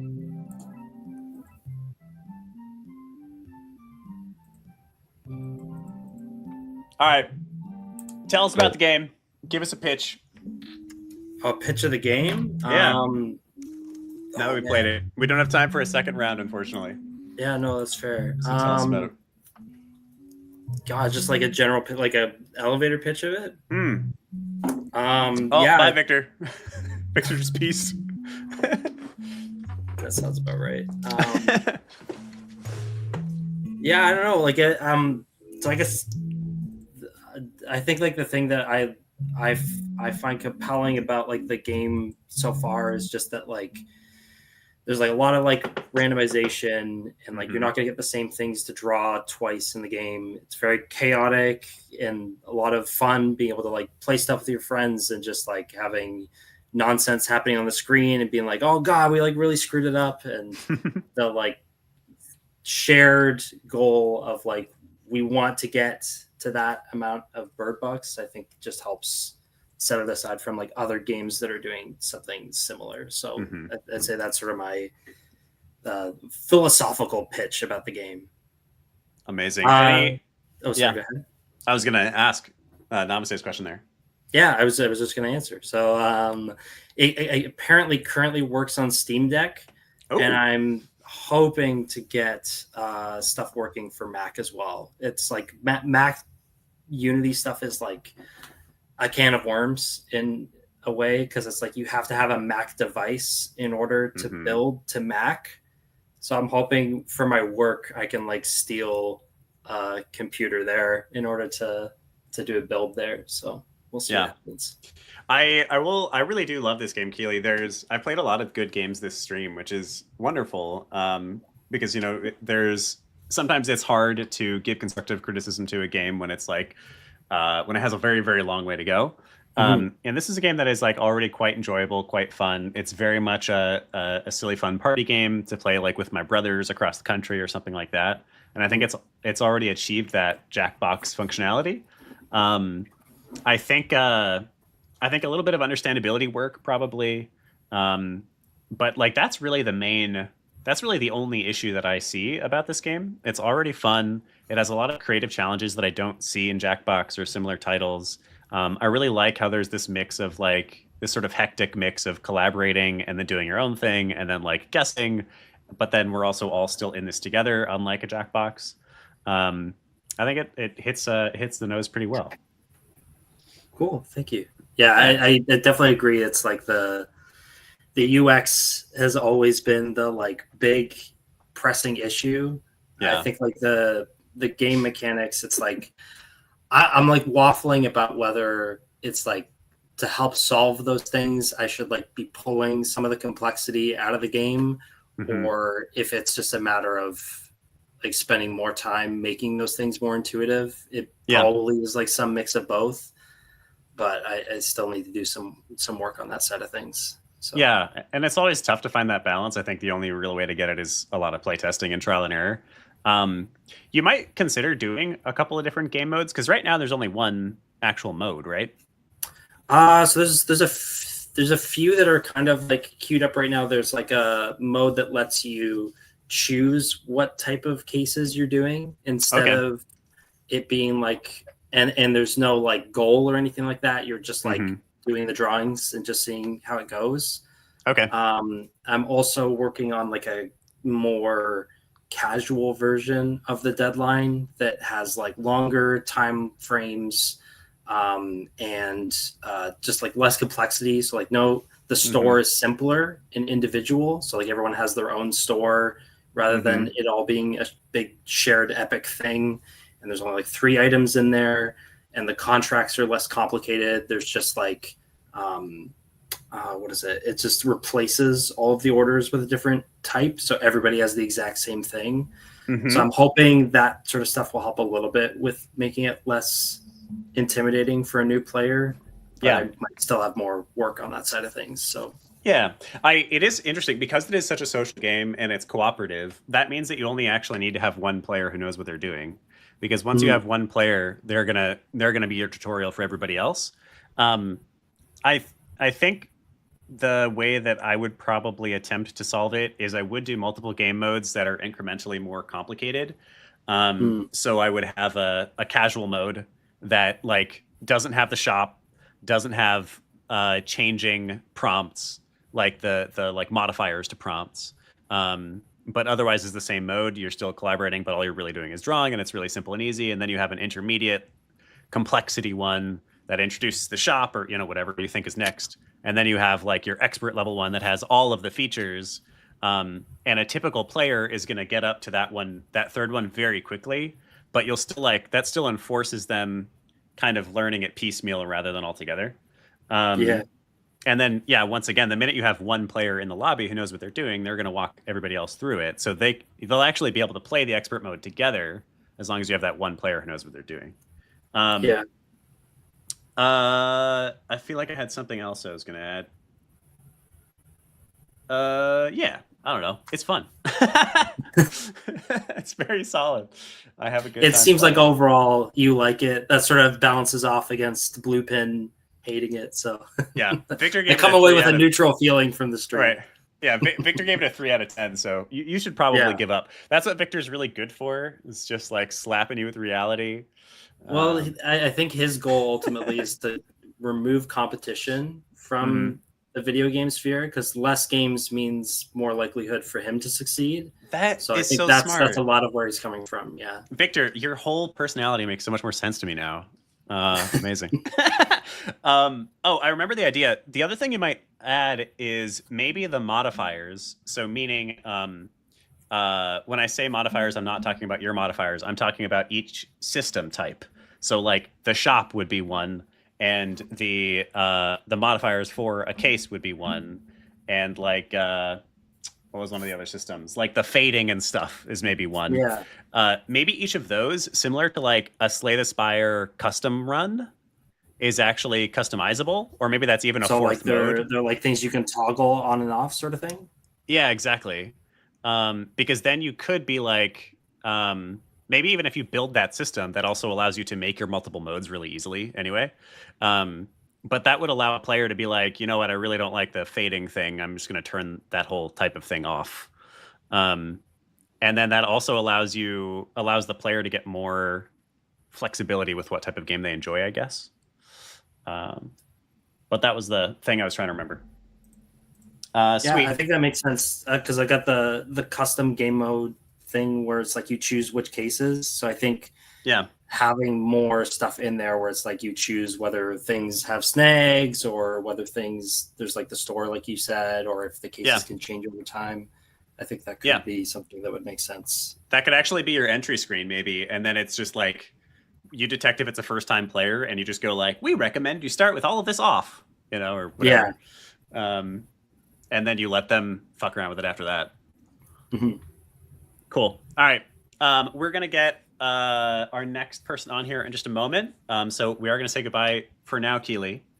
But I'm sure I'll see you again. I see you so often now, it seems. all at once. many once. times now.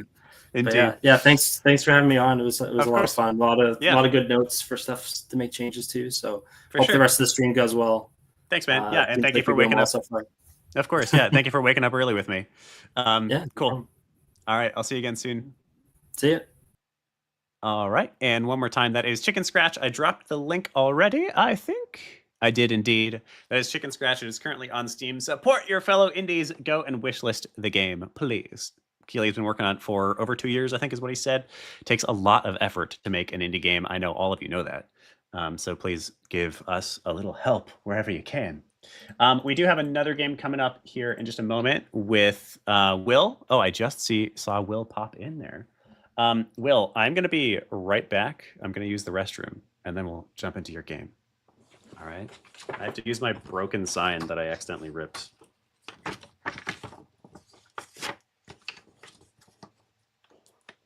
Also, great name, Will. Okay, BRB. Can you read it? Perfect.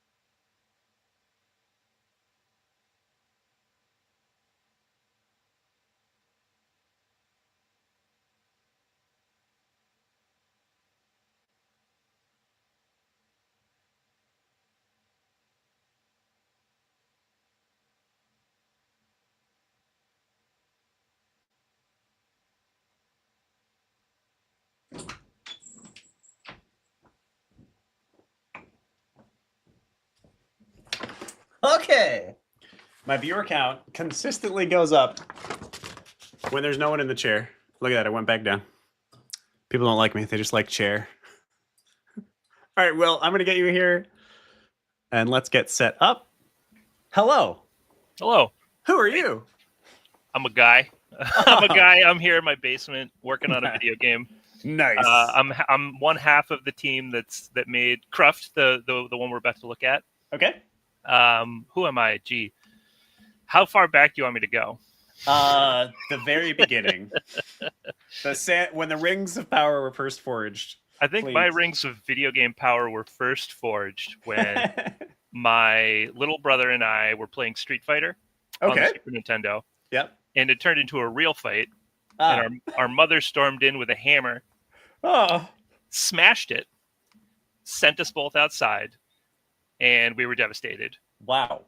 And then a couple weeks later, she apologized to us by bringing home what looked like a board game to her, but it was the Dungeons and Dragons starter set. So little did she know that she did so much more damage. Little did she know that would be like a formative conflict for me. So then we started playing D&D all the time, and I've been a game nerd ever since. I dropped out of school in 2007 to take an internship working on an adventure game. I was just learning how to like make stuff move in Flash. If anybody's old enough to remember what Flash is, dude, that was my first engine. Yeah, mine too. Action script engine.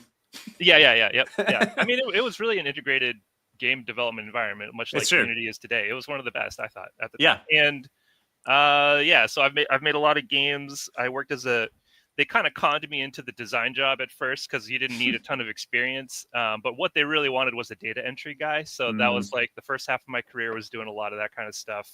I had to like make character arms move in a music performance game using IK, but I had to manually constrain them so their arms didn't break when they like flip the guitar over. I don't know. I've had some awful jobs in the game industry. I switched to engineering later on when my first daughter was born because I needed something a little more sensible, something a little more reliable in terms of income. I don't know what you mean. I switched from engineering to game design, so I made fantastic decisions. I mean, it's just, everybody got to make their own path.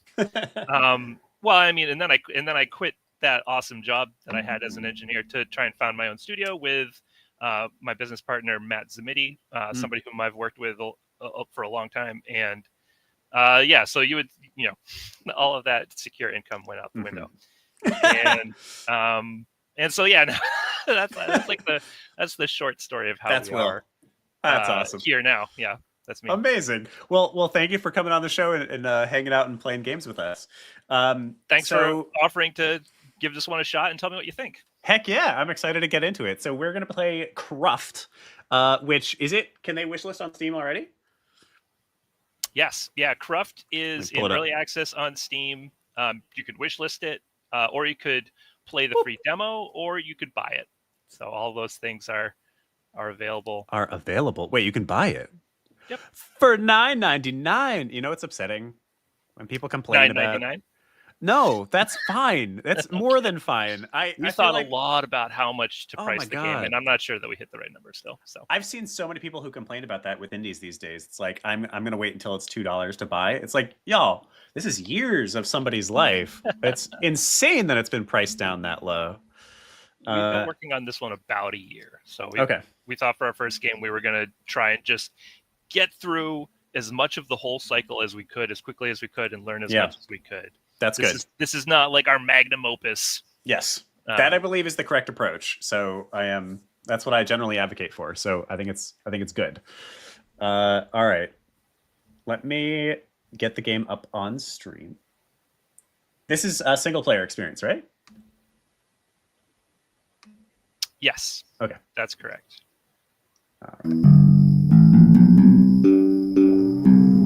Are there in-game volume controls? Those are loud. Are there in-game volume controls? Once you hit play, there is an in-game volume control. The main menu is a little basic. That's okay. All right. In this game, I'll turn it down in just a moment once we get to it.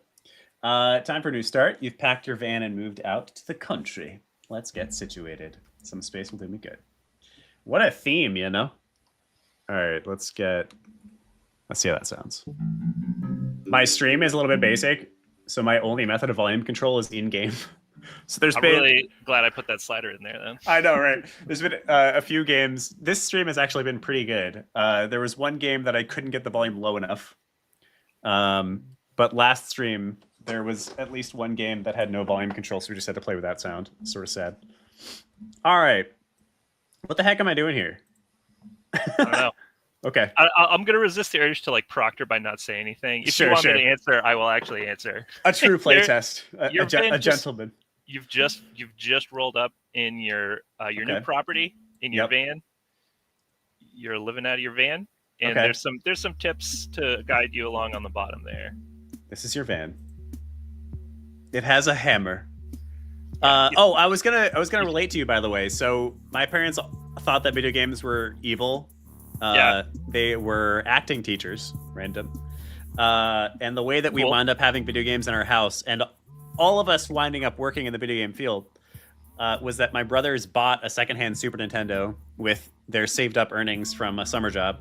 Nice. And then gave it to their friend to package up all nice to give to them on their birthday, so that my parents would feel too guilty to take it away. Yep. And they did that for the Super Nintendo, and then they did it again exactly the same way for the N64. Yeah, and then I think they gave up. Those consoles made it into my house via Christmas gifts only. You know, I don't think my parents thought it was evil. They were just kind of like, you should probably do something else with your time. Yeah. It's weird though, because my parents are to this day like gigantic advocates for art and artists. So it's kind of funny that they, I guess because of the digital aspect of it, maybe. But yeah, they didn't. I don't know if it was quite evil, but they were like, "This is bad. We don't want this in the household." It was a new-ish media type, and people are suspicious of that, you know. All right. The hell? What is a blingo? I know. I mean, I don't know.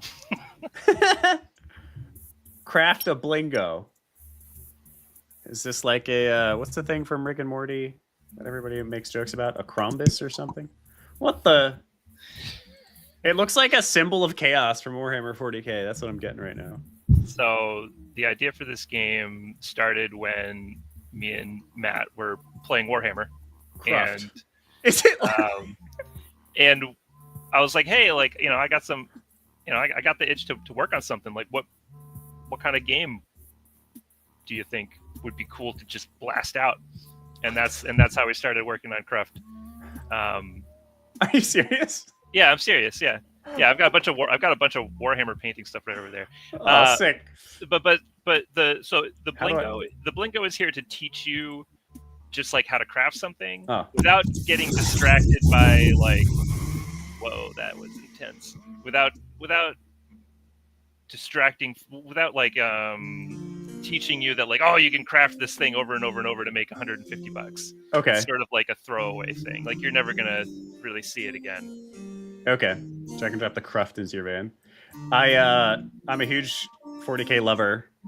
I was originally an orc lover during the pandemic. I finally like made the plunge and fell in love with my orcs. Nice. To the nice. dump. I'm very new to the game. I've picked up the Votan. Yes. And I struggle deeply with some of the mechanics of like manually operating the game is extremely difficult. It is wildly overcomplicated, but I think that's part of the magic, honestly. Warhammer. I'm also a huge Votan lover, so Votan is my main squeeze these days. Nice. Well, yes. maybe I'll get some tips on how to play. I mean, I'm not like a competitive player. The new index has all this new stuff in it for me to digest, so that's fun. Fun. I bought a couple of them.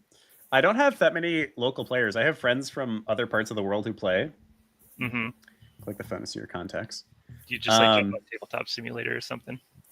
No, we usually just like, you know, every once in a while when we see each other, we'll get a game in. So I probably only play 3 or 4 games a year, but I adore it. I like my plastic army men. Okay. What the fuck is this game, Will? Nice. I don't mind that reaction. Cow. Got it. Buy animal feed. Yeah, that's your buddy Tim. Tim's a real person that we also used to work with. Yeah. And he's just total sweetheart. He's like, he's got your back. He's always going to give you a good deal here in the phone, but he doesn't have like a ton of stuff to ship to you. Okay. Sort of the shopkeepers, so the people that you can like kind of shop their storefront on your phone there. Yeah. Those are the main way to get like. Is that not? They're the main way to get the raw materials. Oh, baby animals. Okay. There is, you are doing something that is intuitive that many people have tried to do, which is drag the thing into the station. But everything occupies on the grid. It looks like. Eventually, the recipes are going to get more complicated, and doing that's actually not as make pizza for Tim. Tiny. Oh. So wait, do I do that here? How do I do this? I'll let you struggle until you say I give up. If you're missing a station or components, use your phone to buy them. Okay. Tim! I've got feed. Oh, I see. Wait. Go away, Tim. Plus, but how do I go in there? Hammer? You know what I did is I talked to you about Warhammer right after you learned the important thing, so I'll give you a little. Give you a reminder. This is a thing. Yeah. What is it? When you see that little the cursor turn into that kind of right-click icon, yeah, that's telling you to right-click it to open up the crafting menu. Right.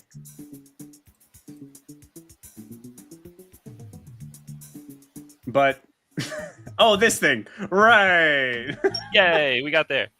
All right. Yeah, no, that friction. We try to pay close attention to that friction, and we used to have a version of this tutorial that was much more repetitive. It was right click here, right click here, right click here, and people would blast through it, but they didn't really. Some people would blast through it and be like, "I don't get it," and other people would just be like, "Let me mess around. Stop!" Like, so this is sort of like a split of both approaches. It teaches you how to make the thing once, and then kind of opens it up. All that stuff on the left are the recipes that you'll need to get towards the pizza, and you can kind of tackle it in whatever order. We have we've been talking about tutorials a lot tonight, actually. I mean, it's huge, isn't it? Nice. Yeah. Oh man, I could really tell that I need a sound cow. effect volume slider as well as a music volume slider. Is it really loud for you still? The sound effects just go. They sound like dubstep. That's okay. It's partly my fault for not having great volume controls myself. All good. I'm trying to get the. Give me 1 second here. LinkedIn has this fun thing. So we have a really big audience on LinkedIn, so we stream to it. But it has this fun thing where I can only stream for 4 hours. So anytime I do one of these long streams, it just stops. All right. That must be grueling. So how long have you been up? This one is not that long. We're doing a 12-hour one, so I'm 8 hours into this one. I did 2 24-hour ones for the Kickstarters before. We did one leading up to the Kickstarter, and then one the day the Kickstarter's opened, and then this is the Kickstarter's closing. So we have 3 teams that are at Kickstarter right now, so we're just trying to get some attention for the students' games. They all funded, but they all have stretch goals they're trying to hit as well. Cool. Okay. And poop, but I need that for some stuff. Oh, no, I don't. Okay. Take that. Go there. Oh, it's so loud. That's what I'm saying. And then big cow plus feed. Yeah. Okay, great. And then I see. Okay. Yeah, what is the inspiration for this? How did you wind up working on something like this? Well, let's see. So, all right, we're talking about Warhammer, right? Yeah. When you're getting into Warhammer, you order a lot of stuff online. You need paints, you need brushes, you need little sanding sticks. I've got various sized tweezers. I got a set of makeup brushes. There's little vice grips. And so there's a lot of junk that shows up at your house, and then there's a lot of wrapping and commerce detritus that you have to dispose of. And I think for Matt, like, this was in the depths of the pandemic, so there wasn't a lot of leaving the house. There was just a bunch of junk piling up, and that's sort of where the idea came of, like, yeah, I love making stuff, but man, this generates a bunch of trash. And so that's really the nugget for this quirky game. Plus, it's kind of amazing, honestly, that it is literally inspired by Warhammer. It's one of my absolute favorites. Oh, I did not mean to do that. My bad. Do I even have that money? I don't think you'll be punished that much. Okay, cool. One of our kind of principles is that we offer you a carrot and never the stick. There's not a lot of punitive stuff going on here. It's supposed to be chill. I'm getting kind of chill vibes. It is interesting. It's this like grid-based crafting game. I'm curious what it looks like late game. Okay. I'm definitely doing very well to begin with. Oh, that's a different thing? Oh, I'm making that right now. Okay. Yeah. Oh, the crust. Okay. Oh, plus water and yeast. Do you have that, Tim? You do. And yeast. Okay, great. I have no idea what I'm making. I'm just following the steps. You have no idea? Well, I know the last step is pizza, but like, what the shit is this, Will? Click on it. What's that? Click on it. Oh, yeah, sweet. Oh. All right, I guess that makes sense. We did, yeah, it was a little bit of a challenge because there's wheat seeds, there's the wheat plant, and then there's wheat flour. So we had to try and come up with a little bit of a visual language for those different categories. We settled on seeds being in that kind of packet-shaped thing. Flour is in this kind of bag-shaped thing, and then the plants are just kind of plants. Yes. And when you're looking at those things in isolation, that reaction totally makes sense. Once you have like a bunch of different seeds, they'll start to look more cohesive, I hope. Okay. But maybe the tutorial should have another type of plant so that cohesion can surface. It's not necessarily a bad thing. I do think that at least at this point in the game, all I'm really doing is following this recipe. It's a little intimidating, maybe, how many steps it has. That's fair. Like maybe you don't need to show it all at once. Even would sort of solve that. But then again, maybe it's fine. I guess I don't yet grasp the objective of the game. Right now, my objective is just follow the steps. Yep. Well, you're just trying to do Tim a solid and make him a pizza. Guy's hungry. Okay. Well, I mean, that's fine then. I'm out of money. I need to sell stuff. Oh, and I can't take things to the dump. Can I sell mozzarella? Yeah. Yeah. Yeah. Can I sell cow?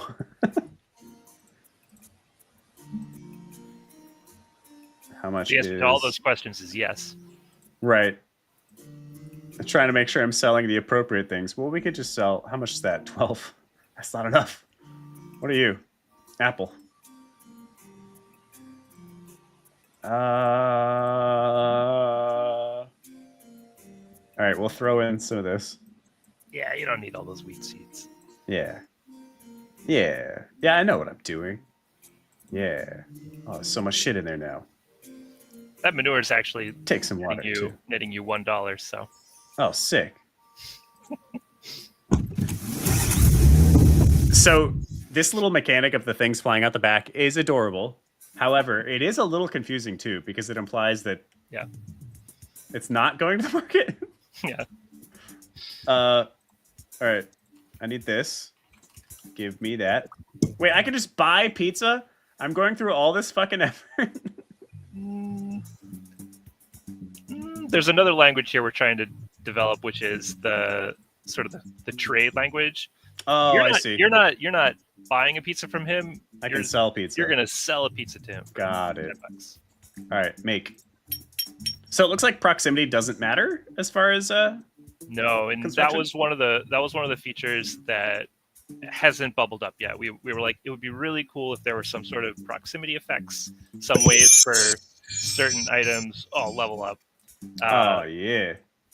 Some way for some items to have a positive impact on what's around them. One of the early things we were brainstorming was like, what if cows don't make milk as fast if they're surrounded by their own poop? So someday, I hope. Yeah, it feels like that would be one of the core features of the game, given the grid, basically. Mm-hmm. If there's a grid, then shouldn't the grid matter? Mm-hmm. Unlock the magnet. How do I... Oh, I see.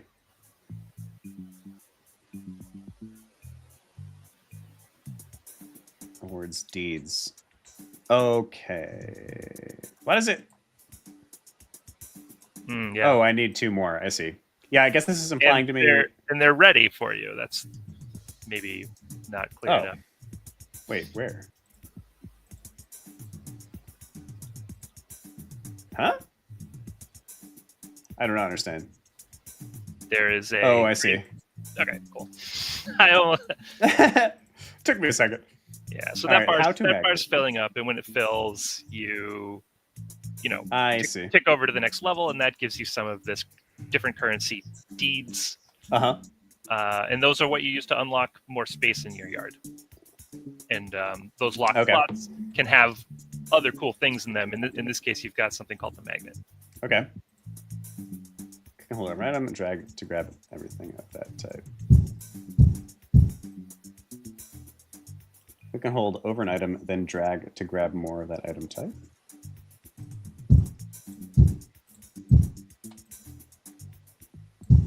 I don't get it.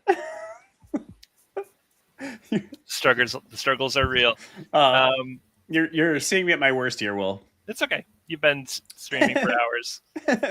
You are successfully magneting the magnet. What? Try click and hold over and yeah, I guess it being a physical object that I'm able to move around implies that I'm supposed to use the magnet. And you can activate the magnet by right-clicking it, but I agree that is a little weird. There's a lot. Okay. There's a lot that's a little weird. It's all good. All right, cool. Chivo, what's up, Chivo? Chivo awards are granted when you use the realtor to get a new yard. Okay. Requires magnet. Get magnet. Success in the future. So did I already do this one then? I guess not. You have the requirements, and to cash them in, you'll need to leave and go to a new yard. Oh. What up, boo? Let's get you on a new property. Pick one. Sure. Load my van with everything I want.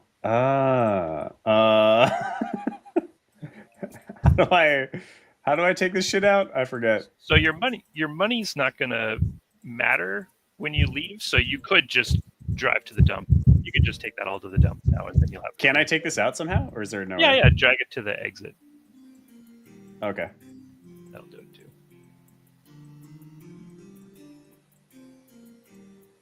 What's the little flashing guy in the top right? Just telling me that I have 20 trash items.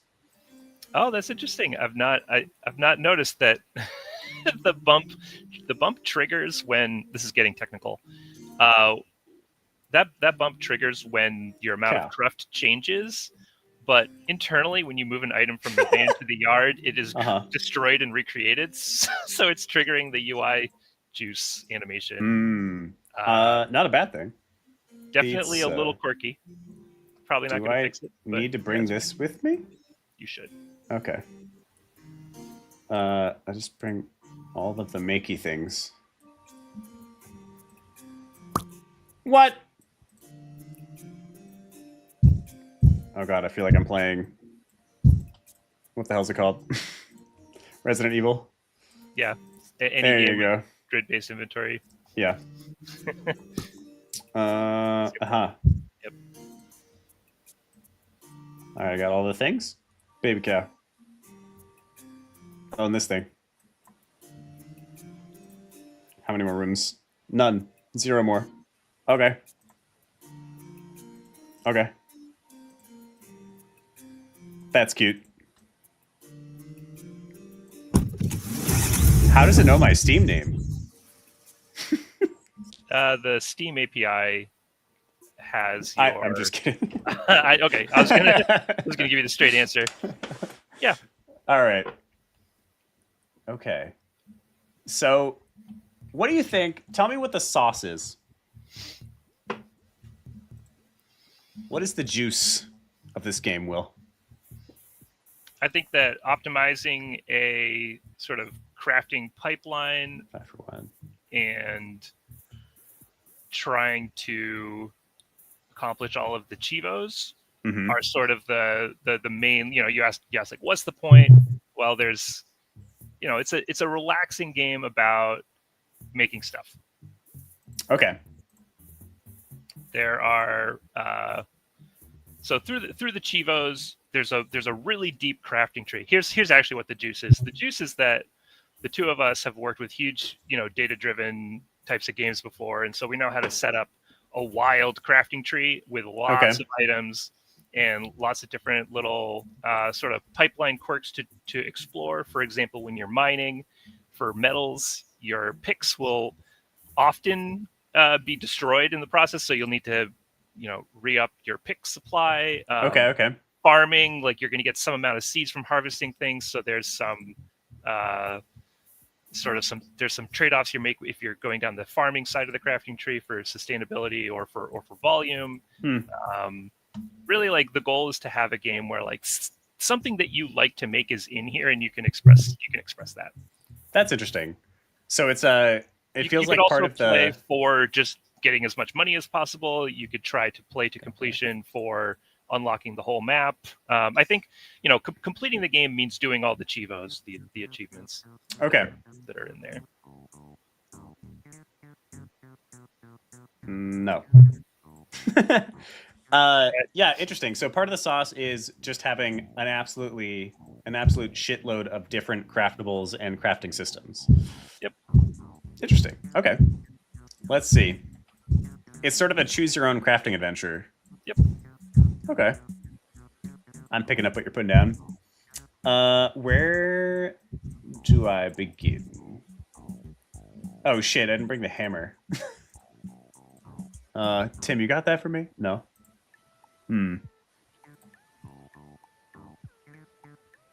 Requires $1,000. Okay.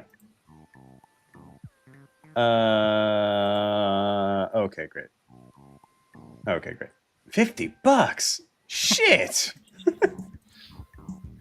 That was a mistake. So is this the only place I can get copper down here? Currently. Okay. Yeah, this is sort of the mining map. Yeah. So the whole metalworking thing will be on display here. Each yard, I call it map. It's a yard. Each yard offers you different things when you unlock those plots, and the characters that you're talking to through your phone might have different inventories that kind of highlight different sections of the game. Our early prototype was just one grid. Everything you could make was available, and we thought that it was more interesting if we kind of split it up across different yards to help kind of propel people through the game in multiple runs rather than just one giant mega yard. Okay. Very interesting. What are some of the other titles that you guys have worked on? So as a studio, as Go On Entertainment, this is our first one. Previously, both of us worked on a game called Game of Thrones Conquest, which was a mobile game. Okay. Prior to sort of the advent and takeover of mobile, we also worked together on a music game called Power Gig. It was sort of like a Guitar Hero game, but instead of plastic guitar, it was to be a real guitar. We also worked on, around the time that we were doing the music game, mobile was really taking off. So we started with a game called Beat Pop, which I don't think is available anymore, but it was it was actually kind of similar vibes as Cruft, where you're popping bubbles and it's soothing. You're doing it to the beat of music. So we have some music games in our background. Matt worked on city sim games. One called Children of the Nile was big in his career. I mentioned I worked on adventure games.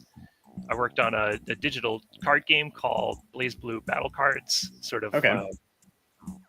If you're familiar with the Blaze Blue fighting game franchise, it was a card game version of that. So definitely a lot of systems heavy stuff. Yeah, that's awesome.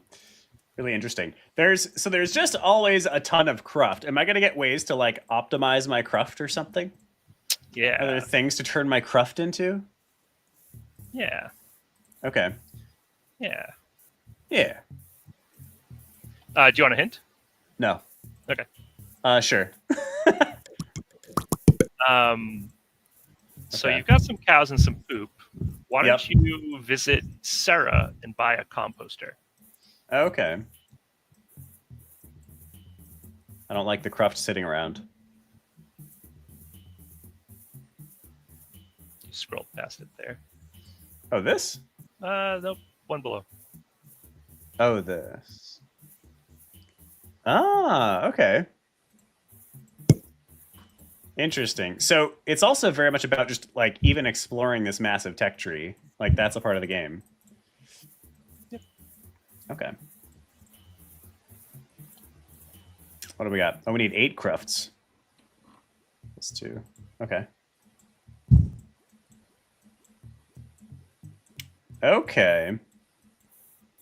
Yeah, Right Finder is correct that you got to use the poop. Hi, Tim.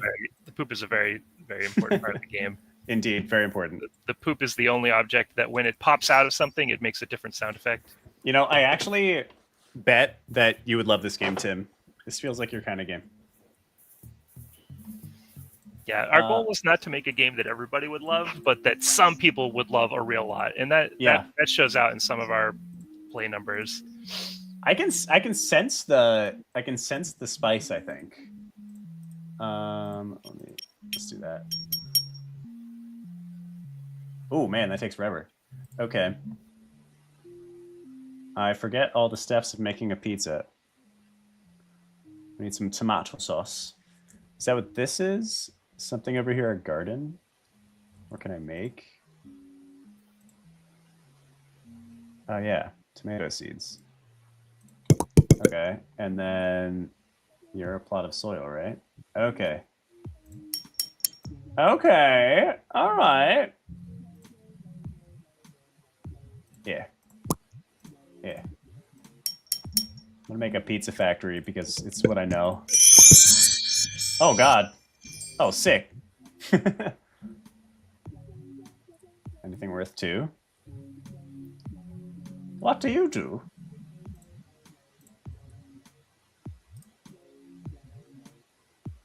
I'll just get free water out of it. Okay.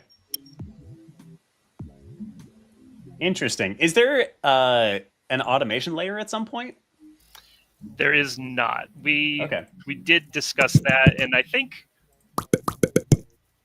our conclusion was that it was a whole different game to add, Factorio style automation to it. I'm not going to say that it was the right call to skip some of that, and I would love to someday have some amount of it without opening up a huge can of worms. Flower. It's a different. I think that's a different game. Sadly. Yeah, I mean, I think it's. Are there a lot of people who would love that game? Probably. Right. Well, it's a pretty natural progression for a game like this.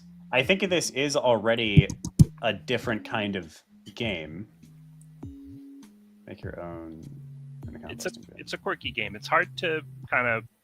Can this do anything? And as we saw, kind of as you were puzzling through it, you exclaimed, "What is this game?" and while I love that from a creative standpoint, that's actually been very difficult from a marketing standpoint. Yeah, I think I can imagine that that's the case.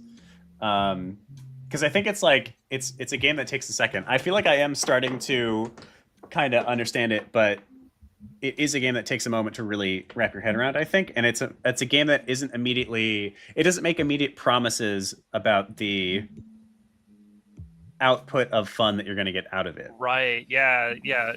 Zero doesn't roll up on you, little baby Mega Man, and demonstrate how powerful you're about to be. Yeah, right? exactly. Yeah. Nice reference.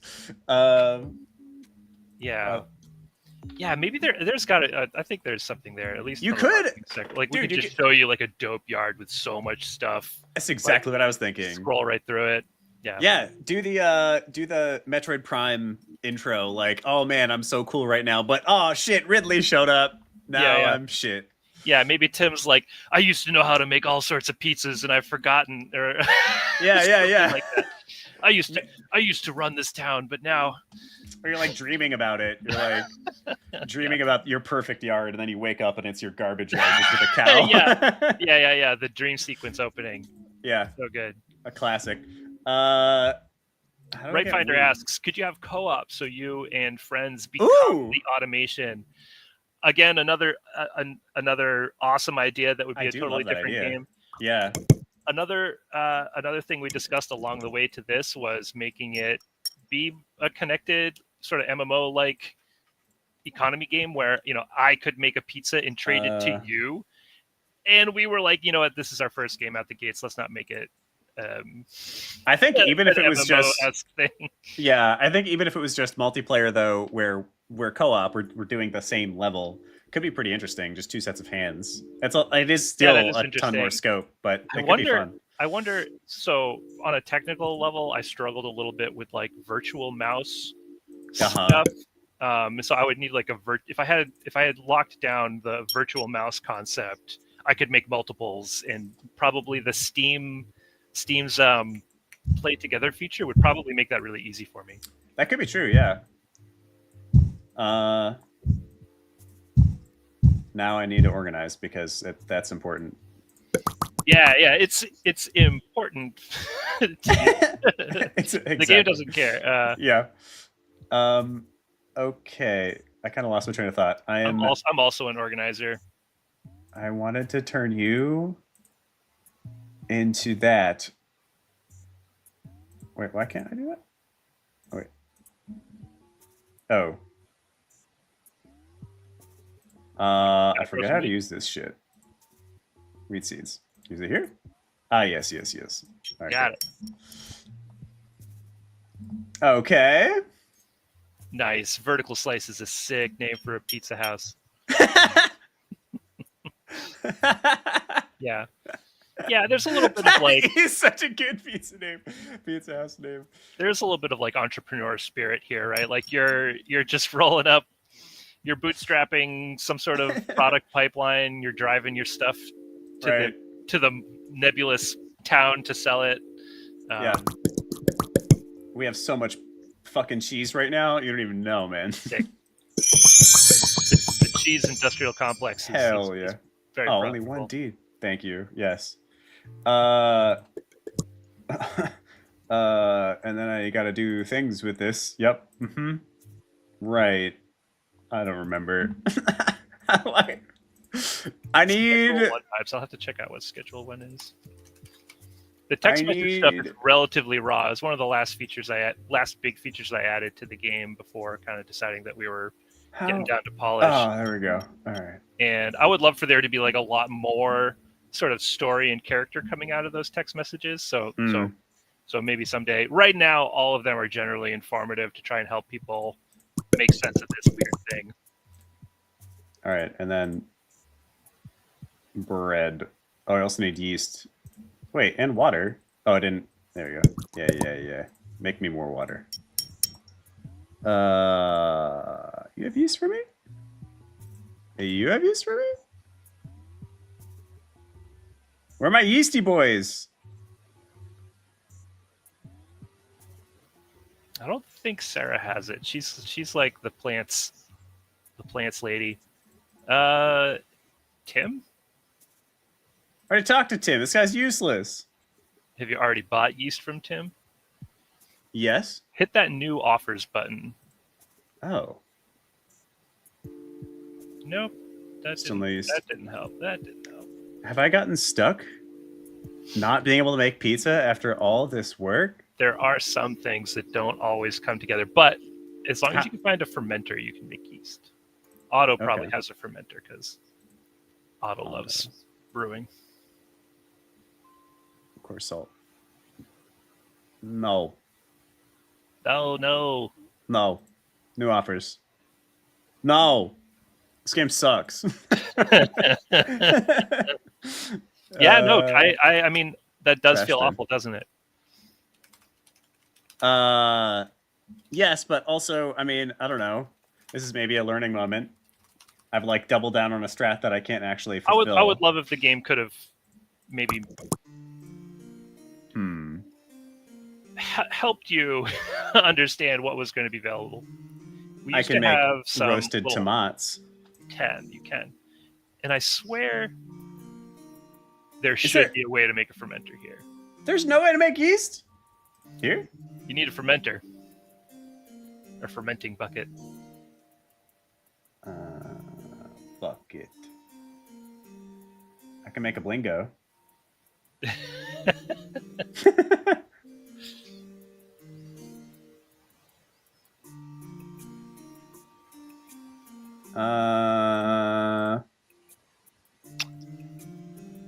That might be a dead end here. So you can bring stuff with you, so like you can technically make anything anywhere, but only if you're prepared for it, and sometimes you are going to hit a dead end like that. All this shit is useless now. You can sell it all. This is awful. My life is ruined. It's all a tragedy. Yeah, and you had a coin flip because if you chose the other yard, the farming focused yard, I'm pretty sure yeast would be more available. But you didn't. You chose the mining yard. So there's just no way to make bread dough. So I guess I can make a fuckload of flatbread out of just my wheat. Yep.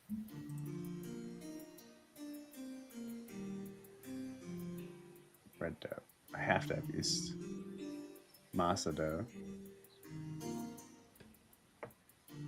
What can I turn masa dough into? I guess there's probably other higher level things I can make. So let's just sell some of this shit. Yeah. All right. And I don't really know what to do with fertilizer, so I'm just gonna sell. Fertilizer is good for trees. Sick. That was just what I was thinking. Get all of this out of here. I don't want any of it. If you've got a bunch of stuff to move all at once, the magnet's really helpful. Oh, yeah, right. I forgot about that. How do I do that again? You can tap the 1 key to activate it. Oh, you're already in magnet mode. Yeah. Oh, there we go.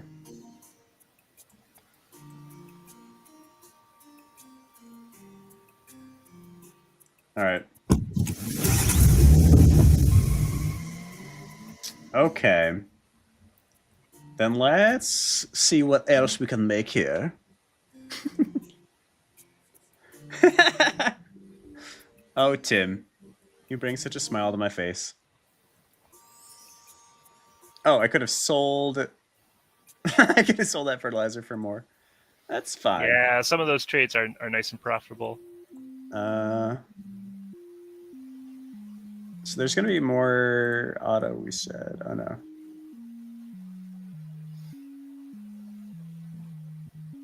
Very pleased. Coarse salt. Calf.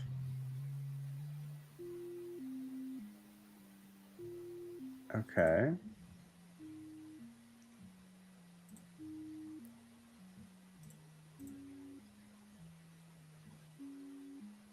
Ooh, I could get some trees. Let's do that. Why not? Okay. I'm looking for all the things that I can craft with. I think you're gonna be really happy with your pig. Yeah? Yeah. Does the pig like pizza?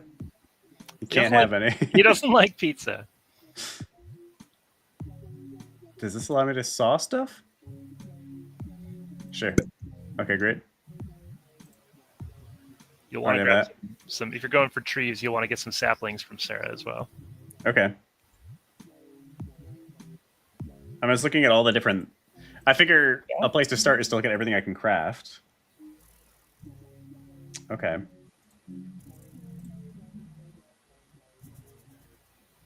Cabbage. Avocado.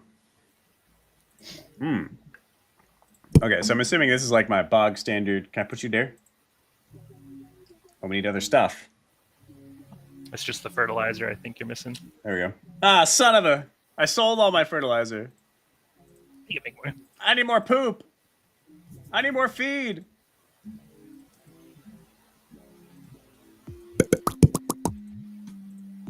Poop for me, cow. Interesting. So, yeah, the whole game is an exploration of a gigantic tech tree. Pretty much, yeah. Interesting.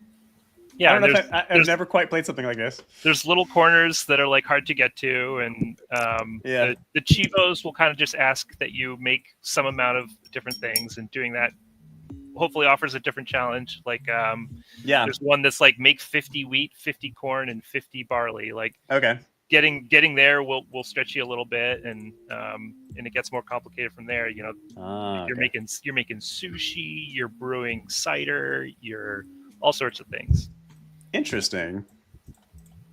It's also sort of like a distillation of a farming sim, like a Stardew or a Harvest Moon. Stardew was definitely in the DNA for sure. We were like, oh man, it wouldn't be great to just like work on something real cozy and feel good, because the world has so much apocalypse war games right now. I don't know. Although I don't know that I would call this cozy. It's sort of surrealist and like kind of uncomfortable somehow. Okay. Tell me more about that. Well, so I think what I'm referring to. So the actual gameplay, I would agree, is cozy. What I was going to say about Stardew is it's like this interesting distillation of only the combination mechanics of a typical farming or crafting sim, where it's like you've taken out any exploration, any growing. For the most part, you have like your little weight cycles, but it's it's just that component. It's just the crafting and exploration of your crafting tree, which is it's like interesting. I've never quite played something like that. Then the discomfort, calling this a cozy game, the world to me feels very surrealist and uncomfortable in a way that I also think is kind of new. You're definitely in the barren map. This place is a little bit chillier. It's muddy. I think that's part of it. It's also, I don't know, like something about how it functions feels like it's trying to be dystopian, actually. Like I think maybe the fact that it's filling up with trash and like the first thing I made was a symbol of chaos. Yeah. I think there is.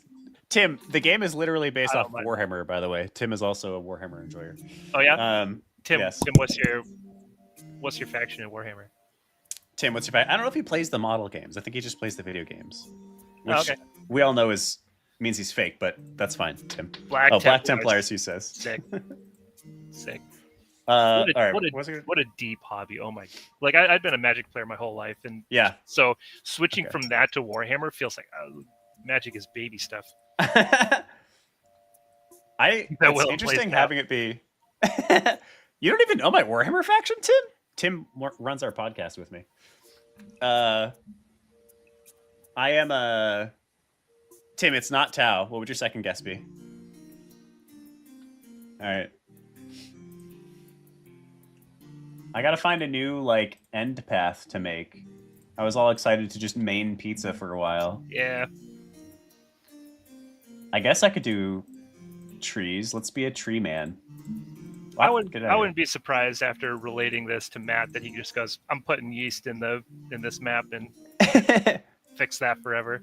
You think I'm a word bearer, bro? I ain't no agent of chaos. Heretical. I am Votan because I am an engineer, and they are basically the DevOps engineers of Warhammer. They've backed up all their memories to the cloud.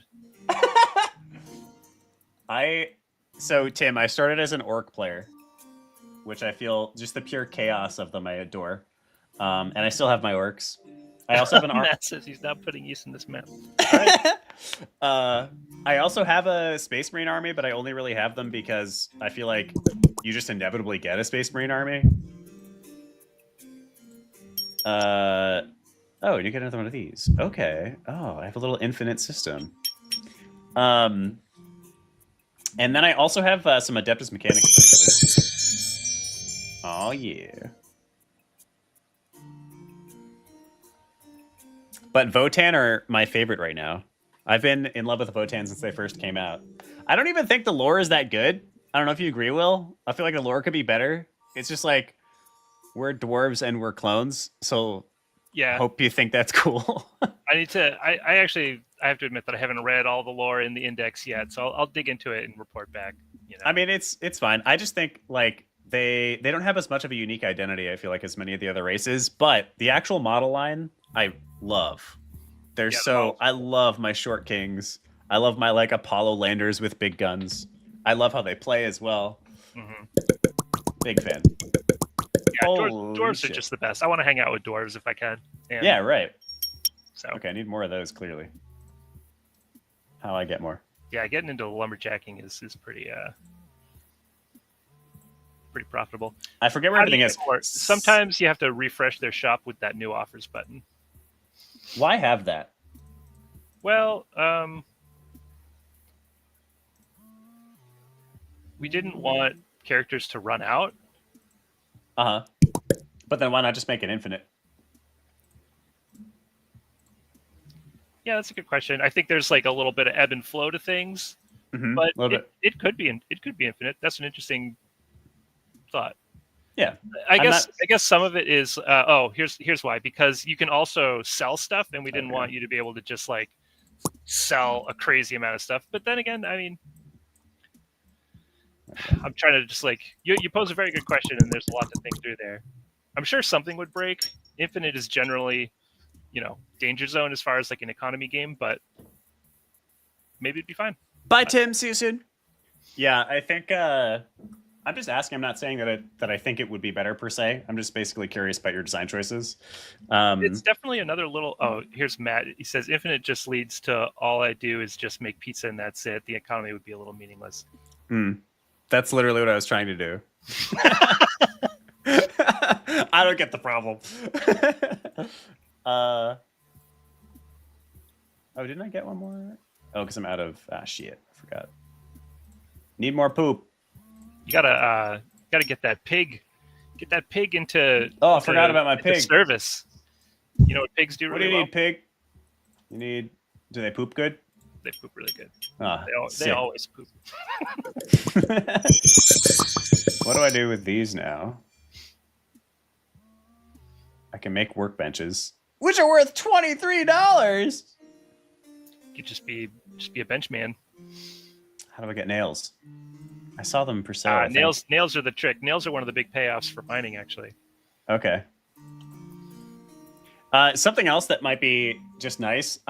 This is another example of this feels like a surrealist choice rather than a cozy choice. Like, look at these pictures. Your phone. What the fuck is this guy even doing? You know, that's the real picture of a person. I can kind of see that. So while this is like fun and it has its unique flavor, they are surreal. Sure. What is a problem is it is very hard for me to mental map to what each person is categorized as. You know. Yeah. Okay. Oh yeah, nails. Here they are. Oh god, yeah, they're so expensive. There's another little social commentary about Home Depot. Isn't it lumber right now that's that expensive? How much are you worth? $2. Oh, that's actually decent though. Just sell all of this.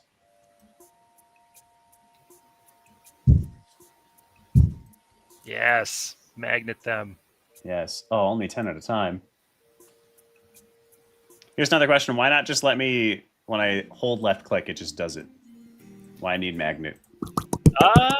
Oh, pig. Hold left click. That's probably more of a mechanical thing. I think we started off, we like discovered the magnet along the way. It was like a moment of inspiration for me where I was like, I'm going to make this item. I was actually getting like wrist pain, dragging everything one by one. So I kind of just stumbled into the magnet as like, you know what, I'm going to make this item do this. We liked that the item triggered it. And for a while, it was like you had to unlock the magnet. And once you had the item, you could use it. And we've since come to the place where we believe like the magnet should just be available to you all the time. So I don't think there's like a hard and fast design choice there. It was more just like we organically ended up at this spot, and having the magnet just work when you click and hold sounds feasible to me. Yeah. Okay. I think one of the other magic moments or magic parts of the game. Oh, we are gonna have to hop off for the next one soonish. Is when I hit a recipe that needs a shitload of stuff, and it all gets absorbed away into a factory is satisfying. Yeah. Yeah, we didn't buy a trash bin, but there is a trash bin that'll take huge amounts of cruft, but only huge amounts of cruft, and that's a really satisfying moment for kind of the same reason. We're definitely early in the crafting tree, so you know the ingredients are short, but you will hit that. You will definitely hit that more and more as you get deeper into stuff like a millstone. A millstone pumps out like 50 animal feed at a time. That's another one where you collect from the station and it's just spitting stuff everywhere. Another really fun moment is that when you level up, the items that spew out the side are just the items that you were crafting. So if you're really in a loop, like making cows, that spew is going to be all cows, and that's pretty fun to just have a rain of cows. I could just be selling my cows. Right. Yeah, getting into animal husbandry is a whole side of the tree. So yeah, since we're going up on outro, I'll sort of outro our work. Like we stream our design meetings. We meet Mondays and Thursdays. We go from about 2 to 5. So all of the stuff that you're raising about cruft, we debate that kind of stuff in those meetings. Like I said, we're a small 2-person team. This is our first game out the gates, and we're planning on making more. So yeah, check us out. give us a follow. Wishlist the game. We're really at the end of the road. My to-do list is a bunch of P2s. If you're not up with the lingo, these are just like things that would be good but not critical. Like we're really close to 1.0 right now. I love me a good P2 that I don't have to do. yeah. No, it feels good. I'm not stressed about whether or not I'm going to nail these P2s. So.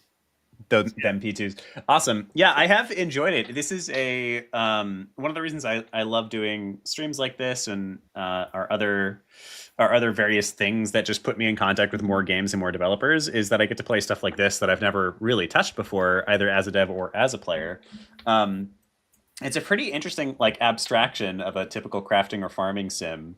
Thank you for saying so. Yeah, and I can see I think I can see the spice.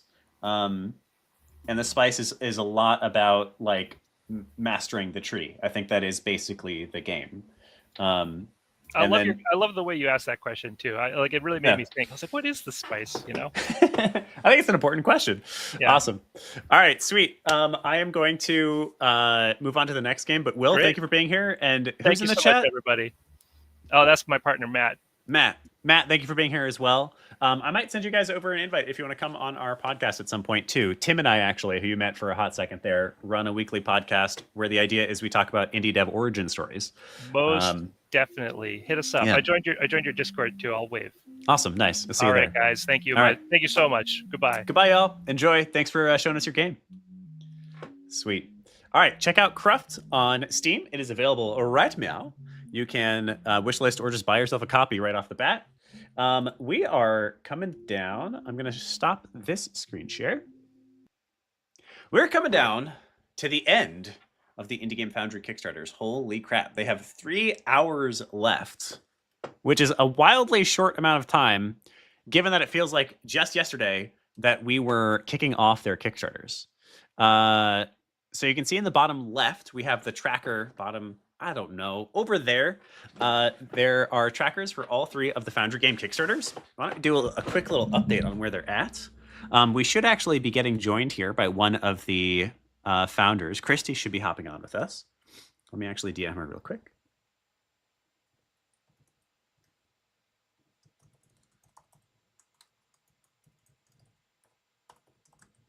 All right, great. And we're going to play ourselves a little bit of Daughter of the Rift when she's ready. Cruft. What a bizarre game, y'all. What the heck is Cruft? All right. So let's do a little check-in on the Foundry Kickstarters. All 3 of these games, all 3 of the games that I'm about to show you, are brand new indie game studios. And they are generally junior studios. So this is brand new studios that got founded. We gave them some help to do so. And then first-time developers building their first game and going to Kickstarter with their first game. So this is a huge endeavor for us and a bit of an experiment for us to see if we can help these younger teams or more junior teams get themselves a little bit of funding and get their games out there and live. If you are unfamiliar with the Indie Game Academy, we have spent the last 4 or 5 years building portfolio projects with students. We've built hundreds of games with students. If we're talking about our larger programs, I believe we're at about 150 games built with our students. They're generally much smaller experiences, but they have improved in quality every time we've run the program. And so we decided to run this new program, this experimental one that we're calling the Foundry, where we took 3 of our best student teams and we helped them actually build out a game and go to Kickstarter with those games. So all 3 of these games have already successfully funded. They now have only 3 hours to go on Kickstarter, and all 3 of them are trying to hit some special stretch goals that we could absolutely use your help in hitting. So I'm going to drop the link. This is a page on our website. If you head there, you can get links to all 3 of the games. I'll do a quick little pitch of all 3 of them. We have The Box is Alive, an awkward puzzle platformer, physics-based puzzle platformer, where you are a Schmamazon box that delivers itself. We have Daughter of the Rift, a deep narrative sci-fi deck builder based on Slay the Spire and Mass Effect. And we have Whiskers, Wizards, and Wands, a puzzle Zelda-like adventure game where you are a cat with a wand. All 3 games have been working their butts off to even be on Kickstarter and build these games out and get them ready to go. And so I would seriously appreciate it if you guys would consider backing them. And if you don't back them, give them a final shout out here. We are going to play Daughter of the Rift in this one of these last 3-hour slots. Let me stop this screen share and get us rocking and rolling with Daughter of the Rift. Where are you? Okay, there's Nabu. Okay, got you.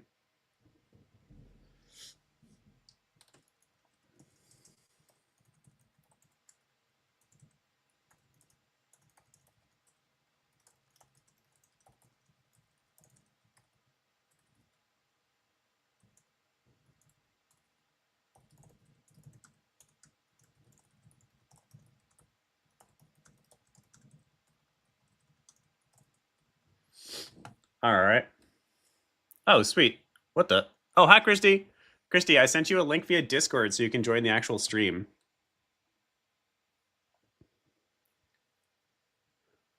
Huh? Oh, I am here. Hi, I am here. I sent you I Discorded you a link. If you go there, you'll actually join the stream. Yes. That's all good. That's okay. I'm gonna send. You can start telling us about Daughter of the Rift once you get on the stream. I'm gonna send a couple Discord messages. I'm gonna do one last at everyone for you. We'll see if it works. All right. You should pop in, and we'll get you on the screen here. All right, there we go. Oh, I'm here. Okay, let me mute my other self here. Okay. Yes. Okay. All right, sweet. Hi, Christy. How are you doing? Hi. Good morning. I am good. I have coffee, so I'm extra good. Me too. All right. Cheers. I feel like cheers. I feel like coffee is both this like beautiful blessing and then also a curse. You know what I mean? It's a trap. It is a trap. Uh-huh. It is a trap. It's not real happiness. It sure feels like it's real. Exactly. But on really hard mornings, I'll take the feeling like it's real.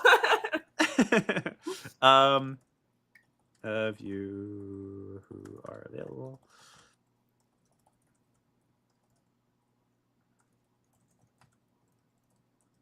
All right, I'm just messaging people.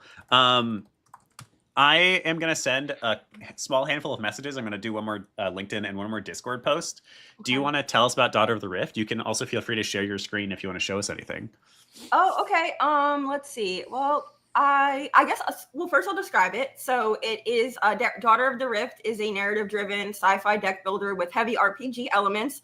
There's a deep story. You'll play as Grecian. She is a Zeren Blade who is like a warrior of sorts, and you're going to go on this epic journey with her as she tries to uncover the mystery behind her missing husband. And you'll use novel card battling mechanics to take down different enemies.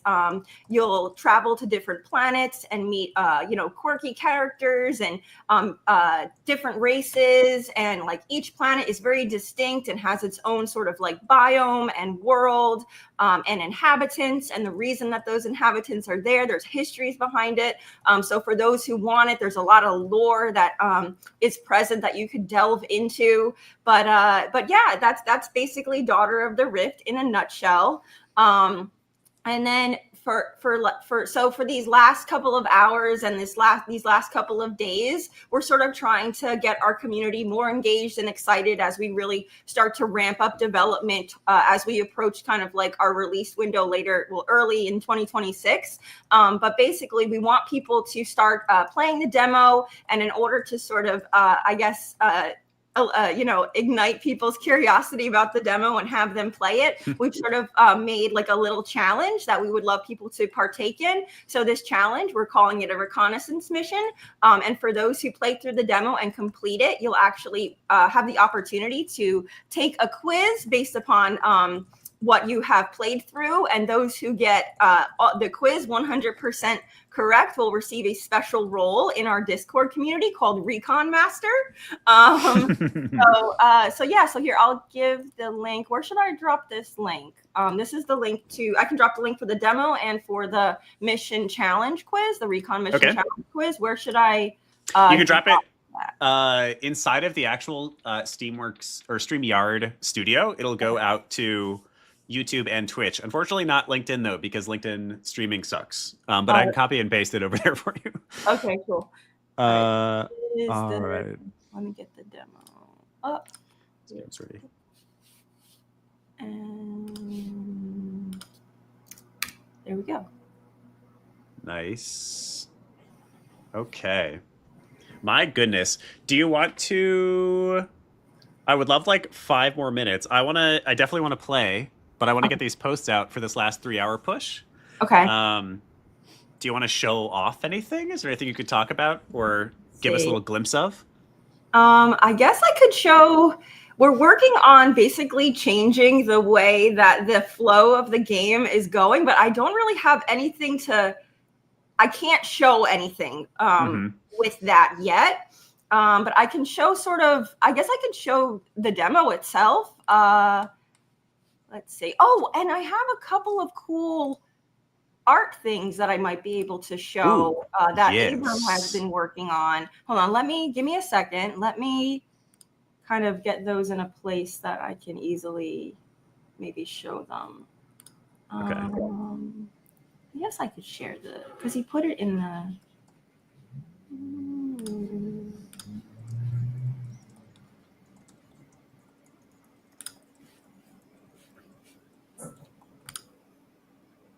All right, I could show that, and I can show that and that. Okay, I'll share my screen. Oops.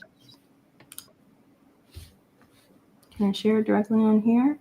You should be able to. I might need to like enable it, but try and see what happens. Share screen. Okay. Allow entire screen. Window. Okay. Share. Can you see that? Yes. Here, I need to add it to the stage, but there we go. We can see it now. Cool. So this is like I was saying, like in Daughter of the Rift, you're going to go on this multi-planetary excursion, and you're going to be visiting these different planets and meeting characters along the way in order to advance the story. And so these are some like early concepts of what Abram has been working on. They're really, really cool. These have never been seen publicly before. So this is the first time that these are getting shown. But this is an area called Eve's Moon. It's a planet that exists outside of Adamu Prime. Adamu Prime is an early planet that you'll visit, and you will visit multiple times.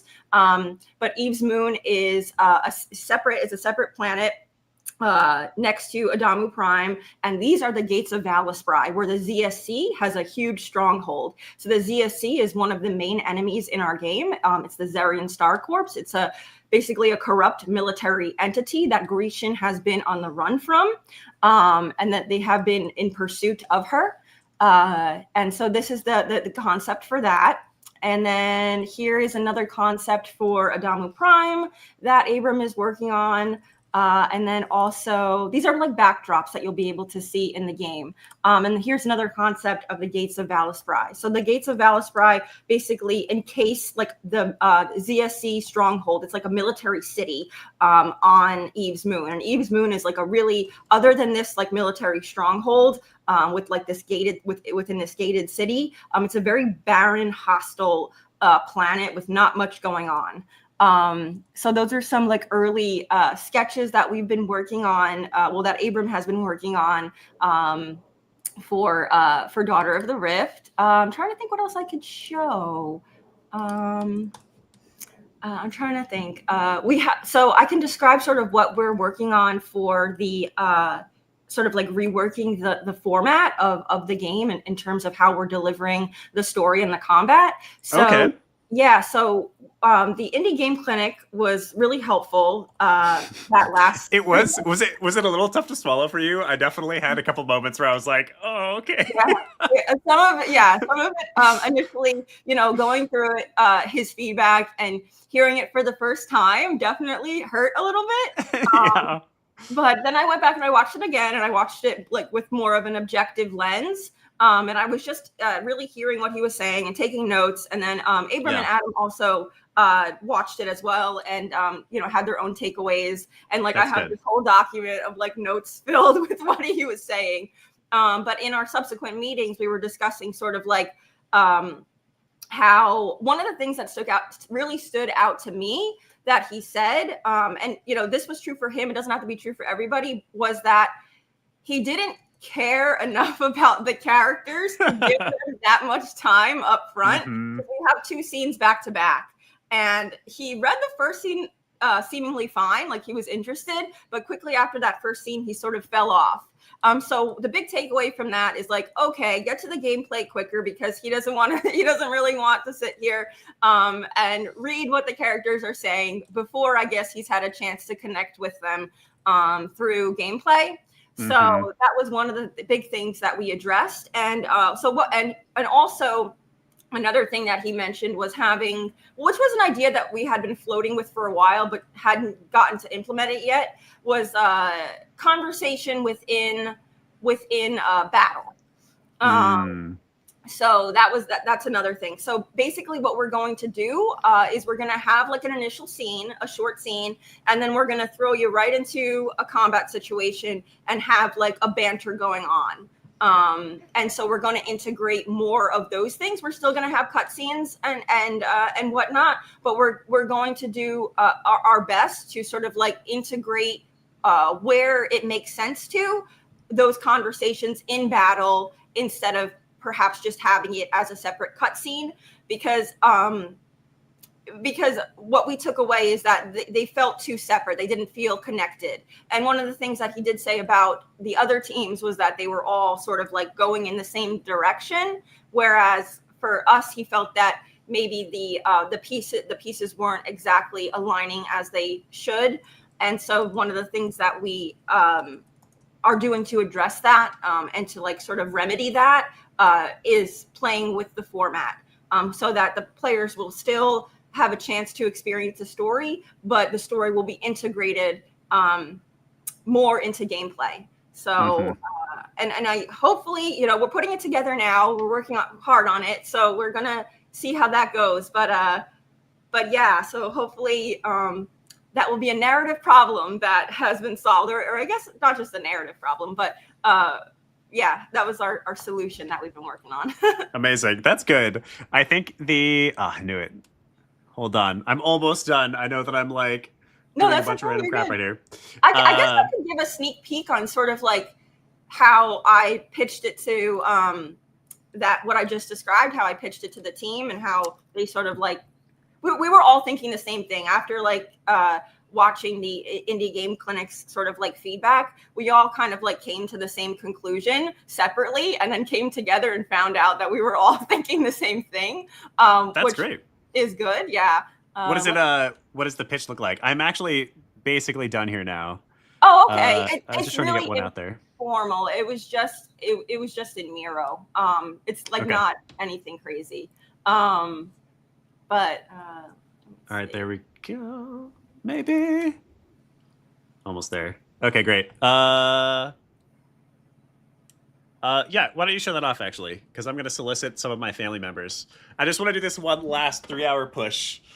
Who knows? Get a little bit more for everybody. Okay. All right. Let me bring this up. I'll let we can go a little bit over our hour mark as long as you can, as well. Oh yeah, I am good. I'm actually free the entire morning, and my only plan, other than this today, and like promoting the Kickstarter and whatnot, is to decorate my apartment for Christmas. And I've already started a little bit with my little. My grandmother made that for me when I was 7. So it's Christmas 1995, and then there's a little Santa next to it. But I have lights. I have lights that I'm gonna put up. We do this every year. My partner and I we put lights all across the top of the the apartment and around the doors and everything. It's like decked out in here for Christmas every year. Nice. Anyway, yes, let me share my screen again.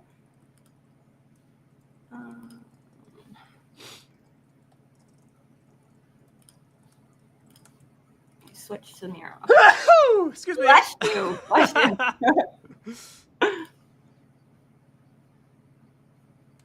All right, great. Soliciting family members. They love it. They love it. They love it. I thought there was one other. Oh, yeah. Let me just drop a personal Facebook post. Oh, I forgot that I need to approve your screen share. All right, it's up. Show us what you got. It's up. Okay. So I was playing a bunch of different games in order to kind of like arrive at how I would describe this to my co-founders and also sort of like really rationalize how we can make this sort of like narrative and combat integration happen in like a succinct and engaging way. So I was playing Final Fantasy Tactics. Hell yeah. And what I really like about Final Fantasy Tactics is that, yes, there are like cutscenes, but there's a lot of conversation that actually happens within the battle itself, within like the battleground itself. And sometimes they'll even like stop you as you're playing on the field, right? So that these characters can banter back and forth. So I found that really interesting. So I just took like a screenshot of one of our backdrops. This is actually in the demo. This is actually, if you make it to the end of the demo, you'll get to fight this really awesome warped Riftwalker guy. But I just made like a super basic example scene of how this could go. So, and like in order to bring up the dialogue, you would just click. So I'm showing it in separate little windows here, but just to sort of like explain, like you would click and then, this next bubble would appear. Nice. Here. Yeah. Yes. Next bubble would appear. But I had no way to show that on Miro. So I just went with this. So this is sort of like the idea that I had.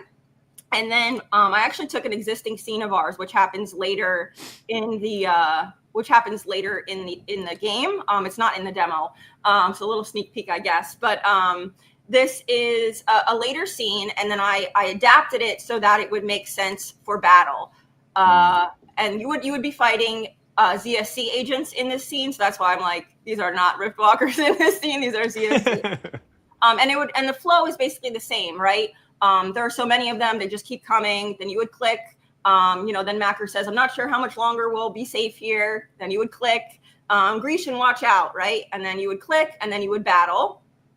The battle begins, right? And then you have sort of like moments where you're forced to take damage, and then you would cut to a cutscene because this is like a really integral moment here. But so that's how I sort of like positioned it to the team. And I was like, there are a lot of moments. I went through the script as it is, and there are a lot of moments where we could adapt different cutscenes that we have planned and adapt them to fit into a battle situation, a combat situation where the dialogue can still be said, but you're actually in a battle moment. And I feel like that'll go a long way for player immersion, and also really just to have players connect with what the characters are going through more and maybe care about what they're going through a little bit more. Super interesting. I think that this is I'm excited by this because it's really close to actually what I would have imagined, also from what he was saying on the Indie Game Clinic. I think what I valued about that talk is that he didn't pull punches. Yeah. And so we all, I think, it was a little bit hard to swallow for myself as well, like being there on stream with having everybody there and talking about them. They had critical things to say on all three games, of course. Yeah. But what I appreciated about it was it really was like, here are the things that are weak. It's really obvious. And I think like what you have there feels like a wonderful escalation or evolution of what you already do. Because your story is really strong, but it is part of it that is weak is the fact that I get stuck in story and then I'm in combat and then I'm in story. And so what you're doing there feels like a wonderful natural evolution where you get to marry the two a little bit. It's probably actually good for you because you can tell more like, you can have more impact behind the narrative. So that's exciting. Yeah. Yeah, and I did notice like going back to what the Indie Game Clinic said, once he got to like our Kickstarter page and really started to like go through what we had, I think he realized, because he even said, he's like, okay, what the copy that you have here is really strong. He's like, oh, you have a writer on the team. Oh, I can see you've done a lot of world building. And those things are all true. So the fact that he did notice that towards the end, I did appreciate that. But yeah, I understand that was hard to get from what he played. Yes. All right. I am ready to play your game. Okay. I did actually play it a little bit earlier. I did the very first hour, same thing I did last time, where I did 20 minutes on all 3 games. So I only got through the tutorial. Tutorial, 10 times better. Well done. Okay. There's probably still a little work to do, but it is like, it's so much better. It's a massive improvement. So congrats on that. The link that you sent out with the challenge is still the best link, right? Yes, that is the most updated link. Okay. Sure. Yes. Let me grab it. I'm just going to play it on my Mac then. Okay. All right. We didn't hang out way too late in the night, a little drunk this time. I know. I fell asleep. I was trying to stay up till midnight and I ended up falling asleep. Yeah, that's fine. I mean, like part of I could have still done the 24 hours and done something like speedrunning or something like that. But the one, just getting a release out took longer than expected. And then 2, we just had way fewer applications. I think because we've done many of these back to back. So I just I wouldn't have had somebody every hour, and not having somebody every hour like leads to like a snail's pace of momentum. And that's so much harder to stay awake. So yeah. So I think we all needed a breath. It was good. Yeah. No. Congrats on the release, by the way. That's awesome. Oh yeah. It is. We'll probably actually do pushing on Monday anyway. Oh, nice. Is what it's looking like. It was supposed to be Saturday, but whatever. Things always get pushed back. Yeah. Right. Yeah. What else is new? But it's adorable. I was quite insecure about it at first because I wasn't sure if we would hit what I wanted to hit with it. Isn't it not? Oh, I found it. There we go. And there's just like, it's a new engine for us, and games are just always hard to make well. Yeah. But we wound up building something really special. I think we made basically our own version of Dress to Impress. Nice. But with asymmetrical multiplayer. So some players are models and some players are judges, and you have different gameplay for each of them. Oh, cool. Yeah, it's a really cute little social game. All I'm right. gonna check it out. Yeah, you will get links about it, I'm sure, on Monday. That's what I'm going to start harassing everybody about then. All right, I'm ready to play some Daughter of the Rift. I hope those who are in the stream. Also, thank you for being here, y'all who are watching. I love you. Thank you. Let's play some freaking Daughter of the Rift. Yay. Okay, I have a condition. What? You have to read Grecian's lines. Okay. I will. Also, Christy, the settings are broken. And they've been broken forever. I don't know. I have to ask Abram. I have no idea. I know that Abram has been like really overwhelmed because he's been handling like implementing the audio stuff and like everything that like has to do with like sound in the game. He's sort of like been owning that. And in addition to that, he's doing the art stuff and like he sometimes helps Adam out. So he's just like really overwhelmed. So we were thinking about adding like an additional person to help us like sort of like implement the audio. And like help him out a little bit. All right. That might be a good idea. All right. Are you ready? I'm ready. Also, can you hear the music? I have it quiet, but I do have it on. I cannot. Okay. I might need to reshare. Hold on.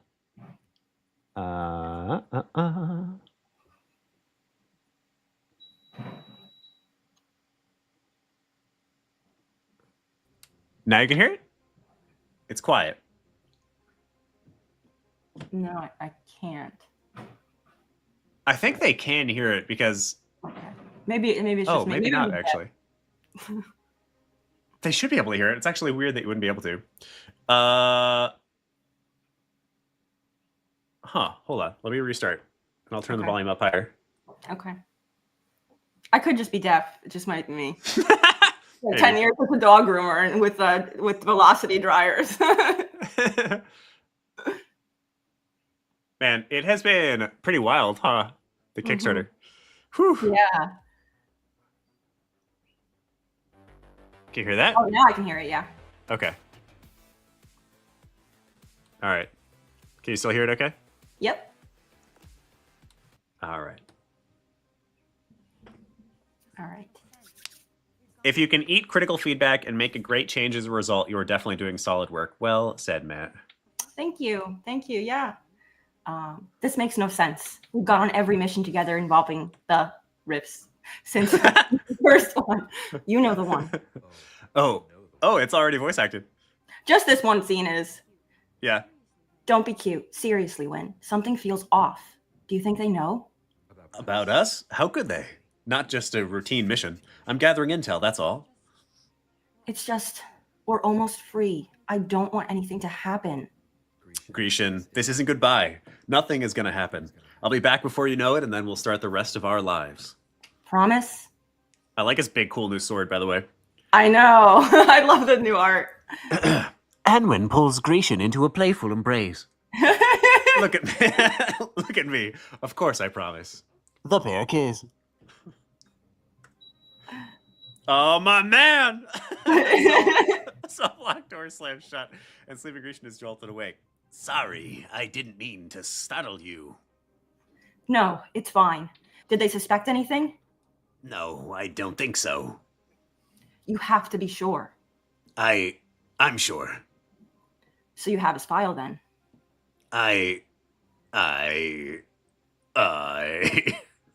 Bram, do you have his file or not? I have not wasted 16 years, gotten this far. Easy, I have it. Boy, this Anwin guy must be really something special.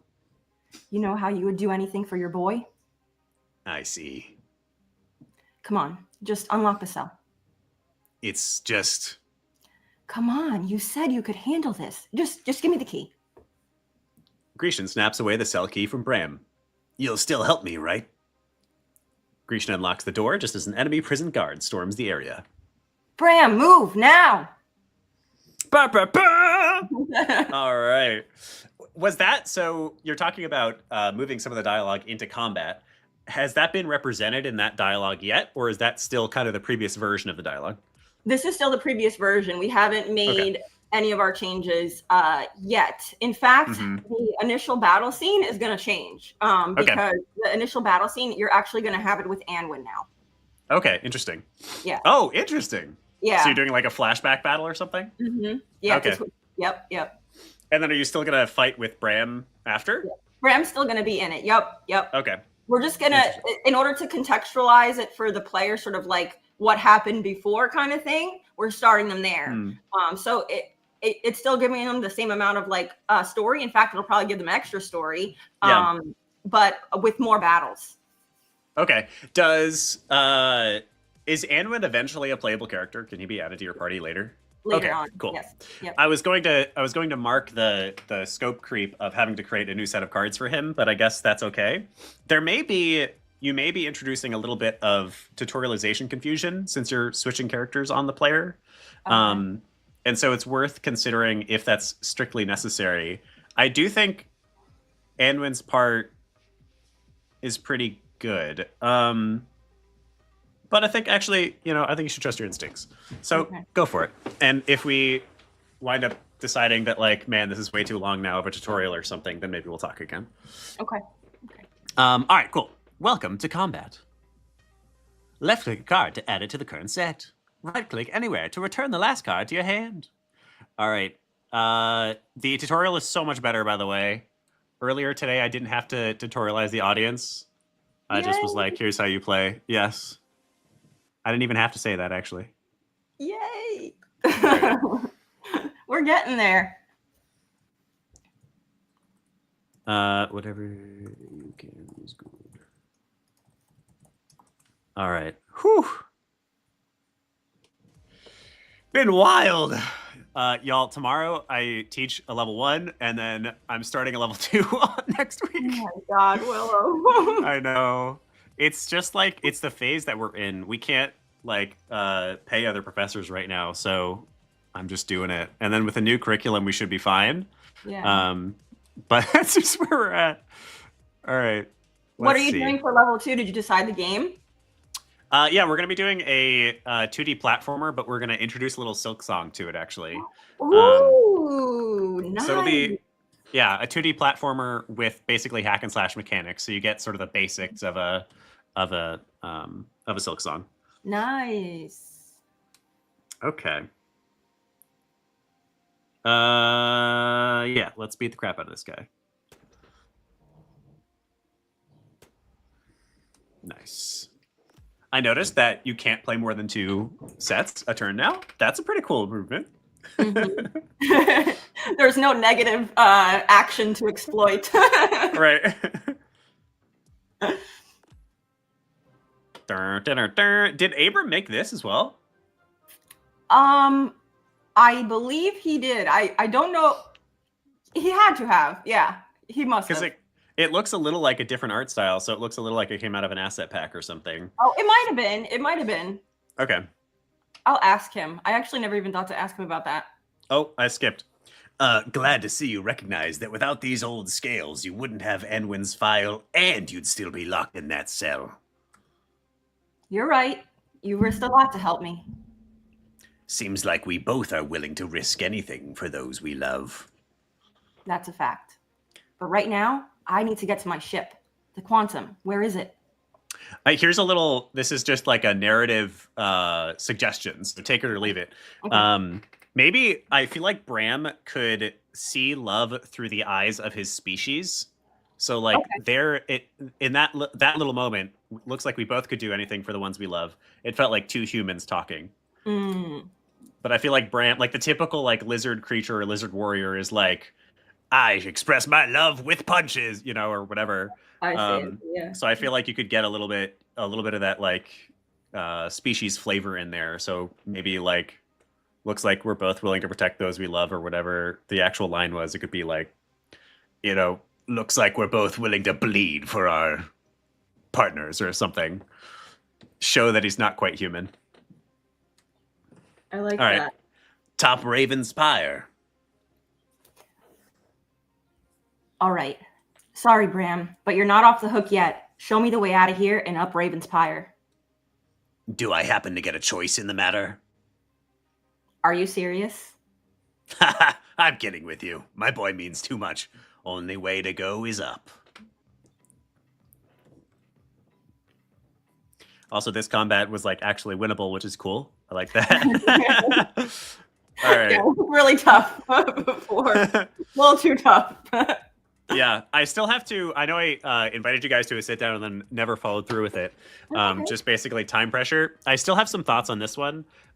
So I know that you're not Adam, but I'll still pass things on to you. Okay. I feel like it would be way more understandable and actually less frustrating if the distances on my side didn't matter. So when I am estimating range, it's only I'm hitting spot 1, 2, 3, or 4 on their side of the field, if that makes sense. So even if I'm all the way in the back, I can still hit number 1 if I have a 1 range card. That actually would mean that it works much more similarly to how Darkest Dungeon works. So 1, that's always good to give the players like a foundation to stand upon that they recognize. But 2, that eliminates the problem where sometimes you're too far away and it's just like, man, I got to stack so many cards to make this work. And then 3, it also eliminates the confusion of range, I think, because players will often not even realize that they need to stack the cards to get to the enemy or whatever. It would mean it does like remove some of the spice of your distance system, but I think that's okay. Okay. I think the benefits may outweigh the negatives. The negative. Okay. Yeah. All right. I will let him know. We're meeting on Sunday, so. Okay, sweet. What time on Sunday? We are meeting on Sunday at 6 p.m. EST. Okay. I do not make promises that I will be there, but maybe. Okay. Okay. Will you? I think probably I won't be there, but would you ping me? And if I'm feeling like good, maybe I'll just show up. Okay. And would it be okay for me to show up actually? Yeah, I'm absolutely sure. I mean, I'll ask them, but I mean, I don't think that they would have a problem. Okay, yeah, I just don't want to barge in if you guys really need some team time. Yeah. But if I'll be finishing up level 1 anyway, and so it's possible that I'm like, all right, let's just do it. Okay. I think probably I wouldn't because I do need my rest time, but maybe I'll feel it. Okay. All right. Let's get a punch in. All the effects are a lot better too. Nice. There you go. I like I think the particle effects are new, right? Yes. When stuff gets punched. Yeah. Yep. Nice. You could do different card types with that too, maybe. Oh, yeah. Like a laser beam. Yeah. We do want to add like additional like sound effects and things like that. That's why Abram was also like he was looking for like an extra audio person like to put in like, you know, more like different sound effects, like the clanging of the doors and like you know, things like that to like add to make the world feel more alive. Okay, let's see. All right. Cool.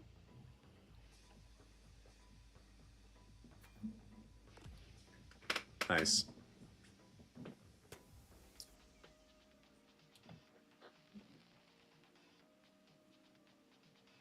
Da, da, da, da. The game is has come so far. Oh, thanks. Yeah. I guess we'll move you up here for next turn. Does that not work? I think there was definitely a point where we were all like just feeling like very, very burned out. But yeah, like it definitely, now that we've gotten this far and like we've been working so hard, like we've gotten like, I think a resurgence of our energy, sort of like we gave ourselves like a little time to like to rest and whatnot. But yeah, we've been working our tails off. I am fully aware that you guys have, absolutely. I know that it can be a little bit it's an interesting thing that we do with the cohort because you can see the performance of your fellows. And so I know it can also be a little disheartening to be like to see the box doing really well or whatever. But I think you guys should only be proud. We all know that this is a genre that's a little bit more competitive and also a little bit smaller in terms of actual audience. And then also, like, you guys funded your very first game as a company together, like, period. So yeah, absolutely. I'm glad that you're finding your second wind again. It's a wonderful game. I can't wait to play it myself. I think this will be the game that I replay my own the most. I'm feature creeping on your behalf. I want Steam Deck support. Okay. Yeah. I would love to see this like on the Switch, and I feel like we could even do eventually, like I feel like because like the point and click nature of it, I feel like we could even convert it to like mobile as well to try and get that that audience like eventually down the line. Yeah, I think that's way down the line. So the realities of every single marketplace is that discoverability on that marketplace is saturated. If you want a marketplace that is unsaturated, you have to do things like go to Horizon Worlds. Even that has a shitload of games already, but you need to look for platforms that are new. And then you have a different problem, which is that there's just not that many players on them. So yeah, my point is like any new platform you introduce may potentially have new users, but it's never going to be a golden bullet. It's always going to be the same like grunt legwork to get people playing it on that platform. That said, Steam Deck, they do it a lot less these days, but Steam Deck does drive some of its own traffic because Steam wants people using the deck. And so they have that marker that says like great on Steam Deck, which I don't actually know how you get that approved. But if we could figure out how to get that for you, that probably would drive a little bit. And then the Switch would have its own discoverability too, but and you guys should look into that. But you would have to pay for, at the very least, you have to pay for a dev kit. And then I don't actually know what the submission process is like. I would love to figure that out with you though.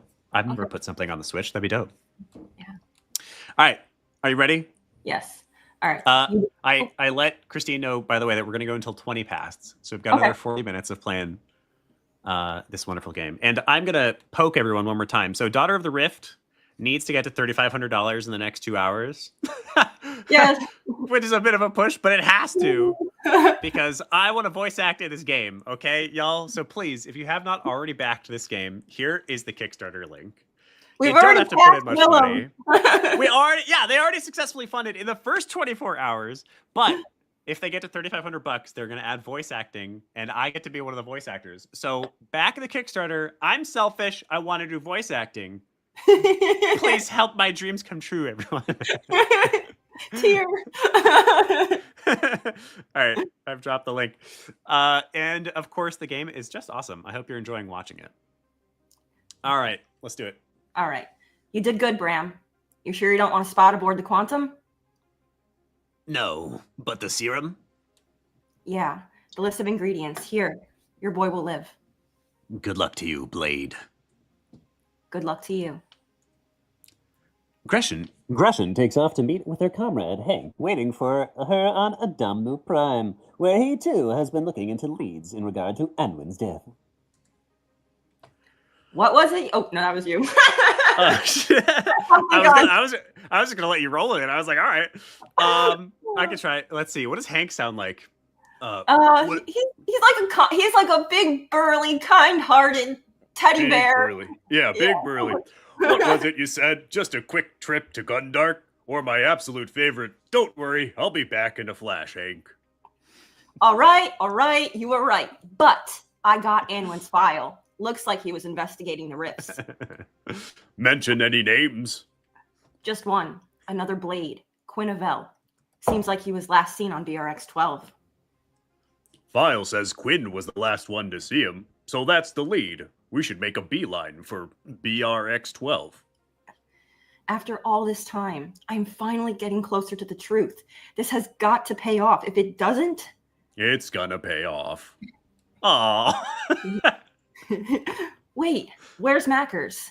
We are going to need all hands on deck for this. Do you really have to ask? He's in Ladalia studying the Agrelk again, isn't he? Why does he... Is there some... Do we at some point learn why he loves deer?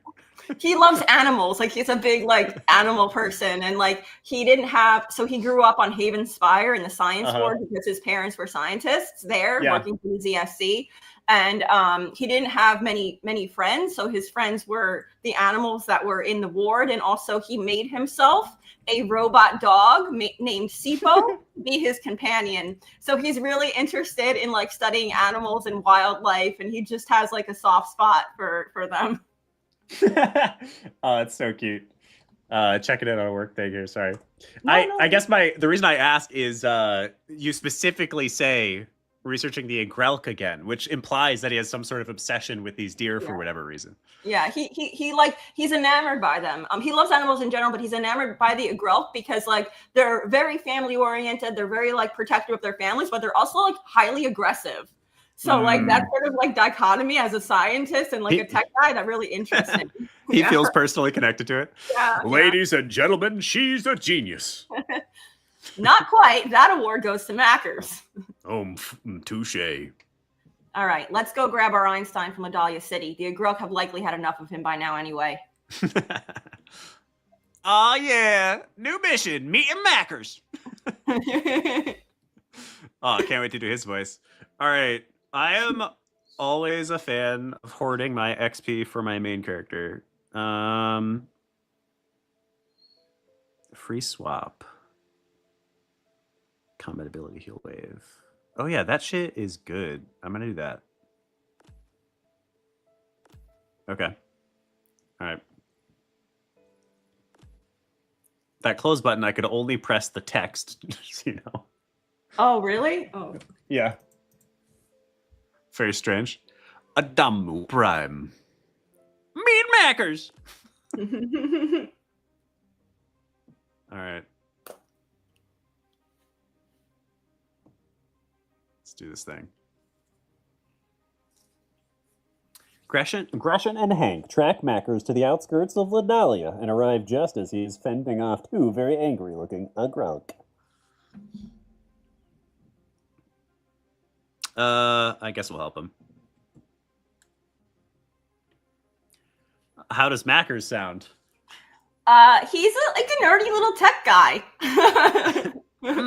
I gotta do my glasses. Help would be much appreciated. All right. Yeah. Get up there, aggression. And you can just go there. Let's do this thing. Okay. 2 punch. Yeah, just punch. And just laser beam.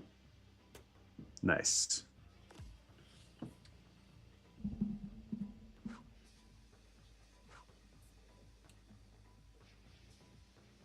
Move to position. Each position moved adds 1 to the damage. Yeah. So a little fun fact about the Agrelk here. We have the one with the mane is the bull Agrelk. That's the male, and then the other one is the female Agrelk. And they're actually protecting their sort of their flock of other Agrelk. Their like pride of other Agrelk, which is why they are so aggressive. And they're so we're just these things are just like hanging, drinking, looking at this pyramid in the back, and we're like murdering them because they seem angry. Well, they're attacking. They were attacking Mackers because Mackers was encroaching on their territory. I see. Wait, so why? What? They take up 2 spots. Oh, but why does it? Why is this 0 damage? Oh, I don't know. I could be a bug. Did I misunderstand this? Plant. What the? Element. If all cards in the set have the element activates, otherwise the element spreads through adjacent cards. Is it doing something there? Oh yeah, I think it's rooting you. It's through to activate. It's like rooting the cards. Yeah, that's I think we're still definitely working out the kinks with that. Well, we all are, but Adam really wants to have like these environment effects on the cards, and so okay. The Agrelk give you like this plant effect, and the plant effect I think roots your cards. So I don't think he fully understands it. So I don't. We get but basically the effect. Yeah, the effect infects your other cards. Whatever the effect is will infect the other cards if you play them adjacently to each other. When you play them, does it get rid of the effect? No, I don't believe so. Okay, I think that. We can probably massage that just a little bit and make it and fix it, make it a little bit better. I wonder if it would be more appropriate. So the edge effects are like really interesting. It's one of the more unique aspects of your deck building, and so that means I totally get why he wants to play with the edge effects as a result. But for understandability's sake, it would be a lot simpler if it's just a separate card like Slay the Spire. Although I don't know because there's no precedent for adding cards that aren't the cards you bring into battle with you. So I don't know. I think at the very least some UI changes. So like have this be our little red symbol instead of a black symbol. And then I think there needs to be a way to clear it as well. So, maybe just all the debuffs go away when you play the card or something. Or if you use Heal Wave, maybe that takes the effect away. Yeah. Like if that character gets healed, although that's going to be a little bit, people won't understand that for a while, probably. It'll take them a little while to get that. But yeah, that's something we can probably figure out. All right. Punch that Agrelk.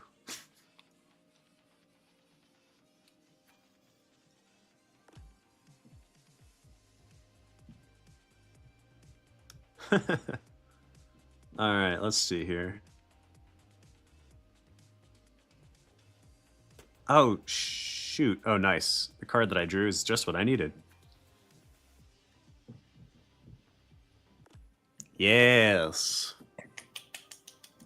Thank you. I'm very proud. Don't take this the wrong way, Mac, but I wouldn't leave your day job anytime soon. The Agrelk are just misunderstood. If I observe them long enough... Sorry, Mackers, but I don't think a Agrelk Whisperer is in the cards for you. But what is in the cards is what? But what is in the cards is for you. What? But what is in the cards for you is heading back to BRX-12 with your 2 best buds. Are we headed back to BRX-12? Why? I got Anwin's file. Before he disappeared, he was working with another blade there. How do we know it's safe? BRX-12 is not a hospitable place. How do we know it's safe? I know there are risks, but I have not spent the last 16 years looking for leads like this one to give up now. I know that I'm asking a lot of both of you, but you are the only people that I truly trust. Please, Mackers, will you come with me and Hank? I just hope you have a plan. We'll figure it out on the way. And thank you, Mackers. I knew I could count on you. All right, BRX-12, here we come. Yeah. All right. Let's see. Oh, yeah, and I have to equip this too, which is here. Yep. Yes. Yep. Right. And then what does he have? He has new cards. A 2/0. Oh, but it defends him for 2. Interesting. He's the buff burly one. Yeah. If all cards in set have the element, activates, otherwise element spreads to adjacent cards. What does fire do though when it activates? I believe it burns the enemies. Okay. Hit hard. Consume 2 elements. Okay. Increase number of active abilities. Let's go with that, because that's kind of interesting. And then what can I get? Mackers. Shield battery. Every charge, you gain 1 shield. Oh, a grenade card. 3 friggin' damage. What does grenade mean? Area attack. I believe it attacks more than one enemy at a time. That's like the best card in the deck. God damn. 3. Huh. I want that. Yeah. Get rid of that one, I guess. And then we got to get you your weird shield thing. Ah, but then we're giving up a punch. Okay.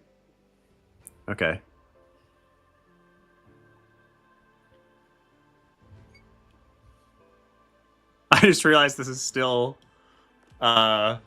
Sarah's music. Yeah. Ethereal lady singing in the background. We got 3 tracks from her. Everyone, Nice. everybody who's watching, we have an awesome artist that we partnered with for our game. That's why the music is so awesome. All right. Frozen Valley. Enable. All right, wait. This is the next actual mission, right? Or like to move the story. Those are just side missions. Right. Yeah. Mhm. And then the next actual mission It's is BRX. on BRX. Yes. All right, let's do it. Everyone, duh. I do still think that you should just default to selecting everyone. Okay. All right. So what's the plan when we get there? The Hollis on BRX-12 aren't exactly the welcoming type. I just also noticed something small here. Your capitalization on BRX-12 is not consistent. In the last mission, you had at least one where it was B and R that were uppercase, and then X that was lowercase. I will go through and fix that. Thank you. Hank's right. They aren't just going to let us waltz right into their cave and start questioning folks about this Avil guy. Good point. And there will likely be a guard stationed out front. I think we should pose as traders looking for gear. You think they'll go for that? We don't exactly look like traders. The Hallis are keen folk. We could blame it on the ship. I can fiddle with the circuits, make it look like we're having a mechanical failure. Hank, you'll be the tiebreaker. Should we pose as traders or feign a mechanical failure? What would Hank do?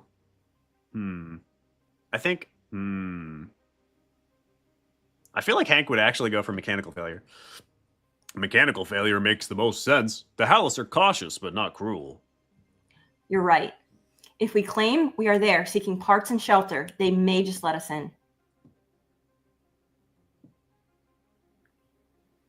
Gresham and her crew safely land on BRX-12 and make their way toward the entrance of the Hallis guarded cave.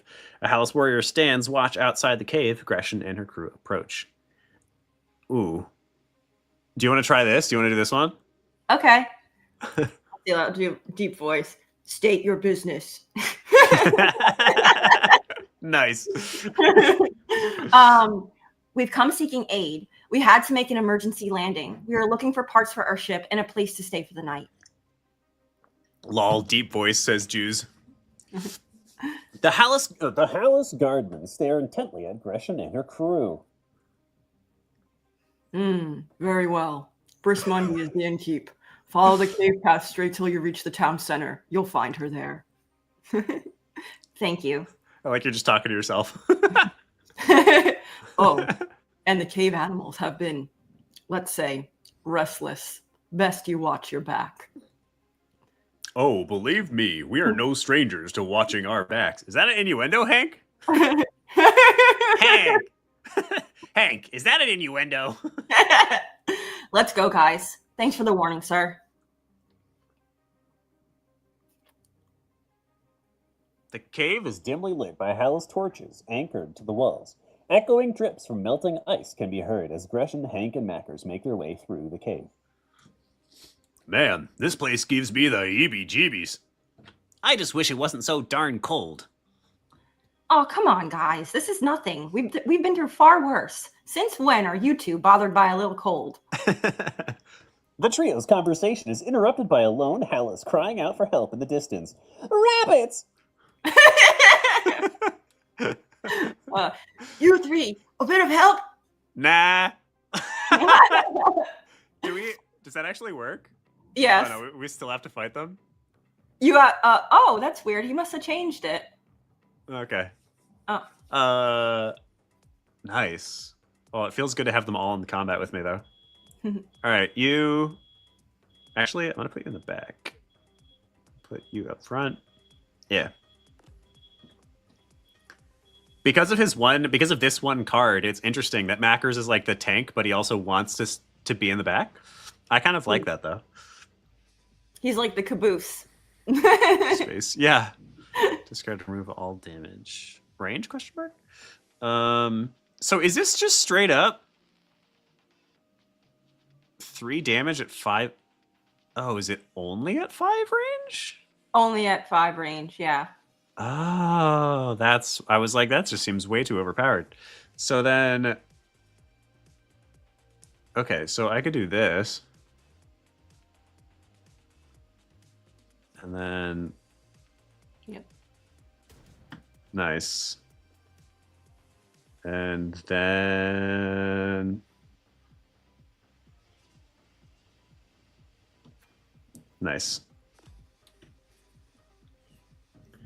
See, that was a satisfying little puzzle. That's a great fight. Okay. Let's see what's next. Yeah, so this is kind of interesting. Oh, I can get a double off. Absolutely, yes. Oh, but he doesn't get the shield, so I have to start with the shield to get that, I guess. Yep. Whatever the leading card is the edge effect that you'll get. Okay. And you... Yeah, so this is one of the things that I feel like is confusing about range. So in Slay the Spire, so I don't know. One of the things that is wrong is simply that your arc here is coming from the wrong character still, and so that I think really confuses people rather than it coming from him all the way back there and then like showing that it counts up, because he's the one who should be using it right now, right? Yes. So that's one of the reasons people are confused. But like the fact that it lowers damage if he shoots too short of a range is like interesting mechanically, but I feel like is too confusing to be worth it. Okay. What he's trying to get at with that design, which I think is interesting, is characters that are meant to be long range. They're sniper characters or whatever. They're meant to hit stuff that's far away, which I think is good and like encourages interesting character builds, like party builds. But the game has enough nuance with enough things going on that are hard to understand at first, even if a more experienced player would be okay with them, that I feel like it would behoove you guys to simplify some of it still, or maybe just like better contextualize it. So for example, in Darkest Dungeon, they don't have range, they just have, you can hit space 1, 2, 3, or 4. And so in order to get the same kind of like feeling that this is like a long range character, they can just only hit slots 3 and 4. Okay. No matter where they are over here. That loses you the range, which I do think the range is kind of interesting. But like me losing damage because he's too close, I feel like what I would actually do here is I would just make it, maybe range has a minimum and a maximum. Mm-hmm. Would it benefit from like a little tutorial moment? Like what if Macker said something like, I can still hit him, but I'm not going to hit him as hard. He's too close. Something like that. Yeah, I think what I would... I think it's more about the system itself and the choices inside the system. Like what I would probably do instead of reducing damage is I would just make it so he can't hit, like period. Okay. You know, if you're at range 5, then you can hit at range 5 and beyond if you use extra cards. But you just straight up can't hit less. Because what this winds up leading to is just like, what the hell? Why did I only do 1 damage? And eventually the player will get it. You know, they'll experiment enough to get it. But there's enough of those moments all stacked up that I feel like combat feels like it's not very hospitable for a new player, I guess. I don't know if I want to lose range. I'm a little conflicted about that. I think at the very least, this little archy thing really needs to come from wherever your character actually is. Okay. But that's a bug. You guys know that. Yeah. I do think range is an interesting part of your system, and I like moving the characters around and such. Following a series of battles, Gresham, Mackers, and Hank finally arrive at the town center of the Hallis community on BRX-12 and make their way to the entrance of an inn. Well, I'll be. Patrons, it's been quite a while since this inn has seen visitors. Brisk Monday? I don't know why I'm Southern, but yes, in the flesh. And who might you three be? Our ship is in disrepair. We are looking for a room for the night. My rooms don't come for free, lassie. If you're gonna stay here, you'll have to earn it. How? I need coal for the fire and some Dunlap meat for the soup tonight. You'll find both in the caves from which you came. Bring it to me and you'll have a place to put your heads tonight. Let's murder some bunnies! So this is where the choice took effect. So you chose earlier not to help the guy. If you did help him, she wouldn't have had you go out on this mission to get Dunlop. Okay, that's interesting. I would, if you're going to do that, I like that. But if you're going to do that, do the callback to it. Because I, as a player, never would have known that. And probably, even if I played through again, I still wouldn't notice. So do the callback. Be like, my lazy good-for-nothing got stuck in the cave, so you got to go get the Dunlap meat for me. So that the player goes, oh, shit, I should have helped that guy. All right. Nice. This is also, this version of the game is also so much more stable than the last time, so congrats on that as well. Thanks. Yes. Huh? Oh, okay, cool. Yes.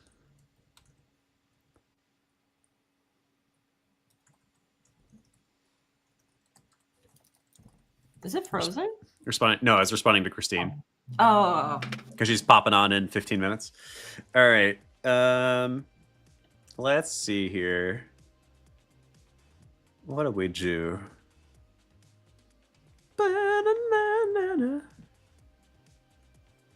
See, so actually, here's a great example. Like, this move, I guess because it's a grenade, maybe? Just can't hit this guy, even though the other one could, but it did less damage. So that's an example of where the nuance is like, it's too nuanced to the point where I start just going like, what is going on? Yeah. Like, it feels like the game is broken as opposed to feels like I can make thoughtful choices about it. Right. Okay. I assume it's because of the grenade effect, which you could also fix maybe with better tutorials. Although this says it's an area attack, so is that an area attack? It's not even an area attack. Oh, it should be. I think that might be a bug. Okay. And then I'd love to move you. Oh yeah, perfect. Let's get. We can throw that under there. Nice. And then, oh shit, he's still getting hit by 2. All right, you're fine, dude. You'll be fine. Everything's fine. Cool. Yeah, I so want this on Steam Deck. Okay. I'll tell the guys. Yeah, do that by March. I think, by the way, I've been feeling lately, so we'll definitely talk about this as we cool off from the Kickstarter and get back into the swing of class. I think we will definitely talk about what release dates should be, because I think like we've all put so much work into all of this. I don't want any of these games to suffer from rushing them out the door. Okay. So yeah, we'll basically just talk, and like if this needs to be a couple months later, then it can be a couple of months later. The one thing we're worried about with releasing it in March, and we were actually saying if we should, well, yeah, we definitely have to talk, but we were gonna like try to release it in February, but then that feels like super rushed because it's only like I think 15 weeks away or something like that. Yes. But that feels. Slay the Spire is like going into early access, or Slay the Spire 2 is going into early access, so we're like we don't want to compete with that. Yeah, I think that's probably wise. I have been meaning to talk with some of our like publisher friends to about that specific situation, that exact situation with you guys, and see what they think about it. Yeah. I think like the danger is I'm not sure what's right, honestly, because it feels like if you release right before them, but people know Slay the Spire is coming, they're probably just going to save their money for it. Yeah. But then also the opposite feels true. If they just spent their money on Slay the Spire 2, then they're going to be sitting down and playing a shitload of that. I do feel like probably first to market's better, or significantly late to market, like 2 or 3 months later. So I'll see what other people have to say. Okay. And then I guess we'll decide from there. I can't hit this freaking bunny. Another thing that would be really nice is if you do keep the range system, especially, is to make the enemies move more often. That's a good point. Oh yeah, hey, Jews the Lost, and anybody else who is on stream right now, we should ask your opinions. So these guys are obviously a deck builder. They're planning to launch in March. Slay the Spire 2, unfortunately, is now slated for March as well, meaning they would be competing with one of the biggest deck builders there is. And one of the most anticipated deck builders there is for the deck builder eyeballs. So the question is, do they try to ship before Slay the Spire? Is that better? Or do they wait and ship after Slay the Spire and have a more polished game? Which of those two would be better? Tell us your thoughts. We could do a poll or something. Yeah. I don't know how to do that.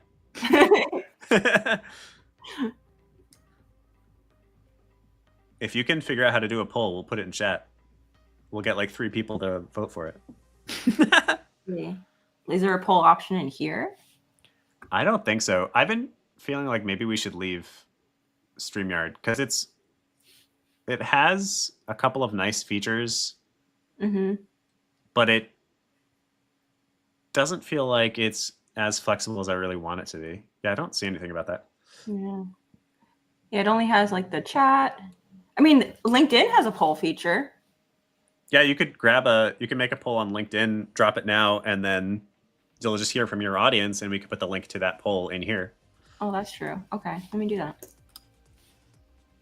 All right, let's see. Yeah, I don't think Macros needs shields. I mean, Hank just wants to punch. Oh yeah, long range. Get him.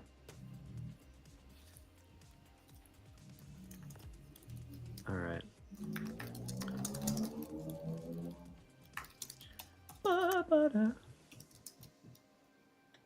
Okay.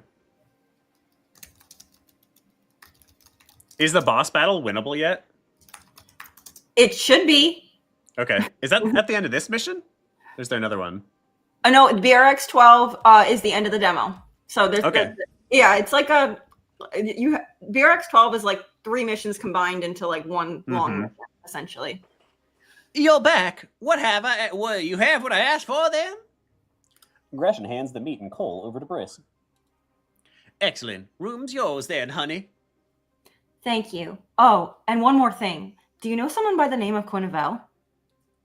Quinnavel? That sourpuss still owes me his prize Vespri for touching him in the round of cards. Oh, trouncing him. Makes more sense. Oh, sorry. That's okay. I clicked away. There we go. You wouldn't happen to know where I could find him? Quinn, he's always on the move. Last I heard, he was up top looking for them rifts. Thanks, Briss. Sounds like we should be making our way above ground, boys. This planet's landscape is... Oh, I fixed this. Ill-acquainted, though. This is... This is... Briss is supposed to say this, and for some reason... I fixed this, but for some reason it's still... Oh, okay. Up. Could be an old build, perhaps? Maybe. I fixed it a while ago. I gotta look at it again. Gresham, Hank, and Mackers make their way back outside, above the Hylas protected underground cave community. Snow's whirling, making visibility difficult. How the heck are we supposed to find this guy? I can barely see my own gear. It'll make me happy. I'll just be happy when I'm warm and cozy back in the Quantum. Come on, he can't have gone too far in conditions like this. There, a light. Gresham, Hank, and Mackers approach what they believe to be a light. Nearing the light, they see what they believe to be Quinn Avil in front of the rift with a horde of enemies pouring out from it. Uh-oh. With no time to think, Gresham and crew must thrust into battle. Oh, boy. Oh, God. And my health That's is still a big depleted. guy.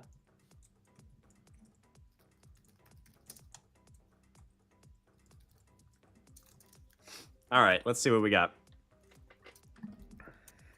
We're going to put him back here. And yeah, otherwise that's good. Big boy. Okay.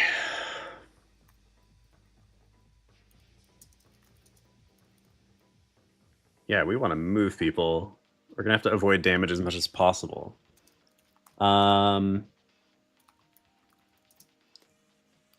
We could move her forward 1. And then... Oh, man, they tough. Oh, those are the only 2 safe spots. So somebody's taking at least 2 damage. So I guess he's taking 2 damage. You'll be fine, bro. Good job, good job. Good job, good job. Oh boy, how bad is it? Ah. Oh, nice. Ow. All right. Okay, cool. Gresham can take the hits. She's gonna stay up front here. Hank needs to move though. Yeah, Hank can just do this. Oh shit. So like there, he hits Gresham, which like thematically makes sense, but that just seems rough. Okay. Oh boy. Ow. Ow. Oh no. Can you use heal wave yet? It looks like it might be. Oh, right. Yeah. Oh, it's up here. Yep. Try And neighbors clicking that. with 3. I need them to be neighbors though. I'm gonna get it 3 or later. Cool. All right. What do we got? How do we do this? How do we not die? Before Slave Aspire. We can armor up. Oh yeah, well that doesn't work. We want to switch. We want to switch Gresham and him. After. And then we want Mackers to come here. And then we want to heal wave. It didn't heal Hank. Shit. And then Mackers will just take 2 shields. Yeah. Oh, his attack droner is ready to kick ass though.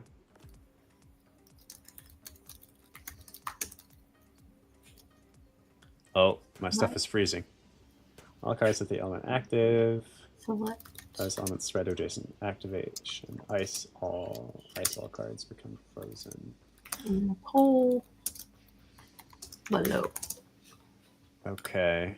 Poll. Create a poll. Why is it 0 damage? Because of freezing? Oh no, it still did 3. Okay. Should we launch Daughter of the Rift before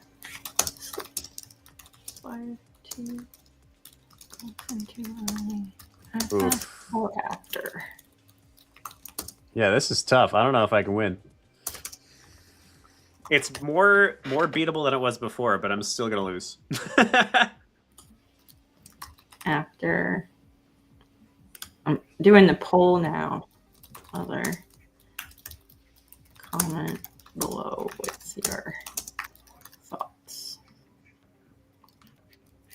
All right, let's see. Poll duration. How long should I make the poll? 1 week? Yeah. All right. Usually just the standard is fine. Before so this Spire 2 goes into early access or a few months after. Oops.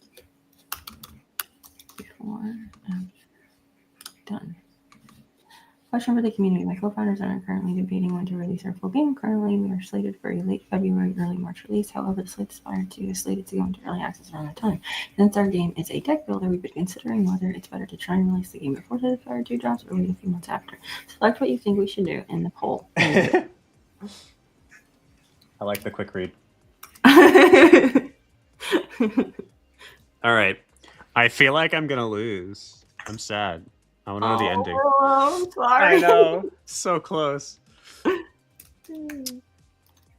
Oh, she gets this back. How often does she get this back?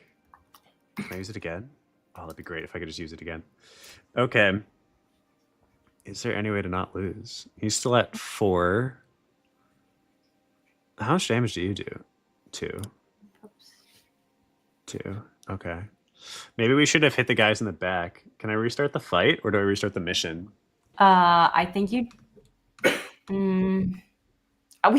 It's supposed to. If you lose, I believe you could try the fight again. Okay. But I don't. There's no way to restart it right now. Okay, got it. There's the link to the poll that I created on LinkedIn. Okay.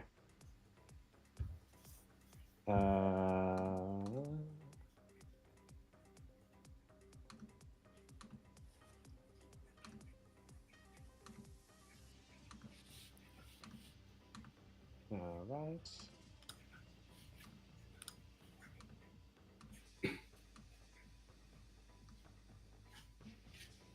Where did you drop that? Oh, in Discord? And I dropped it in the chat. Oh, in the private chat. Yep. Okay, great. So for those who want to weigh in on when we release this game, whether we do it before or after friggin' Kickstarter. I mean, what am I saying? Friggin' Slay the Spire 2. Answer the poll at the link I just provided. We want to know. We want to know. Actually, though, I'm like, I don't really know what's right there. It's good for us to learn, actually. I feel like that whatever sort of seems the most realistic here, and I'll repost yours, is a lesson for the future, because there will be other moments like this, you know? Yeah. Repost. Okay, cool. All right.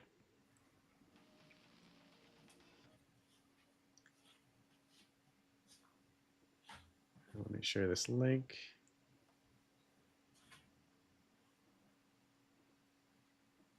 All right. I think I do have to stop here to make sure we have time for both of the other 2 games, which is I've never actually beaten this game on stream. We'll have to rectify that. Yeah, I know. That's all right. So I am going to stop. I'm going to stop sharing for right now. So that is Daughter of the Rift. It is a deep narrative sci-fi deck builder written here by Christy Eckert.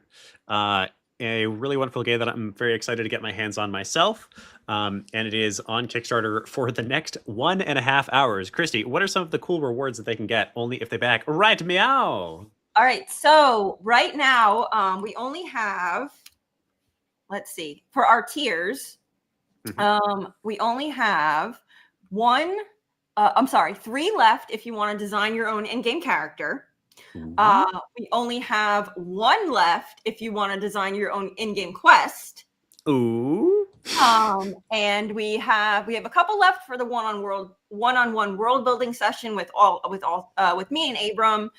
We have you can still get the character creation class. We have that as unlimited. So, but this is the only time you're going to be able to get this. We're not offering this again. This is solely for our Kickstarter backers. So if you want a character creation class where we will talk about how to create a narrative and combine it with amazing visual art design. Abram and I are going to be teaching that together. You're going to be you can also get yourself an exclusive Kickstarter only. We're only offering this to Kickstarter people who back the Kickstarter, an exclusive digital book where it's going to be chock full of never before seen sort of like concept art, and it's going to be full of world building that I've done that you're not going to see in the game, but that has been used to inform how the world looks, who inhabits the world, and so on and so forth. So if that's something that you're interested in, you can only get it in this next 1.5 hours. We are not going to be offering that again. And then obviously the game. So and you can get it at the discounted Kickstarter exclusive price. Amazing. Thank you, Christy. I've dropped the link in the stream chat, both on LinkedIn and YouTube and Twitch. It's been wonderful to play with you once again. The game is looking fantastic, Christy. Well thank done. you so much, Willem. Yes. I'm also, I don't know if you're going to be around or want to. I'm going to hang out in the gather at like 12. At 12? Okay. Yeah. Yeah. I'll hop All back right. in. Yeah, I'm just going to be decorating my house, so.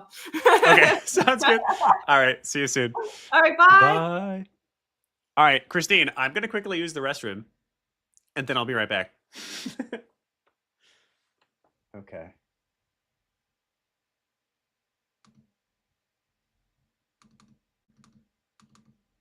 As long as I can resolve this.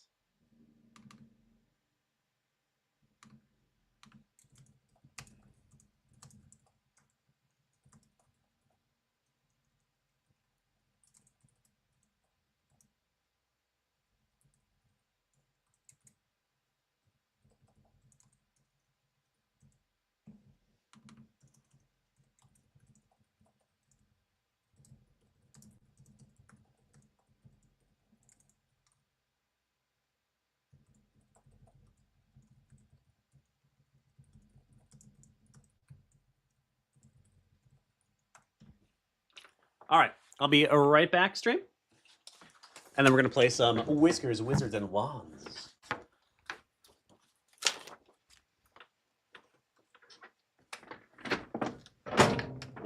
Well,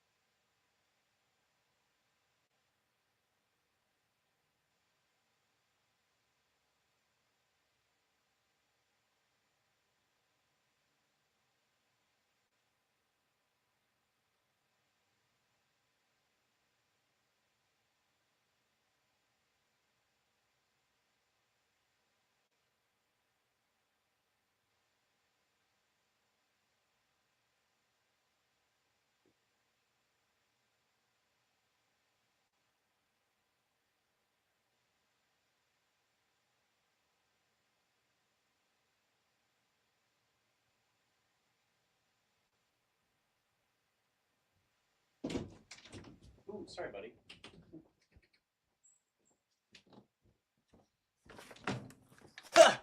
It's time. We've only got an hour and a half of the stream left. Goodness. All right, Christine, are you ready for me to pull you on stage? Are you doing anything nefarious? I've never used. Hi. Were you about to say something nefarious? So nefarious. Uh-huh. I'm a very evil person. That's not true. You're like among the sweetest. Sorry, I'm like, I've never used StreamYard, so this is new. Totally fine. It is a little bit new. I was about to say it's new for me, but what am I saying? I've used it a bunch, actually. Let me get Whiskers up here. Is the demo on Steam still the best version to be playing? Probably. Okay. Then that is what I will do. I think there's an updated one on itch as well. Okay. I don't. That's fine. I don't know if Doug is still like secretly listen. Oh, he is listening. He says itch is not updated. Okay. Oh, I forgot that's Doug. yeah. I was like, I bet he's being sneaky. He's here. Mm-hmm. He's watching. Do you want to tell us a little bit about Whiskers, Wizards, and Wands while I get it set up? Sure. So Whiskers, Wizards, and Wands is a cute and whimsical puzzle adventure. You are playing as Master Juniper von Umbravox, who is a cat elemental master.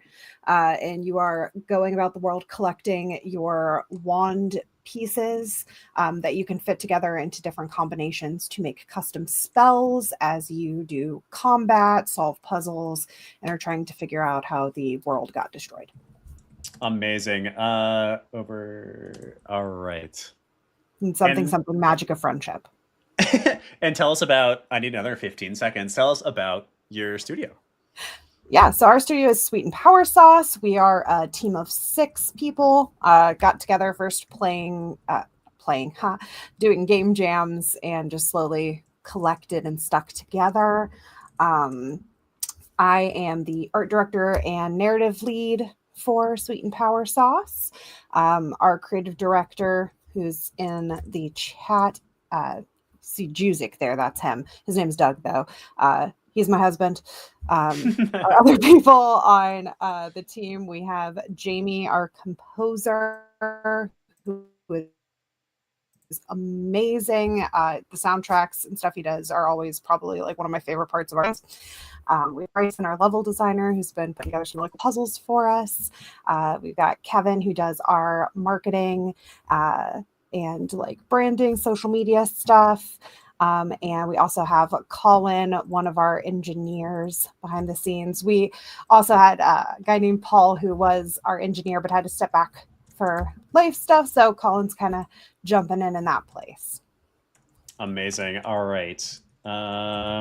Thank you for giving me that introduction. This is one of our three Foundry games that are currently on Kickstarter live right now. The games have already successfully funded.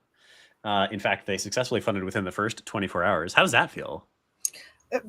Relieving. I was definitely scared I was going to spend a whole month having an anxiety attack. And so reaching the initial funding goal in 6 hours for us, I was like, breathe. I'm not going to have nightmares for days. Oh my God. I sort of, as I've said like a bunch of times now, when we first started it up, I was like, as long as they get to their funding goals by the end of the 30 days, we'll call it a success. When we started the stream and I realized it was possible that all 3 would get to funded within 24 hours, it was simultaneously really exciting and then like stressful, because I was like, well, now I want the accolade. Yeah. I'm glad we did it though. Mm-hmm. All right.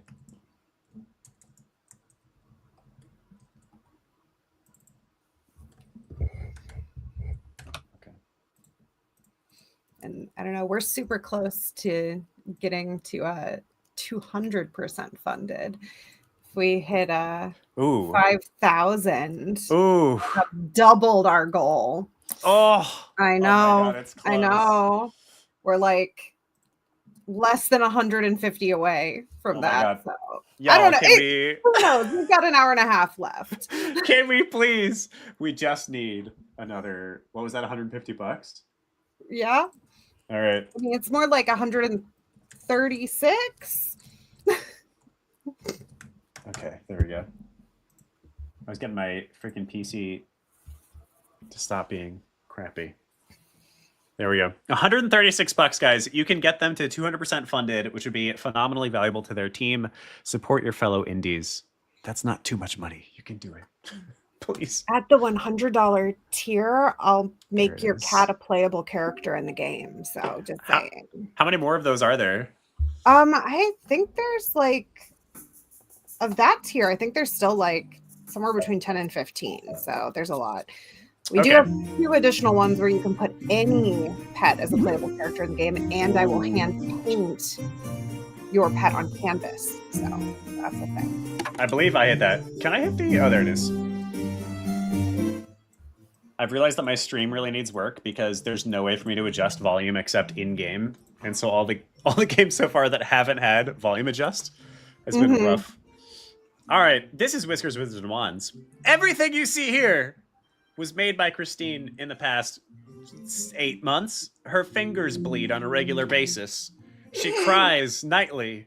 Oh, gosh. Paper cuts and paint inhalation. All she needs is $136, and she can afford Band-Aids and aloe vera.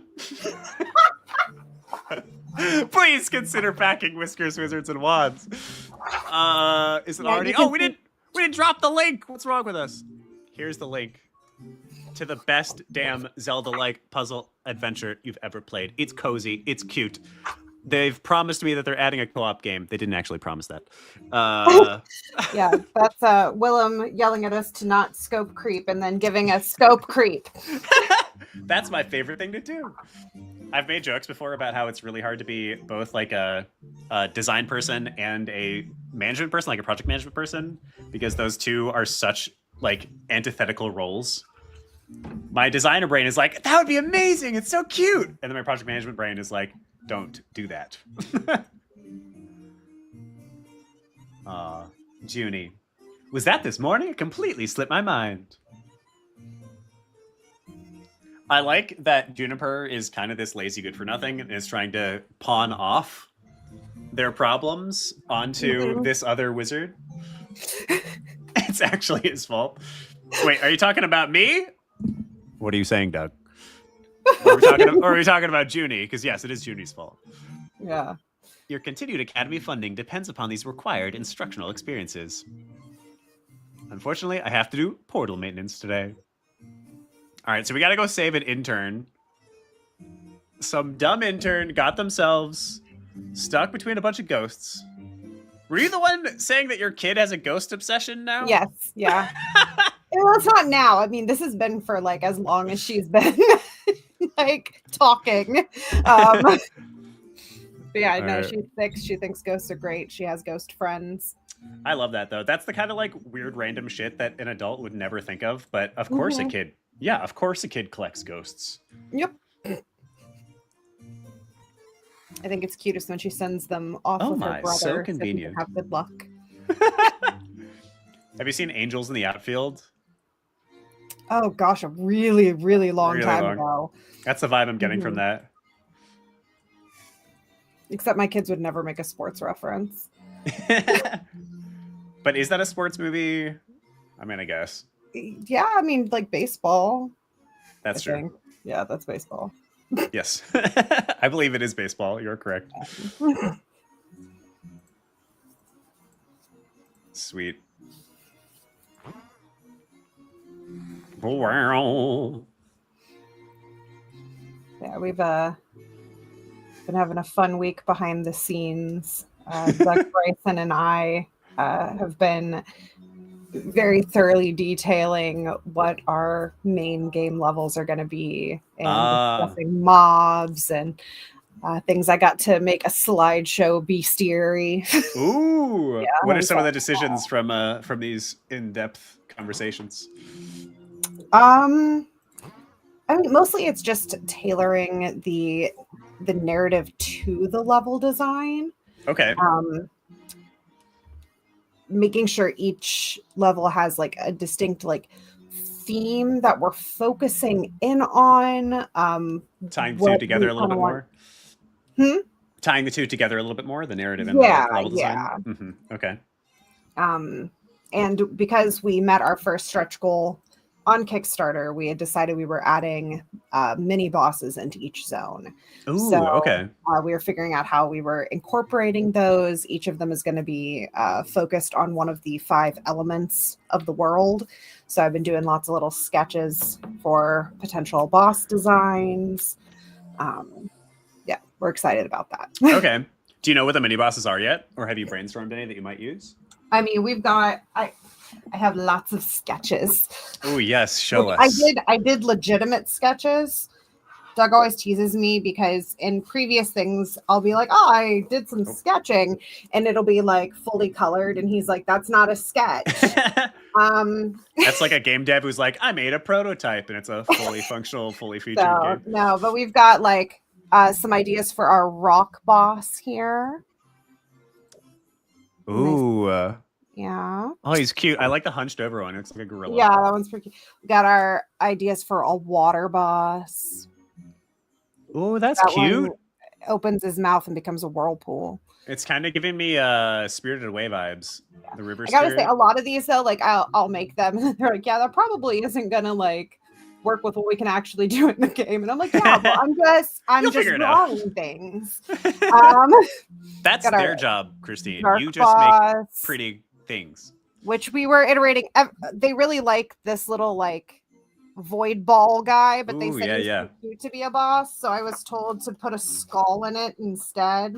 Isn't he a mini boss though? Mini bosses can be cute. Like one of our mobs that's in the dark zone. So this is the resketched dark boss guy who actually looks like an enemy. Very scary. Cute. Uh-huh. The number of times I have been told things are too cute. Isn't that the game? I know. I was like, it's fine. I think Doug is just making issues. We got some energy bosses. One of them's like a spider thing. I don't know. That's gonna be fun. These were ideas for the plant. Our plant boss is likely going to be this snake tree vine thing. Oh, I love that. And this chompy mushroom is being repurposed into a regular mob that'll appear in the game. So that's so cute. Though I also just like this traumatized willow tree. Big fan. That could maybe just be like a mob that you find just hanging out I don't somewhere. know. I'm like, I just, sometimes you draw things and you're like, I love it. I don't know why, but I've fallen for it.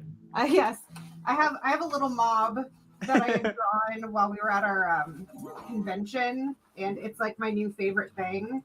And I'm not even sure if it's going to be something we fight because it's too cute. I fell to my death.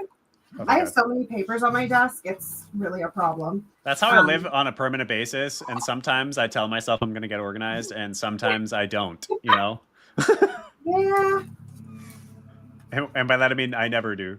Oh, shoot. I don't have the watery thing. Can we all compliment Jamie for the beautiful music in this game? Good job, Jamie. It is beautiful. Why are you so good at music, Jamie? This little thing, this guy looks like kind of a frog with legs. Call it a jumper, and I am obsessed with it. Oh yeah, this is the scary skull mob that we're basing the boss. Oh yeah, you had that in the main menu. I really like that. It's so cute. Oh hi, Chaos Constant. Oh hey, that's Colin. Hi, Colin. Go On Entertainment is Matt, who showed us his game a little bit earlier tonight. It was a lot of fun. Combat training is observation. Now follow along. No time to waste. Oh, I got a second wand. F wands. It's Paula. Okay, great. She's cute. Okay, don't actually do this, but what if Paula also casted spells alongside you? Well, Juniper isn't willing to let her do that yet. Interns. You don't want to get you don't want to get sued. Perhaps Juniper becomes more open to those sorts of things in the main story, you'll have to get it to find out. You'll have to follow on Kickstarter. They're only $130 away from being 200% backed. And they only have an hour left. I'm grateful that we got to where we got. I'm very happy with where we all got to. And also I am ready for it to be done. I don't want to think about it for a little bit. Just want to like sleep for a while. Yeah, and then let's get back to just making cool games. Oh wow, is the fadeaway effect new? Did you play with that more, Doug? I know you had it before, but did you mess with it? Oh, that one didn't do it as extremely. Did I overkill the other one or something? Why did the other one like? It had like holes in it. It didn't just turn to cardboard. It might have been how it was interacting with that piece of decor in the environment. Okay.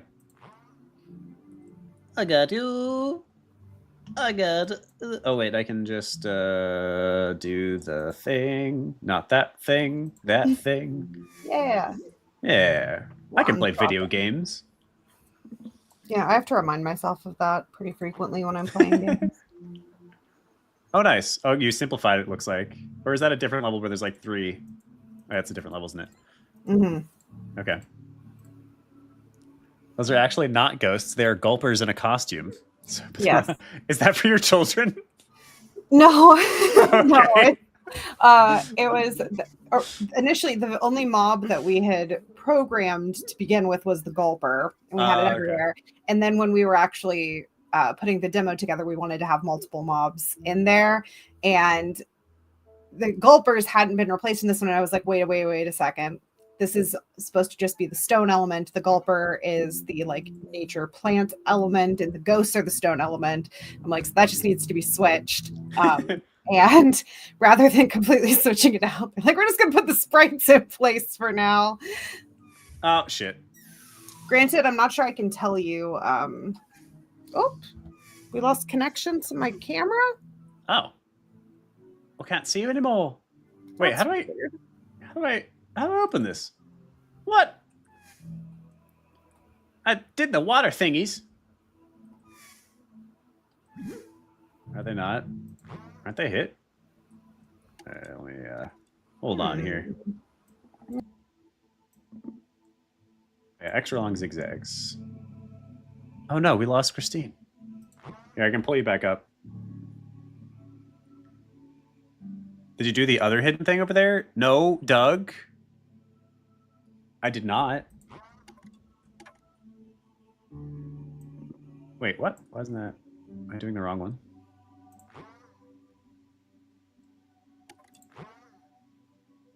Oh, the zigzag is terrible. What's the zigzag even good for, you know? Can travel further, shoot faster, move faster. I keep using the wrong one. There we go. Okay, I definitely did these.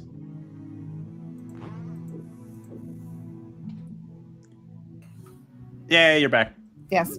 Yeah, I'm not really sure what was up with that, so I just kind of refreshed the page and re-entered, but... Okay. StreamYard being jank, probably. I don't remember how to get in here. Did you do the pressure plate? Over there, right? Over by the things. Oh, I can use magic. I am slightly delirious. This is only a 12-hour stream, and I'm still a little delirious. You know, it's probably a good choice that you did 12 instead of 24 this time. I was thinking that. Did you get to like take a nap beforehand? Yeah, I slept. Oh, good, I took good. 2 like 45-minute naps before starting, so I'm actually like, as far as I go, I'm okay. Passes through walls. Yes, yes, yes, yes. All right, let's try this. What does this do? That should be fine. Oh. So this is something that has been a problem before with trying to place things, is how you get it to stop at a particular place. Yeah, and with the cursor should be helping with that, but that's stopping on the wall instead of going through like the phantom. So I feel like that's... Oh, the cursor is stopping on the wall. Yeah. So that needs to also be impacted by by Phantom. Doug, I know you're being, I know who you are, and I know you're being a sweet Doug, but I gotta say, reading, maybe you can add pressure to open the door, just feels patronizing, Doug. Small plant gem. Okay. Do I need a plant gem? I don't think so, right? No, you don't. Well, it's just for fun. It's for funsies. Oh, wait, are these new? I don't remember getting this last time. I don't know if the last time you played, you did this little extra area. Yeah, maybe I just didn't. Okay. Let's check it out. Also, let me... Oh, no, don't reload. You got better this time. I did. Okay. I'm going to try this out. Let's see what we got. Big plant. Faster. Big multi-plant. Whoa! The power of nature. I am poison ivy. Everyone's dream come true. Yeah, right. I've been getting into some of the DC characters lately. I don't really know why, but this morning I was like, why is Harley Quinn so cool? And apparently Poison Ivy gave her like a super soldier serum at some point, and that's the canon. Ooh, nice. You know, I watched some of the Harley Quinn like animated series. Yeah. But I mean, it's like locked to like their streaming service, so I'd only seen like a little bit for the free trial. Yep. But I liked what of it I saw.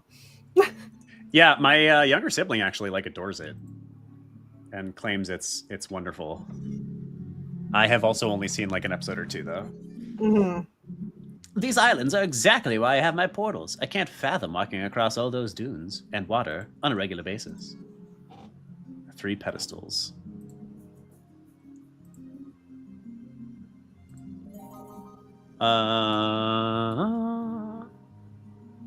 This game is so cute, Christine. Thank you. And Doug and whole team. Oh, nice. That's good. All right. Yeah,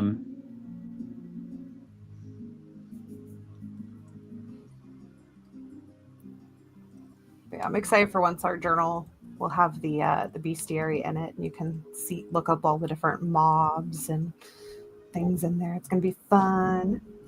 Yes. These guys are called lurkers. Oh man, the plant spells kick their ass.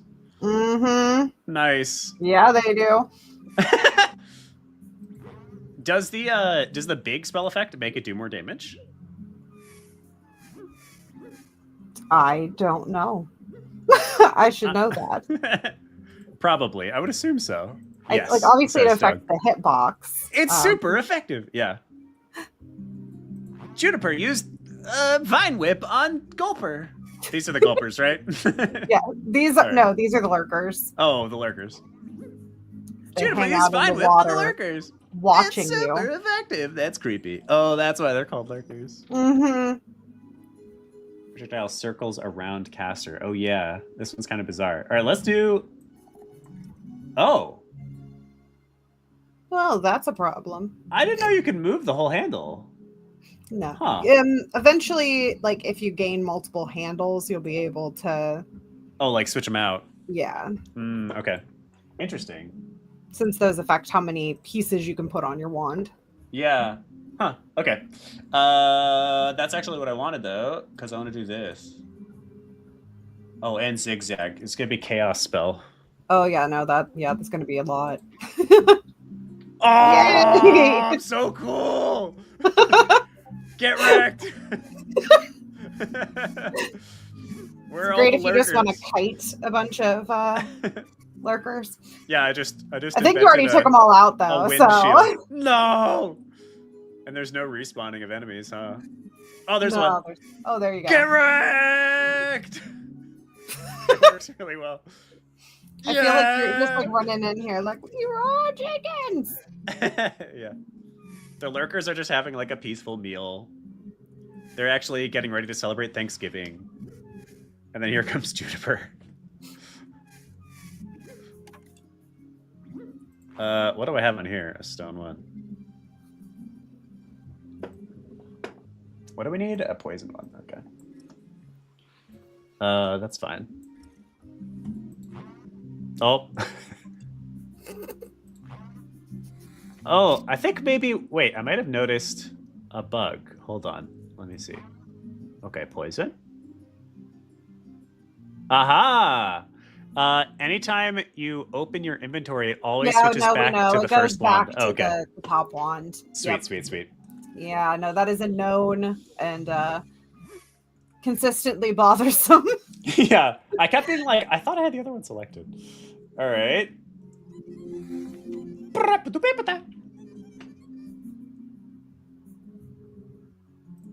So cute. Let's see what we got here.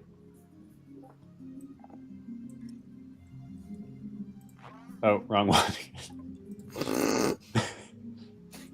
I see. So I kind of have to do this. So oh, but I don't have the spawn like, one. Plant storm happening is it's the best spell. Fun.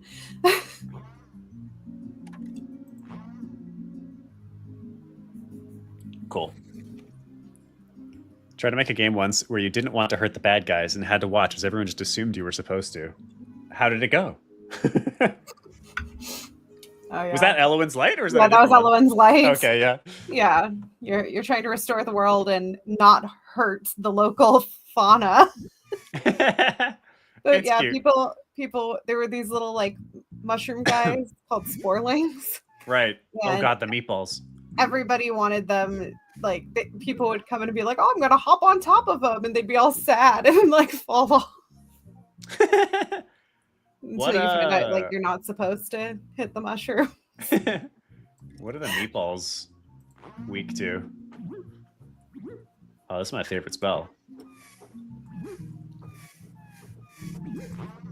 Get wrecked! Same damage. Okay. About You water. could check the encyclopedia page about magic interactions to see what they're strong and weak to. Wait, but I don't know what type they are. Well, what zone are you in? Oh, the dark one? Oh, I guess it's not as clear. This is actually the plasma planes. So this is the energy. Oh, energy. Okay, okay. That's why there's the Water. glowing lightning pits. Got it. Maybe, actually, it would just be cute. You could do a little zone entry text. It's just like, welcome to the plasma planes. Yeah, which will make sense in the demo. Because this is a prequel. After the world is ended, everything gets kind of scrambled. So oh, true. it's Okay. more chaotic. But we will have the bestiary, which will specifically list what element each of the mobs is. Okay. So that won't be something that has to be questioned. You could also maybe give them some kind of effect, like when they hit you, there's a little bit of a lightning effect or something like that, maybe. But I know some of them are going to end up having projectiles as well. So. Hey, buddy. Fez says he wants breakfast, There's and a he's cat. upset. Yes, this is Fez. Hello, Fez. Fez has been on the stream a couple of times so far. Yes. Oh, am I going to get to draw Fez? Yes, you are, actually. Yes. I paid for that level. Everybody who's watching the stream right now, this is Whiskers, Wizards, and Wands. They are on Kickstarter for the next 1 hour. And if you are nice and sweet to Christine, and by that I mean back them, Christine will draw your pet as a playable character within Whiskers, Wizards, and Wands. So you should consider backing them. They only need about $100 more to hit 200% funded. Support your fellow indies. We love you. Hi, Mustscreen. Welcome back. Gosh, it is really fun to get those little stone heads and just like push them around places. Yeah. Which originally, like, that was just a placeholder. Like, we were going to have it be like a regular stone that fell. And I hadn't drawn one yet. And so when we needed something for that, Doug just put in the head of the stone column mob that I had drawn as the stone. But everybody seems to really like that they're little heads. So I think it's just I messed up my wand. It's very true. I want to make big stone head. Big stone. Big stone. Can you not? Oh, it doesn't let you. Oh, it does let you. Okay. I find myself accidentally grabbing the handle when I'm trying to switch out the gem. Yeah, small piece. I can see how that's an issue with the smaller gems. I think it works best with the large gem, but yeah, it should work well for all of them. So that yeah should be tweaked. Yeah, minor tweak. All right. Also, what is these couple of items that you interact with and they stand up? What's the idea behind those? So eventually those are going. Oh my gosh! Big stone. Yeah. So in the full version of the game, there's going to be collectible items in every zone. I don't think they're supposed to be as large as big stone. Those fruits on the ground are right now. Yeah. But that's actually how you're going to be able to unlock additional like robes for Junie by finding all of the collectibles in different regions. That'll be tracked within your journal. Got you. Okay. So that's just a stand-in for collectibles, basically. Yes. Nice. Okay. And a lot of those are going to be more off the beaten path things where you don't need it to progress the main line. But if you go out and explore a bit, solve some harder puzzles, you'll be able to get those items. Got you. Okay. Yeah, Junie's going to have a set of robes for all of the elements that you can collect by the end. Guess what I'm going to do right here? Although this won't work because big stone. The big rune is my favorite for sure. Where's the one that goes through stuff? That is it over here? Wait, am I crazy? Oh yeah, past through walls. Okay. Yeah, I'm like, is this the one? I know at one point this part was bugged, but I don't know if that was fixed. Yeah, I was gonna. That's actually why I'm over here. I was curious if it is fixed. Oh, big stone. when it times with the world shaking. No. There's another one. Huh? Oh, big stone. No. Not stone. My friend. Yes. Woo! This is exclusive content I've never gotten to see before. What do we got here? Oh, freaking hell yes! Nice. Oh my god, nice. You got the fancy it's handle. so big it goes off the edge. I mean, it's not as good as Big Stone, but I can appreciate it. Nothing's as good as Big Stone.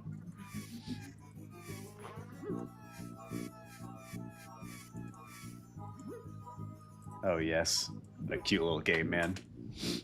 Oh no! Are you guys ready for the greatest cinematic of all time? I don't know if you're ready. I don't know. Everyone, hold on to your butts.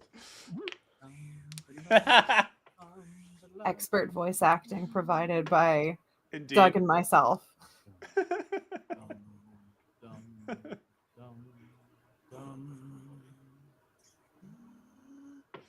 This is like universally people love this, which I think is great. You definitely need to have more cutscenes. Mm-hmm.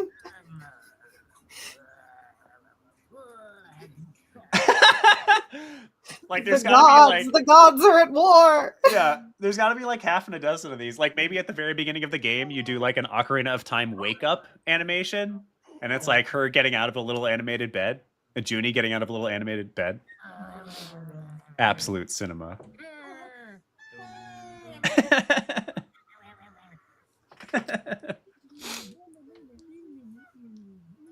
Look at all these happy animals enjoying their life.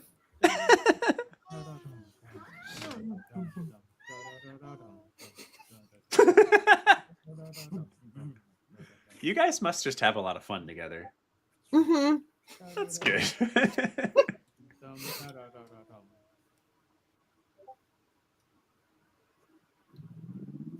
Wow.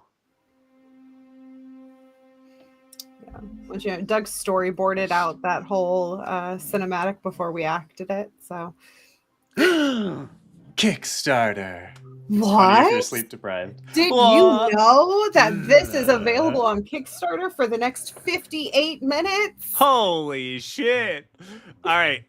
Yeah, I'm going to give this one more push, everyone. They are at $4,884.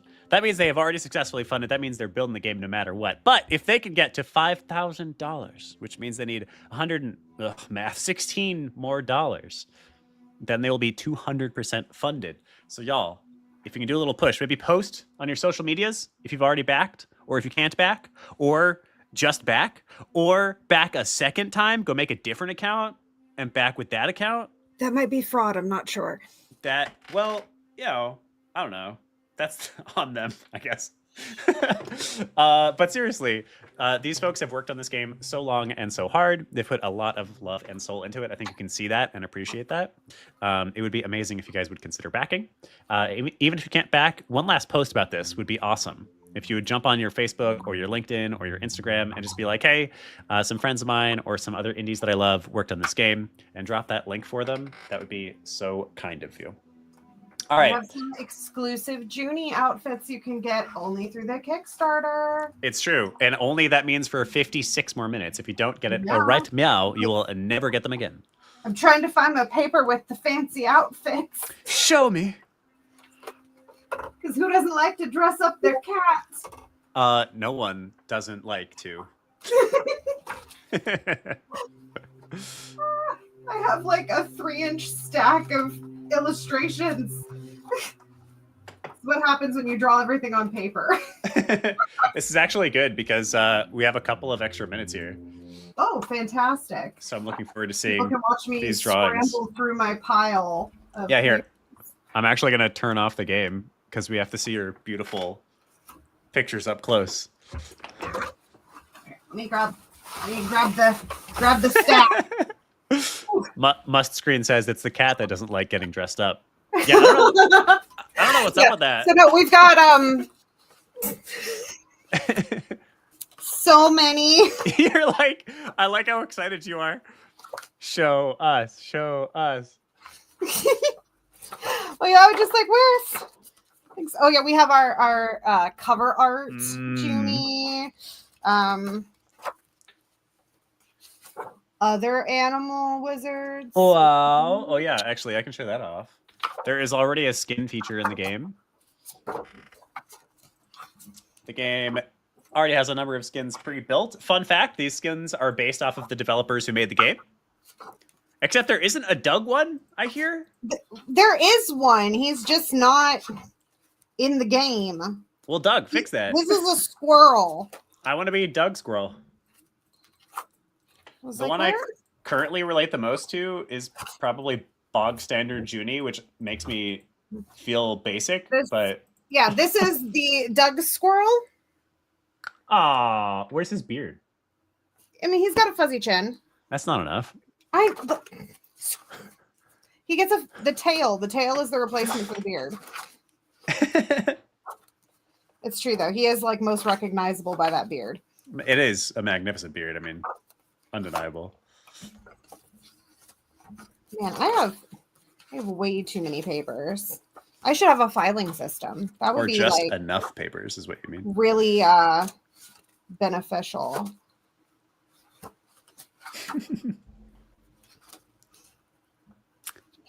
That's awesome. The real life journal. Oh, beautiful. That's actually really cool. Must Screen in the chat says, one of my first games, I drew the art on paper and scanned them. I feel like most people don't think about that as an option anymore. I actually did that too, way back in the day. There was a Mac-only game engine called Sawblade Software that I made a side-scrolling shooter for with hand-drawn assets. Only I did this weird quasi thing where I like drew the pieces of a character, like the upper arm, the lower leg, and then I animated that in Photoshop and then used those as assets. Oh yeah, the only thing that wasn't drawn was painted. We've got our canvas that is our background void. Ooh, yeah. That's painted. That's what type of paint is it? Yeah. Okay.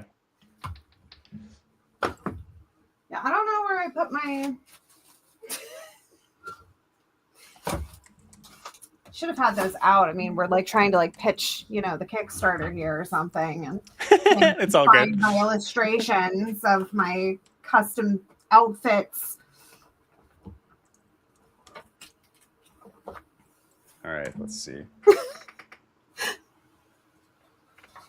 Awesome. It's the box next to my desk. Is Doug there with you, or is Doug like at the office? Oh, he's on the box next to your desk. Has them.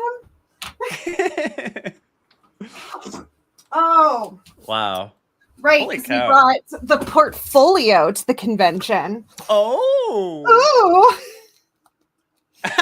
Somebody just gave Boxes Alive exactly $69. That must be a friend. Nice. Nice. Oh, those are so cute. So yeah, the Kickstarter exclusive ones, we have the Galaxy robe, the I want. Firepower robe. I get that if I backed at a higher tier, right? Yes, you'll get those. Okay. Yeah. Thank God. Yeah, these trainer, I think these are at 20, and then you get the greetings cat. And the rainbow pastry cat at one of the higher tiers as well. These ones may get added in later. I don't know. But yeah, we have the Cat in the Hat. Galaxy and Firepower skins are at the Master the Crafter. Wonderland robe. Oh, that's beautiful. So these are some of the ideas of some of the unlockable ones in game. Okay. So your plant, water, stone. Ooh, yeah. Energy. This was me playing around. It's probably not the final version, but an entropy robe where you have a little bit of all the elements. Oh, that's cool. The Avatar, the last Airbender. That's adorable. I can't wait to play the rest of this. I'm really excited for all three of the Foundry games because now we're at the stage where we're still bug fixing and polishing and playing a tiny bit, but like mostly it's just content bash now. Like I can't wait to just play a bunch of new levels. Mm-hmm. I'm so excited. All right. Minnie's excited too. Okay. Any other stuff that you want to throw out there, Christine? I don't know. We're just like super thankful for people supporting us and being a part of the Foundry program. It's meant a lot to us to really be able to get more serious about being a studio. So, and that is not something that I think we would have, well, maybe we could have done it on our own, but this has really been a big help in us being able to come together, prioritize this. And yeah, we're really grateful.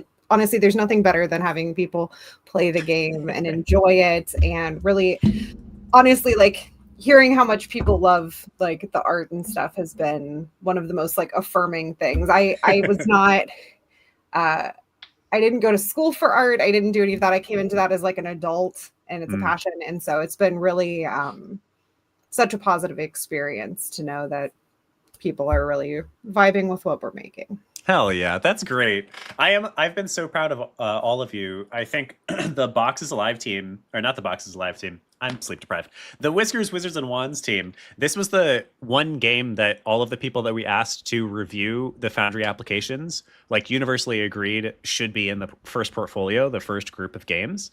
And it was a combination of a bunch of things.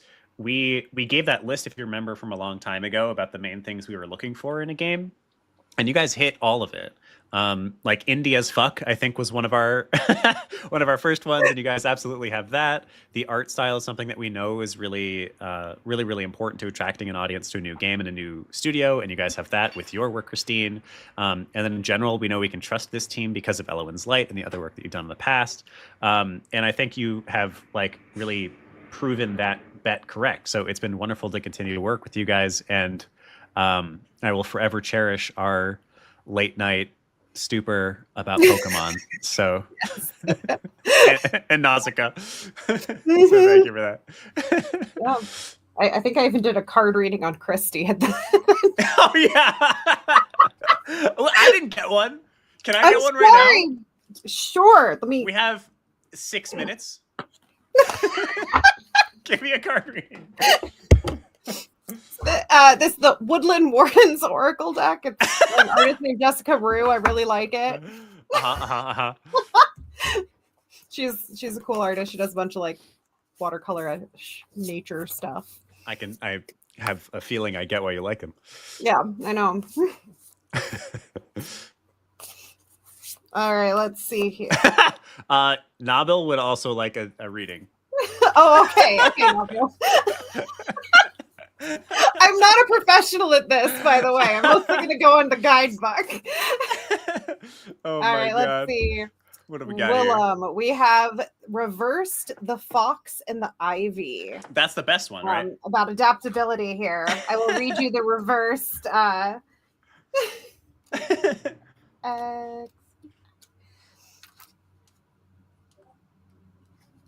All right. So this says your stubbornness may be holding you back. Remain open-minded and beware becoming stuck in your ways. You know what's funny is like that's actually I have like shit that I'm working on all the time and they shift and fluctuate as do we all, I think. That is actually one of the things that I've been working on. Right. I was laughing. There was one day, Doug was at work. I was supposed to be doing some stuff for our game and I was getting really distracted and like just putting things off. And I was like, haha. Like I hadn't looked at this in a while. I saw it sitting on my desk. So I was like, I'll pull a card. And it was literally like, stop procrastinating and be productive. And I'm like, well, shit. Screw you, cards. All right. What about Nabil? All right, let's do Nabil. Nabil's just gonna be like, you're very tall and sweet. The friendly giant card. Oh damn, I'm in this. We got the vulture and the asphodel. Ooh, nice. Is upheaval. It means you're gonna die. Oh gosh, I don't think any of them say that. That's good. No, this is a trauma has occurred. You need time to grieve. Cleanse your wounds carefully before attempting to move on. I don't know if that applies to you in any way or not, but there you go. Hey. Aw, virtual hug for you, Nabil. Yeah, in case you need I'll take it. Everybody needs it. Yeah. Awesome. All right. I think we are, Christine, I think we're going to do our final push for Whiskers, and then we're going to do a little bit of box. Box. So Whiskers has made a little bit of money during this stream. Thank you, everybody, for donating. We seriously appreciate it. They're up to $4,896. They need $104 in the next 45 minutes to reach 200% funded. Support your fellow indies. Donate to Whiskers, Wizards, and Wands. If you've already donated, maybe just up it by $104-ish. If you haven't donated... Because everybody's got that laying around. I know. I'm being selfish. If you don't have that money, of course, don't put that money in. If you have not already backed, though, I would love you to consider backing. If you have already backed, maybe give us one last little post. See if people are willing in your network to support an indie. All right, Christine, thank you for being here. This has been awesome. Oh, thanks for having me. Enjoy your time with the box. Thank you. All right, Nabil, shall we box? Yes. I played, so it's on Steam now. Yep. Should I be playing that version? Yes, and controllers should work too, but make sure you only have one controller plugged in. Okay, I do not have a controller, so I'll be playing on keyboard anyway. Yeah. The mouse is a bit iffy with the UI though. I'm just gonna let you know. But like, you should be fine. You should be fine. The game works well. We'll warn everybody. Yeah, sounds good. All right. And I have dropped my link for Whiskers, Wizards, and Wands. You can see what an absolutely sweet team they are. The co-founders, the two like core co-founders, are husband and wife, Doug and Christine. They're wonderful people. So please consider backing them. Let's talk about the Boxes Live. This is our last Foundry game and the last segment of our 12-hour stream. We have but 44 minutes left of all 3 Kickstarters and all 3 games. That's wild. All right. I'm going to do... join as well. If you give him that link, I can let him in. Yes. Christine, I'm glad that you love Doug too. I was trying to play this on trackpad earlier, Nabil, and it was rough. What happened? I was trying to play on trackpad because I couldn't find my mouse. Yeah, trackpad is tough. It's rough. We might add like different, like now with the way we understand controls, we're gonna add button remapping and even different control schemes for different people. Like we might make the camera work with the up, down, and left and right arrows. So like you can WASD with one. That's a good idea. and like use the camera with the other hand, but like we got to figure out what would jumps be in that case. Yeah, any accessibility controls I think are a good thing. Maybe are you using Q&E in that arrangement? My Q&E is there for nudging, so that's why we got to figure it out. Right, of course. Yeah. With testing, with more testing. Yeah, I'm not sure what that would be. Maybe space and then like alt, I guess. That's kind of awkward. Yeah, like space is already the double flat button. Like if you want to glide. Oh, true. So, it's actually probably good that it wouldn't be space because that'll confuse people. I don't know. What would that be? Like it would need testing. We would need to figure it out how to make it accessible without a mouse for keyboard alone. Does shift do anything? Right now, we do not declare it outright to the player, but if you press shift in the air, you'll become upright so that you can slam easier. Oh, that's so useful. Yeah. Like if you play on controller, it's crazy nice. Oh. The controller has people shook at how good it is. I don't think I have a controller that I can attach to my computer. Are you going to make this available on Steam Deck? Actually, one of our followers, it says Keto's waiting, but I'm not sure if he is. But yeah, I can see him.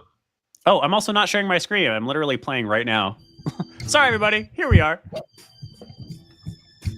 Hey. Hey. Hi, Keto. Hello. How are you, my friend? I'm good. What time is it for you right now? It's 12 a.m. Oh, okay. That's not that bad. You'll get over it. Yeah.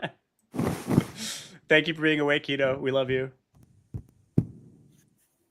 What was I going to say? I had something smart to say about this game. I don't remember. Oh, just that, yeah, I would love it on Steam Deck. I think they stopped doing this quite as much.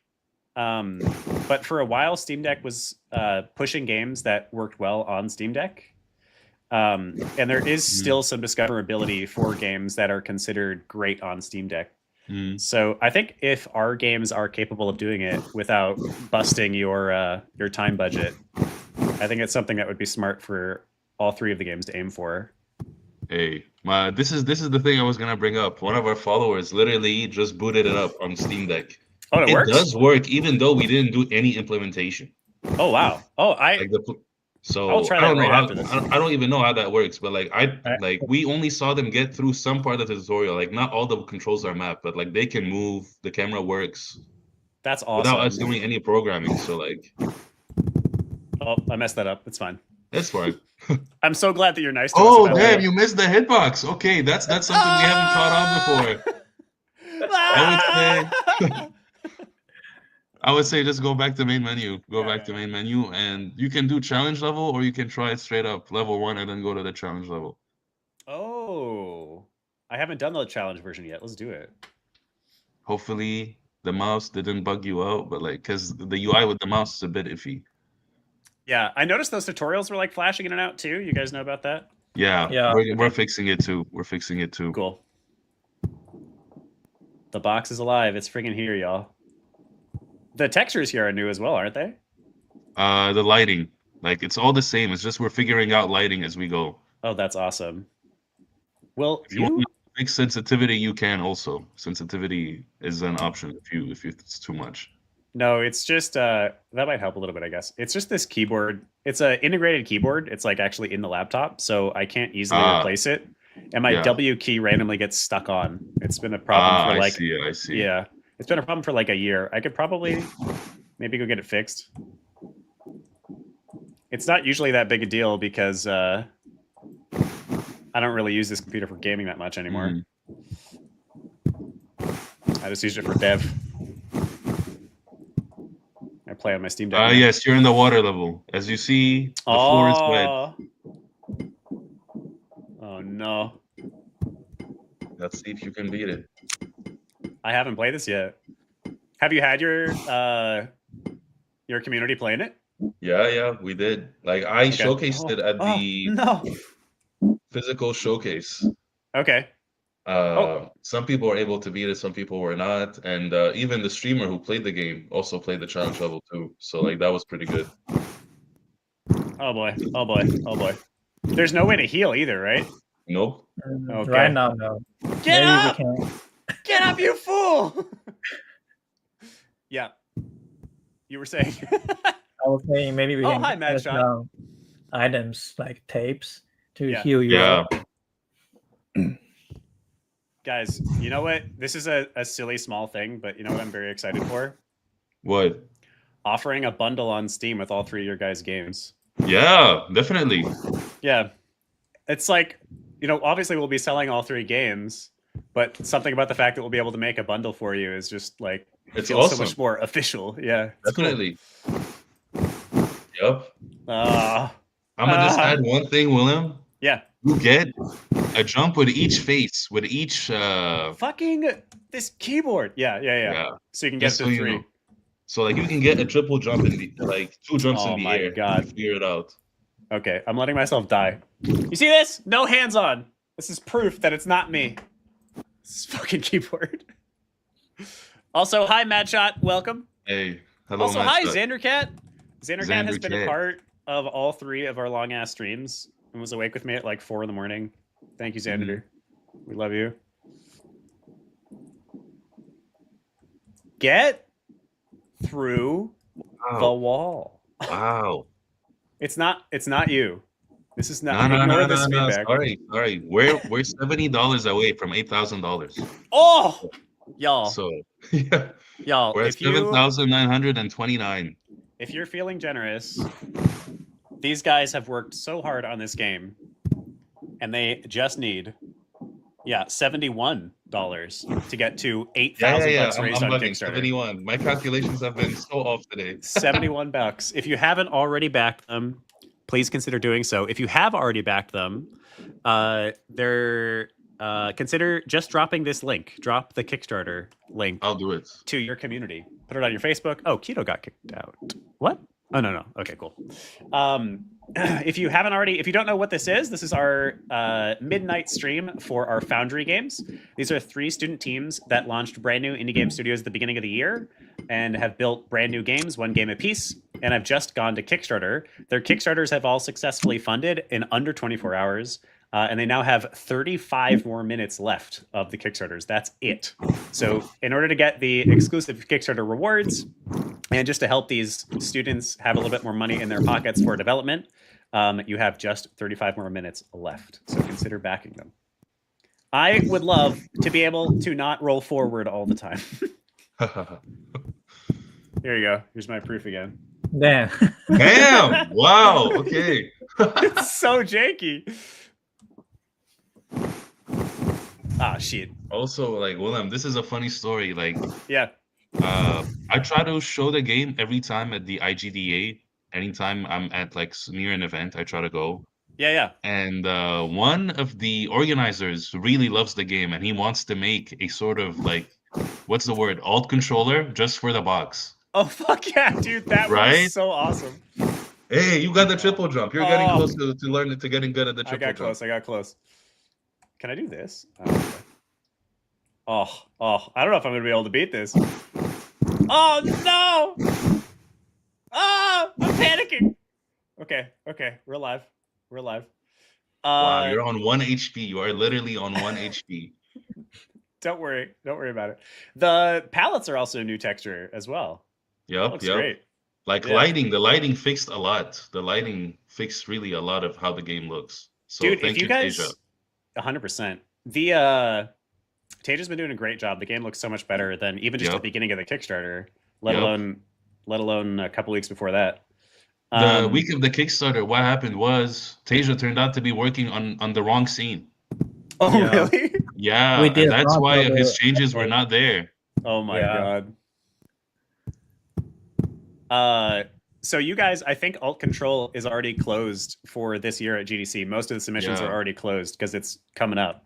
But if somebody was willing to make you an Alt Control controller, you could totally submit it into the Alt Control section, and then you wind up getting a free booth showing off your game. Stop it. Thank you. No. You got it. There we go. Use these to your advantage. Do you have like a global leaderboard up yet? No, shit. I forgot I had Not yet, but like we can work on it. And turns out with Steam, we can use like the Steam leaderboard straight up to manage all of it instead of us like having to implement it on a server. Oh yeah. Yeah, that's good. Hey, a little bit less work. Kitty, you This know how boy. many people actually came up to us asking if this is Schrodinger's cat? Because you know the whole theory? Yeah. Yeah. And I had no idea what it was before. And a lot of people were like, obviously the box is Schrodinger's cat. You guys are making a point about Schrodinger's cat. I was like, yeah, I have no idea what that is. And I looked it up. It's like you put a cat in a box. Yeah. And you put some nuclear waste. And like if the cat, like God forbid, no cat should die at all. But of course. Like the cat is technically alive and dead. And if it's like people don't know the answer. So they're like the box is moving, hence the cat is alive. Yeah. You know? That is it could be funny, at least as like an inside joke in one of the levels, maybe. Yeah. Like we should definitely make it a reference. I have a lot of references I want to make. Are you still gonna are you gonna find out what's inside the box at the end of levels? At the end of the game. Like right now, we made it so like you're this box for the base game and you unlock boxes as you go. Right, okay. Oh, and so you have to beat the game with every box to find out what's inside it? Or is it always the same for thing? the other boxes, we're gonna give them an exclusive level. In my opinion, like as the game launches, like maybe post-launch, we'll drop free DLC for each box, which would represent its own like little quest. That's interesting. I definitely think you should be able to play every level with every box if that isn't already. This is happening. This is what we have for now. Cool. But like we want to add like perhaps like each box is like a level designed around it more so than like I can see that it replaying the main levels. And like since we hit that also that stretch goal post launch, we are launching a small DLC revolving around the main villain, whose name will not be mentioned. But like, you know, I've like mentioned it before on the stream, so. Okay, then yeah, Boxos. You know, we're dropping a DLC for Boxos and how he became Boxos. Really, like his name wasn't Boxos at the start of the DLC. Okay, I'm like scared of this jump now. What was I would say aim for the flank. Nice. Hey, nice. There we go. Oh shit, the camera angles. Oh my god. Oh my god. The sensitivity's a little too high. Okay, well I'm dead again. I do think I think it's actually a strength that you would replay the game with different boxes. I think it's actually fun, a good thing. Yep. So I actually think it's kind of a cute idea. I don't know if you want to commit to doing this, but I think it's kind of a cute idea if every box does have something different inside of it and you find out by beating the game with that box. Like beating the whole game. Yeah, exactly. Yeah. So you're really giving them a cute little incentive to beat it with every single box. And then you have and then you have your leaderboards per box type. Yep. And so that's you basically get them to play one time with each box by teasing what's inside of it. And then once they've done that, they notice that there's a leaderboard for that box. We already know what 2 of the 4 base playable boxes have already. Okay. And there's 2 more, like there's 2, one of them being this one, who we're not exactly sure yet. What's inside it? We have ideas, but we're not 100% sure. Is it Schrodinger's cat? No. Like we're like that was something we didn't even know about, but like because like you would be able to see something like since you open the flaps, what's inside she needs to be kind of hidden. Yeah. Do you want to hint what it might be? You want to tease us? I think you reloaded into the base level somehow. Oh. Yeah. That's fine. My keyboard's fucked up, so I'll just do this. I'm definitely gonna try it on Steam Deck later. I'll let you guys know how well it works.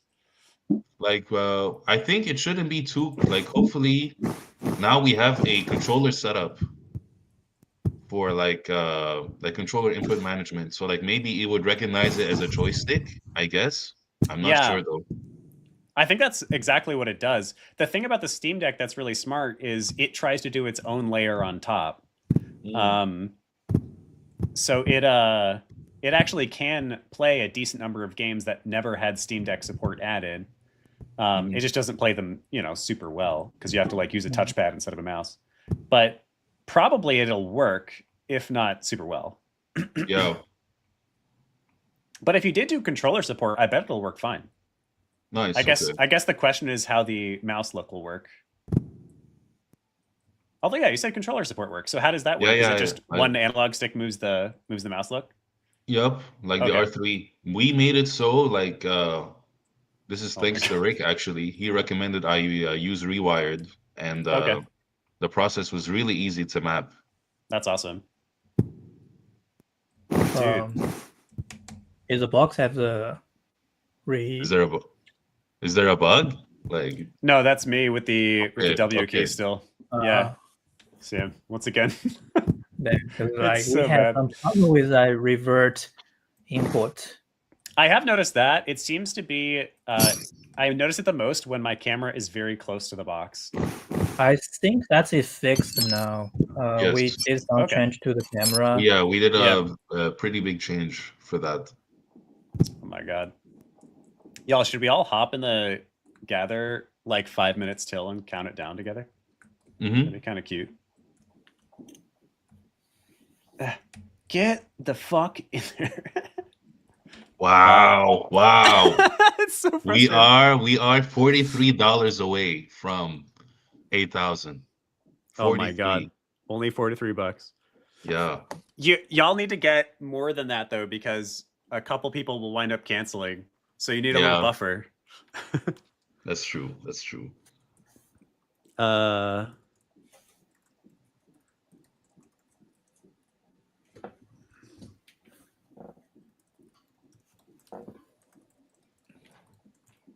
Damn, pretty crazy.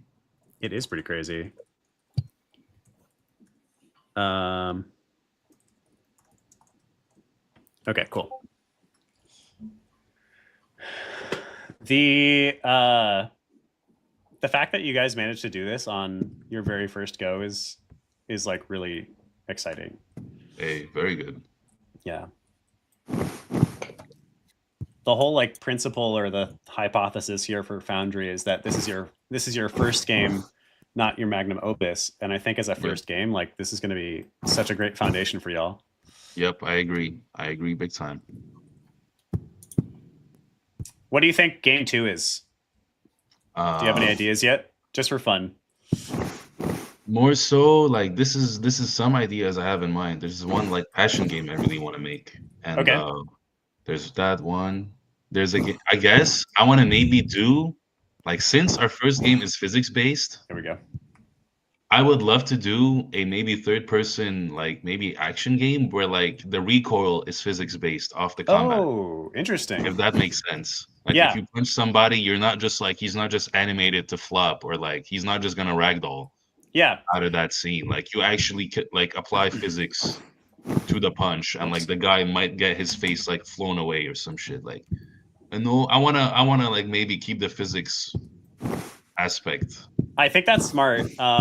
We'll talk about that towards the end of the program, I think, to make sure we have at least one conversation about it.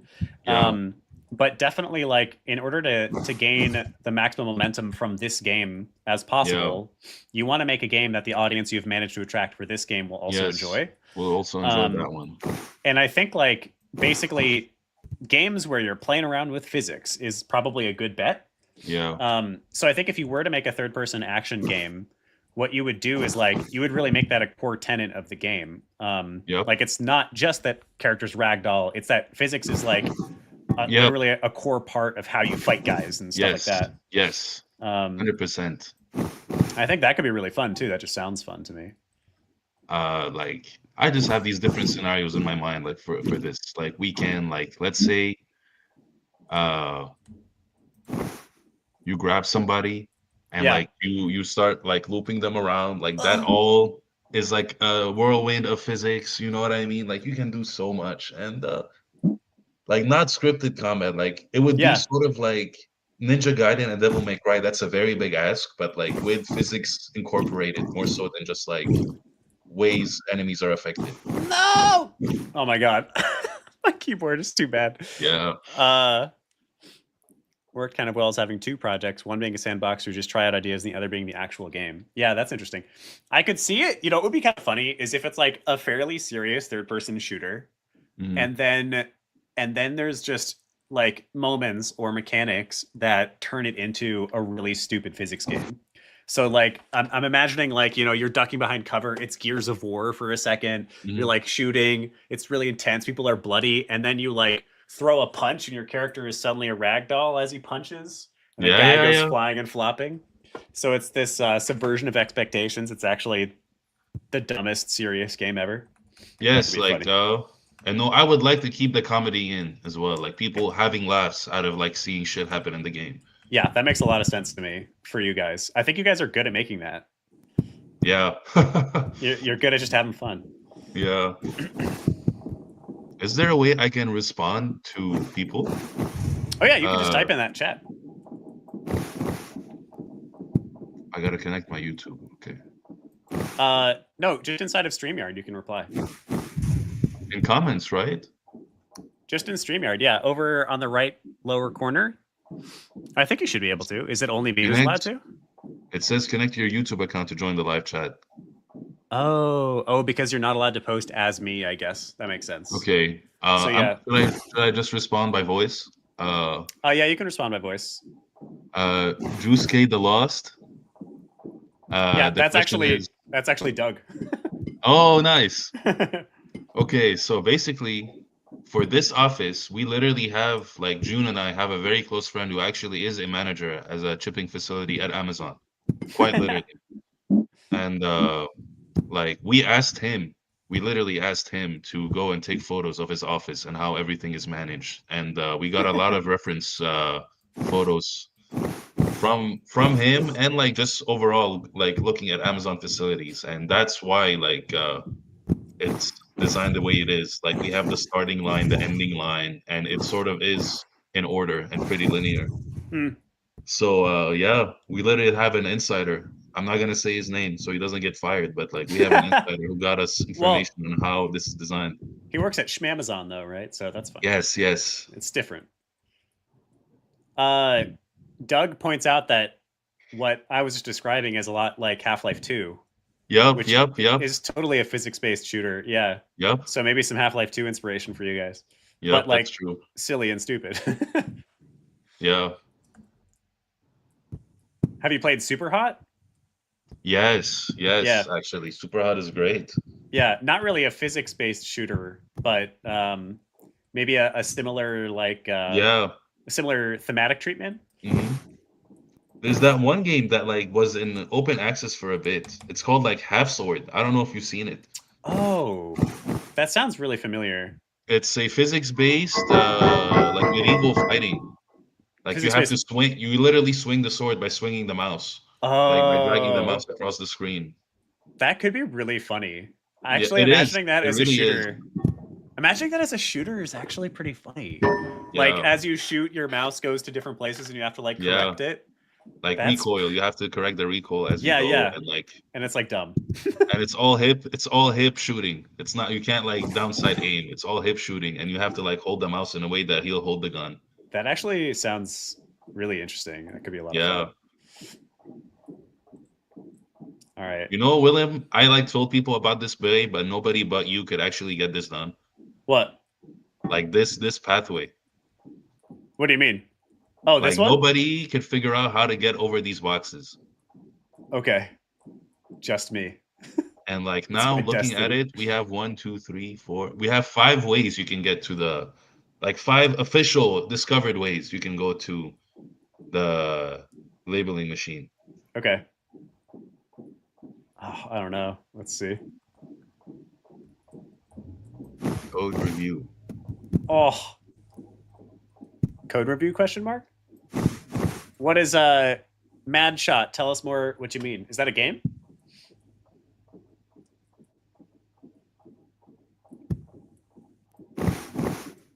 Oh. If you could have clicked the other face. Right there. You know when you flipped? Yeah. Oh, that was so close. What are we at? 11:42. No. I would say turn backwards. Turn backwards so you get the other face faster. Like double jump and turn backwards. Yep. The secret technique. That's the secret technique. That's it. I'm having such a hard time actually winning because of my keyword. Oh, this is. Oh no, this isn't different. Okay. Like we want to add a little Easter egg here, but like we haven't done it yet. Okay.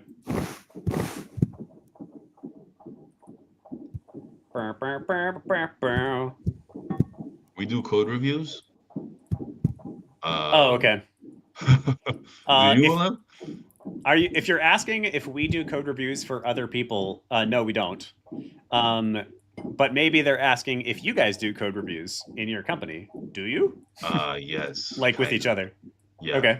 Like I would say kind of like we always jump back in and like look at stuff we have to change. We always ask each other, what is this doing? What is that doing? Maybe we can make this more efficient, more like a lot of repassing happens throughout the code for sure. So code reviews is kind of part of it.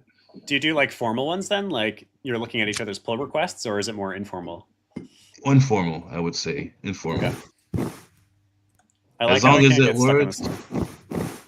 As long as it works and the game is not broken, we're kind of happy. But yeah, I think code reviews are really useful. Thank you, Yeah. Keto. I think code reviews are really useful, especially when members of your team are learning or new together. Yes. And they're really useful for like middling development. When you're in more of a crunch time and when you and your team know each other a little bit better, they're a little less important. But they are always useful. And if you don't do them, you will always miss things. Something, yeah. And miscommunicate. That said, if you do them, you will still miss things. You'll just miss fewer things, and people will understand each other's code better, which is great for cooperation, basically. Mhm. If you're just asking if we do them for people, we don't. Xander does not do code reviews. Xander, if we had an event where we code reviewed your game, would you come? Would you want that? Would you care about that? All right. Also, we have 10 more minutes, and then I'm going to jump in the gather for us to count down together. Yeah. Sounds good. I'm going to check. Did we get any more? Oh, okay. Oh, everybody has moved up a little bit.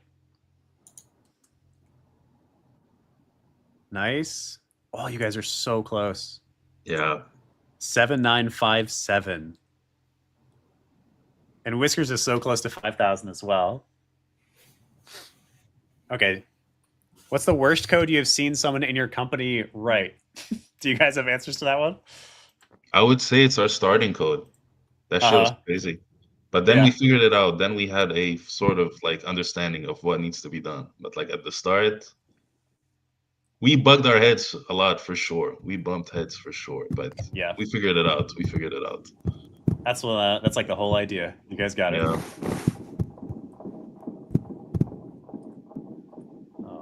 Shoot. Okay, there we go. Are you stuck? Oh no. No. It's just the same shit with my key. I'm trying to think if I had any particularly like bizarre code moments. Oh, I thought I hit challenge mode. Yeah, the mouse is a bit buggy with the UI. Oh yeah, the mouse specifically, it works perfect with the controller. It's just now that we did the import rewiring that like it's kind of weird with the mouse. I'm gonna break this shit then. Do it. Yeah, I don't know that I had any specific examples of code being really weird. I did have actually one time I hid like not really malicious code, but just silly code, but right before I left a company. So I made a little system that was like hidden in other people's functions, to just leave comments about my coworkers. And like funny comments, like it wasn't like dick stuff. It was just like, okay. Yeah. It was just like it would say random stuff like I don't remember them exactly. Like how many cups of coffee has Ethan had today?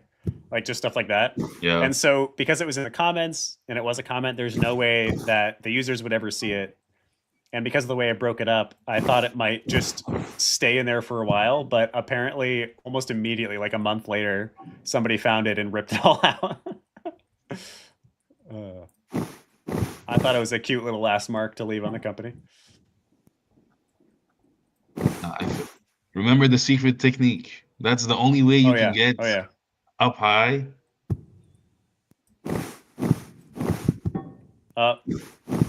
Oh. Yeah. Okay.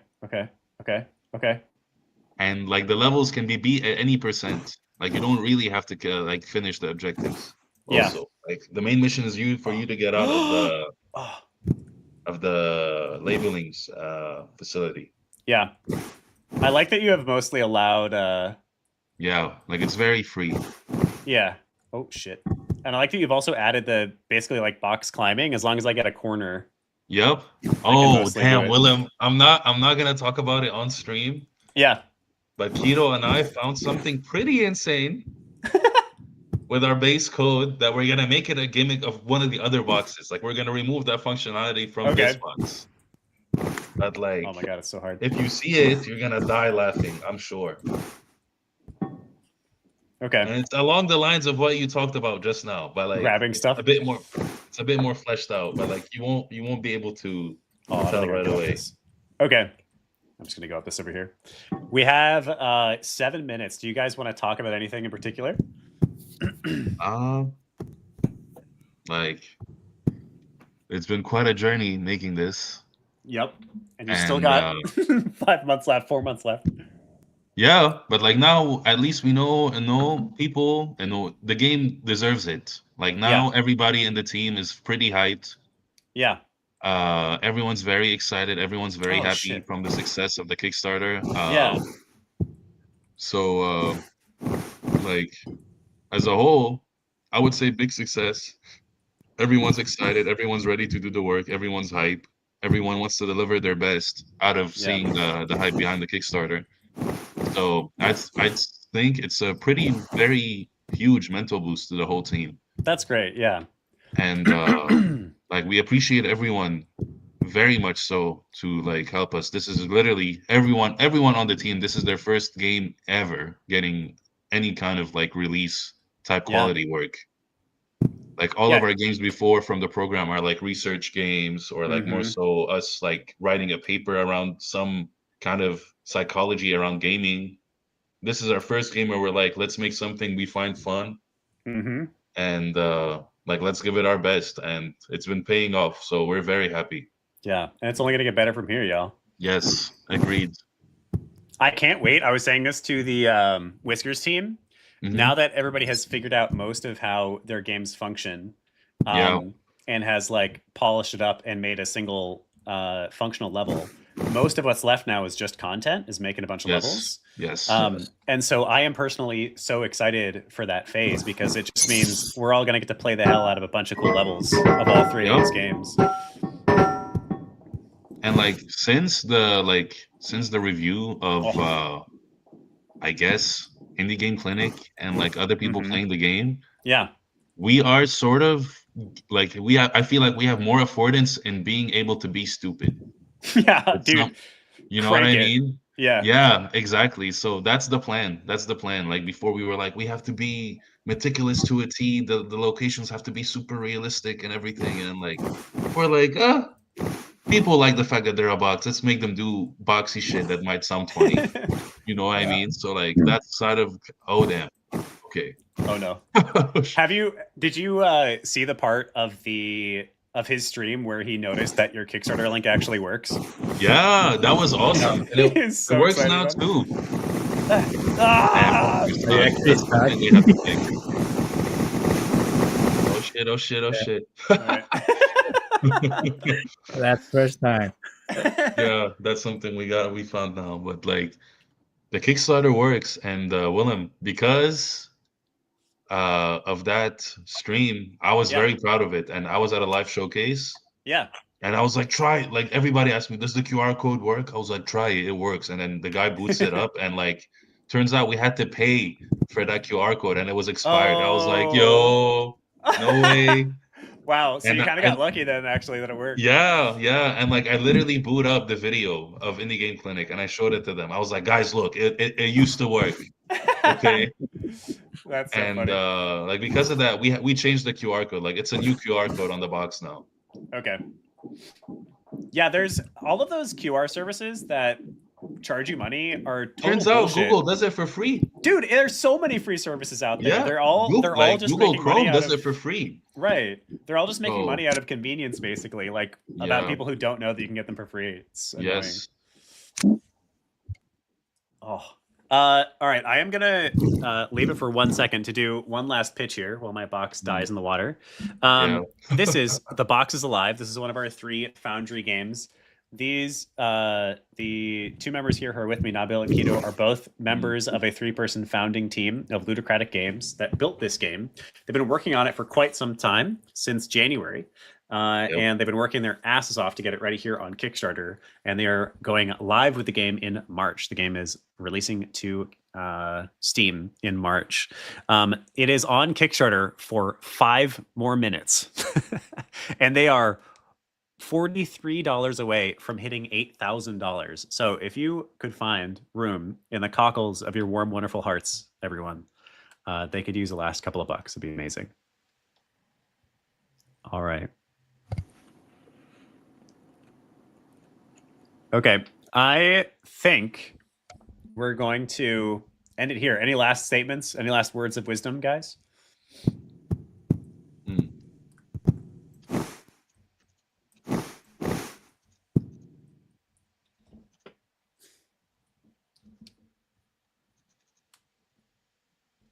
Nothing? Anything? Sorry. Were you talking to me? Yes. Any last words of wisdom before we say goodbye? Like, if you're building something that you really enjoy, build it out, test it, and try to release it. I think it's worth it. I think these passion projects and everything alike is worth it. Just make sure you test it. Hell yeah. That's and it for me. Continue to work on it and play it with real human beings and see what they think. Yes. Like, the testing is Absolutely. what matters. All right. Hey, that should be it for me. Yeah, that is it. Why don't we hop over to Gather? Gather, sure. I'll share the Gather so people can revel in the countdown with us. Mhm. But I'll we'll meet end you this there. for now. Okay, cool. I'll meet you there too. Thank you, Keto. Thank you, Nabil. Keto. Bye-bye. All right, cool. Let's end this guy. All right. Wow. We're at the end of the Kickstarter. This is wild. This is the end of an iconic time period. The very first. Hi, Christy. The very first. They can hear me, but you guys can't hear them yet. The very first Foundry Cohort and 3 wonderful game studios that have worked so hard for this. I'm gonna share you guys out of Gather, so the stream can see. Christy, and I've hear you been now. dying with this shiny hunting stuff. I'm dying. I got the shiny. Yeah. Like Which what is one? the shiny thing? Yeah. Did you get like? So are you doing like macros like on controllers to like automate it, or did you get the shiny? You got the shiny charm? Yeah, I got the shiny charm, and damn, I spent 4 hours trying to get this Dratini and nothing. Dratini is a hard hunt. Dratini is a really hard hunt. If you watch Austin John Plays, he did a video about like the various like strategies for shiny hunting, and then he has one particular for Dratini, hunting it on one particular rooftop, like sort of like not because it's such like